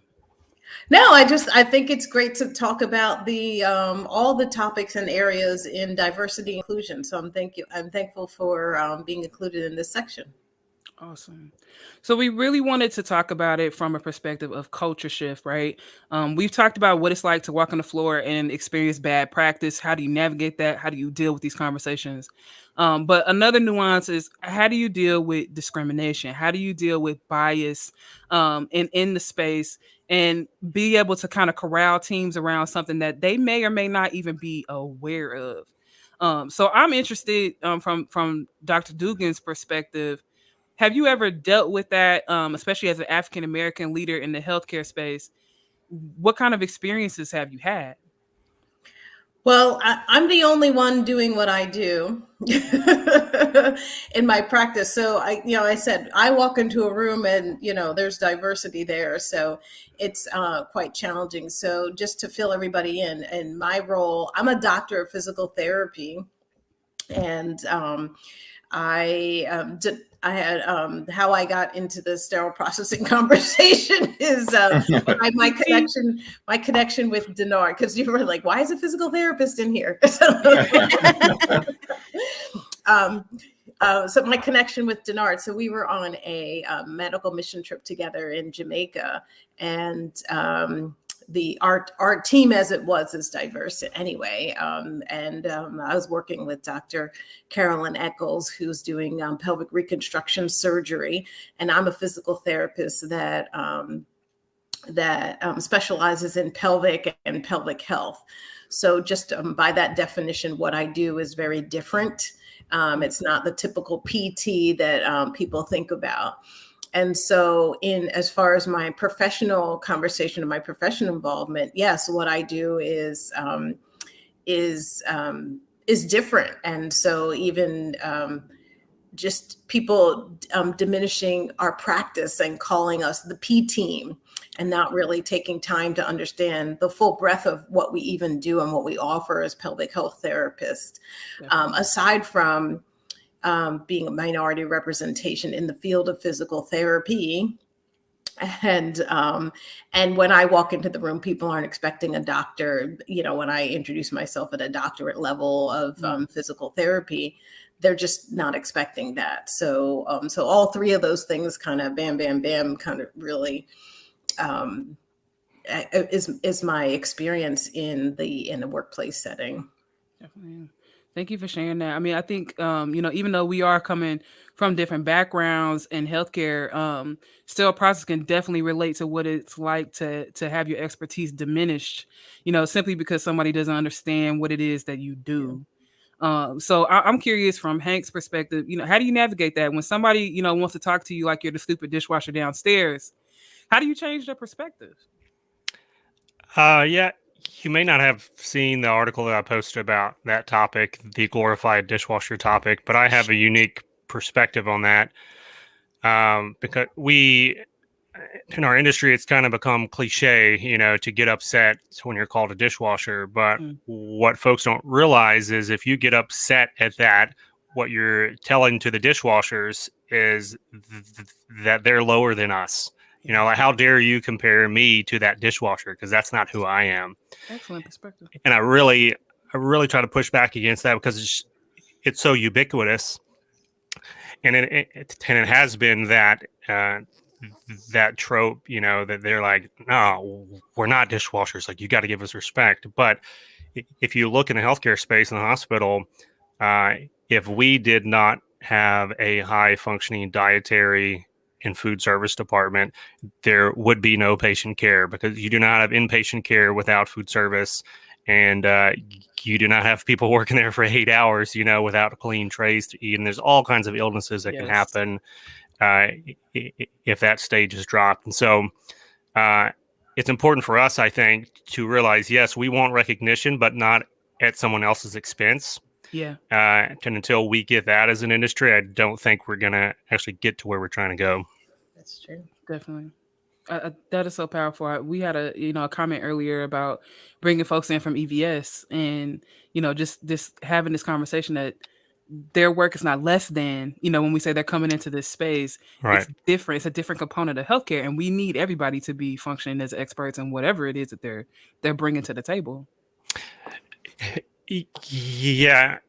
And for SPD especially, like, we kind of look up at the OR, and we think like we want the recognition and the pay that they have. And then we naturally look down at everybody else, EVS, food service or whatever, like, who doesn't have the pay and recognition we have. But yeah, that is just wrong perspective all the way. We're not trying to get up. And we're not trying to push anyone down. Like, we need the recognition that we deserve for the job that we contribute, but so does everybody else. Right. Like, imagine what the healthcare industry would be if nurses were like, oh, we don't need anyone else. A big thing at the facility where I'm at right now is that we have a culture where we can say, okay, we are the experts in understanding instrumentation and sterilizations. You guys are the experts upstairs. EVS, you are the experts here. So we have a culture of accepting everybody within their own realm, but not backing down when we're questioned because we're the experts in what we do. And it's very important. We have a monthly meeting with our front desk staff, and so I was the invited speaker for our monthly meeting at the front desk staff. And I said, the number one thing that I would like you to get out of what I say is that patient care starts at the phone call. Mm-hmm. You guys provide patient care. So what happens? Patient care is happening before the person even gets back. They call, you're caring for the patient when you're scheduling the appointment. They walk in the front door. They've already received care for at least 30 minutes, 30, 45 minutes before they even walk in or before I even go out and get them to the lobbies. So patient care starts with them, and the tone that they set and how they communicate with the patient is super important to the tone of how they're going to be receiving care in this clinic. And that could be the decision maker if the person is going to decide to show up to their appointment or not. 100%. Absolutely. I mean, because, you know, we talk about that like marketing and like who's forward facing, but if I don't feel comfortable with that process already on the phone with you, I'm probably not going to let you, you know, bring me in for an appointment. Right. So like if we're on the floor and we're trying to navigate this, because I mean, as much as we want everything to be, you know, HR friendly and PR friendly, we do have these situations on the floor where maybe there is some racial bias, or maybe there is, you know, a technician of a different sexuality on the floor and they're getting pushback, you know, and one of the things that could create really is just a lot of stress, you know, for them, which we've talked about several times on the show already. If that technician is stressed out, they're not giving me 100%. That means that patient is not getting 100%. You know, so what would you guys say are some tips or tools for technicians or staff on the floor to create environments of inclusivity? Do you guys wear name tags? Do you have tags that have like gender identification or their pronouns? Not right now. Yeah, not right now. Our badges just have our names. And I mean, it could be an institutional thing. My badge doesn't have my name, have my pronouns on it. It's on my email. I offer it when I'm introducing myself to people.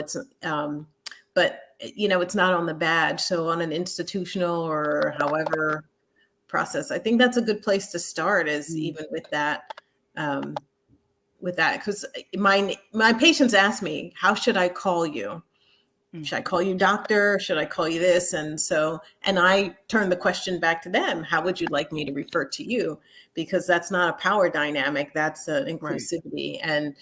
And same thing when we have introduced new staff. How would you like me to call you? What should you be called? How would you like me to be referring to you in front of, you know, other colleagues, et cetera?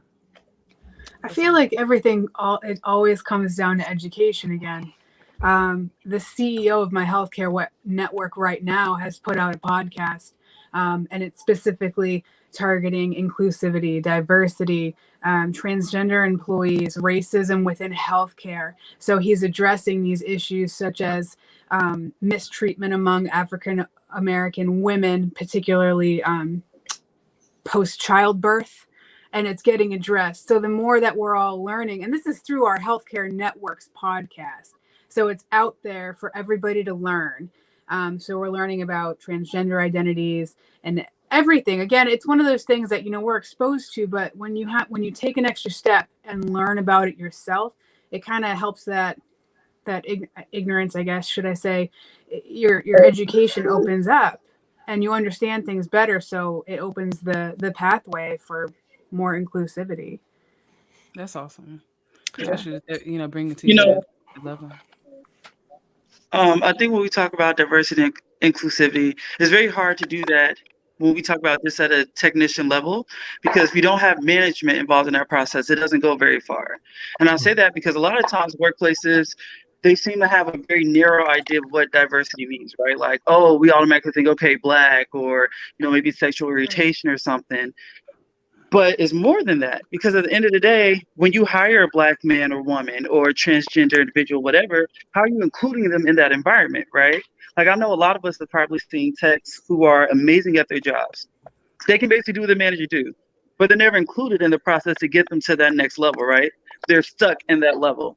If it's a heads of service meeting, or if it's something of any substance that could get them to, I'll say, above where they are, they're excluded.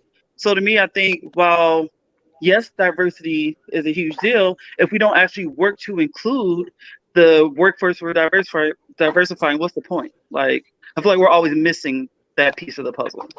Right. I agree. It is an interesting point that we do seem to continue to have an aha moment about going to the front line. And the fact that they need to be included in whatever process changes we're making, and then on the other end, making sure that management, C-suite are aware of what type of support those departments need in order to get that work done. Because it's not as easy, like you said, as just being like, oh, we're diverse and inclusive. Done and done. So I know we talked a little bit about what text could do. I think that's a great point about being able to do something as simple as pronouns. I've seen things as simple as a hospital giving a list of, like appropriate terms to use. Like, instead of referring to a group of people this way, here's some language that's more appropriate. So that education piece can be so pivotal. But have you guys ever personally navigated a situation that you felt like was culturally insensitive while you were at work, and how did you handle it? So I'll jump in there because I kind of wanted to address some of that. I'm probably in a disagreement among the panel on my approach, my views on these things. And, I know this conversation is very politically charged, so it's very difficult to talk about it without, because you said, like, we talk about leaving things at the door, but you just can't do that as a person. Yeah. But my personal style and my department leadership style has always been more individualistic, as opposed to looking at people in groups and categories. Primarily because people, in my opinion, are too complex to box into. Oh, you're that color, so you must be this way. Or, oh yeah, you're this gender, so you must be this way, and you must like these things and not like these other things. Mm-hmm. And it just puts us, I think, in a very difficult situation, because now we're dealing with categories instead of people, and you don't lead categories in your team. You don't have categories working for you. You have people working for you. Yes. And people, whatever they like, their backgrounds are, their race are, your religion, right? So like, that's something that's very close to me. Like, I've graduated from seminary, and that was my track prior to going in to sterile processing. But it's an interesting category because it's included in lists of diversity, but no one says put your religion on your name tag. Right. Why not? Is there something different or special about that, that's less important than your gender or than your race, etc.? And it's just so problematic. Like, I don't think the solutions really that we're seeing in healthcare today is getting at that individual challenge of how do you lead this person with this background and these fears and these skills and these issues. You're just leading categories, and you're always going to steamroll people who don't fit into those boxes. Right. And that's what lands you in HR, because you're like, yeah, this person treated me a way that I didn't want to be treated. Well, it's oftentimes because they've been taught to treat that category of people they think you fit into that way. Yeah. And it just goes out of control. So I don't know what the solution is, but I don't think that we've got the solution today, from at least what I've heard and seen in healthcare. Yeah, definitely.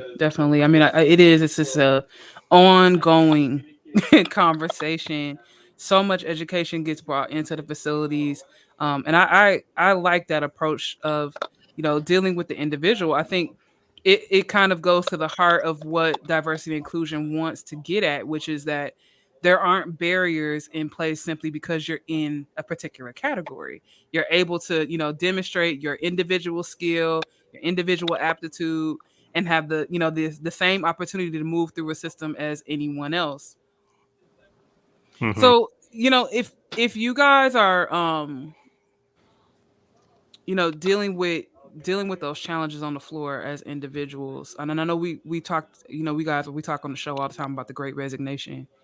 Do you feel like any of this conversation around diversity and inclusion, around being able to bring things in, like if it's not okay for me to talk about my religion or talk about my sexuality, do you feel like that ever is a barrier for technicians staying within the healthcare industry? I don't think it would. That's a tough one, Alessandra, because I would say I don't think it's specific to healthcare whatsoever. Is it more prevalent in healthcare versus others? I don't know the answer. But I feel like as a human, like, who wants to stay at a place where they feel targeted? Yeah. Definitely. I would say, even less than being targeted, just uncomfortable, right? Because I have to come here, I have to be here 8 hours a day, 5 days a week. If I can't relax and show up as myself, then what kind of environment are we really creating for our staff on the floor? You have to be able to be comfortable, because if you're feeling uncomfortable or unsafe in your workplace, how is that going to come out in your tray quality? How is that going to affect your productivity? You're going to feel like somebody's constantly watching you. I'm sorry. That's why I'm not in the OR, because I fumble when people are watching me. So that's just, without somebody with a bias watching me. So you have to think of it in that aspect as well. Because if you're not creating that kind of environment, it's ultimately going to be unsafe for your patients. Very much. With what we're doing. I do think, though, it goes back to what I was saying again, is I'm in the camp that oftentimes those issues, like when you feel like that someone has a problem with you, if it's your manager, if it's your coworker, etc., it's that person who has a problem with you. So like the person is broken. I'm not that convinced that there's really the kinds of systemic issues at play, especially in the healthcare setting. Like I seem to look at healthcare as on the other end of the spectrum, like they're really leading the way in a lot of those initiatives for diversity and inclusion. Like you don't see that as much in other industries. And again, at least in my personal experience, right, like out of the clouds of ideas and everything, but what have I seen? If you have issues where people, feel like they're being excluded or they're being hated upon, it's because there's an individual doing it. Right. and they've been allowed by other individuals, to do it or not to do it, or been trained by other individuals, but it's always tied back to individuals. There's no like little factory that's just churning out people who treat people badly. In the same sense, there's always other individuals that are doing the right thing or trying to do the right thing. And they come from all kinds of different backgrounds and boxes and categories. And it just breaks down that, perfect thing that we want to say, oh yeah, if you're this, then you act this way. If you're this, you act this way. Like that's just not how the real world works. Right. And that I'm going to challenge you on that a little bit, Hank. So I live in Maine, and it's 94% Caucasian population here. So let's say, or I don't know, think of anywhere like super rural or any place that doesn't have a lot of exposure to culture or other ethnicities. Now hold on. So you're making assumptions there, right? So like 94%. Rural I know, yeah, but hold on. But you're making assumptions about what diversity is, because you're saying, hey, everyone's the same color here, so there's no diversity. Well, I'm gonna challenge you and say that is right. Yeah, but your but your assumption's wrong. Right. So like whatever else you build on that's not gonna. There are places in the country where they're not welcoming to people that are unlike the color of themselves. True. So it's one of those things where, if to kind of tie into our traveling conversation from a bit earlier, if you come into a facility where you automatically are, because these places do exist out there, where if you are different, you're not really welcome. Yeah. Then that becomes a problem. And it is up to the individual whether or not they would like to stay or leave. So right. Yeah, and I do want to echo what Hank is saying, especially from the standpoint of religions, Yes. because this was something that was jarring for me. I came from a rural area that had a community college and a university. So all around us, all the towns around us, as far as racial demographics, were almost exclusively Caucasian, except for my town. And I actually grew up in an area where we had sundown towns within like a 15-minute drive of us. So it was, it was kind of a jarring experience. But when I moved to the Bay Area, we had, of course, racially, there was a wide demographic, but we also saw a much wider religious demographic. Now, growing up in Southern Illinois, I didn't have that. Now, everybody was pretty much, it was Christian across the board. They didn't really get too much into individual denominations, but boy, oh boy, did you know it was Bible country.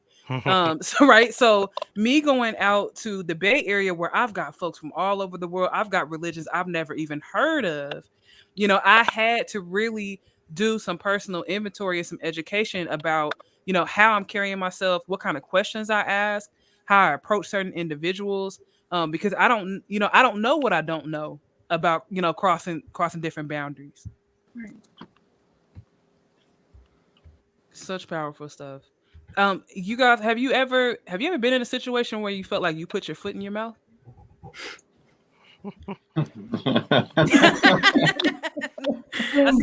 Deannard's like, yeah, Hank just did that. Yeah, I do that all the time. That's the. But like, let me switch my camera around a second. So I face a lot of like profiling. Like, people think, well, you got the accent, you're from the Caribbean, you swim on the beach and climb coconut trees all day. So that's the person. Or you eat curry chicken, that's your best meal. Or like, that's what I get. From some reps coming into the building, some people who see me for the first time. It's like, oh, wow, you're Jamaican. Like, this is the only Caribbean country you could be from. You're Jamaican, you have an accent. So how's Jamaica? So then you say, where you're from. They'll say, what part of Jamaica is that? So, so like, it gets to the point you don't even take it seriously because people don't know. So like, you can't take it as an insult because the person didn't know. Now, if the person knows and they're doing it deliberately, that's something else. So, but that's something I face all the time. And I put my foot in my mouth all the time too. So that's another story. I mean, yeah. I mean, and that's challenging too. We talked about intention versus just something just accidentally came out. That could be a totally different environment where, you've actually got somebody menacing you. But I mean, to Hank's point, that's not the system. That's the individual. And I think it doesn't really become a system problem unless the system isn't able to react appropriately, right? They're not able to manage that technician, or they're not able to, manage that behavior, and it's just kind of left to be out of control, if you will. Mm-hmm. So, Allisa, I want to hear from you. What led you to walk away from the sterile processing industry? Oh, well, I'm gonna be honest. It was like the saying, there was just a bunch of straws, and then eventually that big one just broke the back, right? So it had been piling up for a while. It wasn't one specific thing.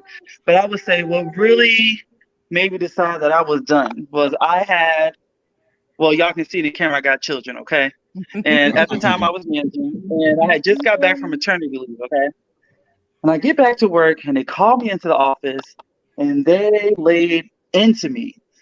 This was wrong, and this happened, and all this stuff. Like, all of a sudden, the entire scope of the hospital's problems happened in the 6 to 7 months I had been there. Okay, somehow it all ended up being my fault. So when I came back, they told me about all these issues and said, "Well, you're going to do our program now." I'm like, blah blah blah. Well, first of all, I've been doing your program, and it sucked. Okay, like, they were in the toilet. Just be honest. Okay, but anyway. It was a way they approached it because they had this plan in place that they decided they were going to fix things, and they made things totally worse. And by that, I mean, we all know about MES T79 and various things that regulate our workplace, okay? There's no gray areas. I'm a very black and white person. If I read it and that's what it says, that's what we're doing. I'm very simple that way. So because they were OR directors and surgical nurses, right? They found a way to fit it into their scenario that best fit their needs to meet their surgeons, right? And their demands. They weren't doing what was best for my department. And that's where I had to draw the line. So I'm like, you're saying that now you're meeting your case times, but I see here you're changing the sterilization load parameters. Yeah. So now I have to answer to how do we know this is sterile and all that comes with that. You guys know what I mean? And as experts in the field, we know how deep that hole can go. But all they see is, hey, everything's fine. The integrated Black, the doctors are happy, we're good to go. And so once they told me that we were going to go in a certain direction, and I basically just had to go with it, I'm like, I'm gonna just go home. Really, I think that's the best option for me at this point. You know, so I left because I was at a place where I wasn't ready to compromise, and I wasn't comfortable because in my mind I'm like, crap. I feel like we're killing our community here, and I don't have a way to stop it. So I don't want to aid in it, so I'm gonna leave. So that's my little exit story. Thank you for sharing that. I mean, I think it's a powerful perspective because a lot of times we push each other to stay in. I know I'll speak personally saying that I was a heavy naysayer when Allisa told me she was leaving the industry. I'm like, what are you talking about? Going where? Because, you know, I mean, to that point, we all want to do it well. We all want to do it right. And a lot of times, if you see a person like that walk out of that space, now there's this total vacuum, right? Now they really are speaking to each other, you know, and co-signing everything that is going back and forth amongst each other, you know. So being able to make that decision for yourself is so powerful. It's very powerful to walk away from a job. I did that. I was somewhere for 18 years and I walked away. It was one of the toughest decisions I made. But after I left, 20 other people left. 20 other people left. Yeah. No, so Dr. Dugan, do you feel like you being the first one out the door kind of shifted the culture for other folks to say, okay, enough is enough? Well, I brought 5 of those people over to my new The truth comes out. Right. Yeah, 20 people left, but it's because you took 5 with you. Right. They were trying to get more money. Yeah, but you know, it was enough was enough, and those 5 people they needed somewhere to go. They just wanted somewhere to go. Said, I'm building something over here. You want to come try it out? Man. And they were willing to kind of take the walk with me. And it wasn't just professional people that came. A couple of them were support staff. Nice. And it was, you know, again, it was enough is enough. And I applaud you, Allisa, because really not everybody has the courage or is in the position to be able to step away and make that choice. And, you know, sometimes you're just like, you know, you're just putting up with stuff. You know, Rebecca's like, why would I work in a place that I'm like, sometimes you don't have a choice, you know, like it's like you kind of have to just go through it. Cause that's, you know, everything else considered, your family, your bills, you know, your commute, your food on the table, all that other stuff. You just end up kind of sacrificing yourself for that. And it eats at your soul, man. It does. But, you know, at some point I applaud anybody who does make the decision, because it's a tough decision to walk away from something, because there's, you know, sometimes there's just as much pulling you there as is kind of pushing you away. Definitely. And then you just have to find a spot. It's tough. You know, Dr. Dugan, like, I'm so glad you said that, because that's a really good perspective when it comes to the concept of people that work in sterile processing, being understanding that everybody that works for you doesn't want to be there, right? And we still have a job to do. Our ultimate job is patient care. And when we think about sterile processing, we have a direct impact on someone's livelihood. We can literally kill someone or we can help them live. That's how I always thought about it. Yeah. And at the end of the day, when I talk about a diverse background, that's how that falls into. You have to have technicians, management who are aware that, hey, Miss Susan has a mortgage and she has 3 kids and she can't go anywhere else right now. And she hates coming here every day. So how do we include her in an environment to make it as painless as possible, to help her feel as valuable as possible, and then help her transition? I feel like sometimes people make sterile processing feel like it's somewhere you have to stay for the rest of your life. Right. Not everybody is meant to work in the same career for 40 years. Everybody doesn't have that story. So why can't we as a collective of all the people, you know, all the backgrounds we come from, help someone get where they want to be. What's wrong with that? I feel like that's also a way to be inclusive. Right. And when they make the decision, you know, applaud them. Don't yell at them or make them feel bad. Don't be Alessandra. Leaving, you know. I was like, girl, why? You're dead to me, right? You were like, you're dead to me. And like, She did. She blocked me for a while. SPD can be career paths for so many of us, but it's a stepping stone for a lot more people. So I don't know, if I'm onboarding a bunch of new hires, I get them up in the OR as soon as I can. I know that's kind of like, ooh, but you have to get the experience. But again, how dare I hold somebody back from something that they might be interested in working as a scrub? And then I've gotten some techs that have gone to nursing school now, and they feel so empowered by the steps in sterile processing that it intrigues something else in their brain to move forward with something else that's a better fit for them. But they're going to take that sterile processing knowledge forward with them and always give back in that way. But again, going back, you know, yeah, we're going to have those technicians that you just can't leave a job. It's very difficult to move. So strengthen those employees' skills in other ways and foster something where they can create an additional workflow within the department or help them transition out, like you said. But there was one more thing. I was just going on a train and the thought just left me. No, don't worry. It's gone.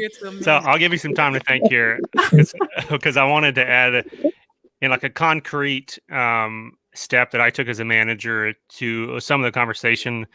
It's around motherhood, right? And this idea that, you know, we got 3 shifts in sterile processing and those are the only 3 shifts that we could possibly ever have. Right. You know, maybe there's a cross shift, but as a manager, like you get staff that are coming in late on a regular basis. And in some scenarios, in some contexts, like you would just hold them like iron tight, like, oh yeah, you're late. You know, you get 3 lates, then you're out. Right. And not ask, hey, why are you late? Like, you know, what's going on? Like, what's happening in September? Oh yeah, duh, the kids are going back to school. So are you having issues getting your kids to school and then getting here on time? Let's talk about, can we bump your schedule back an hour and you come in an hour later, you know, stay an hour later. And if anyone has a problem with it in the department, come talk to me about it, right? Because this is a team. So this is that dynamic about leadership, right? Going back to what we were talking about in the beginning, a strong leader can fix a whole lot of these problems. Not that they can like undo everybody's raising if they got bad raise and everything else, you know, but a strong hand in that leadership position with this vision of supporting all the individuals on my team and all those challenges that they're talking about, the mortgage, the kids, like for me, like I've got a speech impediment, right? So like when I started sterile processing, I was scared to death about answering the phone because when I answer the phone, there's going to be something high stress on the other end of the line, like a patient's on the table, an upset nurse. And like, I did not want to answer the phone. And yet onboarding, we like cram everybody into this like little pipeline and everyone's got to learn how to answer their phone like right away before they even have that confidence that a lot of folks like me would need and be able to answer the phone a little bit better if we just had a little more time in that pipeline to learn and get comfortable with. Like there's all kinds of things like that from the leadership perspective. If you're just more sensitive to the fact that people are different, that you can solve. 100%. And if you're fortunate enough to be in a situation where you can leave, honestly, look at it like you don't need to have your name associated with a facility that allows that kind of environment. That's where I was going. I got sidetracked. There you go. Sometimes if you are lucky and fortunate enough to be able to pull the plug and move to a different facility, you have to cut the cord because you don't want to be associated with that. You just don't. Don't be afraid to do it. I've definitely had that experience where it was just, it's not that it's so bad that I can't hang out here and make this work, but do I want to?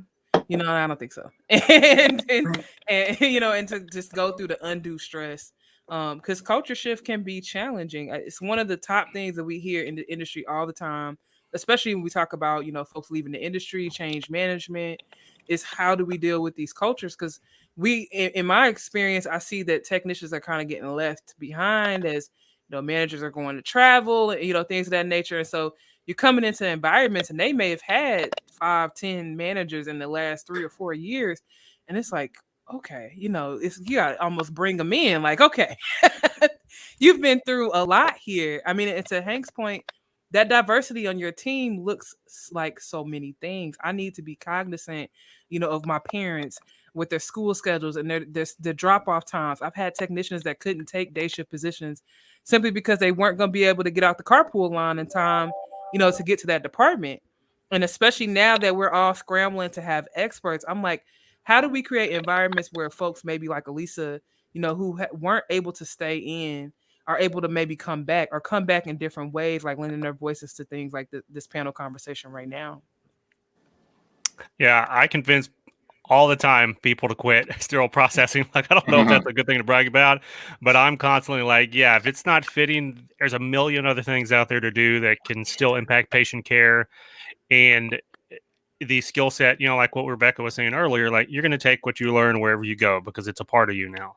And then to your point, Alessandra, you can come back. It's not a one-way thing. Like you leave and then you can never come back again. We just lock the door behind you. And there's been a couple of folks that I have talked out of the industry who have come back, and they've ended up going to school. They ended up, going into retail and said, oh man, like I thought healthcare was bad, but let me tell you about retail. So yeah, I mean, to give everyone the permission to leave, even if it's not a horrible situation, but just because it's not the right time and it's not the right place for them, that's okay. Definitely. I think it's powerful stuff because sometimes we are so encouraged to just stick it out, just tough it out, as best you can, grit your teeth. You're a healthcare hero, make it happen. And we are real people. There's more to us than our set of scrubs. And on the other side of the conversation, is if you have a manager who somebody's resigning to you, get to the bottom of it to figure out why somebody's resigning and fix the problem. Like it's not like people aren't just widgets where you just kind of push them in. Oh, somebody else is going to be behind you to fix the problem. Like, I mean, it's healthcare. Like there shouldn't be, of all places where, of all places where things should work out. I mean, like, look at the nursing structure. They've got how many different kinds of shifts do we have? 10 hours, 12 hours, 4 days a week, right? Like, I mean, if you can't fix a schedule, that's like the least of the things. Like, that's the easiest thing to fix. It's ridiculous. Like, like fix the problem. And there's so many of these things are barriers that are just, I don't know why there's a barrier to fixing problems. I mean, some of it's just not a big administrative umbrella. Sure. It's like, okay, can we tweak an hour here? Can we tweak it on this? Can we buy a basketball? Can we, right. Can we get this place dusted? I mean, like there's so many, I had a director, she used to say, fix the pebbles. People aren't leaving because of boulders. They're leaving because of the pebbles in their shoe are so irritating. It's the pebbles that are so irritating that you just can't live with day to day. Like, get rid of the pebbles. It's not the big boulders because people understand there's like administrative things that they just don't have any control over. But it's the little tiny things that your manager should be fixing for you. And if you can't fix them, you're not a manager. You're not a manager. You're not. That was pretty awesome. That was good. That was good. Like that was a good one. That kind of got me though. Somebody got to tell them. So I want to thank Miss Green Golden for sticking around all this time, commenting with us all day long. Yes. So Sharyn Green Golden says she has 7 shifts to help her staff work. Yep. There you go, Sharon. None of these boxes. That's awesome. I feel like there's also a large majority of people that get stuck on certain shifts and they can't move because the financial component to it. I was stuck on night shift for years listen. Of the differential? differential? Yeah. That night differential makes a difference. $6 an hour. Yeah. So I didn't move. Could build a house on that. But again, it puts it it shapes your life a certain way. And so many people within our industry get stuck on this, that's a whole other discussion. But It is, yeah, but it's an important discussion because you'll see a lot of times the shift dynamics. That first shift, for some departments becomes the coveted shift. Yeah. And it becomes the most experienced shift, right? So like all of the experience just You're kind right. of drills True. down to the first shift. Everyone's True. got their name True. in line. They want to be first. Well, True. that has implications all the way into second and third shift.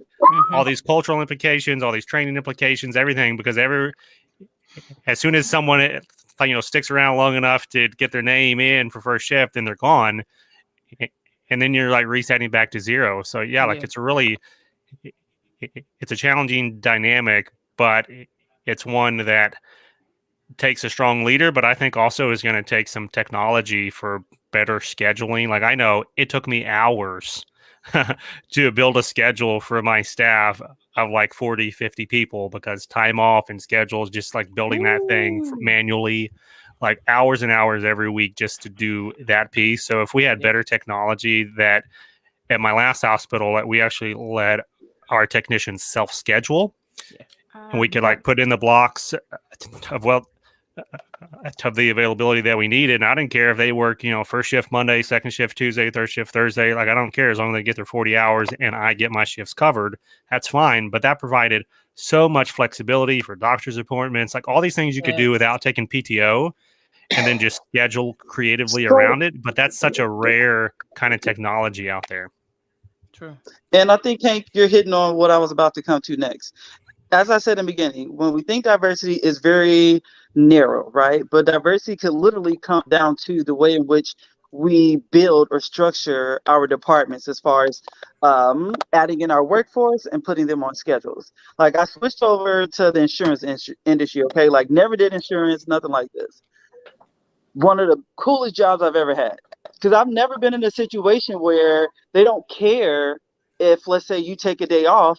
Oh, you can just make up your hours a different day. You don't have to use your vacation time or your sick time. No, go ahead and work those 4 hours or 6 hours over the span of this week. And you don't have to use anything. Like you have people killing themselves because they don't have sick time or vacation time to use because they're not allowed to, quote unquote, kind of do that, I'll say, blended shifts that you're talking about. So when I think of diversity in sterile processing, like you said, if you don't have strong leaders, this isn't going to go far because the more the time goes on, the more you realize we don't fit into the typical 9 to 5 anymore. Right. A lot of people don't fit that. We can't base our functions off of that anymore. It just doesn't work. Even the trauma hospitals, they're not 9 to 5 anymore. That's not a thing, right? So it's like, how do we step out of the box we're in now and lead more towards, okay, not just diversifying our staff and things like that, but the shifts we work. Can we live a work-life balance? Yeah. Like that should be possible in healthcare. Should be possible. Yeah. Even considering doing things like offering childcare or discounts to different programs, transportation programs, commuter benefits. These are all things that take into consideration that not everybody on your team is coming from the same background. And that's really what that inclusion piece is about, is making sure that everybody has the resources they need to make this thing go off without a hitch. Sharon Green Golden said that call pay will keep you hostage. Yes. I know I'm probably the oddest manager in the world, but I caution my staff members to not do overtime. I'm a big proponent of lowering the amount of overtime that is taking place right now. I think it's something that for the individual technician, I don't think people take into account how much those hours grind on their bodies. It's great to get the extra money on the check, but in the long run, this is a physical job that we're doing. And, you doing 16s 7 days a week is going to catch up with you. And another space, they gonna pull it off. They pull it off. But another space, I feel like it just kind of covers up and masks issues, right? So we don't ever have to talk about the fact that the department is short staffed. Right. If Deannard is here every day covering the gaps. Right. Well, let's talk about finances too, right? Like y'all know, like I'm one of the loudest mouths out there about the compensation issue in our industry. I just will not shut up about it, no matter who says, "Hey, shut up about it." But behind that piece is this data now that we're getting from a lot of the industry surveys of how many of our technicians are in debt, substantial debt. And yeah, that call pay takes you hostage. but the debtors take you hostage as well, right? So like if you can't pay your mortgage, if you can't pay your car, like those are some pretty substantial reasons that you're going to get your butt to work for overtime, no matter how hard it is on your body, because you're in debt and bondage in these other places. And so that just like simple money management training for our technicians would be massive, because if we can manage our money better, and we would have to work less, and it would have all those positive implications that you're talking about. But that's not in a traditional sterile processing curriculum, because we think, oh yeah, that's not my job as a manager, not my job in healthcare or whatever. But if we keep in mind that these are people with all the complexities we've been talking about, and many times have a lot of financial issues, like that does become kind of our job. Yeah. I will say that there are a lot of facilities that within their employee assistant plan package with the benefits, a lot of facilities do offer financial counseling. It's not really talked about, but sometimes it's involved in your program. So I never put the dots together in that way, but we got to take away the shame of that, because absolutely it's hard. It's a pride thing, for a lot of people to walk in and be like, I need financial counseling. Oh yeah. If we offered it something that was like, no one needed to know that you're on this webinar or you're taking this curriculum, and you can kind of do it anonymously and consume that and learn that, like I think we'd have a much higher rate. Like that's great insight to know, Rebecca. Like I really appreciate you sharing that, but I know there's all a like me. I'm probably talking to me. Like I would be one of those guys who be like, I don't want anybody seeing me go in this financial counseling office, because they're gonna be like, hey, you're not paying your bills. What's going on? And I totally agree with you there. There's a lot of people I know that wouldn't take part of the other services that they offer, just because that wasn't who they were as a person. It's not who they are, and you can't you can't fault the person for just sticking in who they are. So and we also have to think generationally, like in their family line, are they the person to have a job that's like in a benefited job at work, and who's giving them, like they don't necessarily have a family or a community structure that actually could even advise them in that way. So to get that information from a foreign source could be from could be distrusting or something along those lines, if they don't have a mom, a sister, brother, or cousin who's ever kind of took a corporate job or whatever to know even to take advantage of these of what the other benefits are. Definitely. That was my background. And, generationally, I was the first person to move as far away from home as I have, and to have my income go above six figures. And for me, starting as a Tech 1, I was making $775. So, that lifestyle was paying your rent, and then there was a little left over for food, and then you went to work and you did the overtime, right? So then going into that different space, like to Hank's point, I was embarrassed to ask the question, because it seemed as if all my peers, this was no brainer. They were say the second, generation college students, or their families own businesses. They were very much more comfortable. And so for me to come and even make the appointment, but yes, to Rebecca's point, check out your HR benefits, because there are actually a lot of services being offered by the hospitals that are not necessarily promoted very widely. So what I was able to do was make an appointment on site with a Fidelity rep. We did our 401k through Fidelity, and the rep was there, and I got a half hour to just ask her everything. And I, poor girl was amazing. Because I went in there and I'm like, I've never done this before. And she, gave me tips on 401k. She gave me tips on my tax bracket. She talked to me about, hey, Alessandra, be mindful. If you make $3,000 more, you're going to be in a different bracket, and you're going to need to do some different steps. It was truly pivotal for me to be able to have that one-on-one time with a financial expert. But it took me feeling that, embarrassed to really be like, I got to ask somebody this question. I want to follow back up on how you got that six-figure job, because that was something that really stuck out to me. I feel like there's going to be a lot of people listening. Is like, yep, I want some more information about that one. Yeah, she's like, what do you do for 6 figures? She's working for the process. Yeah. That's sign me up. Our base salary right there. Man, but I mean, you're talking about, really maneuvering and putting yourself into positions. Every leader that you guys see on this panel right now, I promise you, they didn't get to where they are based on what you think they did. There's so much more to those stories, right? When we had Dr. Nicole Dugan on, and she talked about being able to leverage the hospital programs to get additional certifications. She actually became a doula during the pandemic. So there's so many different resources and so many different paths to success. Don't shortchange yourself. True. Right. So true. Yeah. You did it right there. I think one of the reasons why I like the industry I changed to is because of the work environment. They make it very common for you to become a well-rounded human being outside of your actual profession, right? Because at the end of the day, like you say, you can't leave yourself at the door. So if I'm in debt, like Hank was saying, or if I hate being here, whatever, all that carries into what I do on my 8-hour shift typically, right?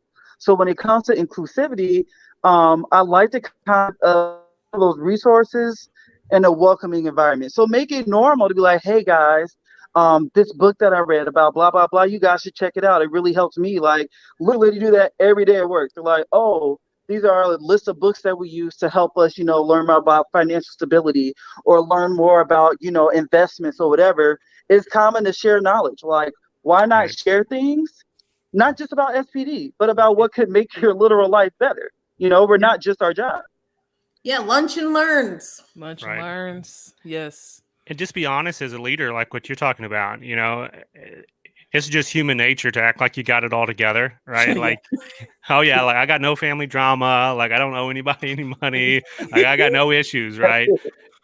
But you miss out on all those opportunities to relate to the people that you're working with, because the more you share about those challenges and just are real with people, like they're going to come out of their shell and say, oh yeah, like you've got an issue with your brother, right? Like y'all don't talk, right? So like what's going on with that?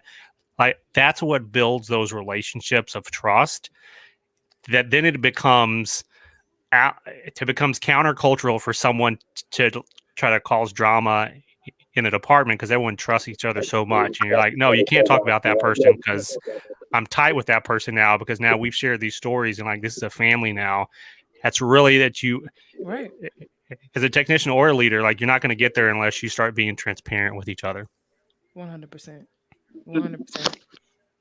And I mean, we talked about not being able to leave it at the door, but these are the types of things you will lose. If we leave everything at the door, right, then we lose these opportunities to have these conversations with folks and really get to know things that make us feel connected and make us feel like we want to be a part of this. Because, going above and beyond it's not something that, you're just doing just because. You gotta have a purpose. And a lot of times when we're on the floor, it's because I want to go into decon time because Allisa has been in there for 8 hours and I want to back her up, right? Or I want to jump in and stay on the floor and miss this break because Hank has been on the floor and he's been holding it down and I know he needs that break, so I'm gonna cover him. That's where we build that camaraderie at. So guys, we are nearing the end of our 8-hour 8 o'clock segment. It went too quick. It was fast, right? This whole day has been fast. I mean, we're watching the clock. I truly cannot believe that Deannard started at 12 o'clock. This is crazy. No. But this is awesome. It's awesome. Happy cell processing week. Processing week. Can I finish up with a fun story? Please. My work, we did a game, one of our meetings, we did a game and we were paired up with other people and we had to go pair up with somebody and figure out as much as we had in common with that person. Nice. And go through, and whoever had the most in common, whatever pair had the most in common was going to have a prize. And, I'm busy. I'm working during the day. I don't really do a lot of chit chat or whatever. And so I got paired up with one of my support staff people at the front desk. So we're trying to find something in common. You got 5 kids. I got 1. You got this. And then we're going like, we were trying to find something in common. She says to me, I'm a beekeeper. I was like, what? In the middle of the city, you're a beekeeper? She's like, oh yeah, we keep bees. And I was like, I'll buy honey. Local honey is what you're supposed to buy or whatever. Where are you a beekeeper? Like, where do you live? She's telling me her address. I'm like, you live 4 blocks from me. Wow. Nice. Wow. We have been working together. We have been working together. This is to Hank's point. We have been working together for like 9 months. I mean, granted, part of it was the pandemic and, you know, everybody was kind of disconnected or whatever, but we've been working together for 9 months. I did not even know she worked 4 blocks from me and is a beekeeper. But I'll tell you what, like, it's like every day that we connect now, like we have something different that we can kind of connect with each other now. And, it's a conversation starter. Now we talk about all kinds of things, you know, and it's not just like a hi, bye, I'm so busy. And some of those activities are just, you know, it's, I know something I need to do and connect with everybody, but sometimes you just, with everything going on, the pandemic and this, and my dealing with my kid and my spouse and all this other stuff, my family, my illness, like it's just, you get so overwhelmed that you kind of miss track on like the important things, which is connecting with your coworkers. And it just really kind of, we're on a different level now. And that little activity, I mean, we haven't commuted into work together yet. Yet, I like the word yet. That's on the horizon. Yeah, you should send us a picture of like your beekeeper uniform, like once you start. You go over there and check it out. Getting that. Getting that honey. Awesome, guys. Thank you so much for thank you so much for coming on and just being here with us as we celebrate Sterile Processing Week, and we're talking all things sterile processing for 12 straight hours. Thank you, Allisa, Lawyer Day, Rebecca Paplou. Think I said it wrong. Paplau. Paplau. I'm gonna get it. Paplau. Balch and Dr. Nicole. Thank you so much. If you guys want to hang out for the next session, you're more than welcome because this is a marathon. We have Miss Sharyn Combs coming on next. She's gonna be talking about taking the driver's seat and how to take control of your own path in sterile processing. So, without further ado, I'm checking out. I'll see you guys. Thank you, Hank. Thank you, Hank. Appreciate it. Yeah, nice to meet you all. Without further ado, let's bring on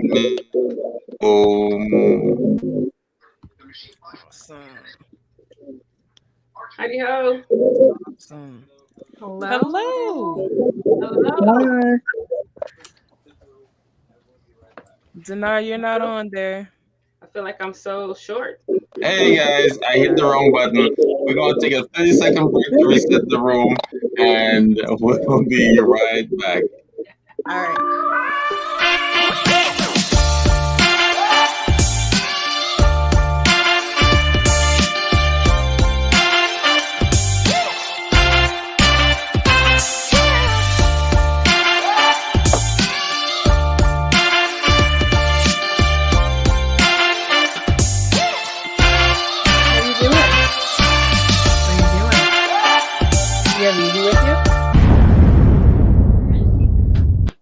I thought she was with you.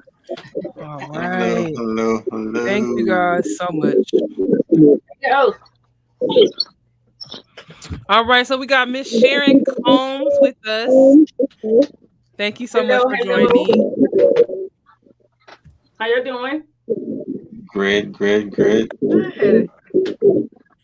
good. So we just wrapped up a panel about culture shift in SPD, diversity and inclusion, how we can really make environments that everyone feels comfortable in.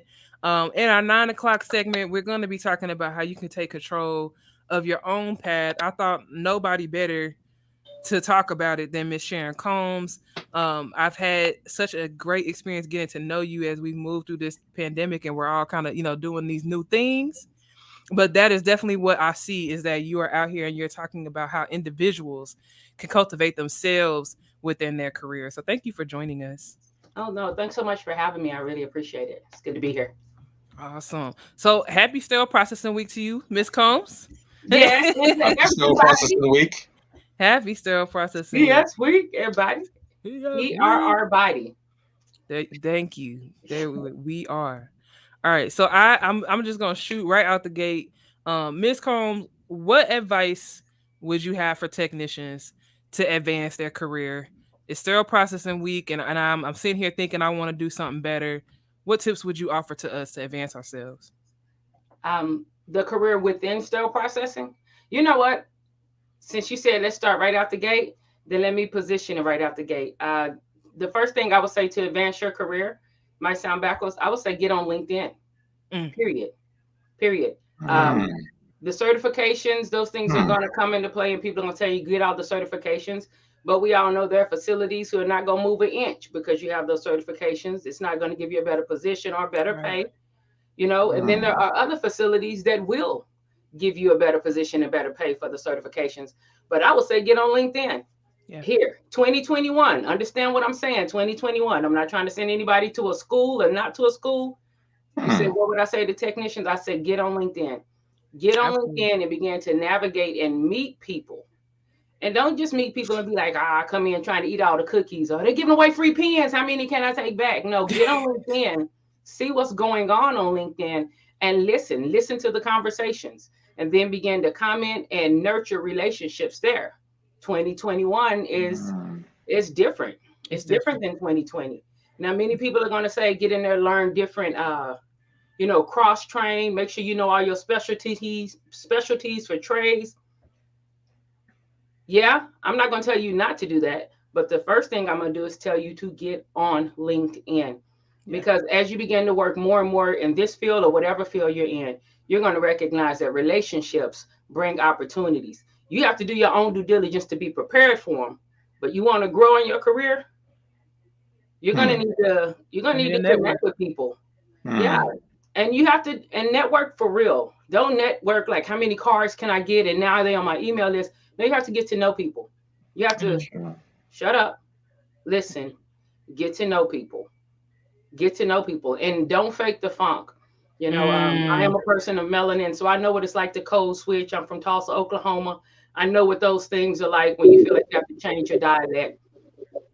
Don't be fake. People can recognize fake, and it takes a lot longer to build trust, like to get it back after you lost it. I would say get on LinkedIn first. I know people like, I don't want to be on LinkedIn. I don't even want to fill out my resume. Okay, I get that. You said for technicians. If that's your conversation, I'm not mad at you about that conversation.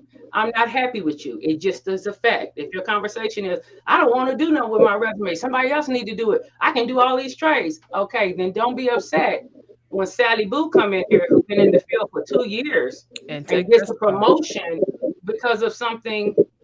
You know, there's some things we have to do that we don't, maybe you don't want to do it. Maybe you're uncomfortable. You guys are talking about the finance and being transparent in your finances. And just to be clear, you know, I know about debt. People outside of sterile processing got debt too. So I know about, I went to a university, private university, so I know about debt. But there are things that you're going to, that you will want to do if you want to grow your career. Now, if you just want to have the best shift and be able to go where you want to go, then only work on the specialties, because there are hospitals like there are churches. There are a lot of hospitals. Many of us think we are trapped where we are. No. All right. I get that. I get that when your back is against the wall and you don't know, you know, those internal beliefs are real talk. Internal beliefs speak louder than anything I'm saying and anything any of us are saying right now, but they are real and we have to address them. So after we address them, like, look, drive, even on your way to work. How many hospitals or medical facilities do you pass? Get into yours. They're like churches. So if you just want to be the absolute best technician ever and you don't want to grow, then learn those specialties and you can go to different places because people will need help. Yeah. However, if you want to grow as a technician in your career, the first thing I would say do before, and I know it sounds crazy, before certification, before anything, you will have to do all of those things. But I would say get on LinkedIn and begin developing relationships. People like to give back. Look at this marathon. You know, you have Sharon Green Golden, Hank Balch. You have people who it's a common trait. Before people are jaded and all bitter and everything, but before they hit that point, it's a common trait to want to give back and provide something that maybe we didn't have when we came up. So get on LinkedIn. There are plenty of people out there waiting to give back. So long answer, short story. Here we go. Get on LinkedIn. Yeah, that's a good one. That's a good one. I like that. More. And I mean, I've been on LinkedIn, but I've never been as active with my LinkedIn account as I have been during the last, say, like the last 18 months. Yeah. And so, yeah, you know, like to Sharon's point, it's not enough for you to just have the account or just send some connects. Let me ask you a question. 18 months, you've been more active.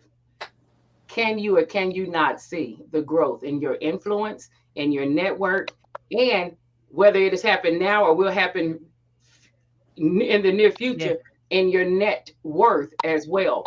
Because it does that. And you just, you bring value to the table, and you'd be amazed at what else is on the table that wants to give value to you. 100%. So I would say technicians, get on LinkedIn. There are industry groups there. Don't only be on in the Facebook groups, because all of the Facebook groups, sometimes they can have a toxic turn that may not happen as much on LinkedIn. True. I'm sorry to interrupt you. I just wanted to ask. Oh, that no. question. No. So let's because that's exactly the point. Is it changed everything? You know, I've changed my view of my why. I've changed my view of my how. I've changed the dreams I have for myself of what I wanted to do next. Just increasing networking and having these conversations that otherwise I wouldn't have never, I would have never thought that these people would even want to talk to me, let alone getting so much out of it. And I mean, and to your point, you don't know what opportunities are out there. And what somebody might think of you maybe this year, next year, and say, oh, you know what? I had a conversation with someone on LinkedIn. I think it would be perfect for this, and be able to round back to you. But if you're not putting your voice into the conversation, then that's an easy no. Right. Yeah, real talk. I just wanted to say that it does seem like, one of the very few silver linings of this terrible pandemic is that within the cancellations of our in-services and conferences, the aspect of on-demand webinars and networking through LinkedIn has grown so much. I don't think that's something we can go back from at this point. So it has changed our industry in that way for the better. I would never have thought to reach out to some of you guys or connect with anybody on LinkedIn before this, but through the past 18 months, it has become easier because everyone's at your fingertips now. We're doing on-demand webinars. We're doing all this stuff digitally because you can't do it in person. So again, that accessibility it's way more, you're way more able to get in touch with these resources. So I just wanted to put that out there too. And I will offer to the text, don't let fear be a barrier. You can be afraid and still do something. I'm gonna be honest, as we got ready for the marathon, we were bringing people in. I was very nervous to send Miss Tanya Lewis a message. I was like, okay, I'm just gonna email the Bishop president just out the blue. But I mean, eventually I formulated my message, and the response that I got was overwhelming. To Sharon's point, she was overjoyed to be asked. She came on this morning and stayed with us for a whole entire extra segment. And, me, if I had have let my fear get in the way, I may not have even sent her, that message in the first place. Yeah. Just even for people, period. Fear, when I speak, some of you guys know I speak, I get to speak. When you do stuff that you don't like to do. Y'all were talking earlier, and I heard somebody saying, you said Miss Susan don't even want to come in here. I believe it was Alisa. You were like, Miss Susan don't even want to come in here, but she got a mortgage and 3 kids. So on this side of life, right now, I'm blessed to be able to get to do things, not just what I got to do, but what I get to do. And so with fear, like we're born with 2 of them, loud noises and falling. Everything else is like learned. If it's not a phobia, which is an exception to the rule, every other fear is a learned fear. And sometimes you just begin to learn more about stuff, and you become more familiar with stuff, and you get more exposed to it, and it stops being as frightening.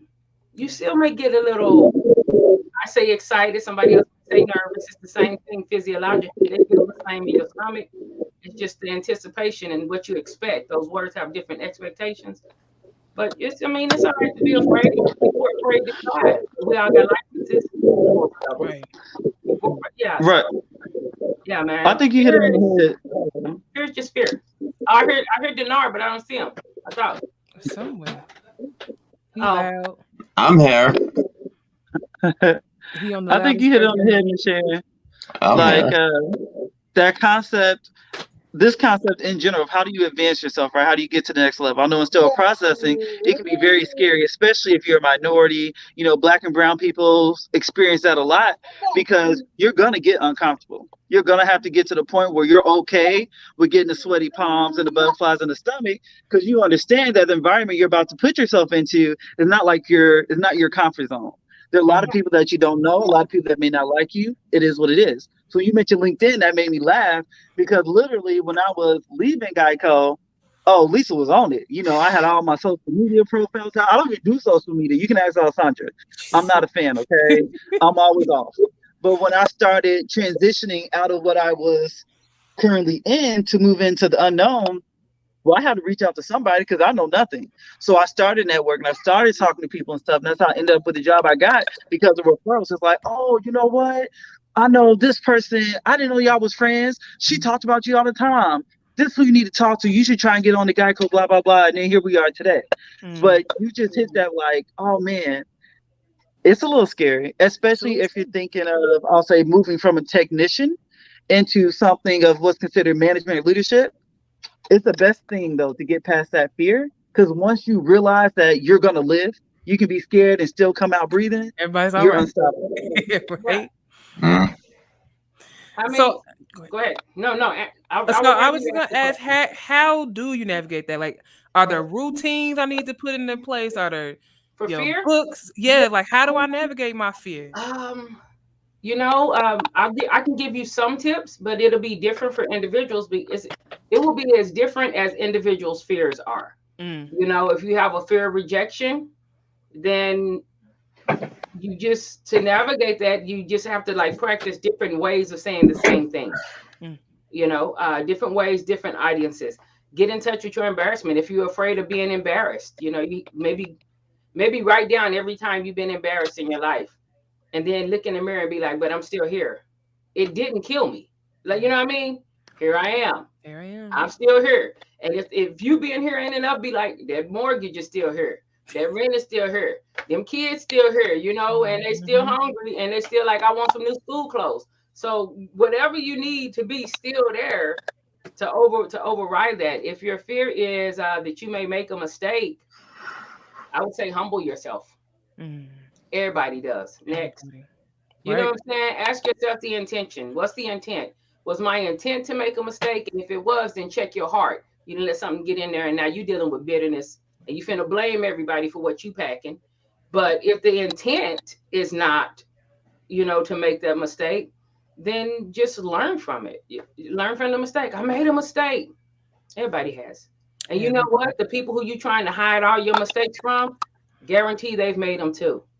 Now, if you keep making the same mistake in this field, then maybe look at some associated fields, maybe look at the vendor side or look at the education side or purchasing, because maybe this part isn't your strength zone. If you keep making the same mistakes and you really giving it 150 and you just keep making it, then look at other ways, because sterile processing is a lot bigger than we think it is. It's like $1 billion industry, you know, from so many angles, from scrubs to caps, gloves. There are a lot of associated things with this. And even like when the pandemic first hit, my background is leadership. Now, I love the fact that I was able to work with SIPs. I love SIPs. I'll always be partial to SIPs. But I love the people of sterile processing. Like my mom was a cafeteria worker for all of her life. So I love the people. And Alissa, you had mentioned something just a while ago. You said like about being a person with, I'm just going to say melanin. And I want to say a lot of times, like some of the things we hear within the sterile processing industry.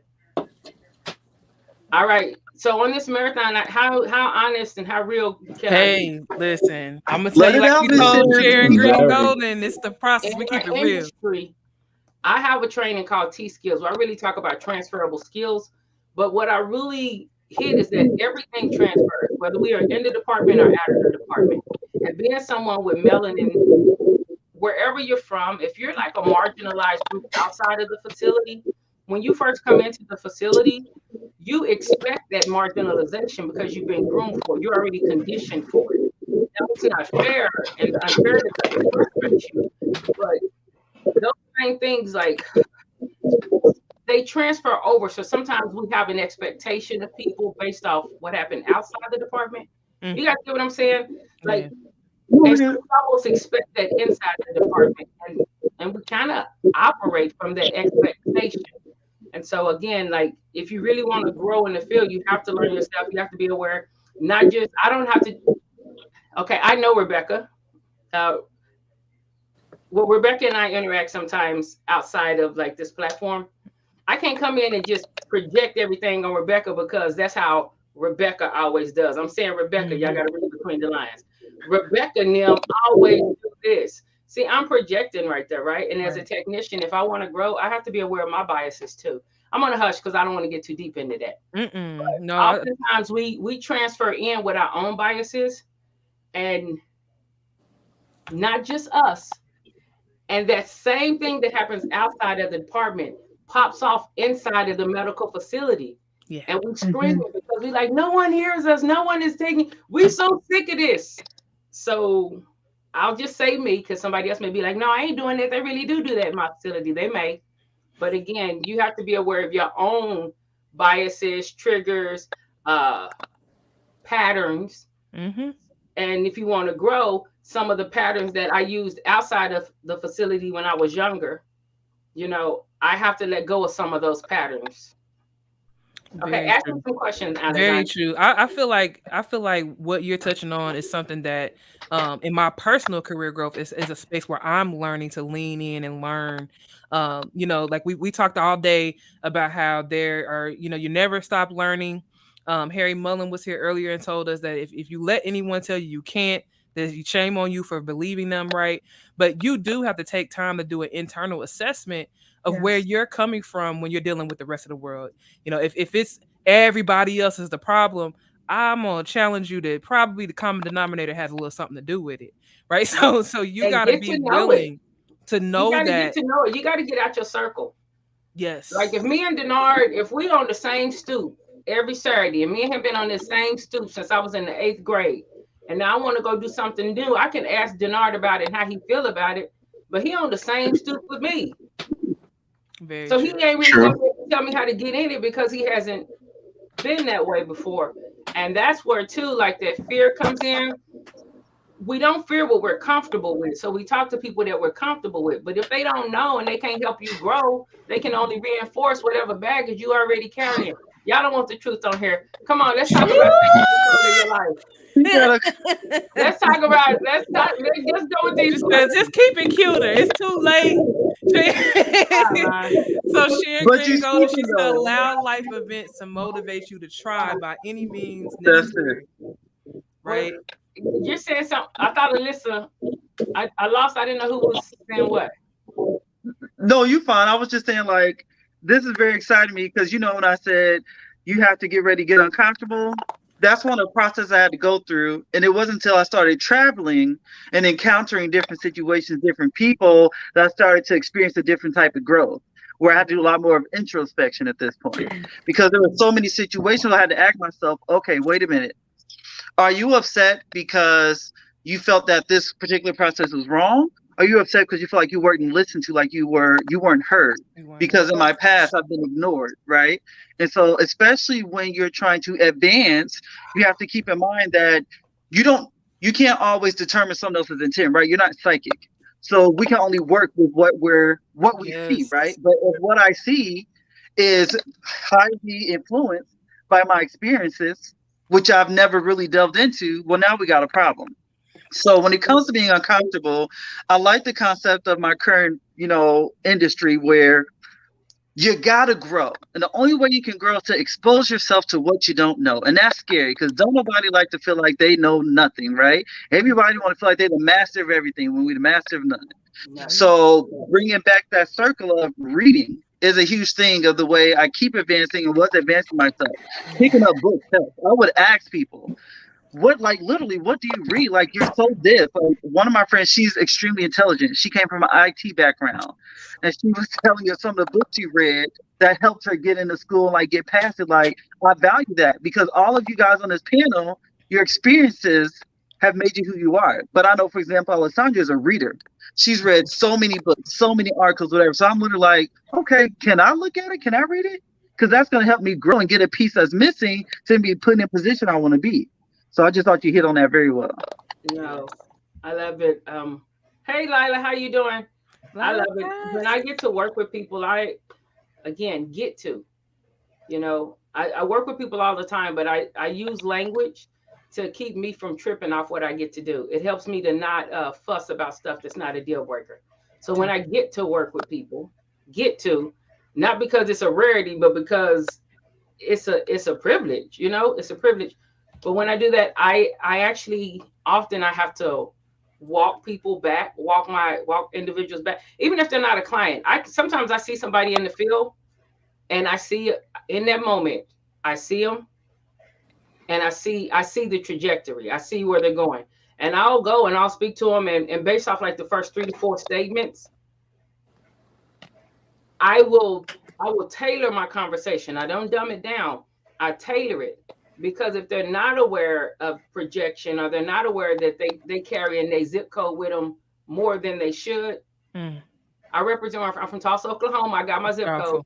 But some people don't know that they're trying to make their zip code fit into every new zip code they're in. Or they're trying to make their past fit into every new room or every new avenue or every new venture. No, man, sometimes just get in the room and just chill out for a second. Learn how it works. As Sharon Green Golden would say, Sharon Green Golden, thank you so much for everything you do for me, with me. Learn the rules of engagement. But when I'm speaking to people, I really try to see where they are. I try to hear where they are. A lot of people in our industry don't feel heard. And that makes me protective over the people of our industry, which again is a transference from that marginalization outside. While I was protective, I watched my mom for years and years, run the department back and forth. But because of her melanin or whatever, she wasn't going to get to go places at that time. That was then. So their protection now transfers over to SPD for me. Like I'm protective of people in SPD, but also because it's a lot of marginalization in there, it also makes you a vulnerable, it makes it a vulnerable group too. You feel like somebody listening to you, so you just run. And they don't have your best interest at heart at all. I think it's also important to note coaching and mentorship is so important. And I'll let you guys, Sharon, speak more to this as well. But when you guys were talking about reading, it made me think of a technician I worked at one facility who was an older, an elderly woman who had been in the field for a very long time, but she could not read certain things. So when the facility switched to mandating certification, we had to find the resources for her, as well as me working with her one-on-one and creating more audio-based learning tools just to work it back so she could read the textbook and move forward. It's little things like that. But how critical would you guys say coaching and mentorship is in propelling your career forward? Is it something that everybody needs to have? Is it a key component? What would you say? I'm 100%. Well, I'm a coach, but even before that, I'm 100%. I believe it's that critical. Yeah. I'm not saying you can't grow without it, but having the right coach and or mentor, because you can have both, can really help you. It can help you because some of y'all know I teach on transition too, just the various phases and stages. It can help you from internalizing something that's really just a part of the transition process. Yeah. It can help you from making decisions in the wrong framework, in the wrong frame of mind. People have a rough day, or they get embarrassed, or they brought me in this position and they said this, and this, and now you mad because 6 months later they didn't do it. You ain't got no more staff than what you had when you came in there. And you're like, I'm working 12 hours every day, right? Because you made provisional adjustments when you first went in that honeymoon phase. But what you did was now you have groomed them to have this as the expectation. Yes. And now you like, they know what I'm doing. No, they don't. Because they went home at a regular time with boundaries. They really ain't even thinking about you, not in a negative way. Right. But they're not thinking about you because they don't know that this is a pain point for you. You're like, well, we didn't know. But as long as those trays are getting done and them cases ain't delayed, How bad do you really need it? Now, I ain't telling nobody to sabotage. We're about patient safety first. Don't be vindictive. I'm just saying, y'all heard it. Yeah. It's powerful. Yeah. I mean, networking alone, I have true. to say that point right there was a conversation that I caught in the clubhouse, which happens Thursday night, 7 p.m. And that conversation really shifted my entire mindset about my career this year. Just like who you shouldn't to death. About the compromises that you made, and now you want somebody to give you the kudos for that this ain't that type of parade. And and getting that just straight no chaser, Sharyn Combs, straight no chaser. I had to take that and say, okay, you 100% right. That was me that made the choice to stay all night. That was me that did the 16. Nobody asked me for that.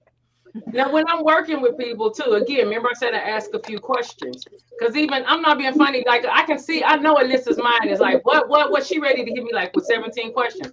Alyssa, we can talk offline too. Give me information. Yeah, it's coming.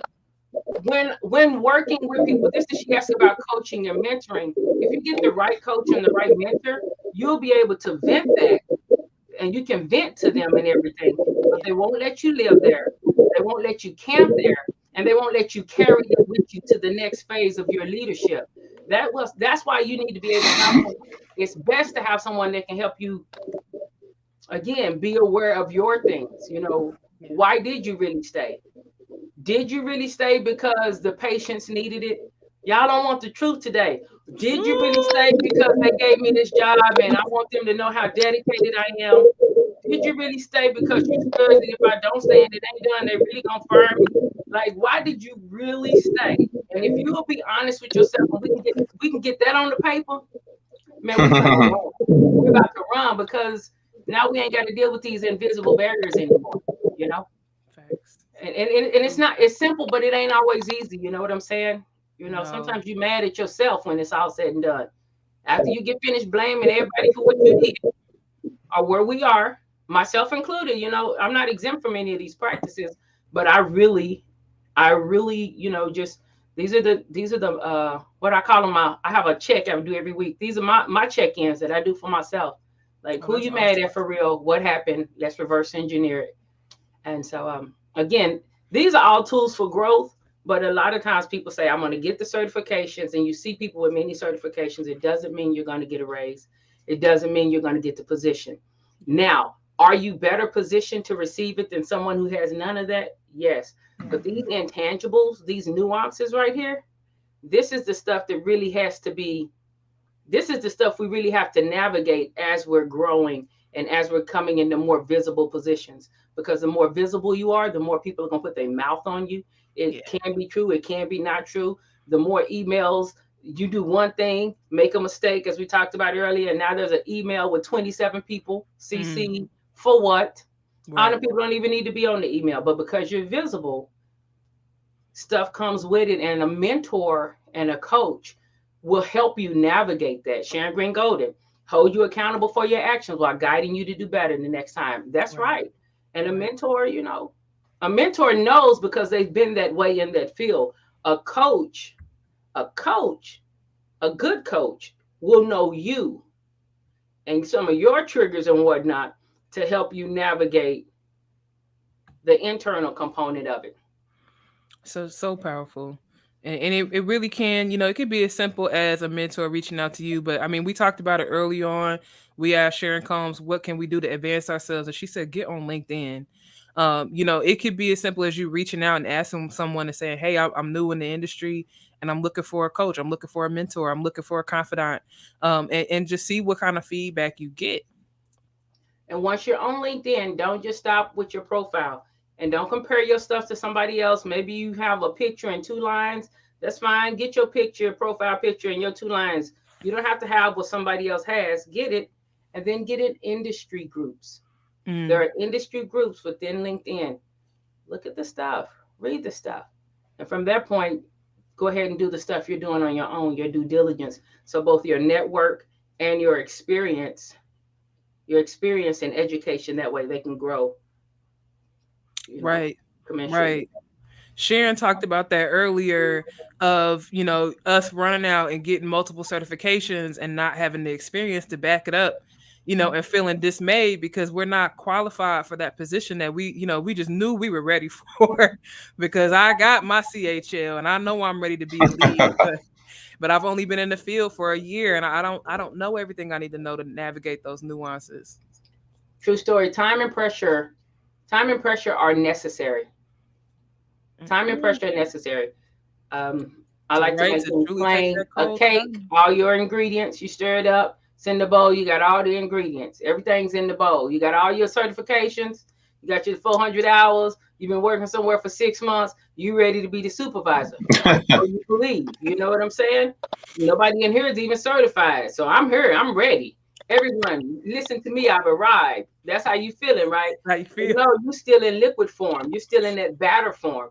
So you need time and pressure. You need some time in the oven. You need, if you're an athlete, you need time on the field, time in the court. If you're a parent, you need time parenting.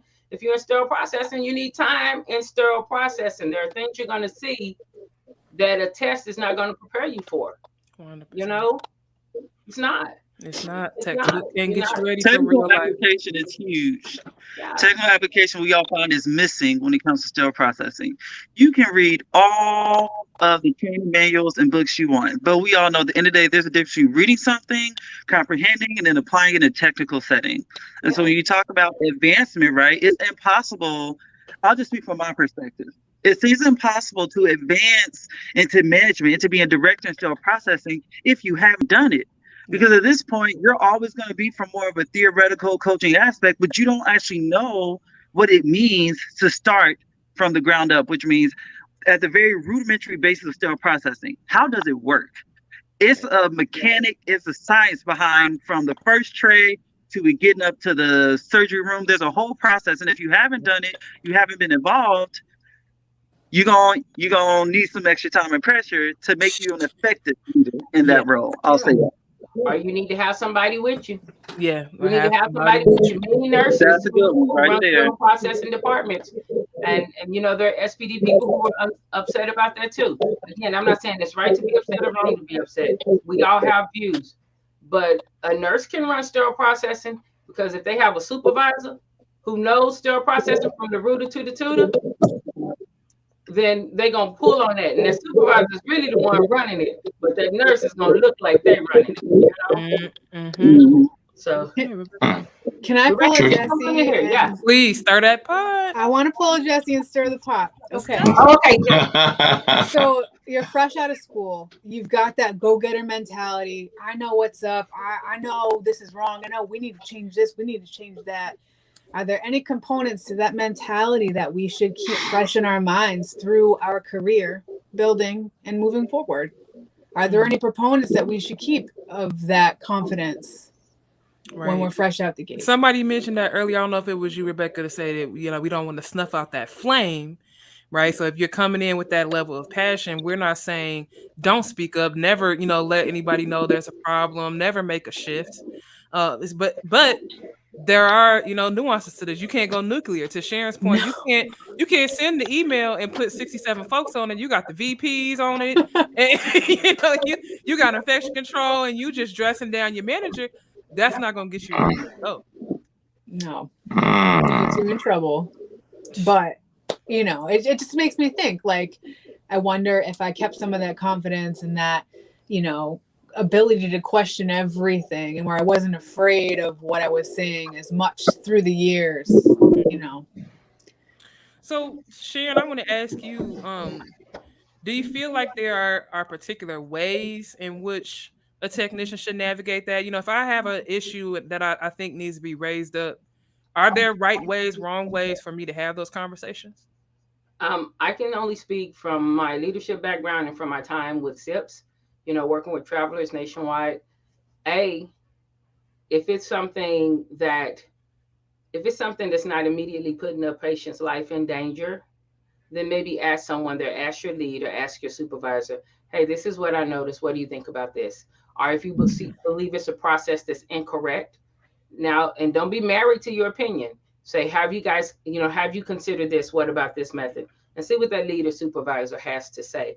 If it's something that is immediately, you know, somebody's going to be jacked up, it's going to be, you know, hell to pay, heck to pay, or whatever like that, then go ahead and go to your manager and ask about it with your manager. And I would also encourage you to use language that is not oppositional. You know, like don't go into a new place and be like, y'all doing this, you know, hey, this is what we're using now. Have we considered this other practice? Use words like we, don't use oppositional language, and be solution oriented. So if there's something that you see, regardless of what position you're in, if there's something that you see and you know that this is detrimental, you know that it's not sustainable, you know that it's going to cause us to lose all of our staff or have to answer questions we don't want to answer or get us in trouble with a survey, anything like that, then I would say go ahead and approach your manager. I would rather you approach your manager and ask your manager about it, give leadership an opportunity to address it, than going into the break room every day for 2 weeks just fussing about it. Yes. That's the wrong audience. You may feel better and they may be your amen corner, but if none of them have the ability to affect change or to change your process, then you're not really trying to help. You're not really trying to help. You're just trying to shine backwards. So go ahead and go to your manager and be willing. I mean, your manager may be a jerk. Your manager may be a butthole. Your manager may be arrogant and believe there's nothing you can bring to the table, but that's not for you to police. Bring it to them first and give them an opportunity to do whatever with it. And if you don't get an answer there, or even if you do, you can still send somebody a private message on LinkedIn in that industry group and say, hey, this is a process we're using. Please don't say the name of the facility. Please don't throw people under the bus. This is a process that we're using. This is my concern. What are your thoughts? You know who's on LinkedIn? Sharon Green Golden's on LinkedIn. Karen Cherry's on LinkedIn. Deannard is on LinkedIn. Sterile MD, Mr. Deannard is on LinkedIn. Alessandra's on LinkedIn. Rebecca's on LinkedIn. I'm on LinkedIn. Lawayne Perkins is on LinkedIn. Esnard is on LinkedIn. Hank Balch is on LinkedIn. Beyond Clean. How many people on LinkedIn? How many private messages? But keep it on the process. And that way you're giving your leadership time without being disrespectful or insubordinate. Because you may be there for 10 years. You may be there for 10 months. You don't know. But at the same time, you are making sure that you're getting other feedback outside of that facility. Because sometimes facilities do stuff just because they've been doing it for 30 years. It don't mean it's the right way. So you want to get other avenues as well without trying to embarrass people or throw them under the bus. Yes. The message gets lost. When we throw people under the bus, the message gets lost. Right? Because, I mean, come on. You're going to be going into a defense mode. You know, if somebody's coming, you know, to me, like you said, with that oppositional language, I'm going to go into defense mode. And now I'm far less likely to hear your complaint or your solutions, you know, at that point. So that's what I mean, those are my suggestions there. Again, don't be married to your opinion, because maybe according to the IFU, you actually are doing it wrong. Yeah, there you go. You think it's right, but maybe I'll say me. I'm actually doing it wrong. I think it's right. You know, this is what I did at school. This is what the teacher told me. When I was doing my hours, you know. This is what I saw on the YouTube video, but maybe the YouTube video is 6 years old. Right. Maybe standards are changing, you know. Right. And so much is changing all the time, you know, in SPD. Like, you know, if you're the type of person that, you know, you only want to learn, do it one way, and I never want to change, this is not going to be the arena for you. You're going to have a lot of undue hardship is what you're going to do. It's going to be difficult. There's so many ways to learn. I can learn from Deannard. I can learn from the process. Deannard, in the process, there are questions there. I can learn. Some of y'all know I host a live podcast. I can learn from that. I learn from that every Tuesday. You hear me? Yes. Every Tuesday. And I remember someone was like, well, you can't say you don't know. I was like, you playing with me? I don't know. I don't know. It's like trying to fake the funk and say I know, and then telling somebody else don't do that. No, I don't know. I'm sorry. I don't. How do you wait? What does that mean? What is this? You know, something I don't know. Because then it's whatever, man. Break it down and make it simple for me, because someone else is listening and they may not know. Yeah, they may not have a local chapter. Right. You know, there may be a 2-person shop up in the mountain somewhere. I don't know. What is that? What is it? What? Who does that? Yeah, I don't know. I have no problem with saying I don't know. For those of you that that don't know, every Tuesday, Knowledge or Nonsense has a live show where they're covering so many topics. I've seen things from financial management to burnout, and then industry topics. So, Sharon, can you tell the folks when and where can they find that live show? Oh, you can find it on the Knowledge and Nonsense page. You can find it on Knowledge and Nonsense on Facebook. We stream to our sponsors. We stream to SIPS Consults and CS Assist. Anyone who is sponsoring it, we stream to that platform when it's sponsored. And so on Tuesdays, we're in the department. And then on Saturdays, we're out of the department, because although it feels like we live at work, we don't. And we do need to learn stuff about financial management. We do need to learn things about career growth. The fact that if you don't know how to do a resume, just type it in on Google and templates will come up. You know, like some of the stuff that we're intimidated about, we're still acting like it's only us, but there are templates, there are things, there are ways to learn. And so we really bring information. We want to bring information that can help people vet their patterns, perspectives, and their processes, whether you're in the department or outside of the department. That's what's up, man. It's a great show. Everybody to learn. Please definitely check it out. If you guys have not seen Knowledge and Nonsense, check it out. It's a fantastic show. We had Lawayne Perkins on earlier to talk about also some of the different shows that are on the network. So sterile processing is definitely a changing industry. I think almost every guest today has talked about how this industry is not the one that they came into. And this time last year, we didn't have sterile processing networks out here. We didn't have multiple shows. We just saw Beyond Clean reach 20,000 followers on LinkedIn. Yeah. I mean, it's a different time. Like you came in, you said 2021. It's different. And can I just speak on that? Like, too, that's what I'm saying. Like, there's stuff you do on your own.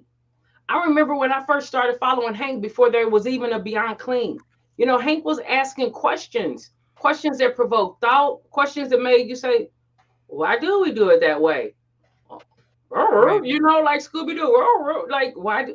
And at that time, he didn't have 20K followers. So get on LinkedIn, ask the questions, build yourself, build your knowledge. Man, get away from negative Nancy's. Do sterile process. Do we get paid the way? No. By all means, we should get paid more. You know what I'm saying? It's a very critical role that is played. However, that cannot be your only thread of conversation all day to grow in this field. Not at all. Be able to say what you need to say concisely, be able to convey what you need to convey and why you need to convey it. Your only conveyance can't be, this is what we get paid, look at what they get paid. No, you have to be able to say, this is what we get paid and this is what we do. And this is the effect we have on the bottom line. And if we're unable to do these things, then we're unable to make this amount of money. We're unable to provide this type of surgery or this type of service. We're unable to support this volume. Because again, if, just me and you, Alessandra, if you like, I can't take it. But every day, everything gets checked off. I'll be like, Alessandra, I know you can't take it. Sincerely in my heart, I know you can't take it. I'm going to get you some help. But it ain't a priority yet. Guns in school wasn't a priority till it hit certain neighborhoods. Yeah. Drugs wasn't a priority till it hit. As long as it's not having that full effect on the full pipeline, it ain't really a problem yet. Yeah. I'm just telling the truth, man. This is why truth. I mean, we talk about it on the process all the time, that we have to remember that, as much as we are doing healthcare because it's a passion and our hearts are in it, these are businesses. Sharon shared that with us earlier. This is multi-billion-dollar businesses and industries that we're moving through. You have to come with something more concrete than this is the way it should be, or this is, what I think. Where's your metrics? Where's your data? Where's your return on investment? Are you speaking that language? Alessandra, I must say this to CS Nation, to the colleagues out there, to, Deannard, I know your heart. I must say this. I'm not attempting to be cavalier about the pay at all. Mm-hmm. I'm not attempting to be cavalier about needs that you have that aren't being met because you're not getting a raise or there's not like a real career ladder or something where you are. I'm saying in order to drive that forward, sometimes we have to take an assessment of where we are, an honest assessment, not what we feel like it should be, not what it could be, not what it used to be, not what it will be, but what it is. And then we have to cry, humble ourselves, fuss, pull our hair out, do whatever, but look at what it is. and then make a decision from what it is. And if it is not a career ladder, or if it is not any way possible at this facility that you're going to have the income that you need to support yourself, do not quit hot-headedly, but know that you have to have an exit strategy. Yeah. Okay, this facility is not going to be able to meet my needs. I love everybody in here. These are great people. I have great relationships. What are some options that I have? Do I cross-train?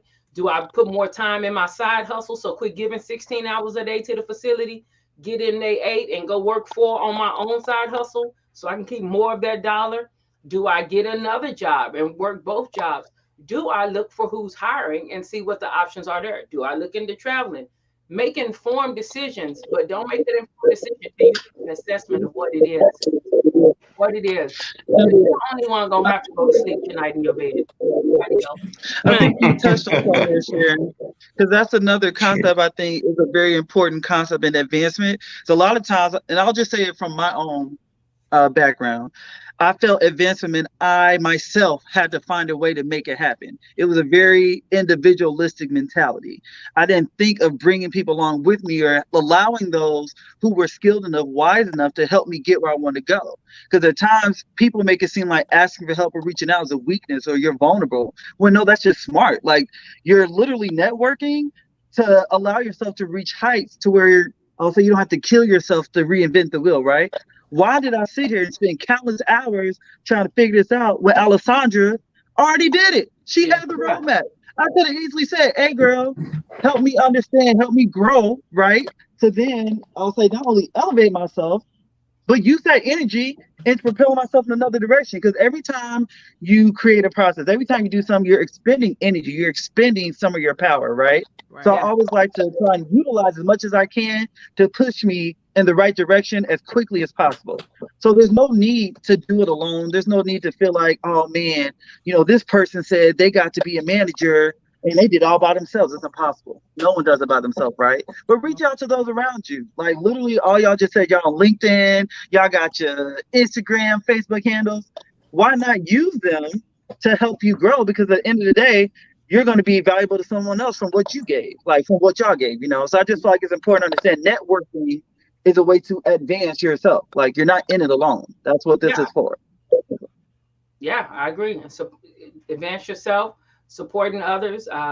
Don't be stingy and don't be like greedy. Don't just be like networking. What's in it for me? We're from, we all know we're from with us. What's in it for us? You know? So, right. Like what can you give back? You know, come into things with that sense of reciprocity of, you know, giving and taking, but being able to add value. I do think that is so powerful and pivotal mindset to have, because we can kind of get into that almost like a kid, your grubby hand, like take, right? and not thinking about what can you offer. Yeah, you again, if you're sitting at the table with somebody that you can't show everything at the table. You know, people say don't show all your cards. Please don't show all your cards. However, if you've been sitting at that same table for a few years, get up and move tables. You know, because you could be at the wrong table.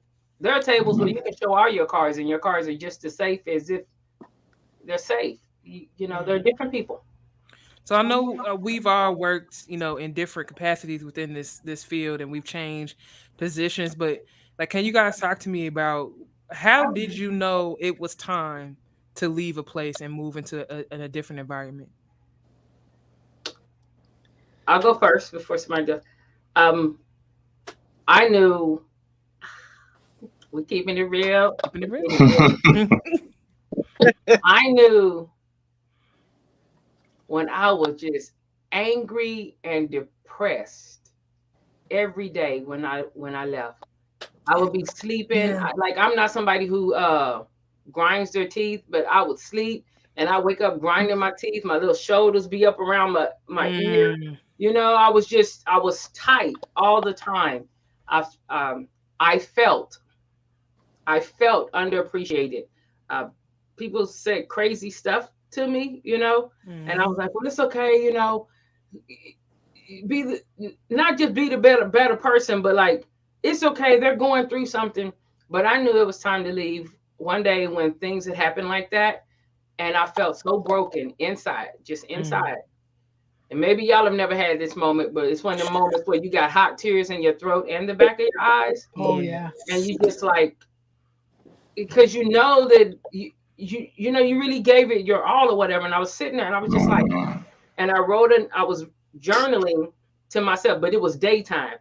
And I asked myself a question. I said, do you think this will ever change in this place? And my answer was no.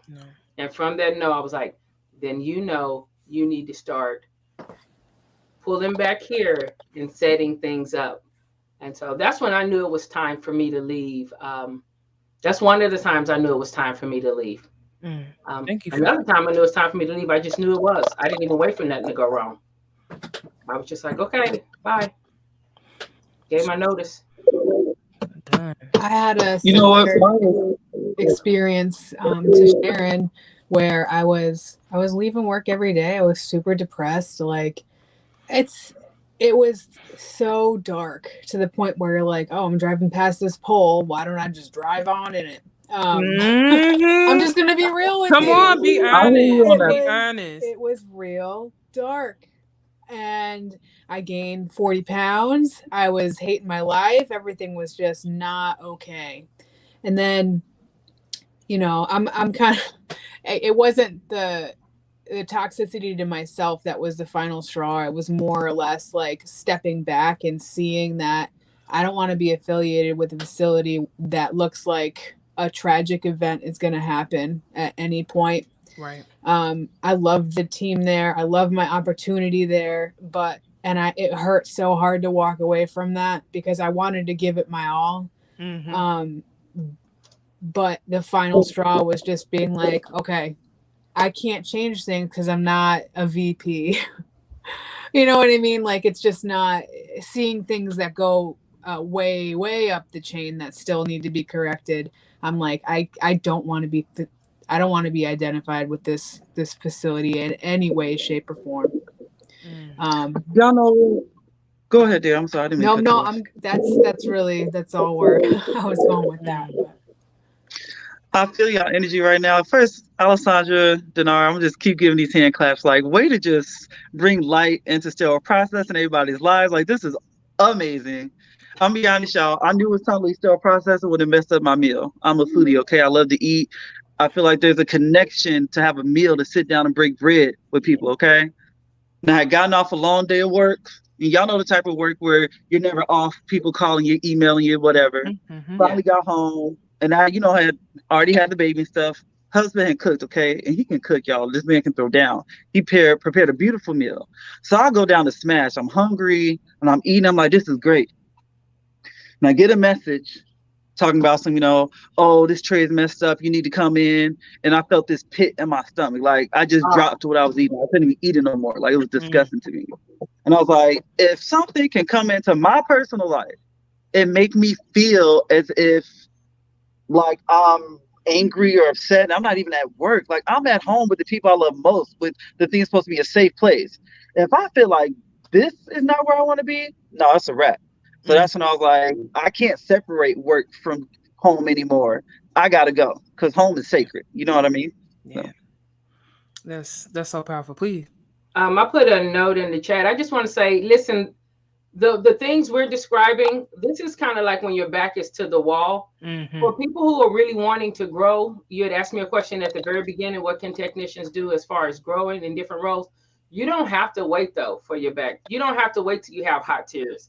In my case, you don't have to wait till someone disrespects or dismisses or overlooks you or, just kind of dismissive or just handles you arbitrarily. You don't have to wait for those things to repeatedly occur. If you have done what you've done and you really believe you've learned everything you can glean at this point, and there's nowhere for you to go or grow, like your manager, say you have a manager and he or she just had 2 kids and just purchased a home. They're not looking to move anywhere right quick. You know what I'm saying? They looking to settle, and there's nowhere for you to grow in that role. Like, they don't have an educator role. There's no coordinator role. Then it may be time for you to grow because you've hit the lid. Right. And so now either you're going to plateau and just stay in this area And if you don't want to do that, then that's going to create resentment and breed disappointment over the course. But if there's nowhere for you to go up and you can only plateau, then it may be time for you to leave so that you can continue to learn, continue to scale this ladder, and, you know, maybe increase your marketability. Right. So you don't have to wait, though, to feel like we felt. Right. It doesn't have to be, you I know, the left the building's job on without fire. feeling any of that. And my manager had no understanding. And like, what's wrong? And I was like, nothing's wrong. Yeah. But I just looked around and I was like, nothing's wrong. This has been great. Thank you. Because people aren't accustomed to someone leaving without things being wrong. Yes, It definitely. don't have to be wrong. Sometimes it's just time. And then sometimes we stay past the time for stuff to get wrong because we don't know how to move before 100%. our dinner is interrupted or before I'm out there journaling. Is this going to change? You know? All right. Yeah. I mean, I have had that experience where it wasn't that anything was wrong. Everything was fine. But as far as advancement, the spots were taken. Those folks were in their career spot. They weren't going anywhere. I mean, and to that testament, they're still there today. So, you know, had I made it a point to just stick it out and try to wait for it, I'd still be waiting for, you know, a management position. I'd still be waiting for an opportunity to really move myself away from being just a supervisor within the field. And I also want to highlight something Rebecca said, because we just finished September, and September was mental health month, and suicide prevention month. And she said something really fast that was really, really important, which was that she was so burned out that as she's driving to work, she's literally thinking, should I just drive into that pole, right? I've heard technicians talk about that, or even just falling asleep at the wheel on the way home because they're working so many hours, or just wondering, you know, if their life at that point has purpose. And I think that truly, you know, Sharon talked about some small things like clenching teeth, you know, bringing your shoulders up, just feeling all this tension, but it really truly can manifest itself into deeper issues, you know. And if you're just pushing yourself, just going, you may not even be aware of how fast, you know, your mental health is declining. Yeah. Sure. For the mental health component, whether it's mental, here's the thing too, never feel bad about mental health, because just like you'll get physically ill if you don't take care of your physical health, you'll get mentally ill if you don't take care of your mental health. You'll be financially ill if you don't take care of your financial health. It's just another component. But one of the ways you can know that you may be in crisis mode is if you cannot hold a conversation without it cycling back to this thing. Like if your job is just driving you, no matter where you are, somehow or another, it cycles back to that all the time, then that means that's taking up that's taking up a lot of your mental real estate and your emotional real estate. And so, you know, if just notice that it's like, man, I can't even hold a conversation without talking about this. And then know that whatever that this is, it may have a larger hole than we're aware of. So that's just a little tip to help them. Wonderful. So many gems in this segment. So many gems. So many. I just want to say I've learned a lot. Some things like I've had the experience where I'm always on the positive side. I'm like, this will get better. Maybe it's just me. Maybe I just have to figure it out. Maybe it's just me. It'll get better. It'll work out. And then you're saying the same thing over and over. It's like, maybe it's just me. You know, maybe I'm just not thinking of it in the right way. So, you know, you take time. Like there are times I'm at certain places and I'm like, I don't know what I'm feeling, but I haven't had this feeling before. So I don't know what I should do. Should I leave? Is that quitting if I leave?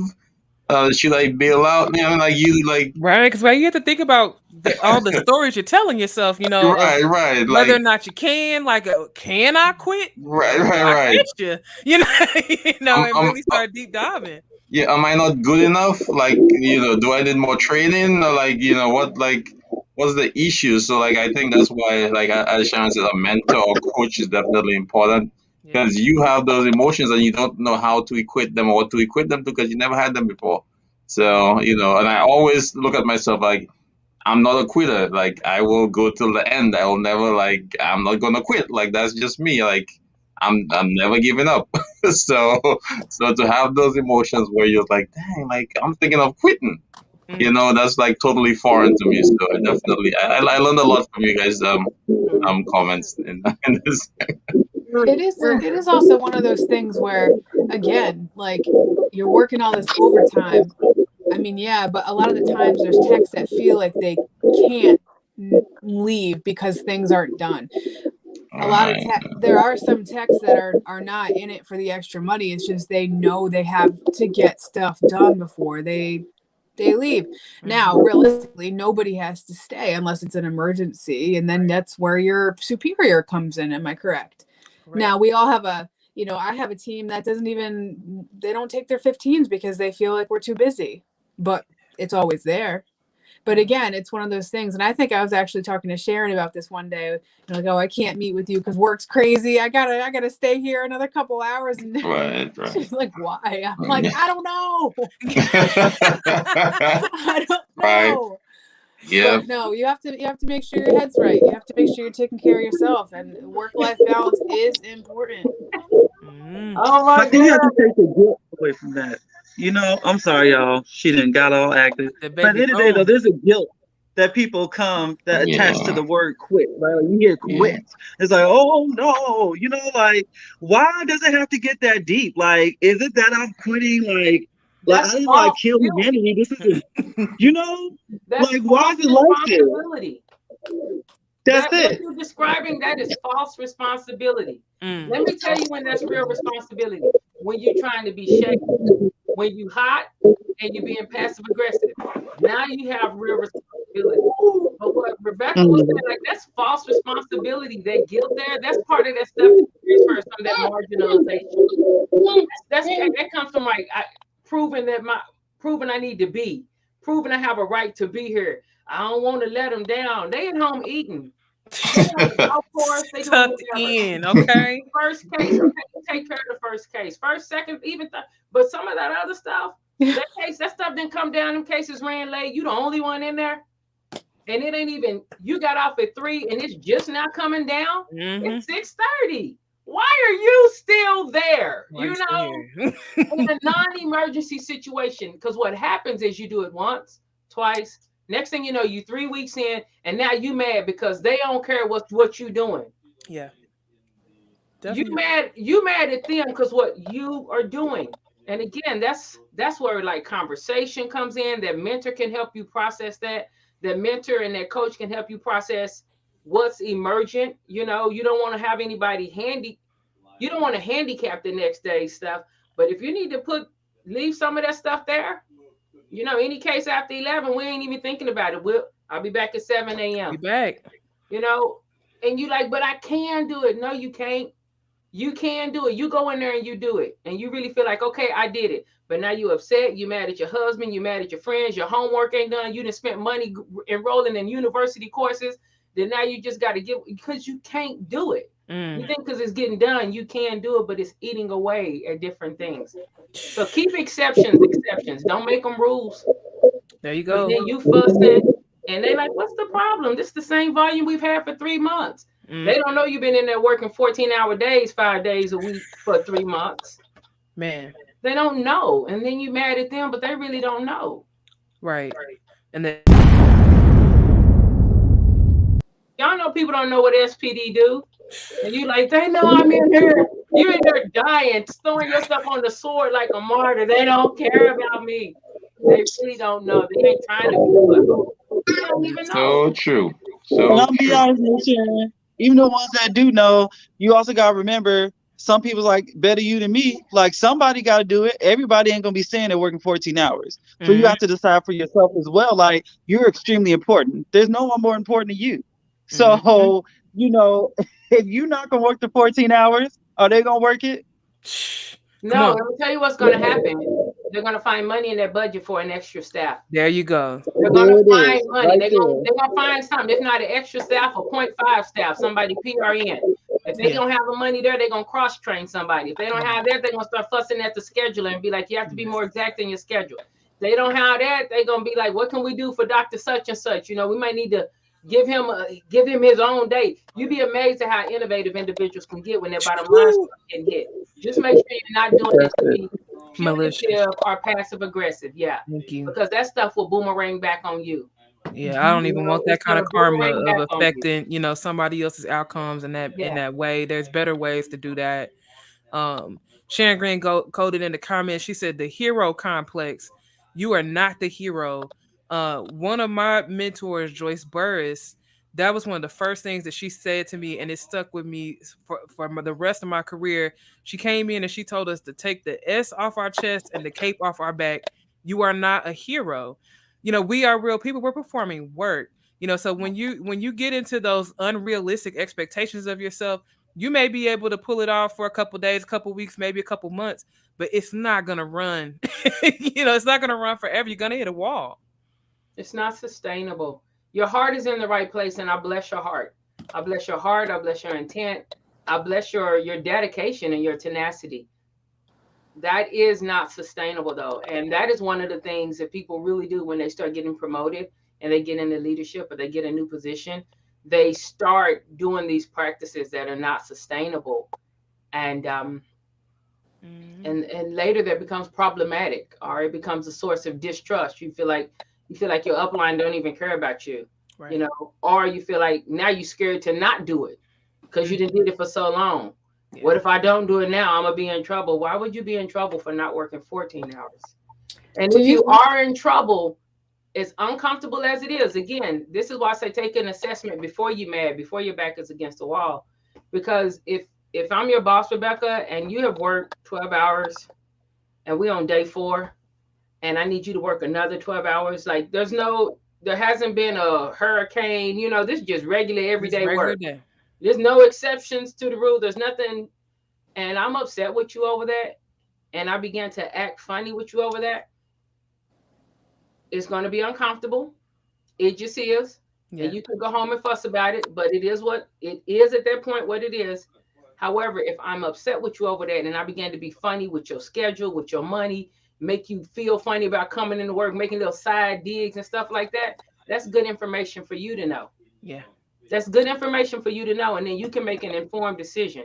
Don't be hasty in your decision. Just be like, you know what? I probably don't want to be here in 2 years.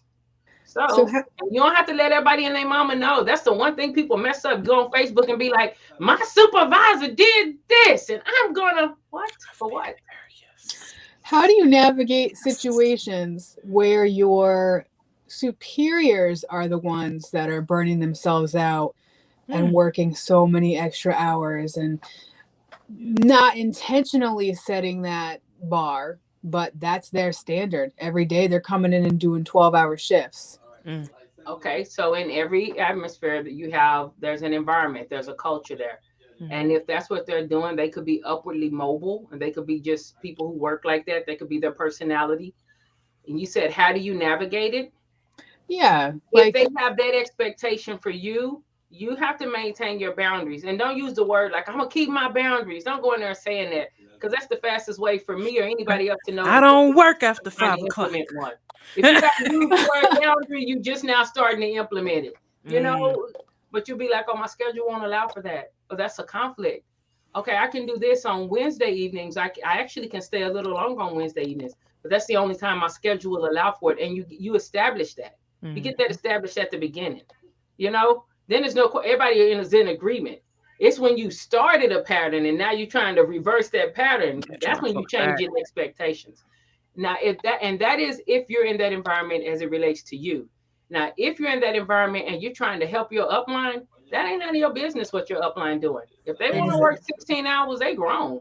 That is their business. It is not your job to be like, don't you understand? You're killing yourself. Your quality of life is on. That ain't for you to do. That ain't for you to do. You're worried about the wrong thing. I know. You know, you're worried about the wrong thing. And that's how we get into that false responsibility and false guilt. We find ourselves inserting ourselves into something that actually has nothing to do with us or our job performance or what we're doing. Well, y'all still my friend after this session. I hope SPD still love me after this session. Yeah. Oh, always. Okay, but then what if the entire team feels that way? Again, it's none of you supervisor. Right. Yeah. How do you know how the entire? Okay, you put yourself out there, Rebecca. We're going. How do you know how the entire team feels? Yeah. What kind of messages and conversations are you having in the break room? Yeah. See, there you go. Right, because all I heard was you got that amen choir in that break if room. you know your entire team feels that way, did y'all have a shift huddle where y'all said it? Or is this several meetings in the break room? And if so, what are we injecting into the culture when we're allowing that to come? Is that my role? Am I the liaison? When, you know, through a couple different facilities, staff would come to me or other leaders and voice their concerns about the other persons. And then us being the buffer, you know, I try to comfort people and tell them, you know, it's like, oh, you know, you can always approach them, ask them how they're doing. You know, you don't have to ask me.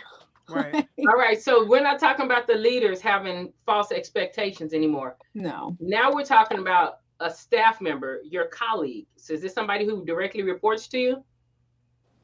Or is this a coworker? A direct report or a coworker? They do not report directly to me in any of these circumstances, but I am in their above their role.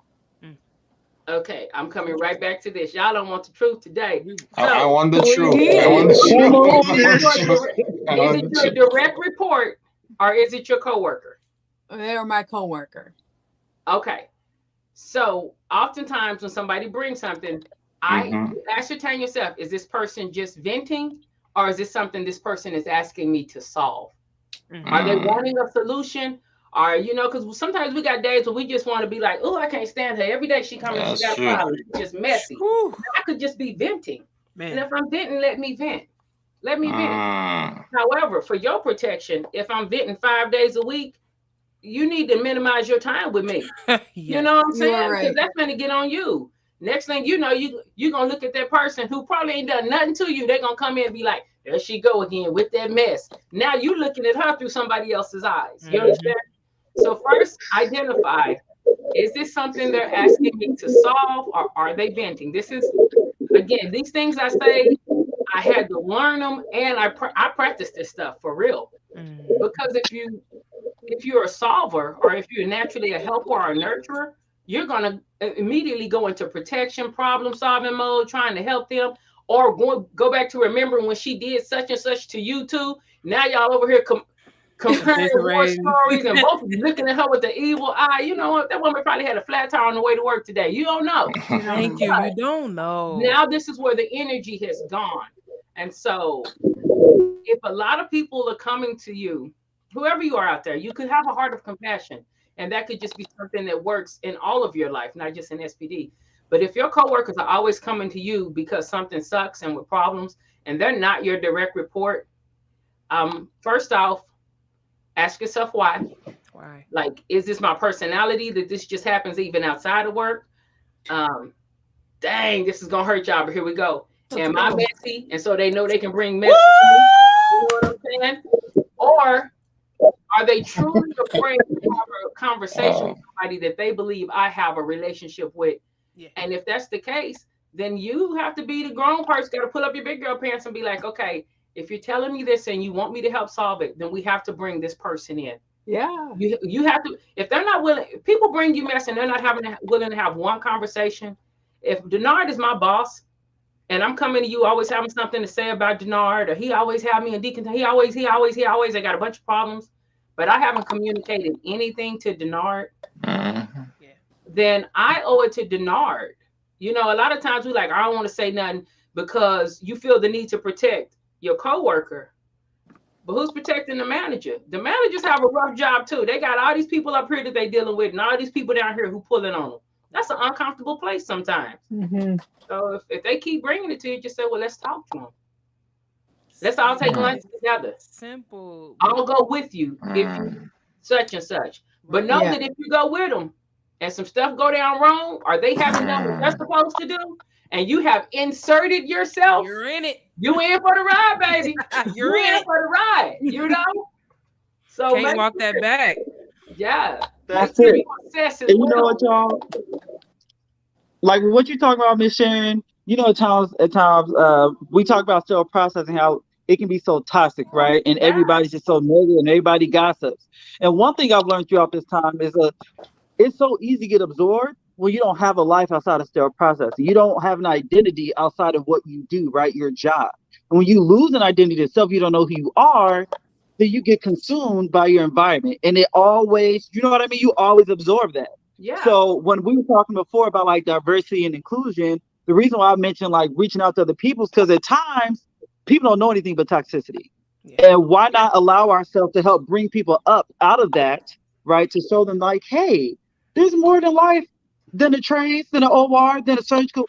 There's more to life than this, right? You can't separate yourself from work if you don't know how to do that. So we can utilize the skills that we have to bring people out of that and be like, not only can you start to develop a healthier sense of yourself, that's going to help you at work. It's going to help you not get burned out. It's going to help you keep those boundaries because you understand that you have a self to preserve. You know what I mean?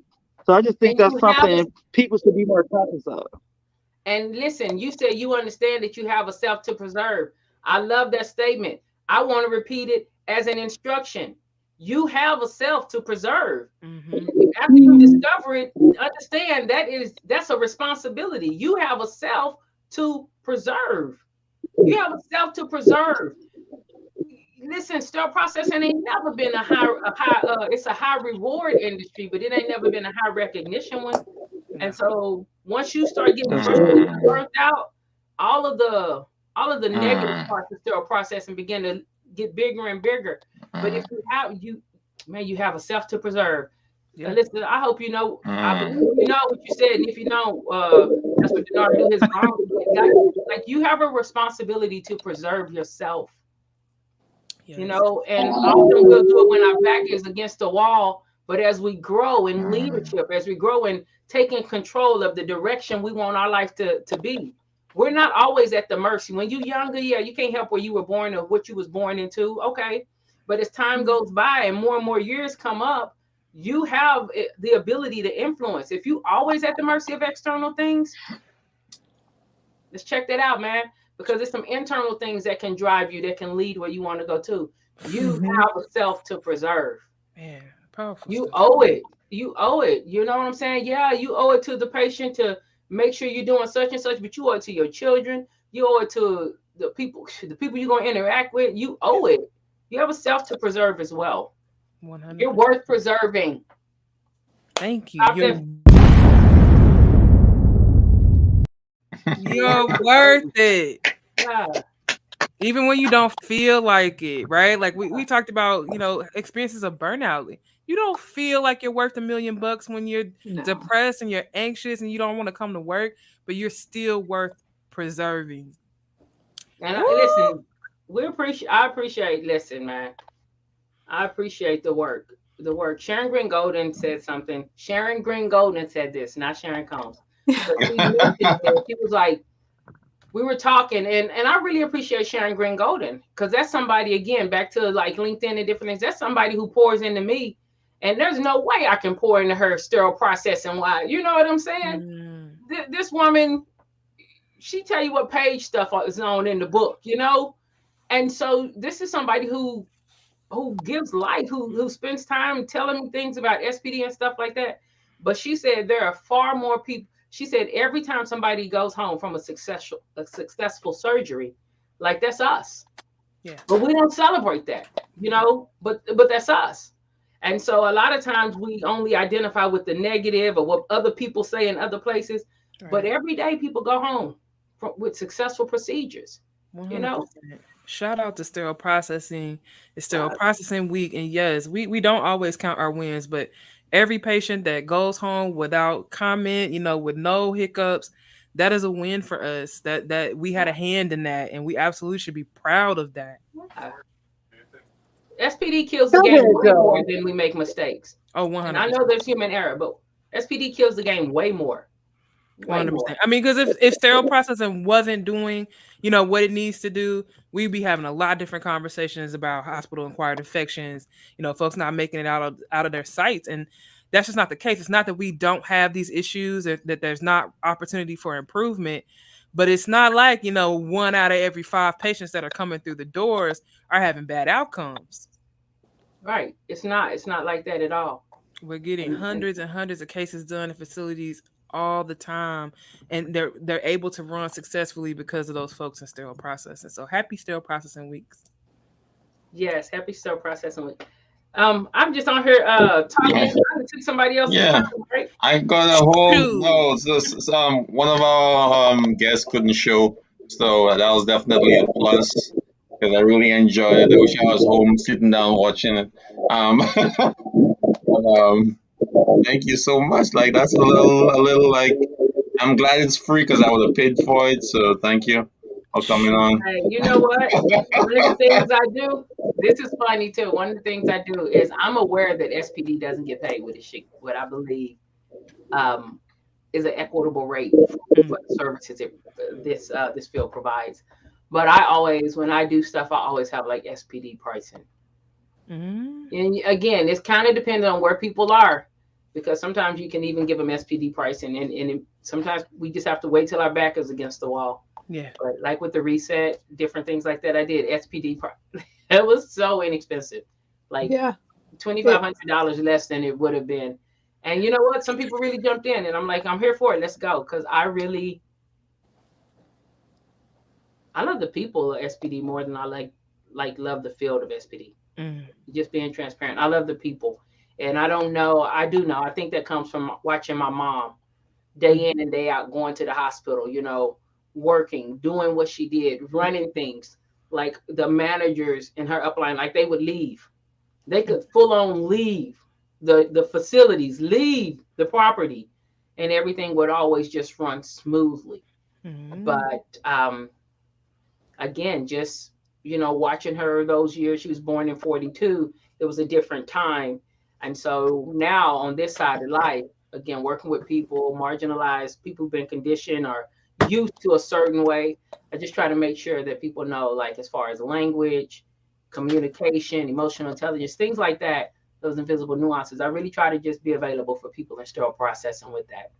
So and if y'all listening and y'all be ready, y'all can get at me when you're ready. But if you ain't ready, don't get at me, okay? Look, Miss Sharon, you work with people outside of SPD. I do. Does they don't get SPD pricing, but I do. I do. I know that's right. If you get the opportunity to take one of Sharon's classes, do so. I'm not gonna. The pricing is incredibly fair, but the content is going to change your life. Sorry, Sharon, had to put the plug in. I know. I don't mind you putting the plug in at all. I've had the experience, but I'm gonna tell you, the feedback is consistent. Everybody that I hear talk about the reset program comes out saying, yes, it made a difference. It changed everything for me. You know, and we talked earlier about word of mouth, and you know, sometimes you can have a negative apple in the bunch. I've never heard negative feedback about this program, so definitely check it out. Oh, well, kudos for whoever giving you that feedback. Yeah. Never heard a negative thing. Yeah.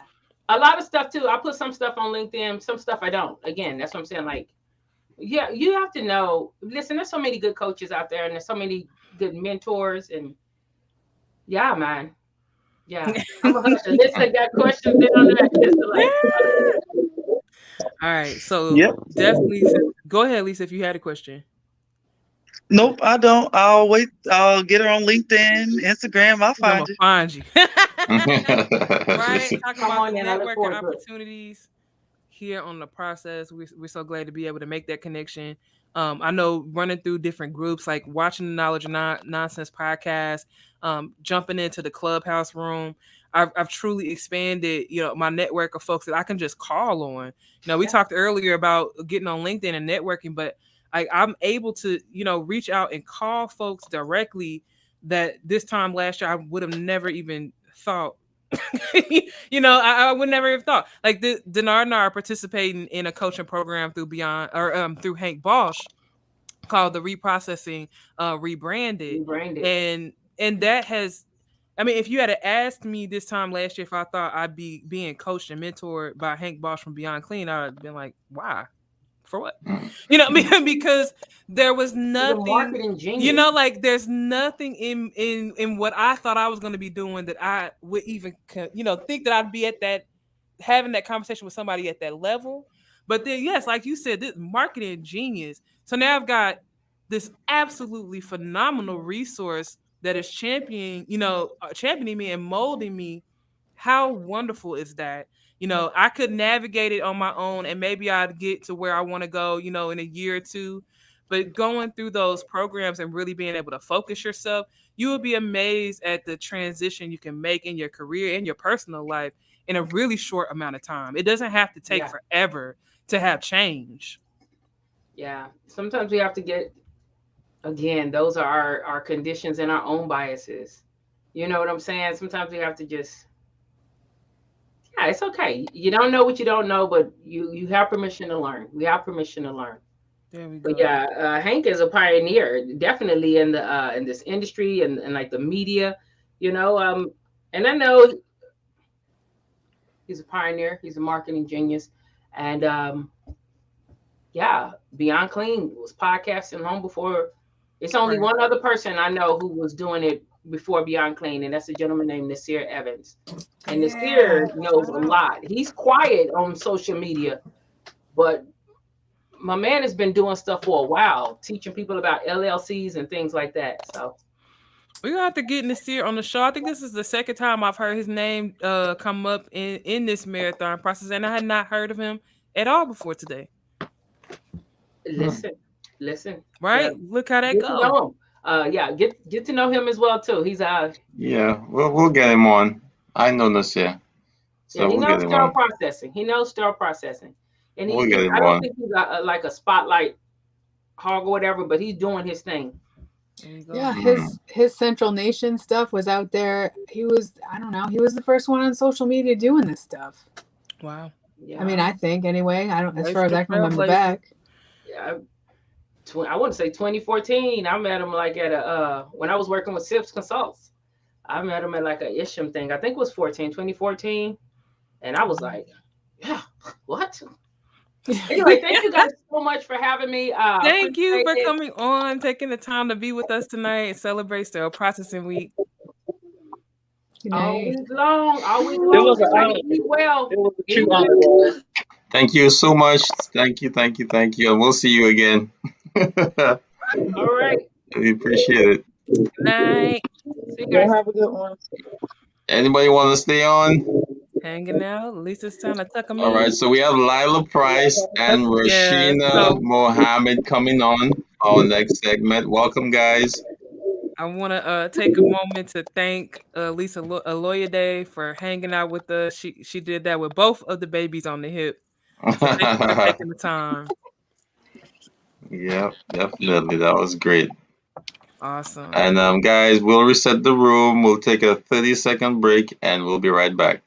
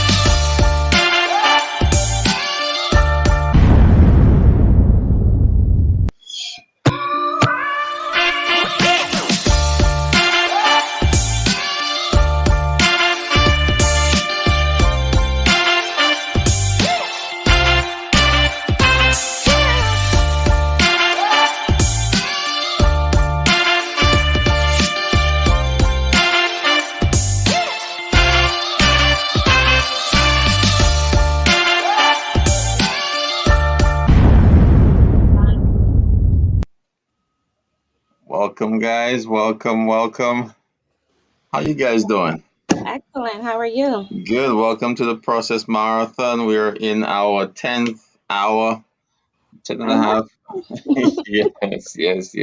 So, how you guys doing? Excellent. I have to just say, like, this is just so awesome. I'm just so happy for this whole thing to just come to fruition. Deannard, I know this is a dream of yours, but you did it. And Alessandra, all of you, everybody who's been a part of the program today, it was just awesome. I have to just give that shout out and kudos to everyone that participated. I get that from my dad is a minister, for anybody who doesn't know. So all my life he's been a preacher. But one thing he's always taught me, and I remember, is that he always enjoyed being preached to. So I enjoy people educating me and informing me and motivating me. That just gets me going and motivates me to be greater. So I really appreciated this today. So thank you for providing it. You are so welcome. You're welcome. And this has been a labor of love. It's been a little stressful at times, but still, I know tomorrow morning I'm gonna wake up and be like, oh, did I do that yesterday? I was like, yeah, let me check it. Your So social media is going to be blowing up tomorrow. Trust and believe. So enjoy it. yeah. So Alessandra's on a little hiatus right now. She's been a real trooper for 6 hours straight. So so guys, tell me about because that's my next main project is Sterile Processing Department of the Year. So how can I do that? Give me some the inside track. I want to know because I want to do it too. I'm jealous. So don't be jealous. It's a lot of work. It's definitely a lot of work. It's a lot of work. So basically coming to Bay Health, we were they basically brought in all new leadership team. Beforehand, it was like some consultants that was there. They really didn't care too much about the department. They didn't really have a ton of experience. It just had enough just to keep the department running, but nothing to like really change any processes. So with bringing in myself as an educator, they brought in a new manager, they brought in a new director, and a new vice president. So collectively, we got together and decided, okay, what does this department needs? Most of the staff there were all uncertified. Okay. Oh, wow. A lot of the processes wasn't done correctly. They weren't following best practices, or had a poor relationship. So it just took a lot of deciding on what to do first, which we started like a little program, getting all of our technicians certified. Majority of our techs, in fact, all of our techs on both campuses, whether Kent and Sussex, are now completely certified. So, yeah, it was a lot of work. The OR, our relationship with them was terrible in the beginning. It is actually developed such a great relationship now. Still ongoing, it's not perfect, still need a lot of work, but it's definitely, can you see? But definitely the OR team and SPD works together, which it was never like that before. So that's one of the things you can do to help get to that goal. So Lila, what's your perspective on that? So my perspective is a little different coming from the Children's Hospital of Philadelphia. I think that we kind of we hold ourselves in the great esteem because we are the Children's Hospital of Philadelphia, the oldest children's hospital. So a lot of that comes with kind of a big crown and to hold and trying to hold your head up with it.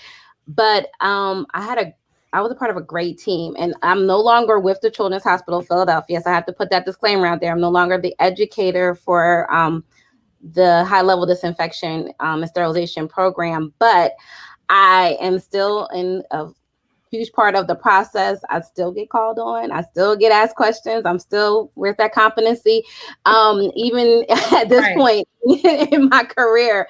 And I've only been gone for a couple months, but to talk to you about the road leading up to that, it took great leadership. I was truly blessed in my career to be amongst some great leaders. The director, Robert Silverstein, Gina or Bartholomew Lewis, who that was our manager for the CS department, our VP, Johnny Retner. Like we've had like a really great team. Even our high-level disinfection program manager, Jill Manuola. There were some really great, strong leaders in place that made that a dream possible. And I was just honored to be a part of the team. And I learned a lot during the process. It takes a lot to change a department and to identify things. And one of the reasons why they brought me in was because I had a fresh eye, a different perspective. I had already been traveling. I had been in some major, large hospitals and facilities.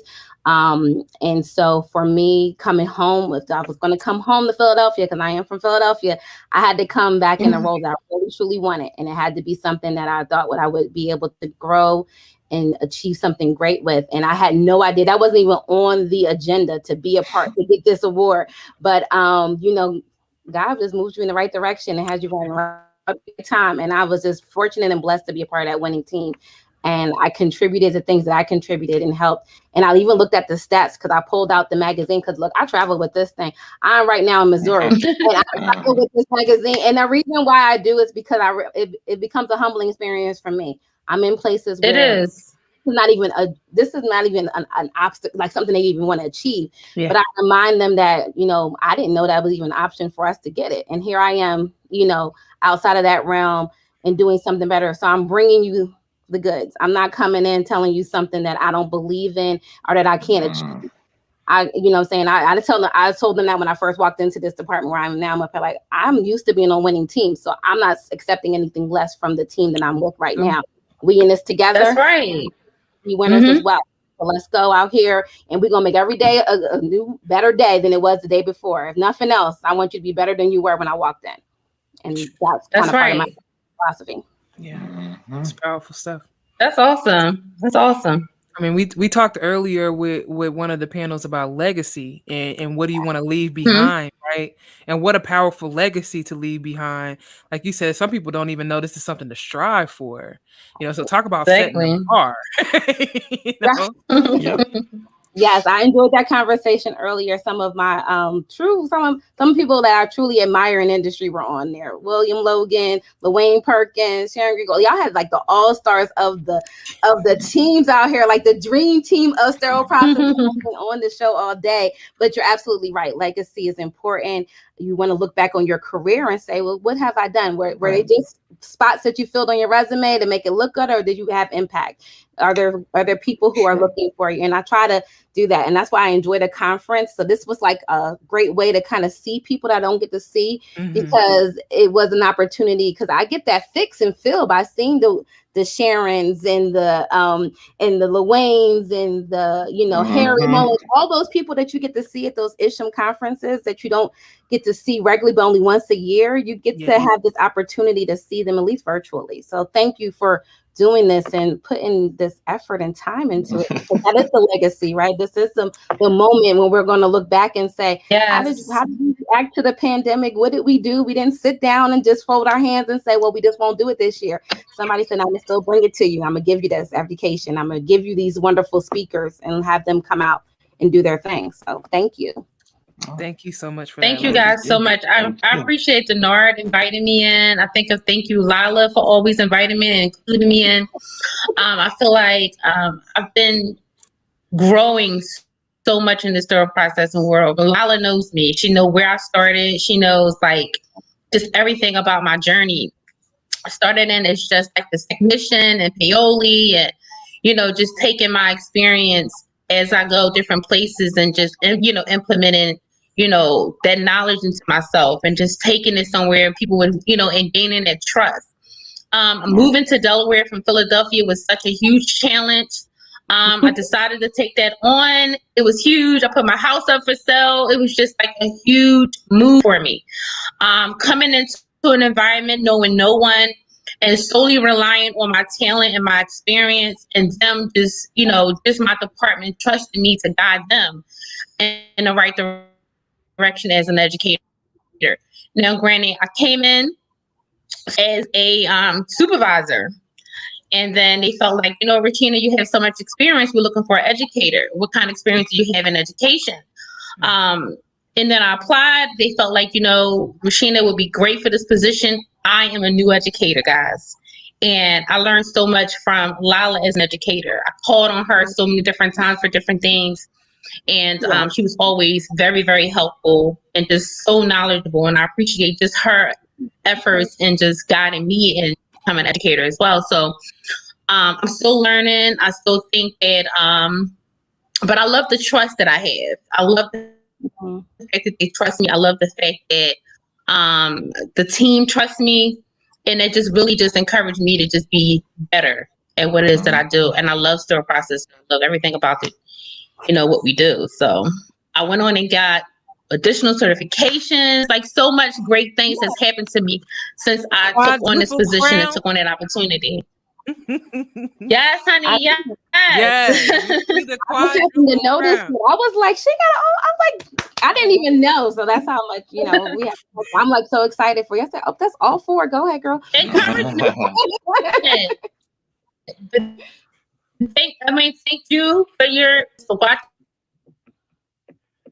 Deannard and his show. I'm so happy you have me here. I appreciate it. No problem. No problem. You're an expert now. So pat yourself on the back. Thank you. You're an expert. So I'm trying to get my department to be sterile processing department of the year. What do I do? Okay, starting from ground zero till the end. What T's do I cross? What I's do I dot? I'll actually get that. So what I can tell you that stuck out with me is, like, you have to look at the variance. I don't know if you guys report variances or anything like that in your department. Just look at, like, where you are, where you were 2 years from now to where you are now, and see where you can improve. If you can improve, like, the variances, if you can improve the relationship with the OR, if you have staff that are uncertified, get them certified. If you have leadership team or supervisors who don't have additional certification, get them trained to get their certification. If you have any, like, clinical areas that are like poor practices, whether they're not going through any use or whatever, you make sure you get that training and stuff done over there with them. Just that on-board training, just training with different departments on making sure that they're following best practices. So.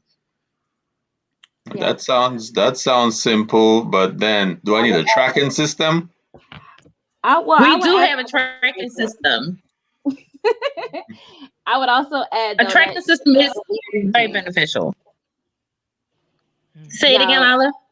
I would also add to get your leadership team on board. Everybody, all the way, your whole entire upline needs to be a part of this conversation if that's what you want to achieve, because you will probably realize while you're filling out all of those questions to healthcare purchasing news that there are some areas of improvement that you might want to work on, and you might want to have those risk assessments and things in place before you start having somebody probe and ask you a lot of questions about your processes and things that you're doing. So Rashina made great points about variance reports and things of that nature. You probably would benefit from having a tracking system so that you're able to pull those metrics and those numbers out when it's time to do it. It was a huge team. When I say that, it wasn't just, it wasn't just my director that was writing all that information. We went back for years. And so I had only been the director there for a couple of years when we applied for it. So we had to go back into, and we pulled from previous directors. And I'm sorry, I apologize. How many years are they looking for? 2, 3, 5, 10, what? I'm not exactly sure how many they require, but I could tell you this is just that you will want to make sure that you have, any process improvement that you speak to, you want to make sure that you have that experience from those people who were there when those processes went in place.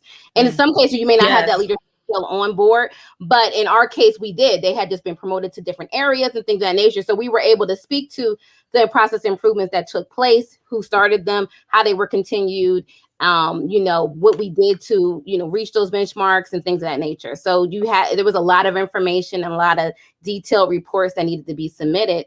And it wasn't a perfect place when I got there, and it's not a perfect place today, I'm sure. But at the end of the day, we were able to show that we were striving in a positive direction, and we were on trend for much more improvement over time.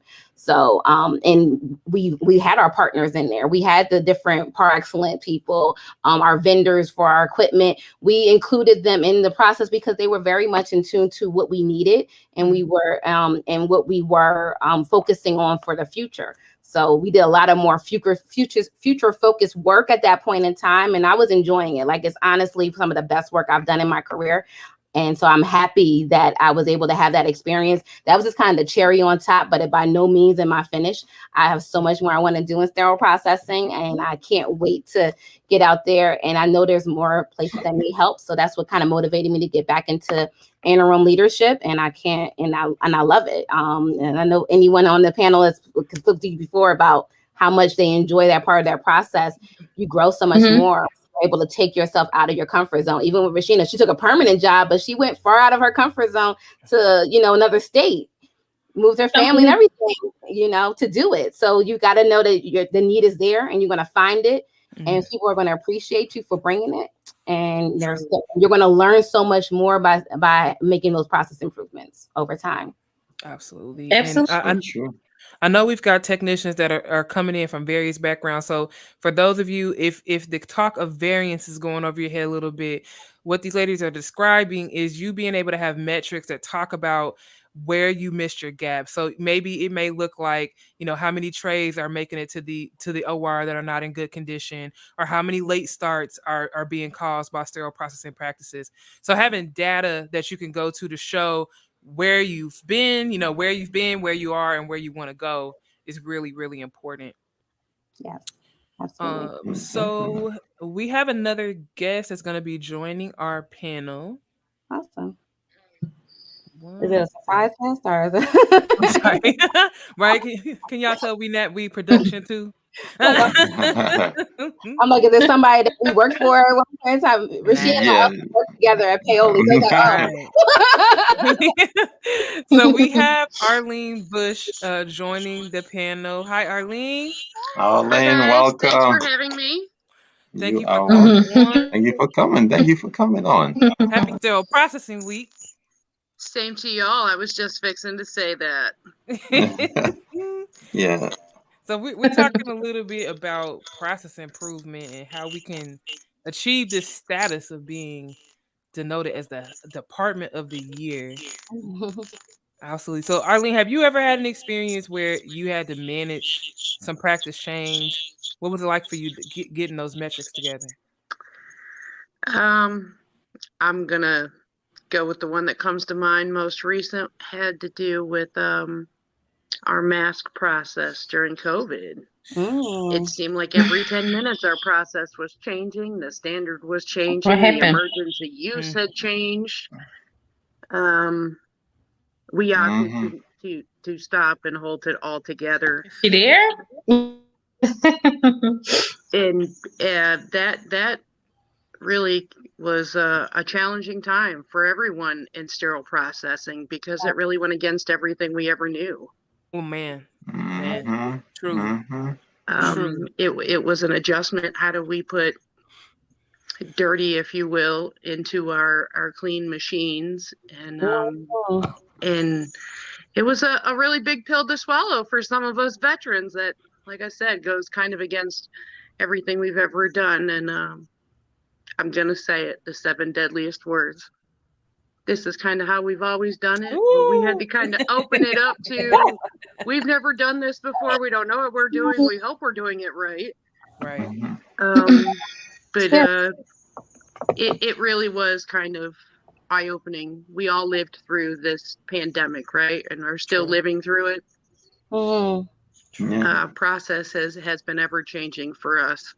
Man, it just happened a little quicker during the pandemic. I was gonna say, you're talking about rapid change. That came over us. It's definitely an industry that's constantly morphing, but that was it challenged us and what we know and what we're accustomed to, and what's emergency use, all these terms that we were never really paying so much attention to. Yeah. Yeah. So Lila, I mean, you and Rashina are working as educators on the field. I do want to ask you, since Arlene brought up the mask program, how has the pandemic shifted how you guys are doing your work? To me first? Okay. We had to pivot and, of course, change the way we thought about education. We had to use some of that downtime in the beginning to try to launch things that we normally kind of staggered to certain parts of the year. We were like, well, how are we going to use this downtime effectively? How are we also going to redirect people into areas that they're not used to working, changing the mindset, right? We're used to taking something that we thought was something, a single-use item, and now you're telling me it's okay to do something different with it. And making people feel comfortable with that change, because there's a comfort. I wasn't comfortable with it at first. I didn't know what this was. And so that was jumping on all of those wonderful webinars that everybody was having to kind of help you grasp the concept, to get your IFUs together, to figure out the policy. And it was just, we were going through the motions, and it was literally, like Arlene said, changing every day. Like it was just, I believe Sharon was saying it earlier, like, you know, every 2 days it was something different, and you had to just make those moves and pivot, but give that comfort to the staff who, we're in the same boat together. We're in here. Trust me, I don't want to sit up here and draft another policy for anything, but here we are. But here we are. And it's got to be done, and people need to put their eyes on it, and it's got to go up the chain of command so that everybody can say, yes, we agree to this. But at the same time, feeling nervous. Like, I don't know how effective it is. You know, 10 years from now, am I going to be still this level of comfort if something, you know, devastating we find out was a cause of something that we don't know about. Right. So those are the ethics that we get pulled involved. But it was an interesting time. I wouldn't change anything.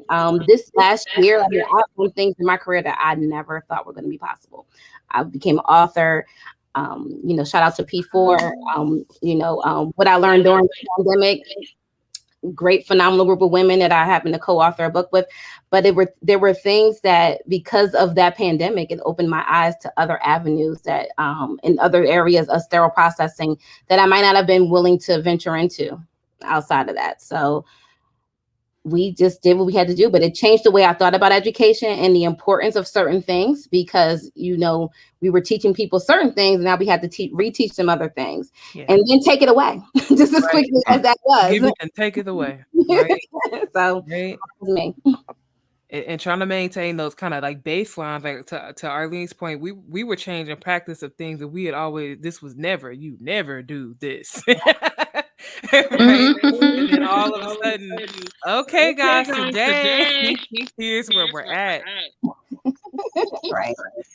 Rashida, did you find, you know, during the pandemic that it was difficult at all to build trust with the staff as these things were consistently changing?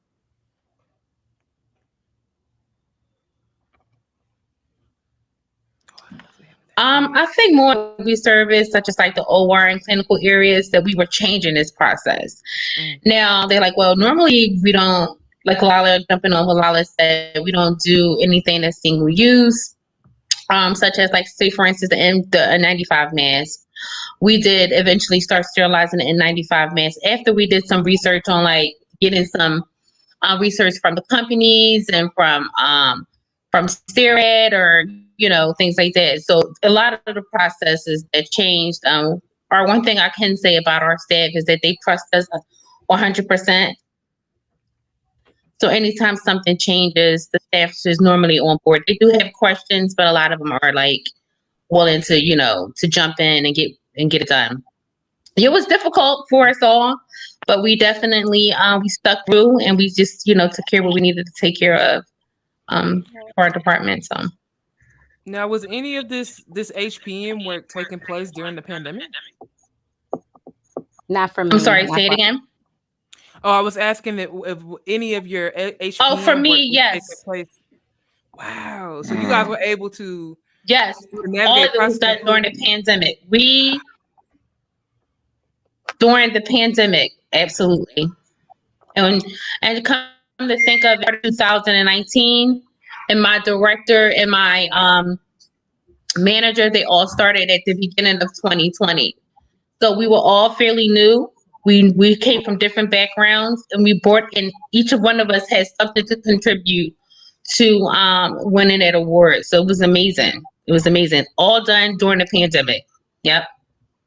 That's phenomenal. I mean, I don't know. It's definitely awesome. It's awesome. Oh my goodness. Wow. I mean, seriously, because some of us couldn't even figure out what's up. So for you guys to be able to navigate something so huge. I mean, right. You know, the Department of the Year, it's no small feat. Yeah, trying to get PPE, wrap, gloves. Right. hats. I was just getting ready to say that, like the rules for even like expired PPE went out the window. Like it was certain things you had to know, and then you know when that FDA clearance was no longer valid. So now you got to go back and pull. So it was so many things that you had to keep on top of. It was the nonstop game changing approach to everything. Like it was just like, what's going to happen today? Okay, I'm here for it. One thing I can say about store processing, there's always something that's just like really unpredictable. It's always a change. You have to just be ready for change at any moment.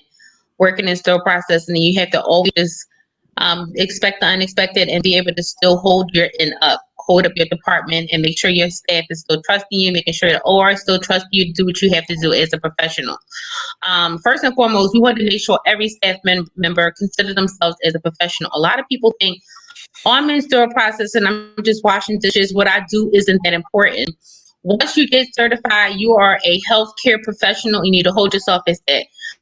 A lot of times, OR didn't really respect us. They don't really know what it is that we do. After winning this award, we have so much respect for what it is that we do. We constantly come in and educate the OR. I go to the OR and educate the OR on things that we do. I go to clinical areas, educate them on what it is that we do, especially point of use, because no idea what point of use even was before the pandemic. So before we came on board. So since then, we're still working on it. Wash your hands. Yes. Right. Absolutely.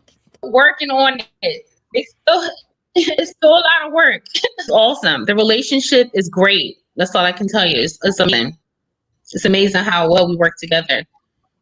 Awesome. Yeah. So what would you guys say are key components to team building? Because I mean, as managers, as educators, you know, being able to make process improvement, even just small changes, you have to have buy-in. So how do we navigate building teams?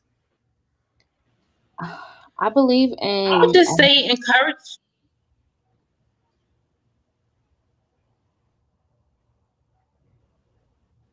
I'm sorry. Can you guys hear me? I'm sorry. Go ahead, Lila. No. Okay. Oh, We I can don't hear know. you. Rashina was speaking. I'm sorry. I was just going to say that building a positive culture is probably the best thing to start with for me. Because I want to make sure that we all feel comfortable. I'm not going to ask you to do something I'm not going to do myself. Exactly. And I want you to feel that there's nothing that, in my experience, in my role, I'm the tech that has worked every shift. I'm the technician that rose up and became a lead and supervisor, case card coordinator. Like I've had every role in sterile processing. So there's nothing that I'm going to ask of you that I wouldn't do myself. And I need you to understand that the importance behind the role. And so once the culture is right, we can do so much more. But you find that the culture is not always where you need it to be. And that means we have to address all those other issues. So being in leadership and being the voice of the people, I'm going to try my best to give them that voice. I can't ride with, the fact that, we need to have a pizza party every week or every day. Like, no, we're not about buying food every time, but I'm with you on the process improvements. I believe that we should have all the tools at our disposal to make us do our job, to have us do our jobs well. If that's, making sure that we have lighted magnification and boroscopes and those updated equipment, I'm with those fights. Like I'm going for that all day.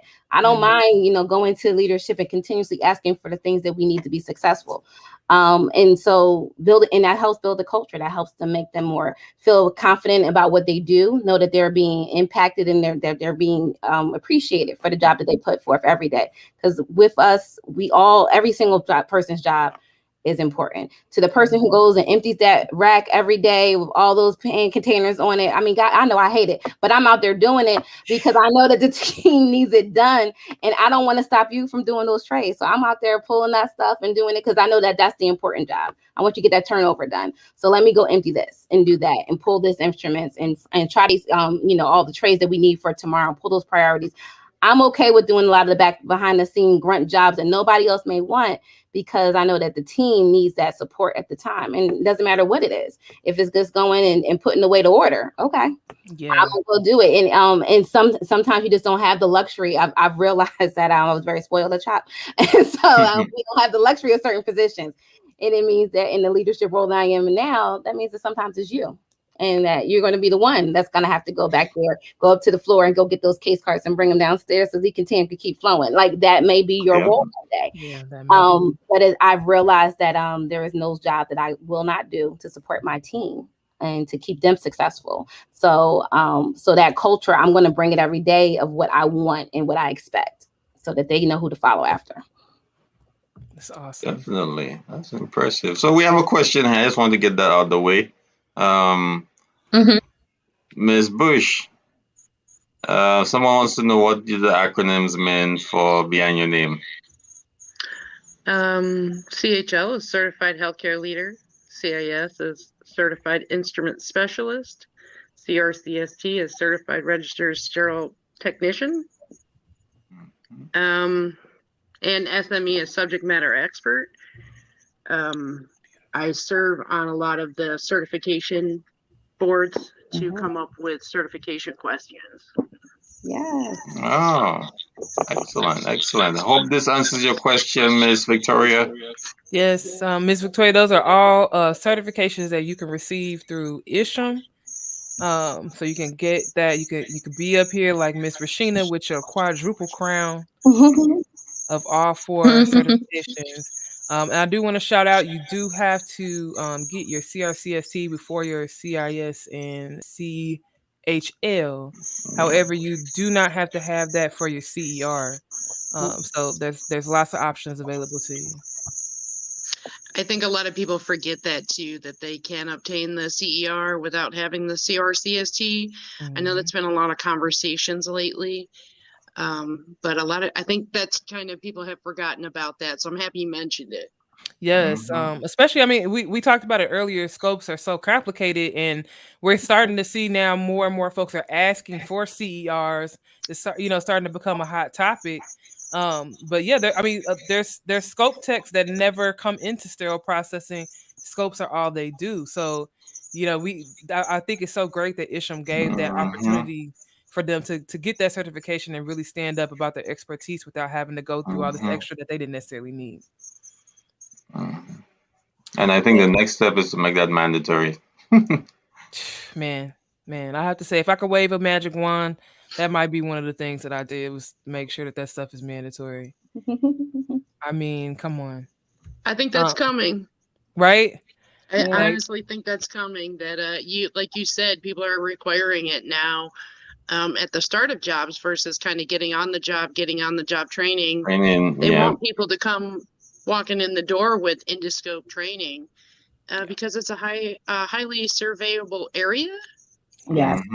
Yeah. I think we should have a higher degree of a technician sitting in that seat that are scope reprocessing.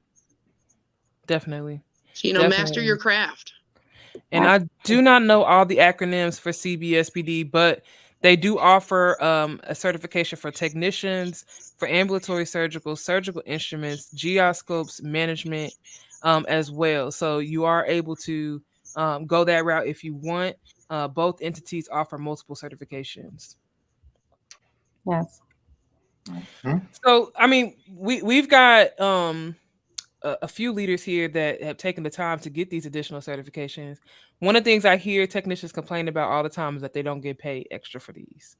So can you talk about why you felt like it was important for you to go and attain these? For me, it was, I wanted to step into leadership roles, and I knew that that was going to set me aside in the application market, so to speak. And if you are looking at your AMI guidelines, and it stated in there that, if you take a role in leadership, it is recommended that you have your advanced certifications within a year of taking those positions. So if your facility follows AMI guidelines and your supervisors have nothing beyond a CRCST, and have for years, and somebody needs to pay attention to that guideline and standard, because it states it in there. And but I just don't know how. For me, I'm one of those people that I want to grow and be better every day in my field, and so having another certification is great, and it's one step closer to getting the next level. And I'm going to keep going. And if there was more certifications to get, I would. So now I'm at the point where after I do the CIS, I will I definitely want to get a fellowship. And then after that, I want to pursue other industry standards of, whether it's infection prevention certifications.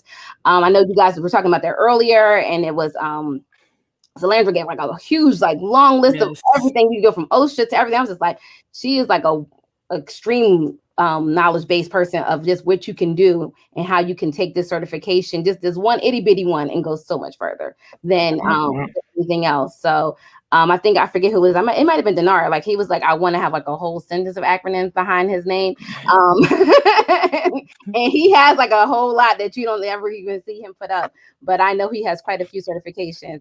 So he's always inspiring me to kind of want more and do more. And so you kind of, when you get in this field and you start, and your colleagues in general, they kind of push you to want more too. And you start to want those other acronyms, because you feel that, you know what, I'm in this circle with this group of people. I want to be able to speak the same things that they can speak and be in that place. And not that anyone with just a CRCST is not just as valuable, but I would like for you to achieve more and want more. And when I was at CHOP, it was a big thing. And I remember few people became certified during my time there that weren't certified and have been working there for years. So so that made me, that's to me was more exciting than anyone knew off the street that was walked in and wanted to be certified.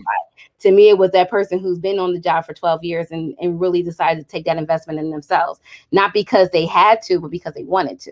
And they took that guidance from me to help them get there. And I was there the whole way, encouraging them, telling them to read, helping them study, giving them things to look at online and things of that nature. So those are the moments to me that mean more than anything is, is getting those extra certifications, going beyond it, even if you're not getting paid for it.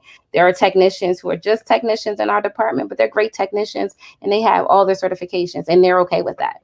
They just want it because they want those pieces to hold on to. So I make sure that they get all the points that they need, because they need it every year to go up, because they're at like 26. I'm like, I'm here for you. Let's do it. Let's get all these points. And it's not like it's just letters behind your name, right? You had to read that textbook. You had to learn that body of knowledge, and you'd really have to be trying hard not to take something away from that. That's going to shape you, even if you are staying as a technician or as a lead. That's still powerful information for you to have to make decisions on the floor, navigate different processes that come up. Yeah, and I believe, let me connect some of the dots. I believe reading the books actually connects some of the dots in terms of actually doing the hands-on work and equating that to the soft skills. So like in terms of inspecting instruments, the CIS kind of bridges that gap. Oh, that's why they asked me to use that to inspect the seizures. That's why they asked me, to inspect the rust and et cetera, et cetera. That's what these little holes are. That's hidden. The CHL helps you understand why your manager speaks to you a certain way. Why certain things can't get changed in 5 minutes, and the CER also helps you understand why you have to soak your endoscopes, why you have to flush and brush a certain way. So like it, but you get the explanation by reading the text, and like that connects the dots. So you could teach somebody else, this is why we're doing it, not just this is how we do it every day. Absolutely. True. My God. So I know that I'm talking to a whole host of go-getters here. But earlier, and especially as we are winding up the last hour of a 12-hour marathon, I want to hear from you, Lila and Arlene. What's your why? Why do you continue to do this after all the crazy wild changes, all the different issues that you've run into the department? What's your why? I was gonna let you go first. Okay. So gracious. The why for me is, I don't know. I fell in love with this career. I literally went to a introductory class on just someone who wanted to teach the course, and I looked at a video and I was like, I can do that. I want to do that, and I never stopped. I kept going. I went did the actual program that was I paid for it. I went to my externship. Like, I became so engrossed and involved in it. I wanted to teach. So I was able to, I aligned myself with mentors who allowed me to teach their class. Like they really let me come in and just teach the course with them, alongside them.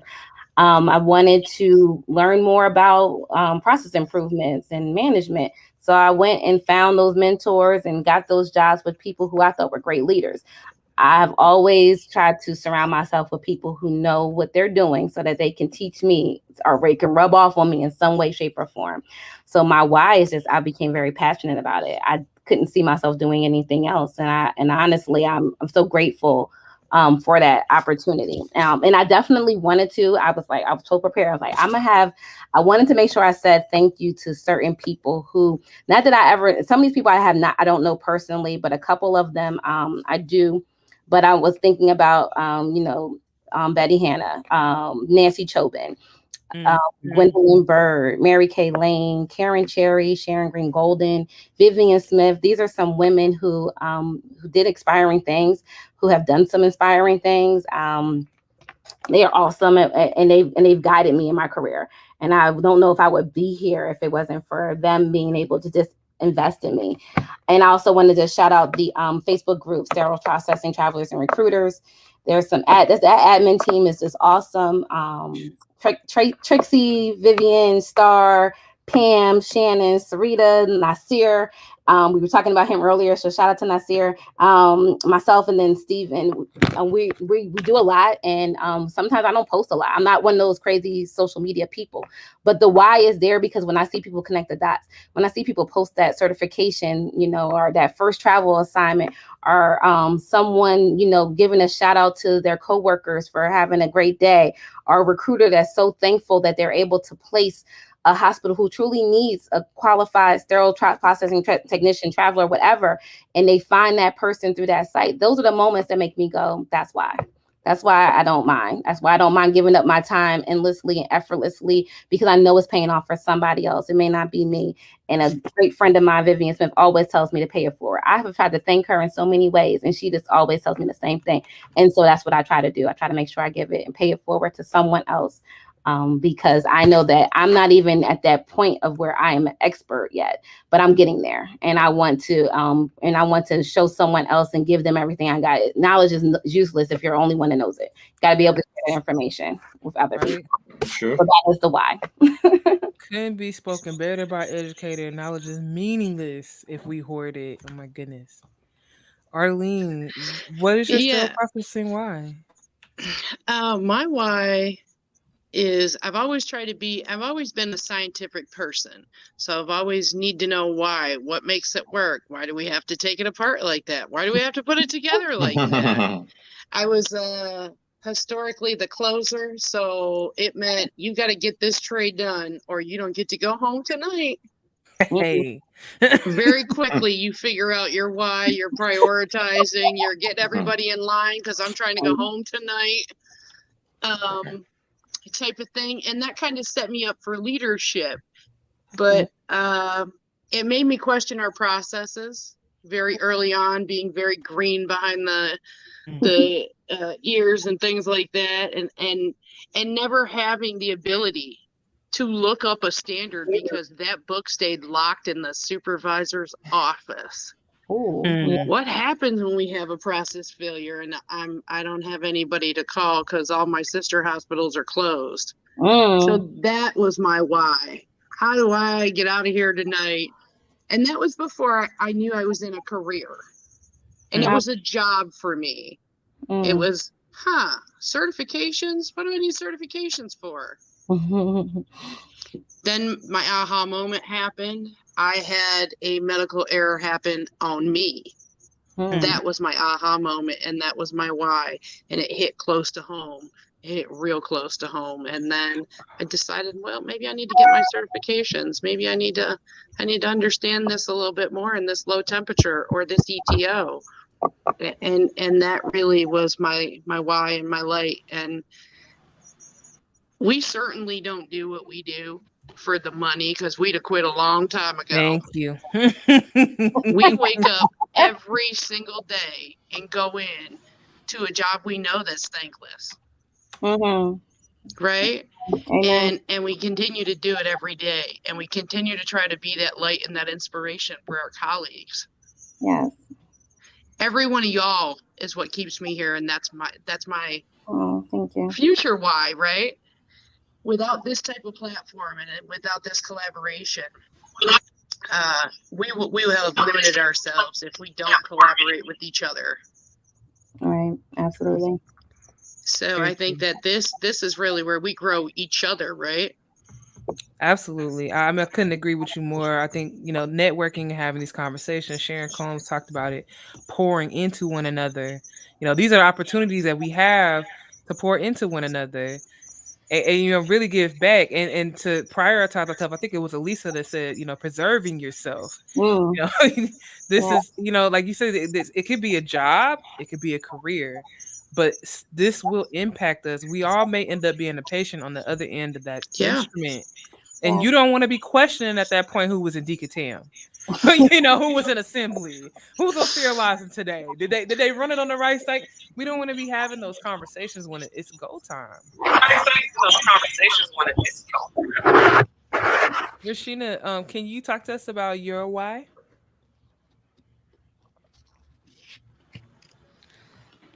Oh, so my why is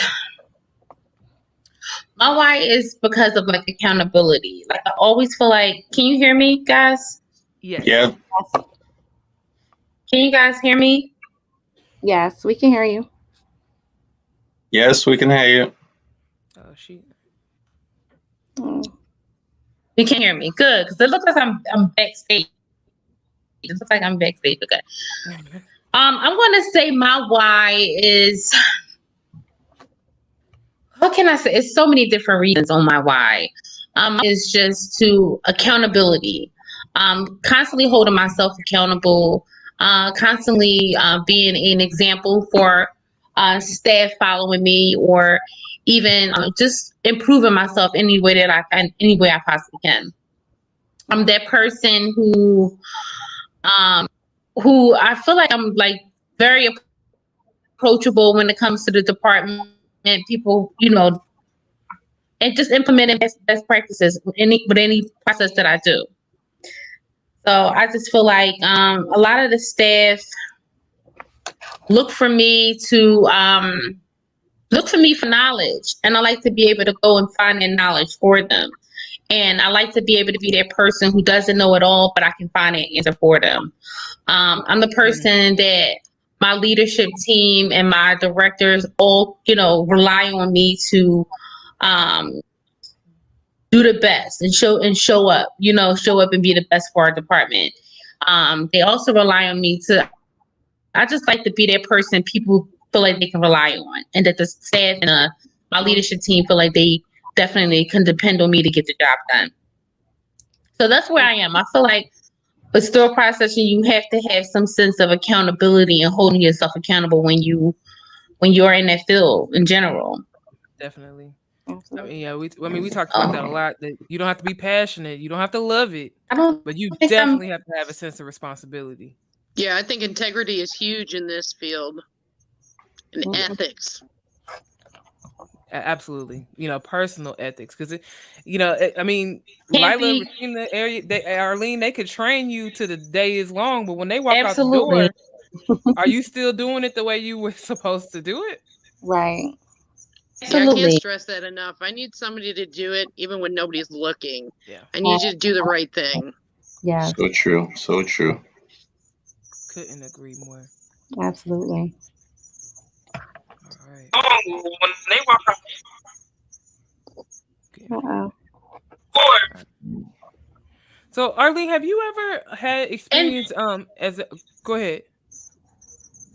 Exactly, and just understanding the why behind. I like to shape this process. Go on. I don't know if it's my service, but the service is bad, guys. Yeah, my service is pretty bad. Just go on. Just keep going. Just finish your statement. Are you speaking to me? Yes. Yeah, just finish your statement. Yeah, my statement is badly on my end.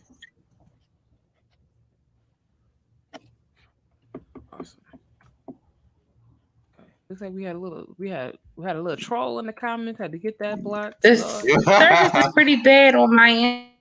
Oh, just finish your statement and just say I'm done. So we know you finished. And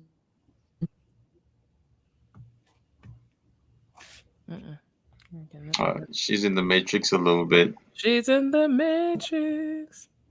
Lost in the still processing party. Yes, I'm sorry, guys. I am done. I feel like the service on my end. Okay. All right. So we are rounding into our last half hour of sterile processing's first 12-hour long live podcast show. Yeah, I did it. We did that. I did that. Yeah. Right? If nothing else, that was done. I definitely want to thank you guys, for tuning in and being with us today.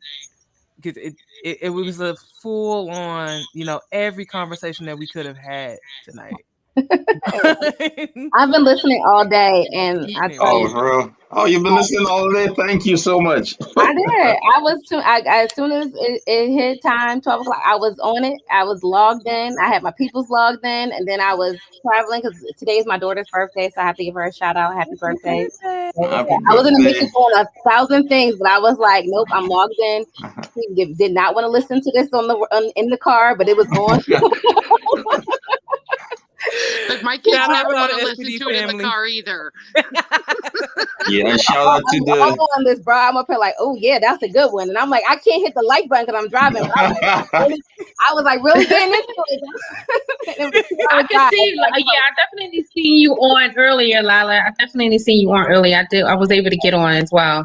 I was out there, so I was just like, so I hope everyone enjoyed it because it was really some great information. And I know I missed parts at different times, but I know that for the most part, I was in there. So I don't know if I'll ever watch all 12 hours again, but I will try to look for it. This will probably never happen again ever. So we've done no way. No, maybe we're not doing every this year. again in a couple Every of year. I'm weeks. about to say, what is he talking about? Every year. Right? Like we're not doing a part two. Yeah. So hopefully this will be annual, but we definitely need a couple more folks behind the scenes. Yeah. You live and you learn, right? You guys are celebrities now. You're gonna have a whole audio video crew next time.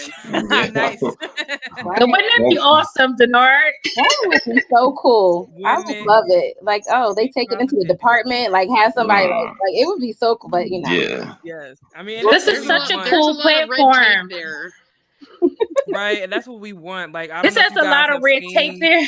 Deannard, Yeah, there's a lot of red tape there. On the field, so he went to the FIME conference and was able to provide live coverage. We planned on being, of course, the Isham conference this year and providing live coverage. Right. But unfortunately, That would have been awesome, man. Yeah. So that would have been amazing.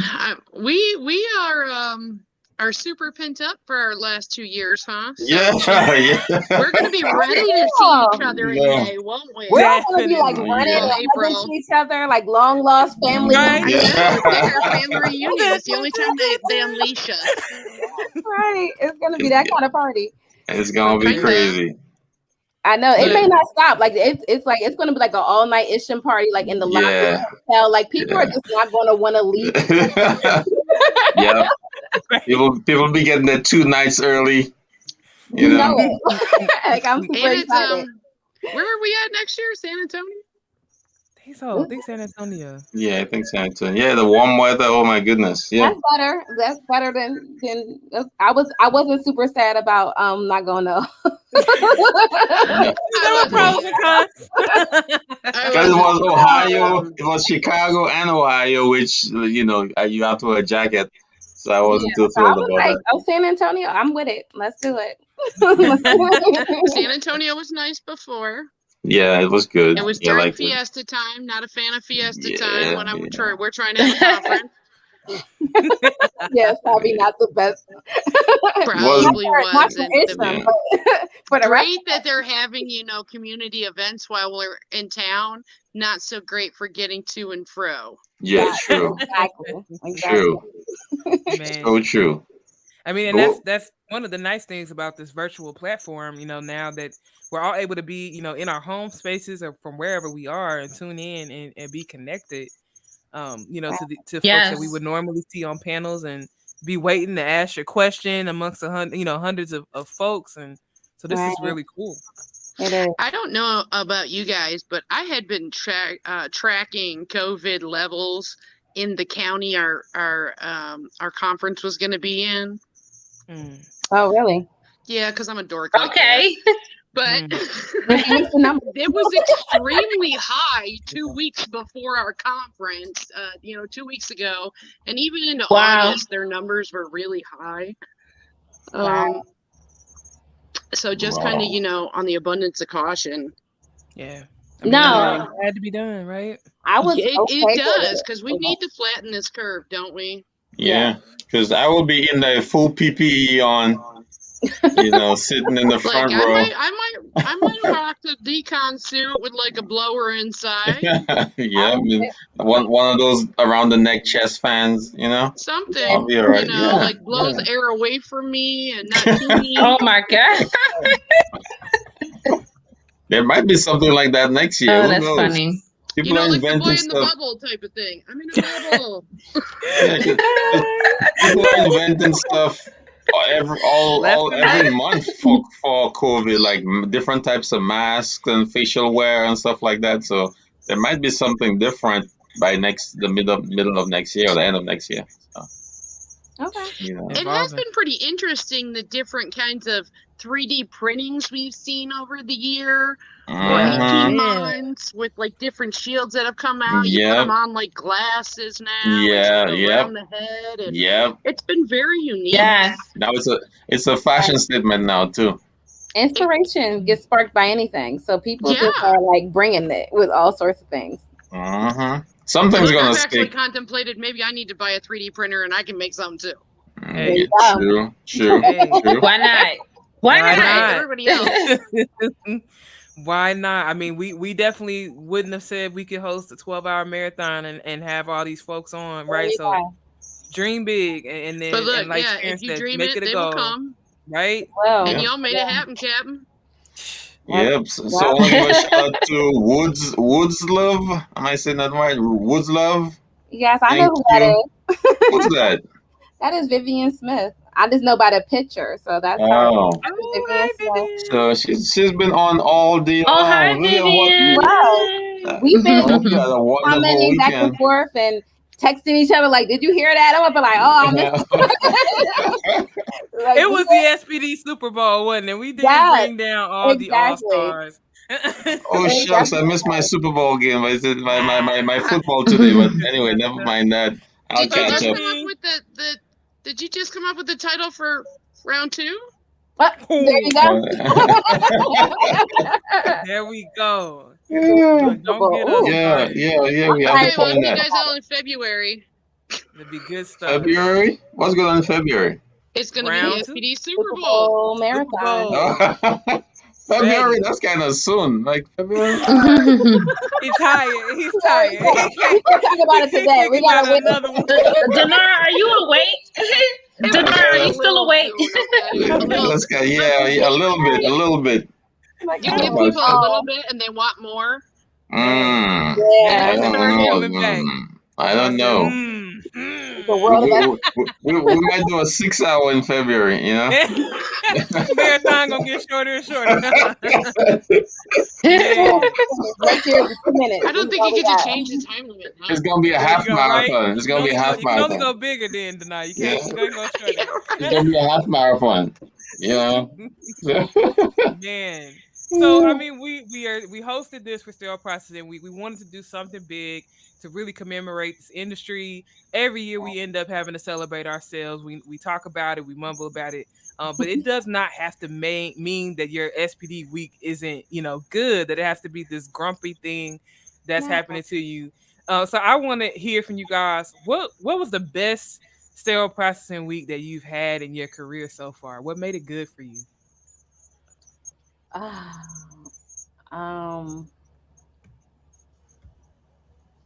It's always nice to get the gift. Like we always have a big we are well previously in the previous hospital I was in at CHOP, we were under supply chain.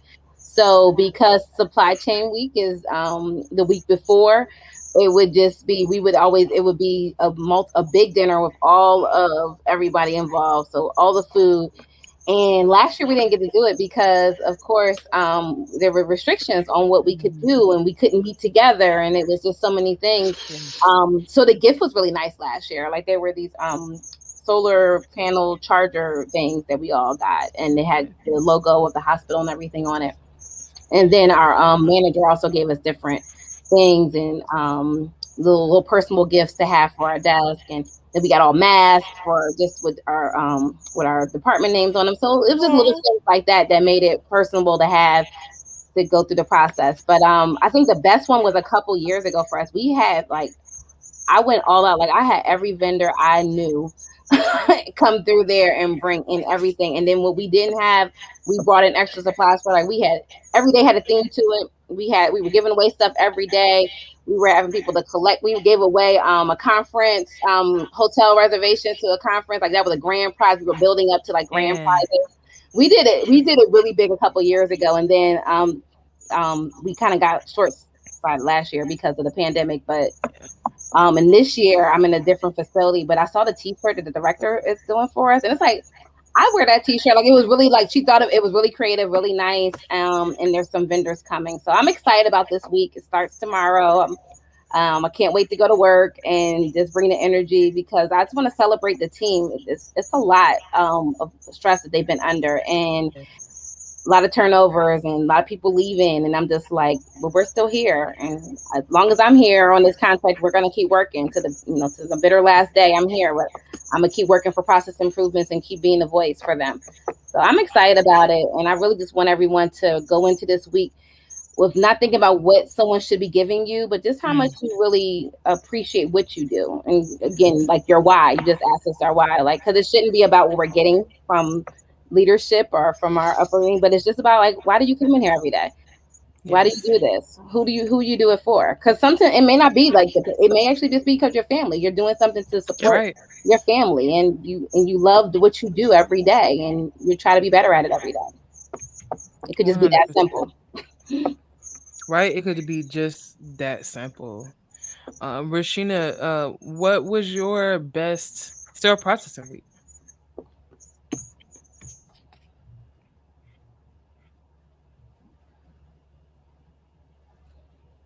We still. Oh no, I think now you're mute. She's on mute. I'm taking her off. Oh, she's not coming off for some reason. Oh dang! It looks like she's going too. So guys. Oh hey. So guys, I will do an improv. I will play one slide from a video I have on deck. Hopefully, I don't mess things up. So this show's been going great. Right, we have not had technical difficulties. So if y'all can't hear this, let me know. Can you hear it? No sound. No sound? No sound. All right, so I'll take this off. Boom. Yeah, sorry, I wanted to try and play this poem. It was really good. Yeah, it was really good. Well, I kind of figured it out. You got 30 minutes. Arlene, what was your best processing week? I'd have to say, not last year, but the year before. I was at my previous facility. I had about 186 employees in 5 departments in one building. Wow. For sterile processing week. Wow. And just the volume of food and prizes and things that were dropped off that year was shocking, overwhelming. and extremely humbling because the staff had never seen that type of response for their week. The healthcare system hung a banner over like the circle and the out in front of the hospital. And at that time I worked for a very large 2,700 bed healthcare facility. So to do something like that, to recognize the people in the basement was really pivotal for that department and the employees. And it saddens me that it doesn't happen a lot like that. Like, we don't need food and banners, but I just need somebody to be like, hey, we understand and we know what you do. Yeah. Sure. And it's sad that they don't know what we do until we don't do it. Sure. Yeah. So we have to celebrate our teams even when nobody else does. 100%. But a lot of it does come from our vendors. So we can't forget about them this week Cannot. too. Shout They 'em work out. hard. Oh. I know myself, I'm making 3 bakery pickups this week for my team. So I gotta run. I'm sure our vendors are very busy this week. True. That is so awesome. That is so awesome. We saw some content on LinkedIn today where a sterile processing manager actually drove to the homes of each of her technicians and put a yard sign out. And saw that was so touching. I was like, snaps. Yes. How come I didn't think of that? Right. She must have less than 10 because I can't, like, if she had 60 or 80, I don't think she was it. She had 13. 13. And they live over an hour apart. Yes. Oh, jeez. I was highly impressed. Wow. Absolutely. Cute, the little signs too, right? So even after I they saw can that. keep them or whatever's. Yeah, that was Cute little nice. signs. I'm sure they're not cheap. Nah, you would have But what got a it great from me little when you came touch. to work. So You ain't imagine going what the above and department gonna beyond, look huh? like tomorrow? you would have got me. You would have got it on Monday morning, bright and early. Hey, can you put that outside your house? No. I mean to Lila and Arlene's point, it's that touch that made them feel seen, feel honored. That somebody would go out of their way to do that for you. Yes. Absolutely. Because it's going to be a conversation starter, right? All your neighbors are going to oh, what is that? Like, it's right on display for everyone to know how appreciated you are for the job that you do. That's Speaking of appreciation,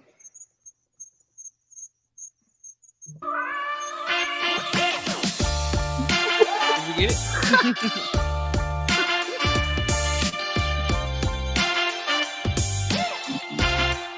I'm just curious what it feels like to have completed the longest strike in Cook County history. Well, I'm glad that you asked that because there were moments when it was very tough on many levels.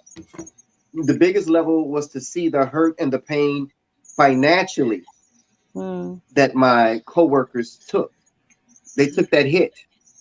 And to see them having to borrow money from their family members and their friends to help pay their bills, but they still stayed on the line to make that sacrifice. I mean, that was the biggest emotional hit for me.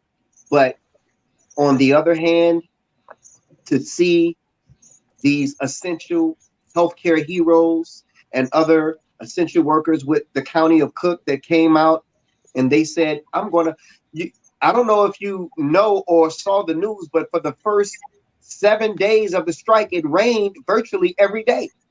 Oh, wow. And we were out there in the rain every single day. So before we do anything, before we start anything, my followers are on. They know I do poetry. I am the king of poetry, Black Ice. So I'm going to recite a poem called My Ode to You, to my healthcare heroes, my essential brothers and sisters for Cook County that stayed out there with me. This is called My Ode to You.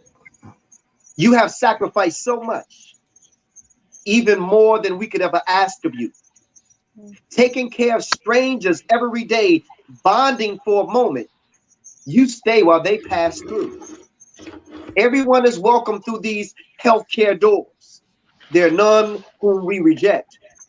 No matter the income bracket or social status, we treat all with dignity and respect. We are frontline, essential healthcare heroes and workers, those who literally lay their lives on the line. Every time we've called on you, you responded every time.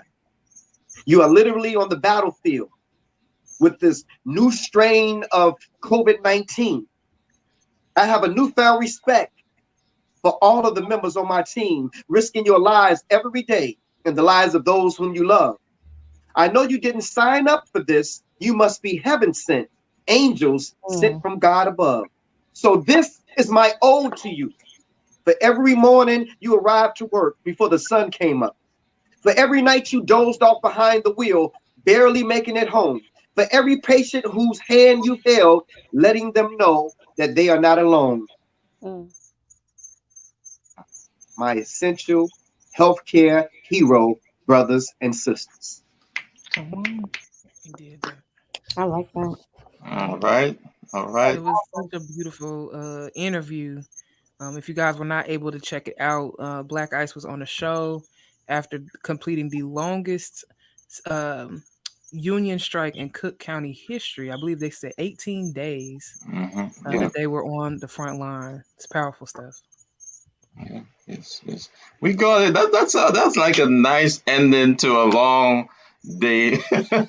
There isn't a lot to be said after that, is there? Yeah. When you know our brothers and sisters, whether we're brothers and sisters in union, we're brothers and sisters in industry, right? Yeah, absolutely. Yeah. So, yeah, that's a hit that a lot of us don't prepare for. What happens if that happens at our healthcare, right? Our healthcare system, right?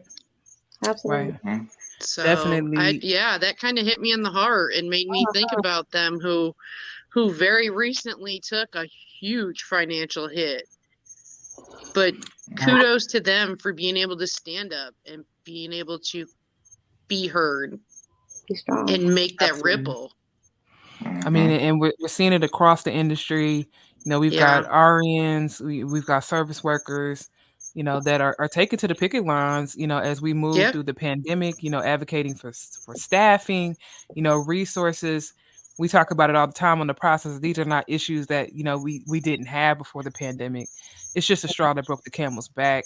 Yeah. You know, so to really just take the time today to honor everybody that shows up, and whether you stayed in the industry or not, we thank you for your service, because every patient needed you and you were there for them. You know, having Black Ice on the show, and this is something that came out of a Process podcast episode from, I think, way back in February. We talked about the fact that there's not an oath for sterile processing. Yeah. So like I kind of nursing, right? Right, Or, like how nursing or physicians physicians have to take an oath to practice medicine, but for a very long time, we weren't even looked at as a profession. Right. Let alone needing a certification. Right. Look how far we've come. Look how far strong we've we come. are now with certified technicians, or the people we're touching, or will continue to touch with what we do. That I don't even know if that number is even conceivable. Truly, you know, over the course of your career, could you even count the number of lives that you've positively impacted, you know, over the course of your career? There's no way. We're talking about thousands and thousands of instrumentation every year. You know, I don't we even talked think about just it earlier. as technicians, right, that we take even fathom how many instruments go through our hands every week. Oh my gosh, hundreds and hundreds. Yeah. Thousands. I'd love to give my staff totals here and there. Look, I do you too. processed 500 trays in 4 months. That you did that. You did that. Or how many peel packs we've done? Because you know, my place of business, we do a ridiculous amount of peel packs. Yeah, it's kind of like the bane of my existence, but we're like 1,600 a day. Wow. I'm thinking about the part. I can mentally see it right now. Like I know no one touched it all weekend. The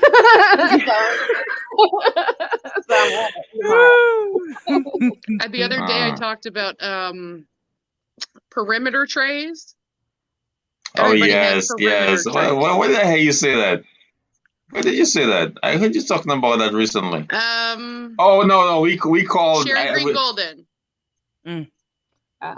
I was talking on Sharon's thing, the view through my window. Oh, okay. Oh, yeah. We were Okay. talking about Yeah. some people, technicians will walk the whole perimeter around like a Da Vinci tray because it's so many steps and it's very intricate to like a decacam, assemble, whatever's, right? So they'll sit all day long. They'll walk the whole perimeter around that tray versus assembling it.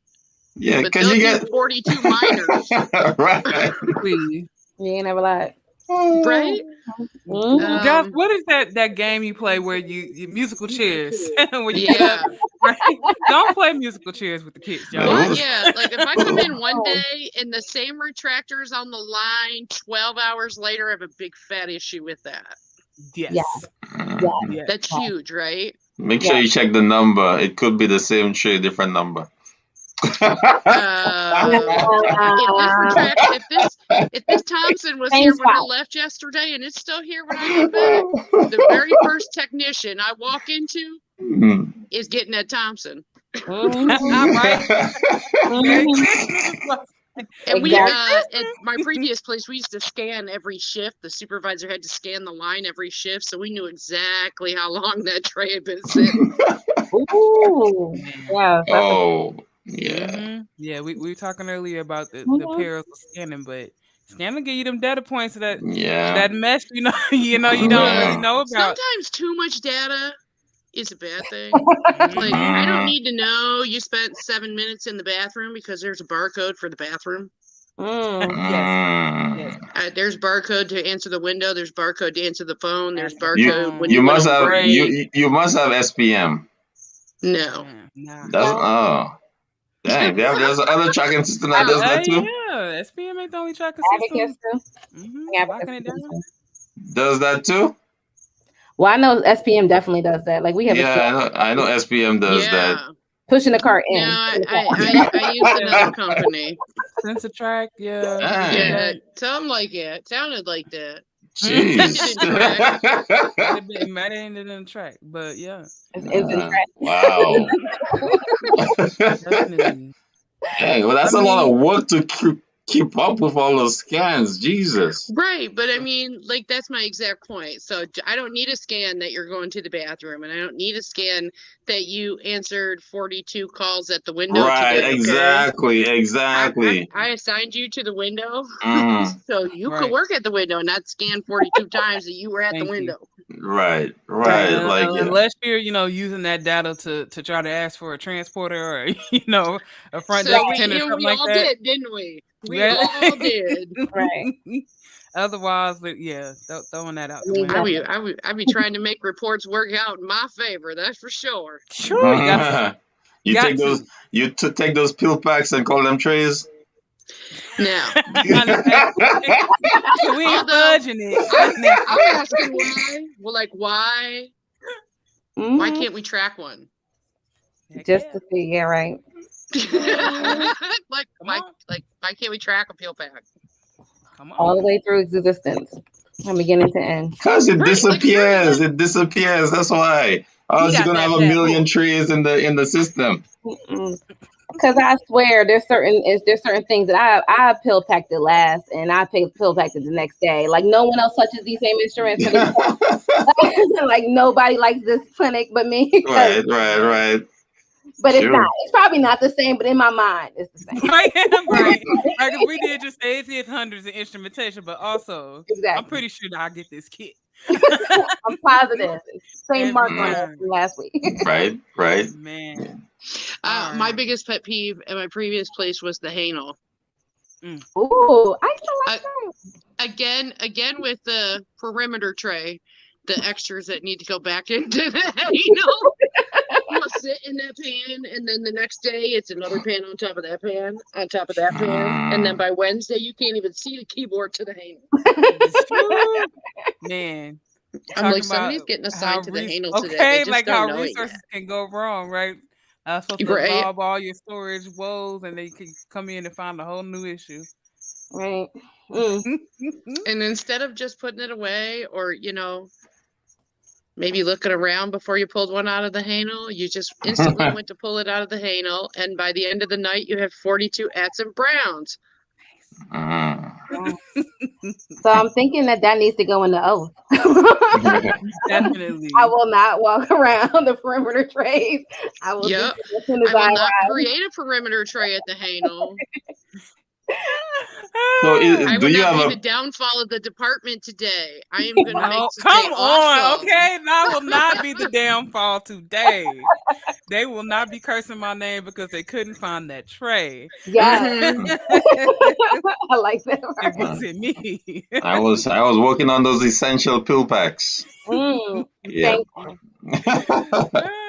So I took a stab at an oath, and earlier today we had Miss Tanya Lewis on, and Deannard was actually able to probably craft how we're gonna call ourselves as we move forward. Because as you guys know, Isham just recently had a name change, so we are Healthcare Sterile Processing Association, and so Deannard threw out HISPA, but I'm gonna throw out my stab at a sterile processing oath, and I hope, especially because we do have so many people that are listening today, that it's something that you take.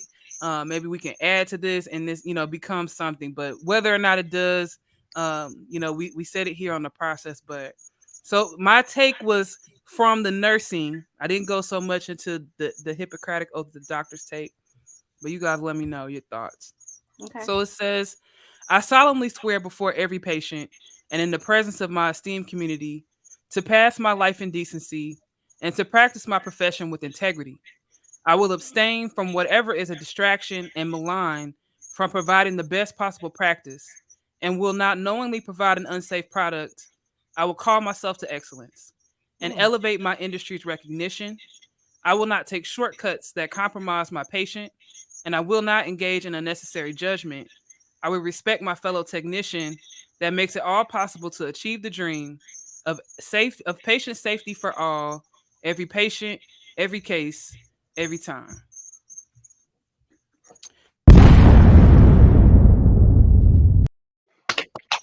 I was looking for the mic drop, but okay. I love it. Good stuff. So I will Now definitely... are we going to make it an initiative? Like, have a swear-in ceremony, like regionally. Right? Because I mean, we talk about it all the time. How do we get people to really care? And I do feel like that's something that matters. When you graduate, I think it was Rashina that said it. When you're certified, you are now a healthcare professional, and you need to carry yourself as such. You don't have to take on any of those negative concepts about us being downstairs or being glorified dishwashers or whatever the case may be. Carry yourself with that excellence. Amen. It will shift the industry. The more Lila Prices, the more Arlene Bushes that they see in the field, take it upon themselves to have personal integrity and ethics, the more that we continue to shift the vision of sterile processing. Absolutely. That's so true. I really like that. Are you going to publish that out there so we can start displaying? Definitely. I'm like, so at the next conference where the process has a booth at, this is going to be some sort of printed certificate or something. Come on. Definitely. And everything. I will do the oath right here. We might make a couple of t-shirts with the oath on there. That's a lot of words, but okay. They'd probably make a really great SPS week prize. Just throwing that out there. Yeah, we might give it to some tattoo artists who anybody wants a tattoo on the chest, on the arm. Definitely get SPD. that. Now it's getting serious. Who's sterilizing the tattoo gun? Looking like a true educator. They got certification. Where's the IFU for that? I think they're certified, I think they're certified, those tattoo artists, no? Certified and certifiable are two different things. Right, yeah, sure. Two different things. And we're SPD people. We not finna get a tattoo like that. That ain't finna happen. You better have some sterile investigate. I gotta go back there and see who's cleaning the floor. Like, I gotta look all around. Yeah. I'm gonna have to move the table out the way, the chair. Why are you up under there? Because I need to see. I'm checking expiration dates on that. I won't drink coffee I see someone make. Whoa. Let alone sit down and be like, here, put the needle in my. No.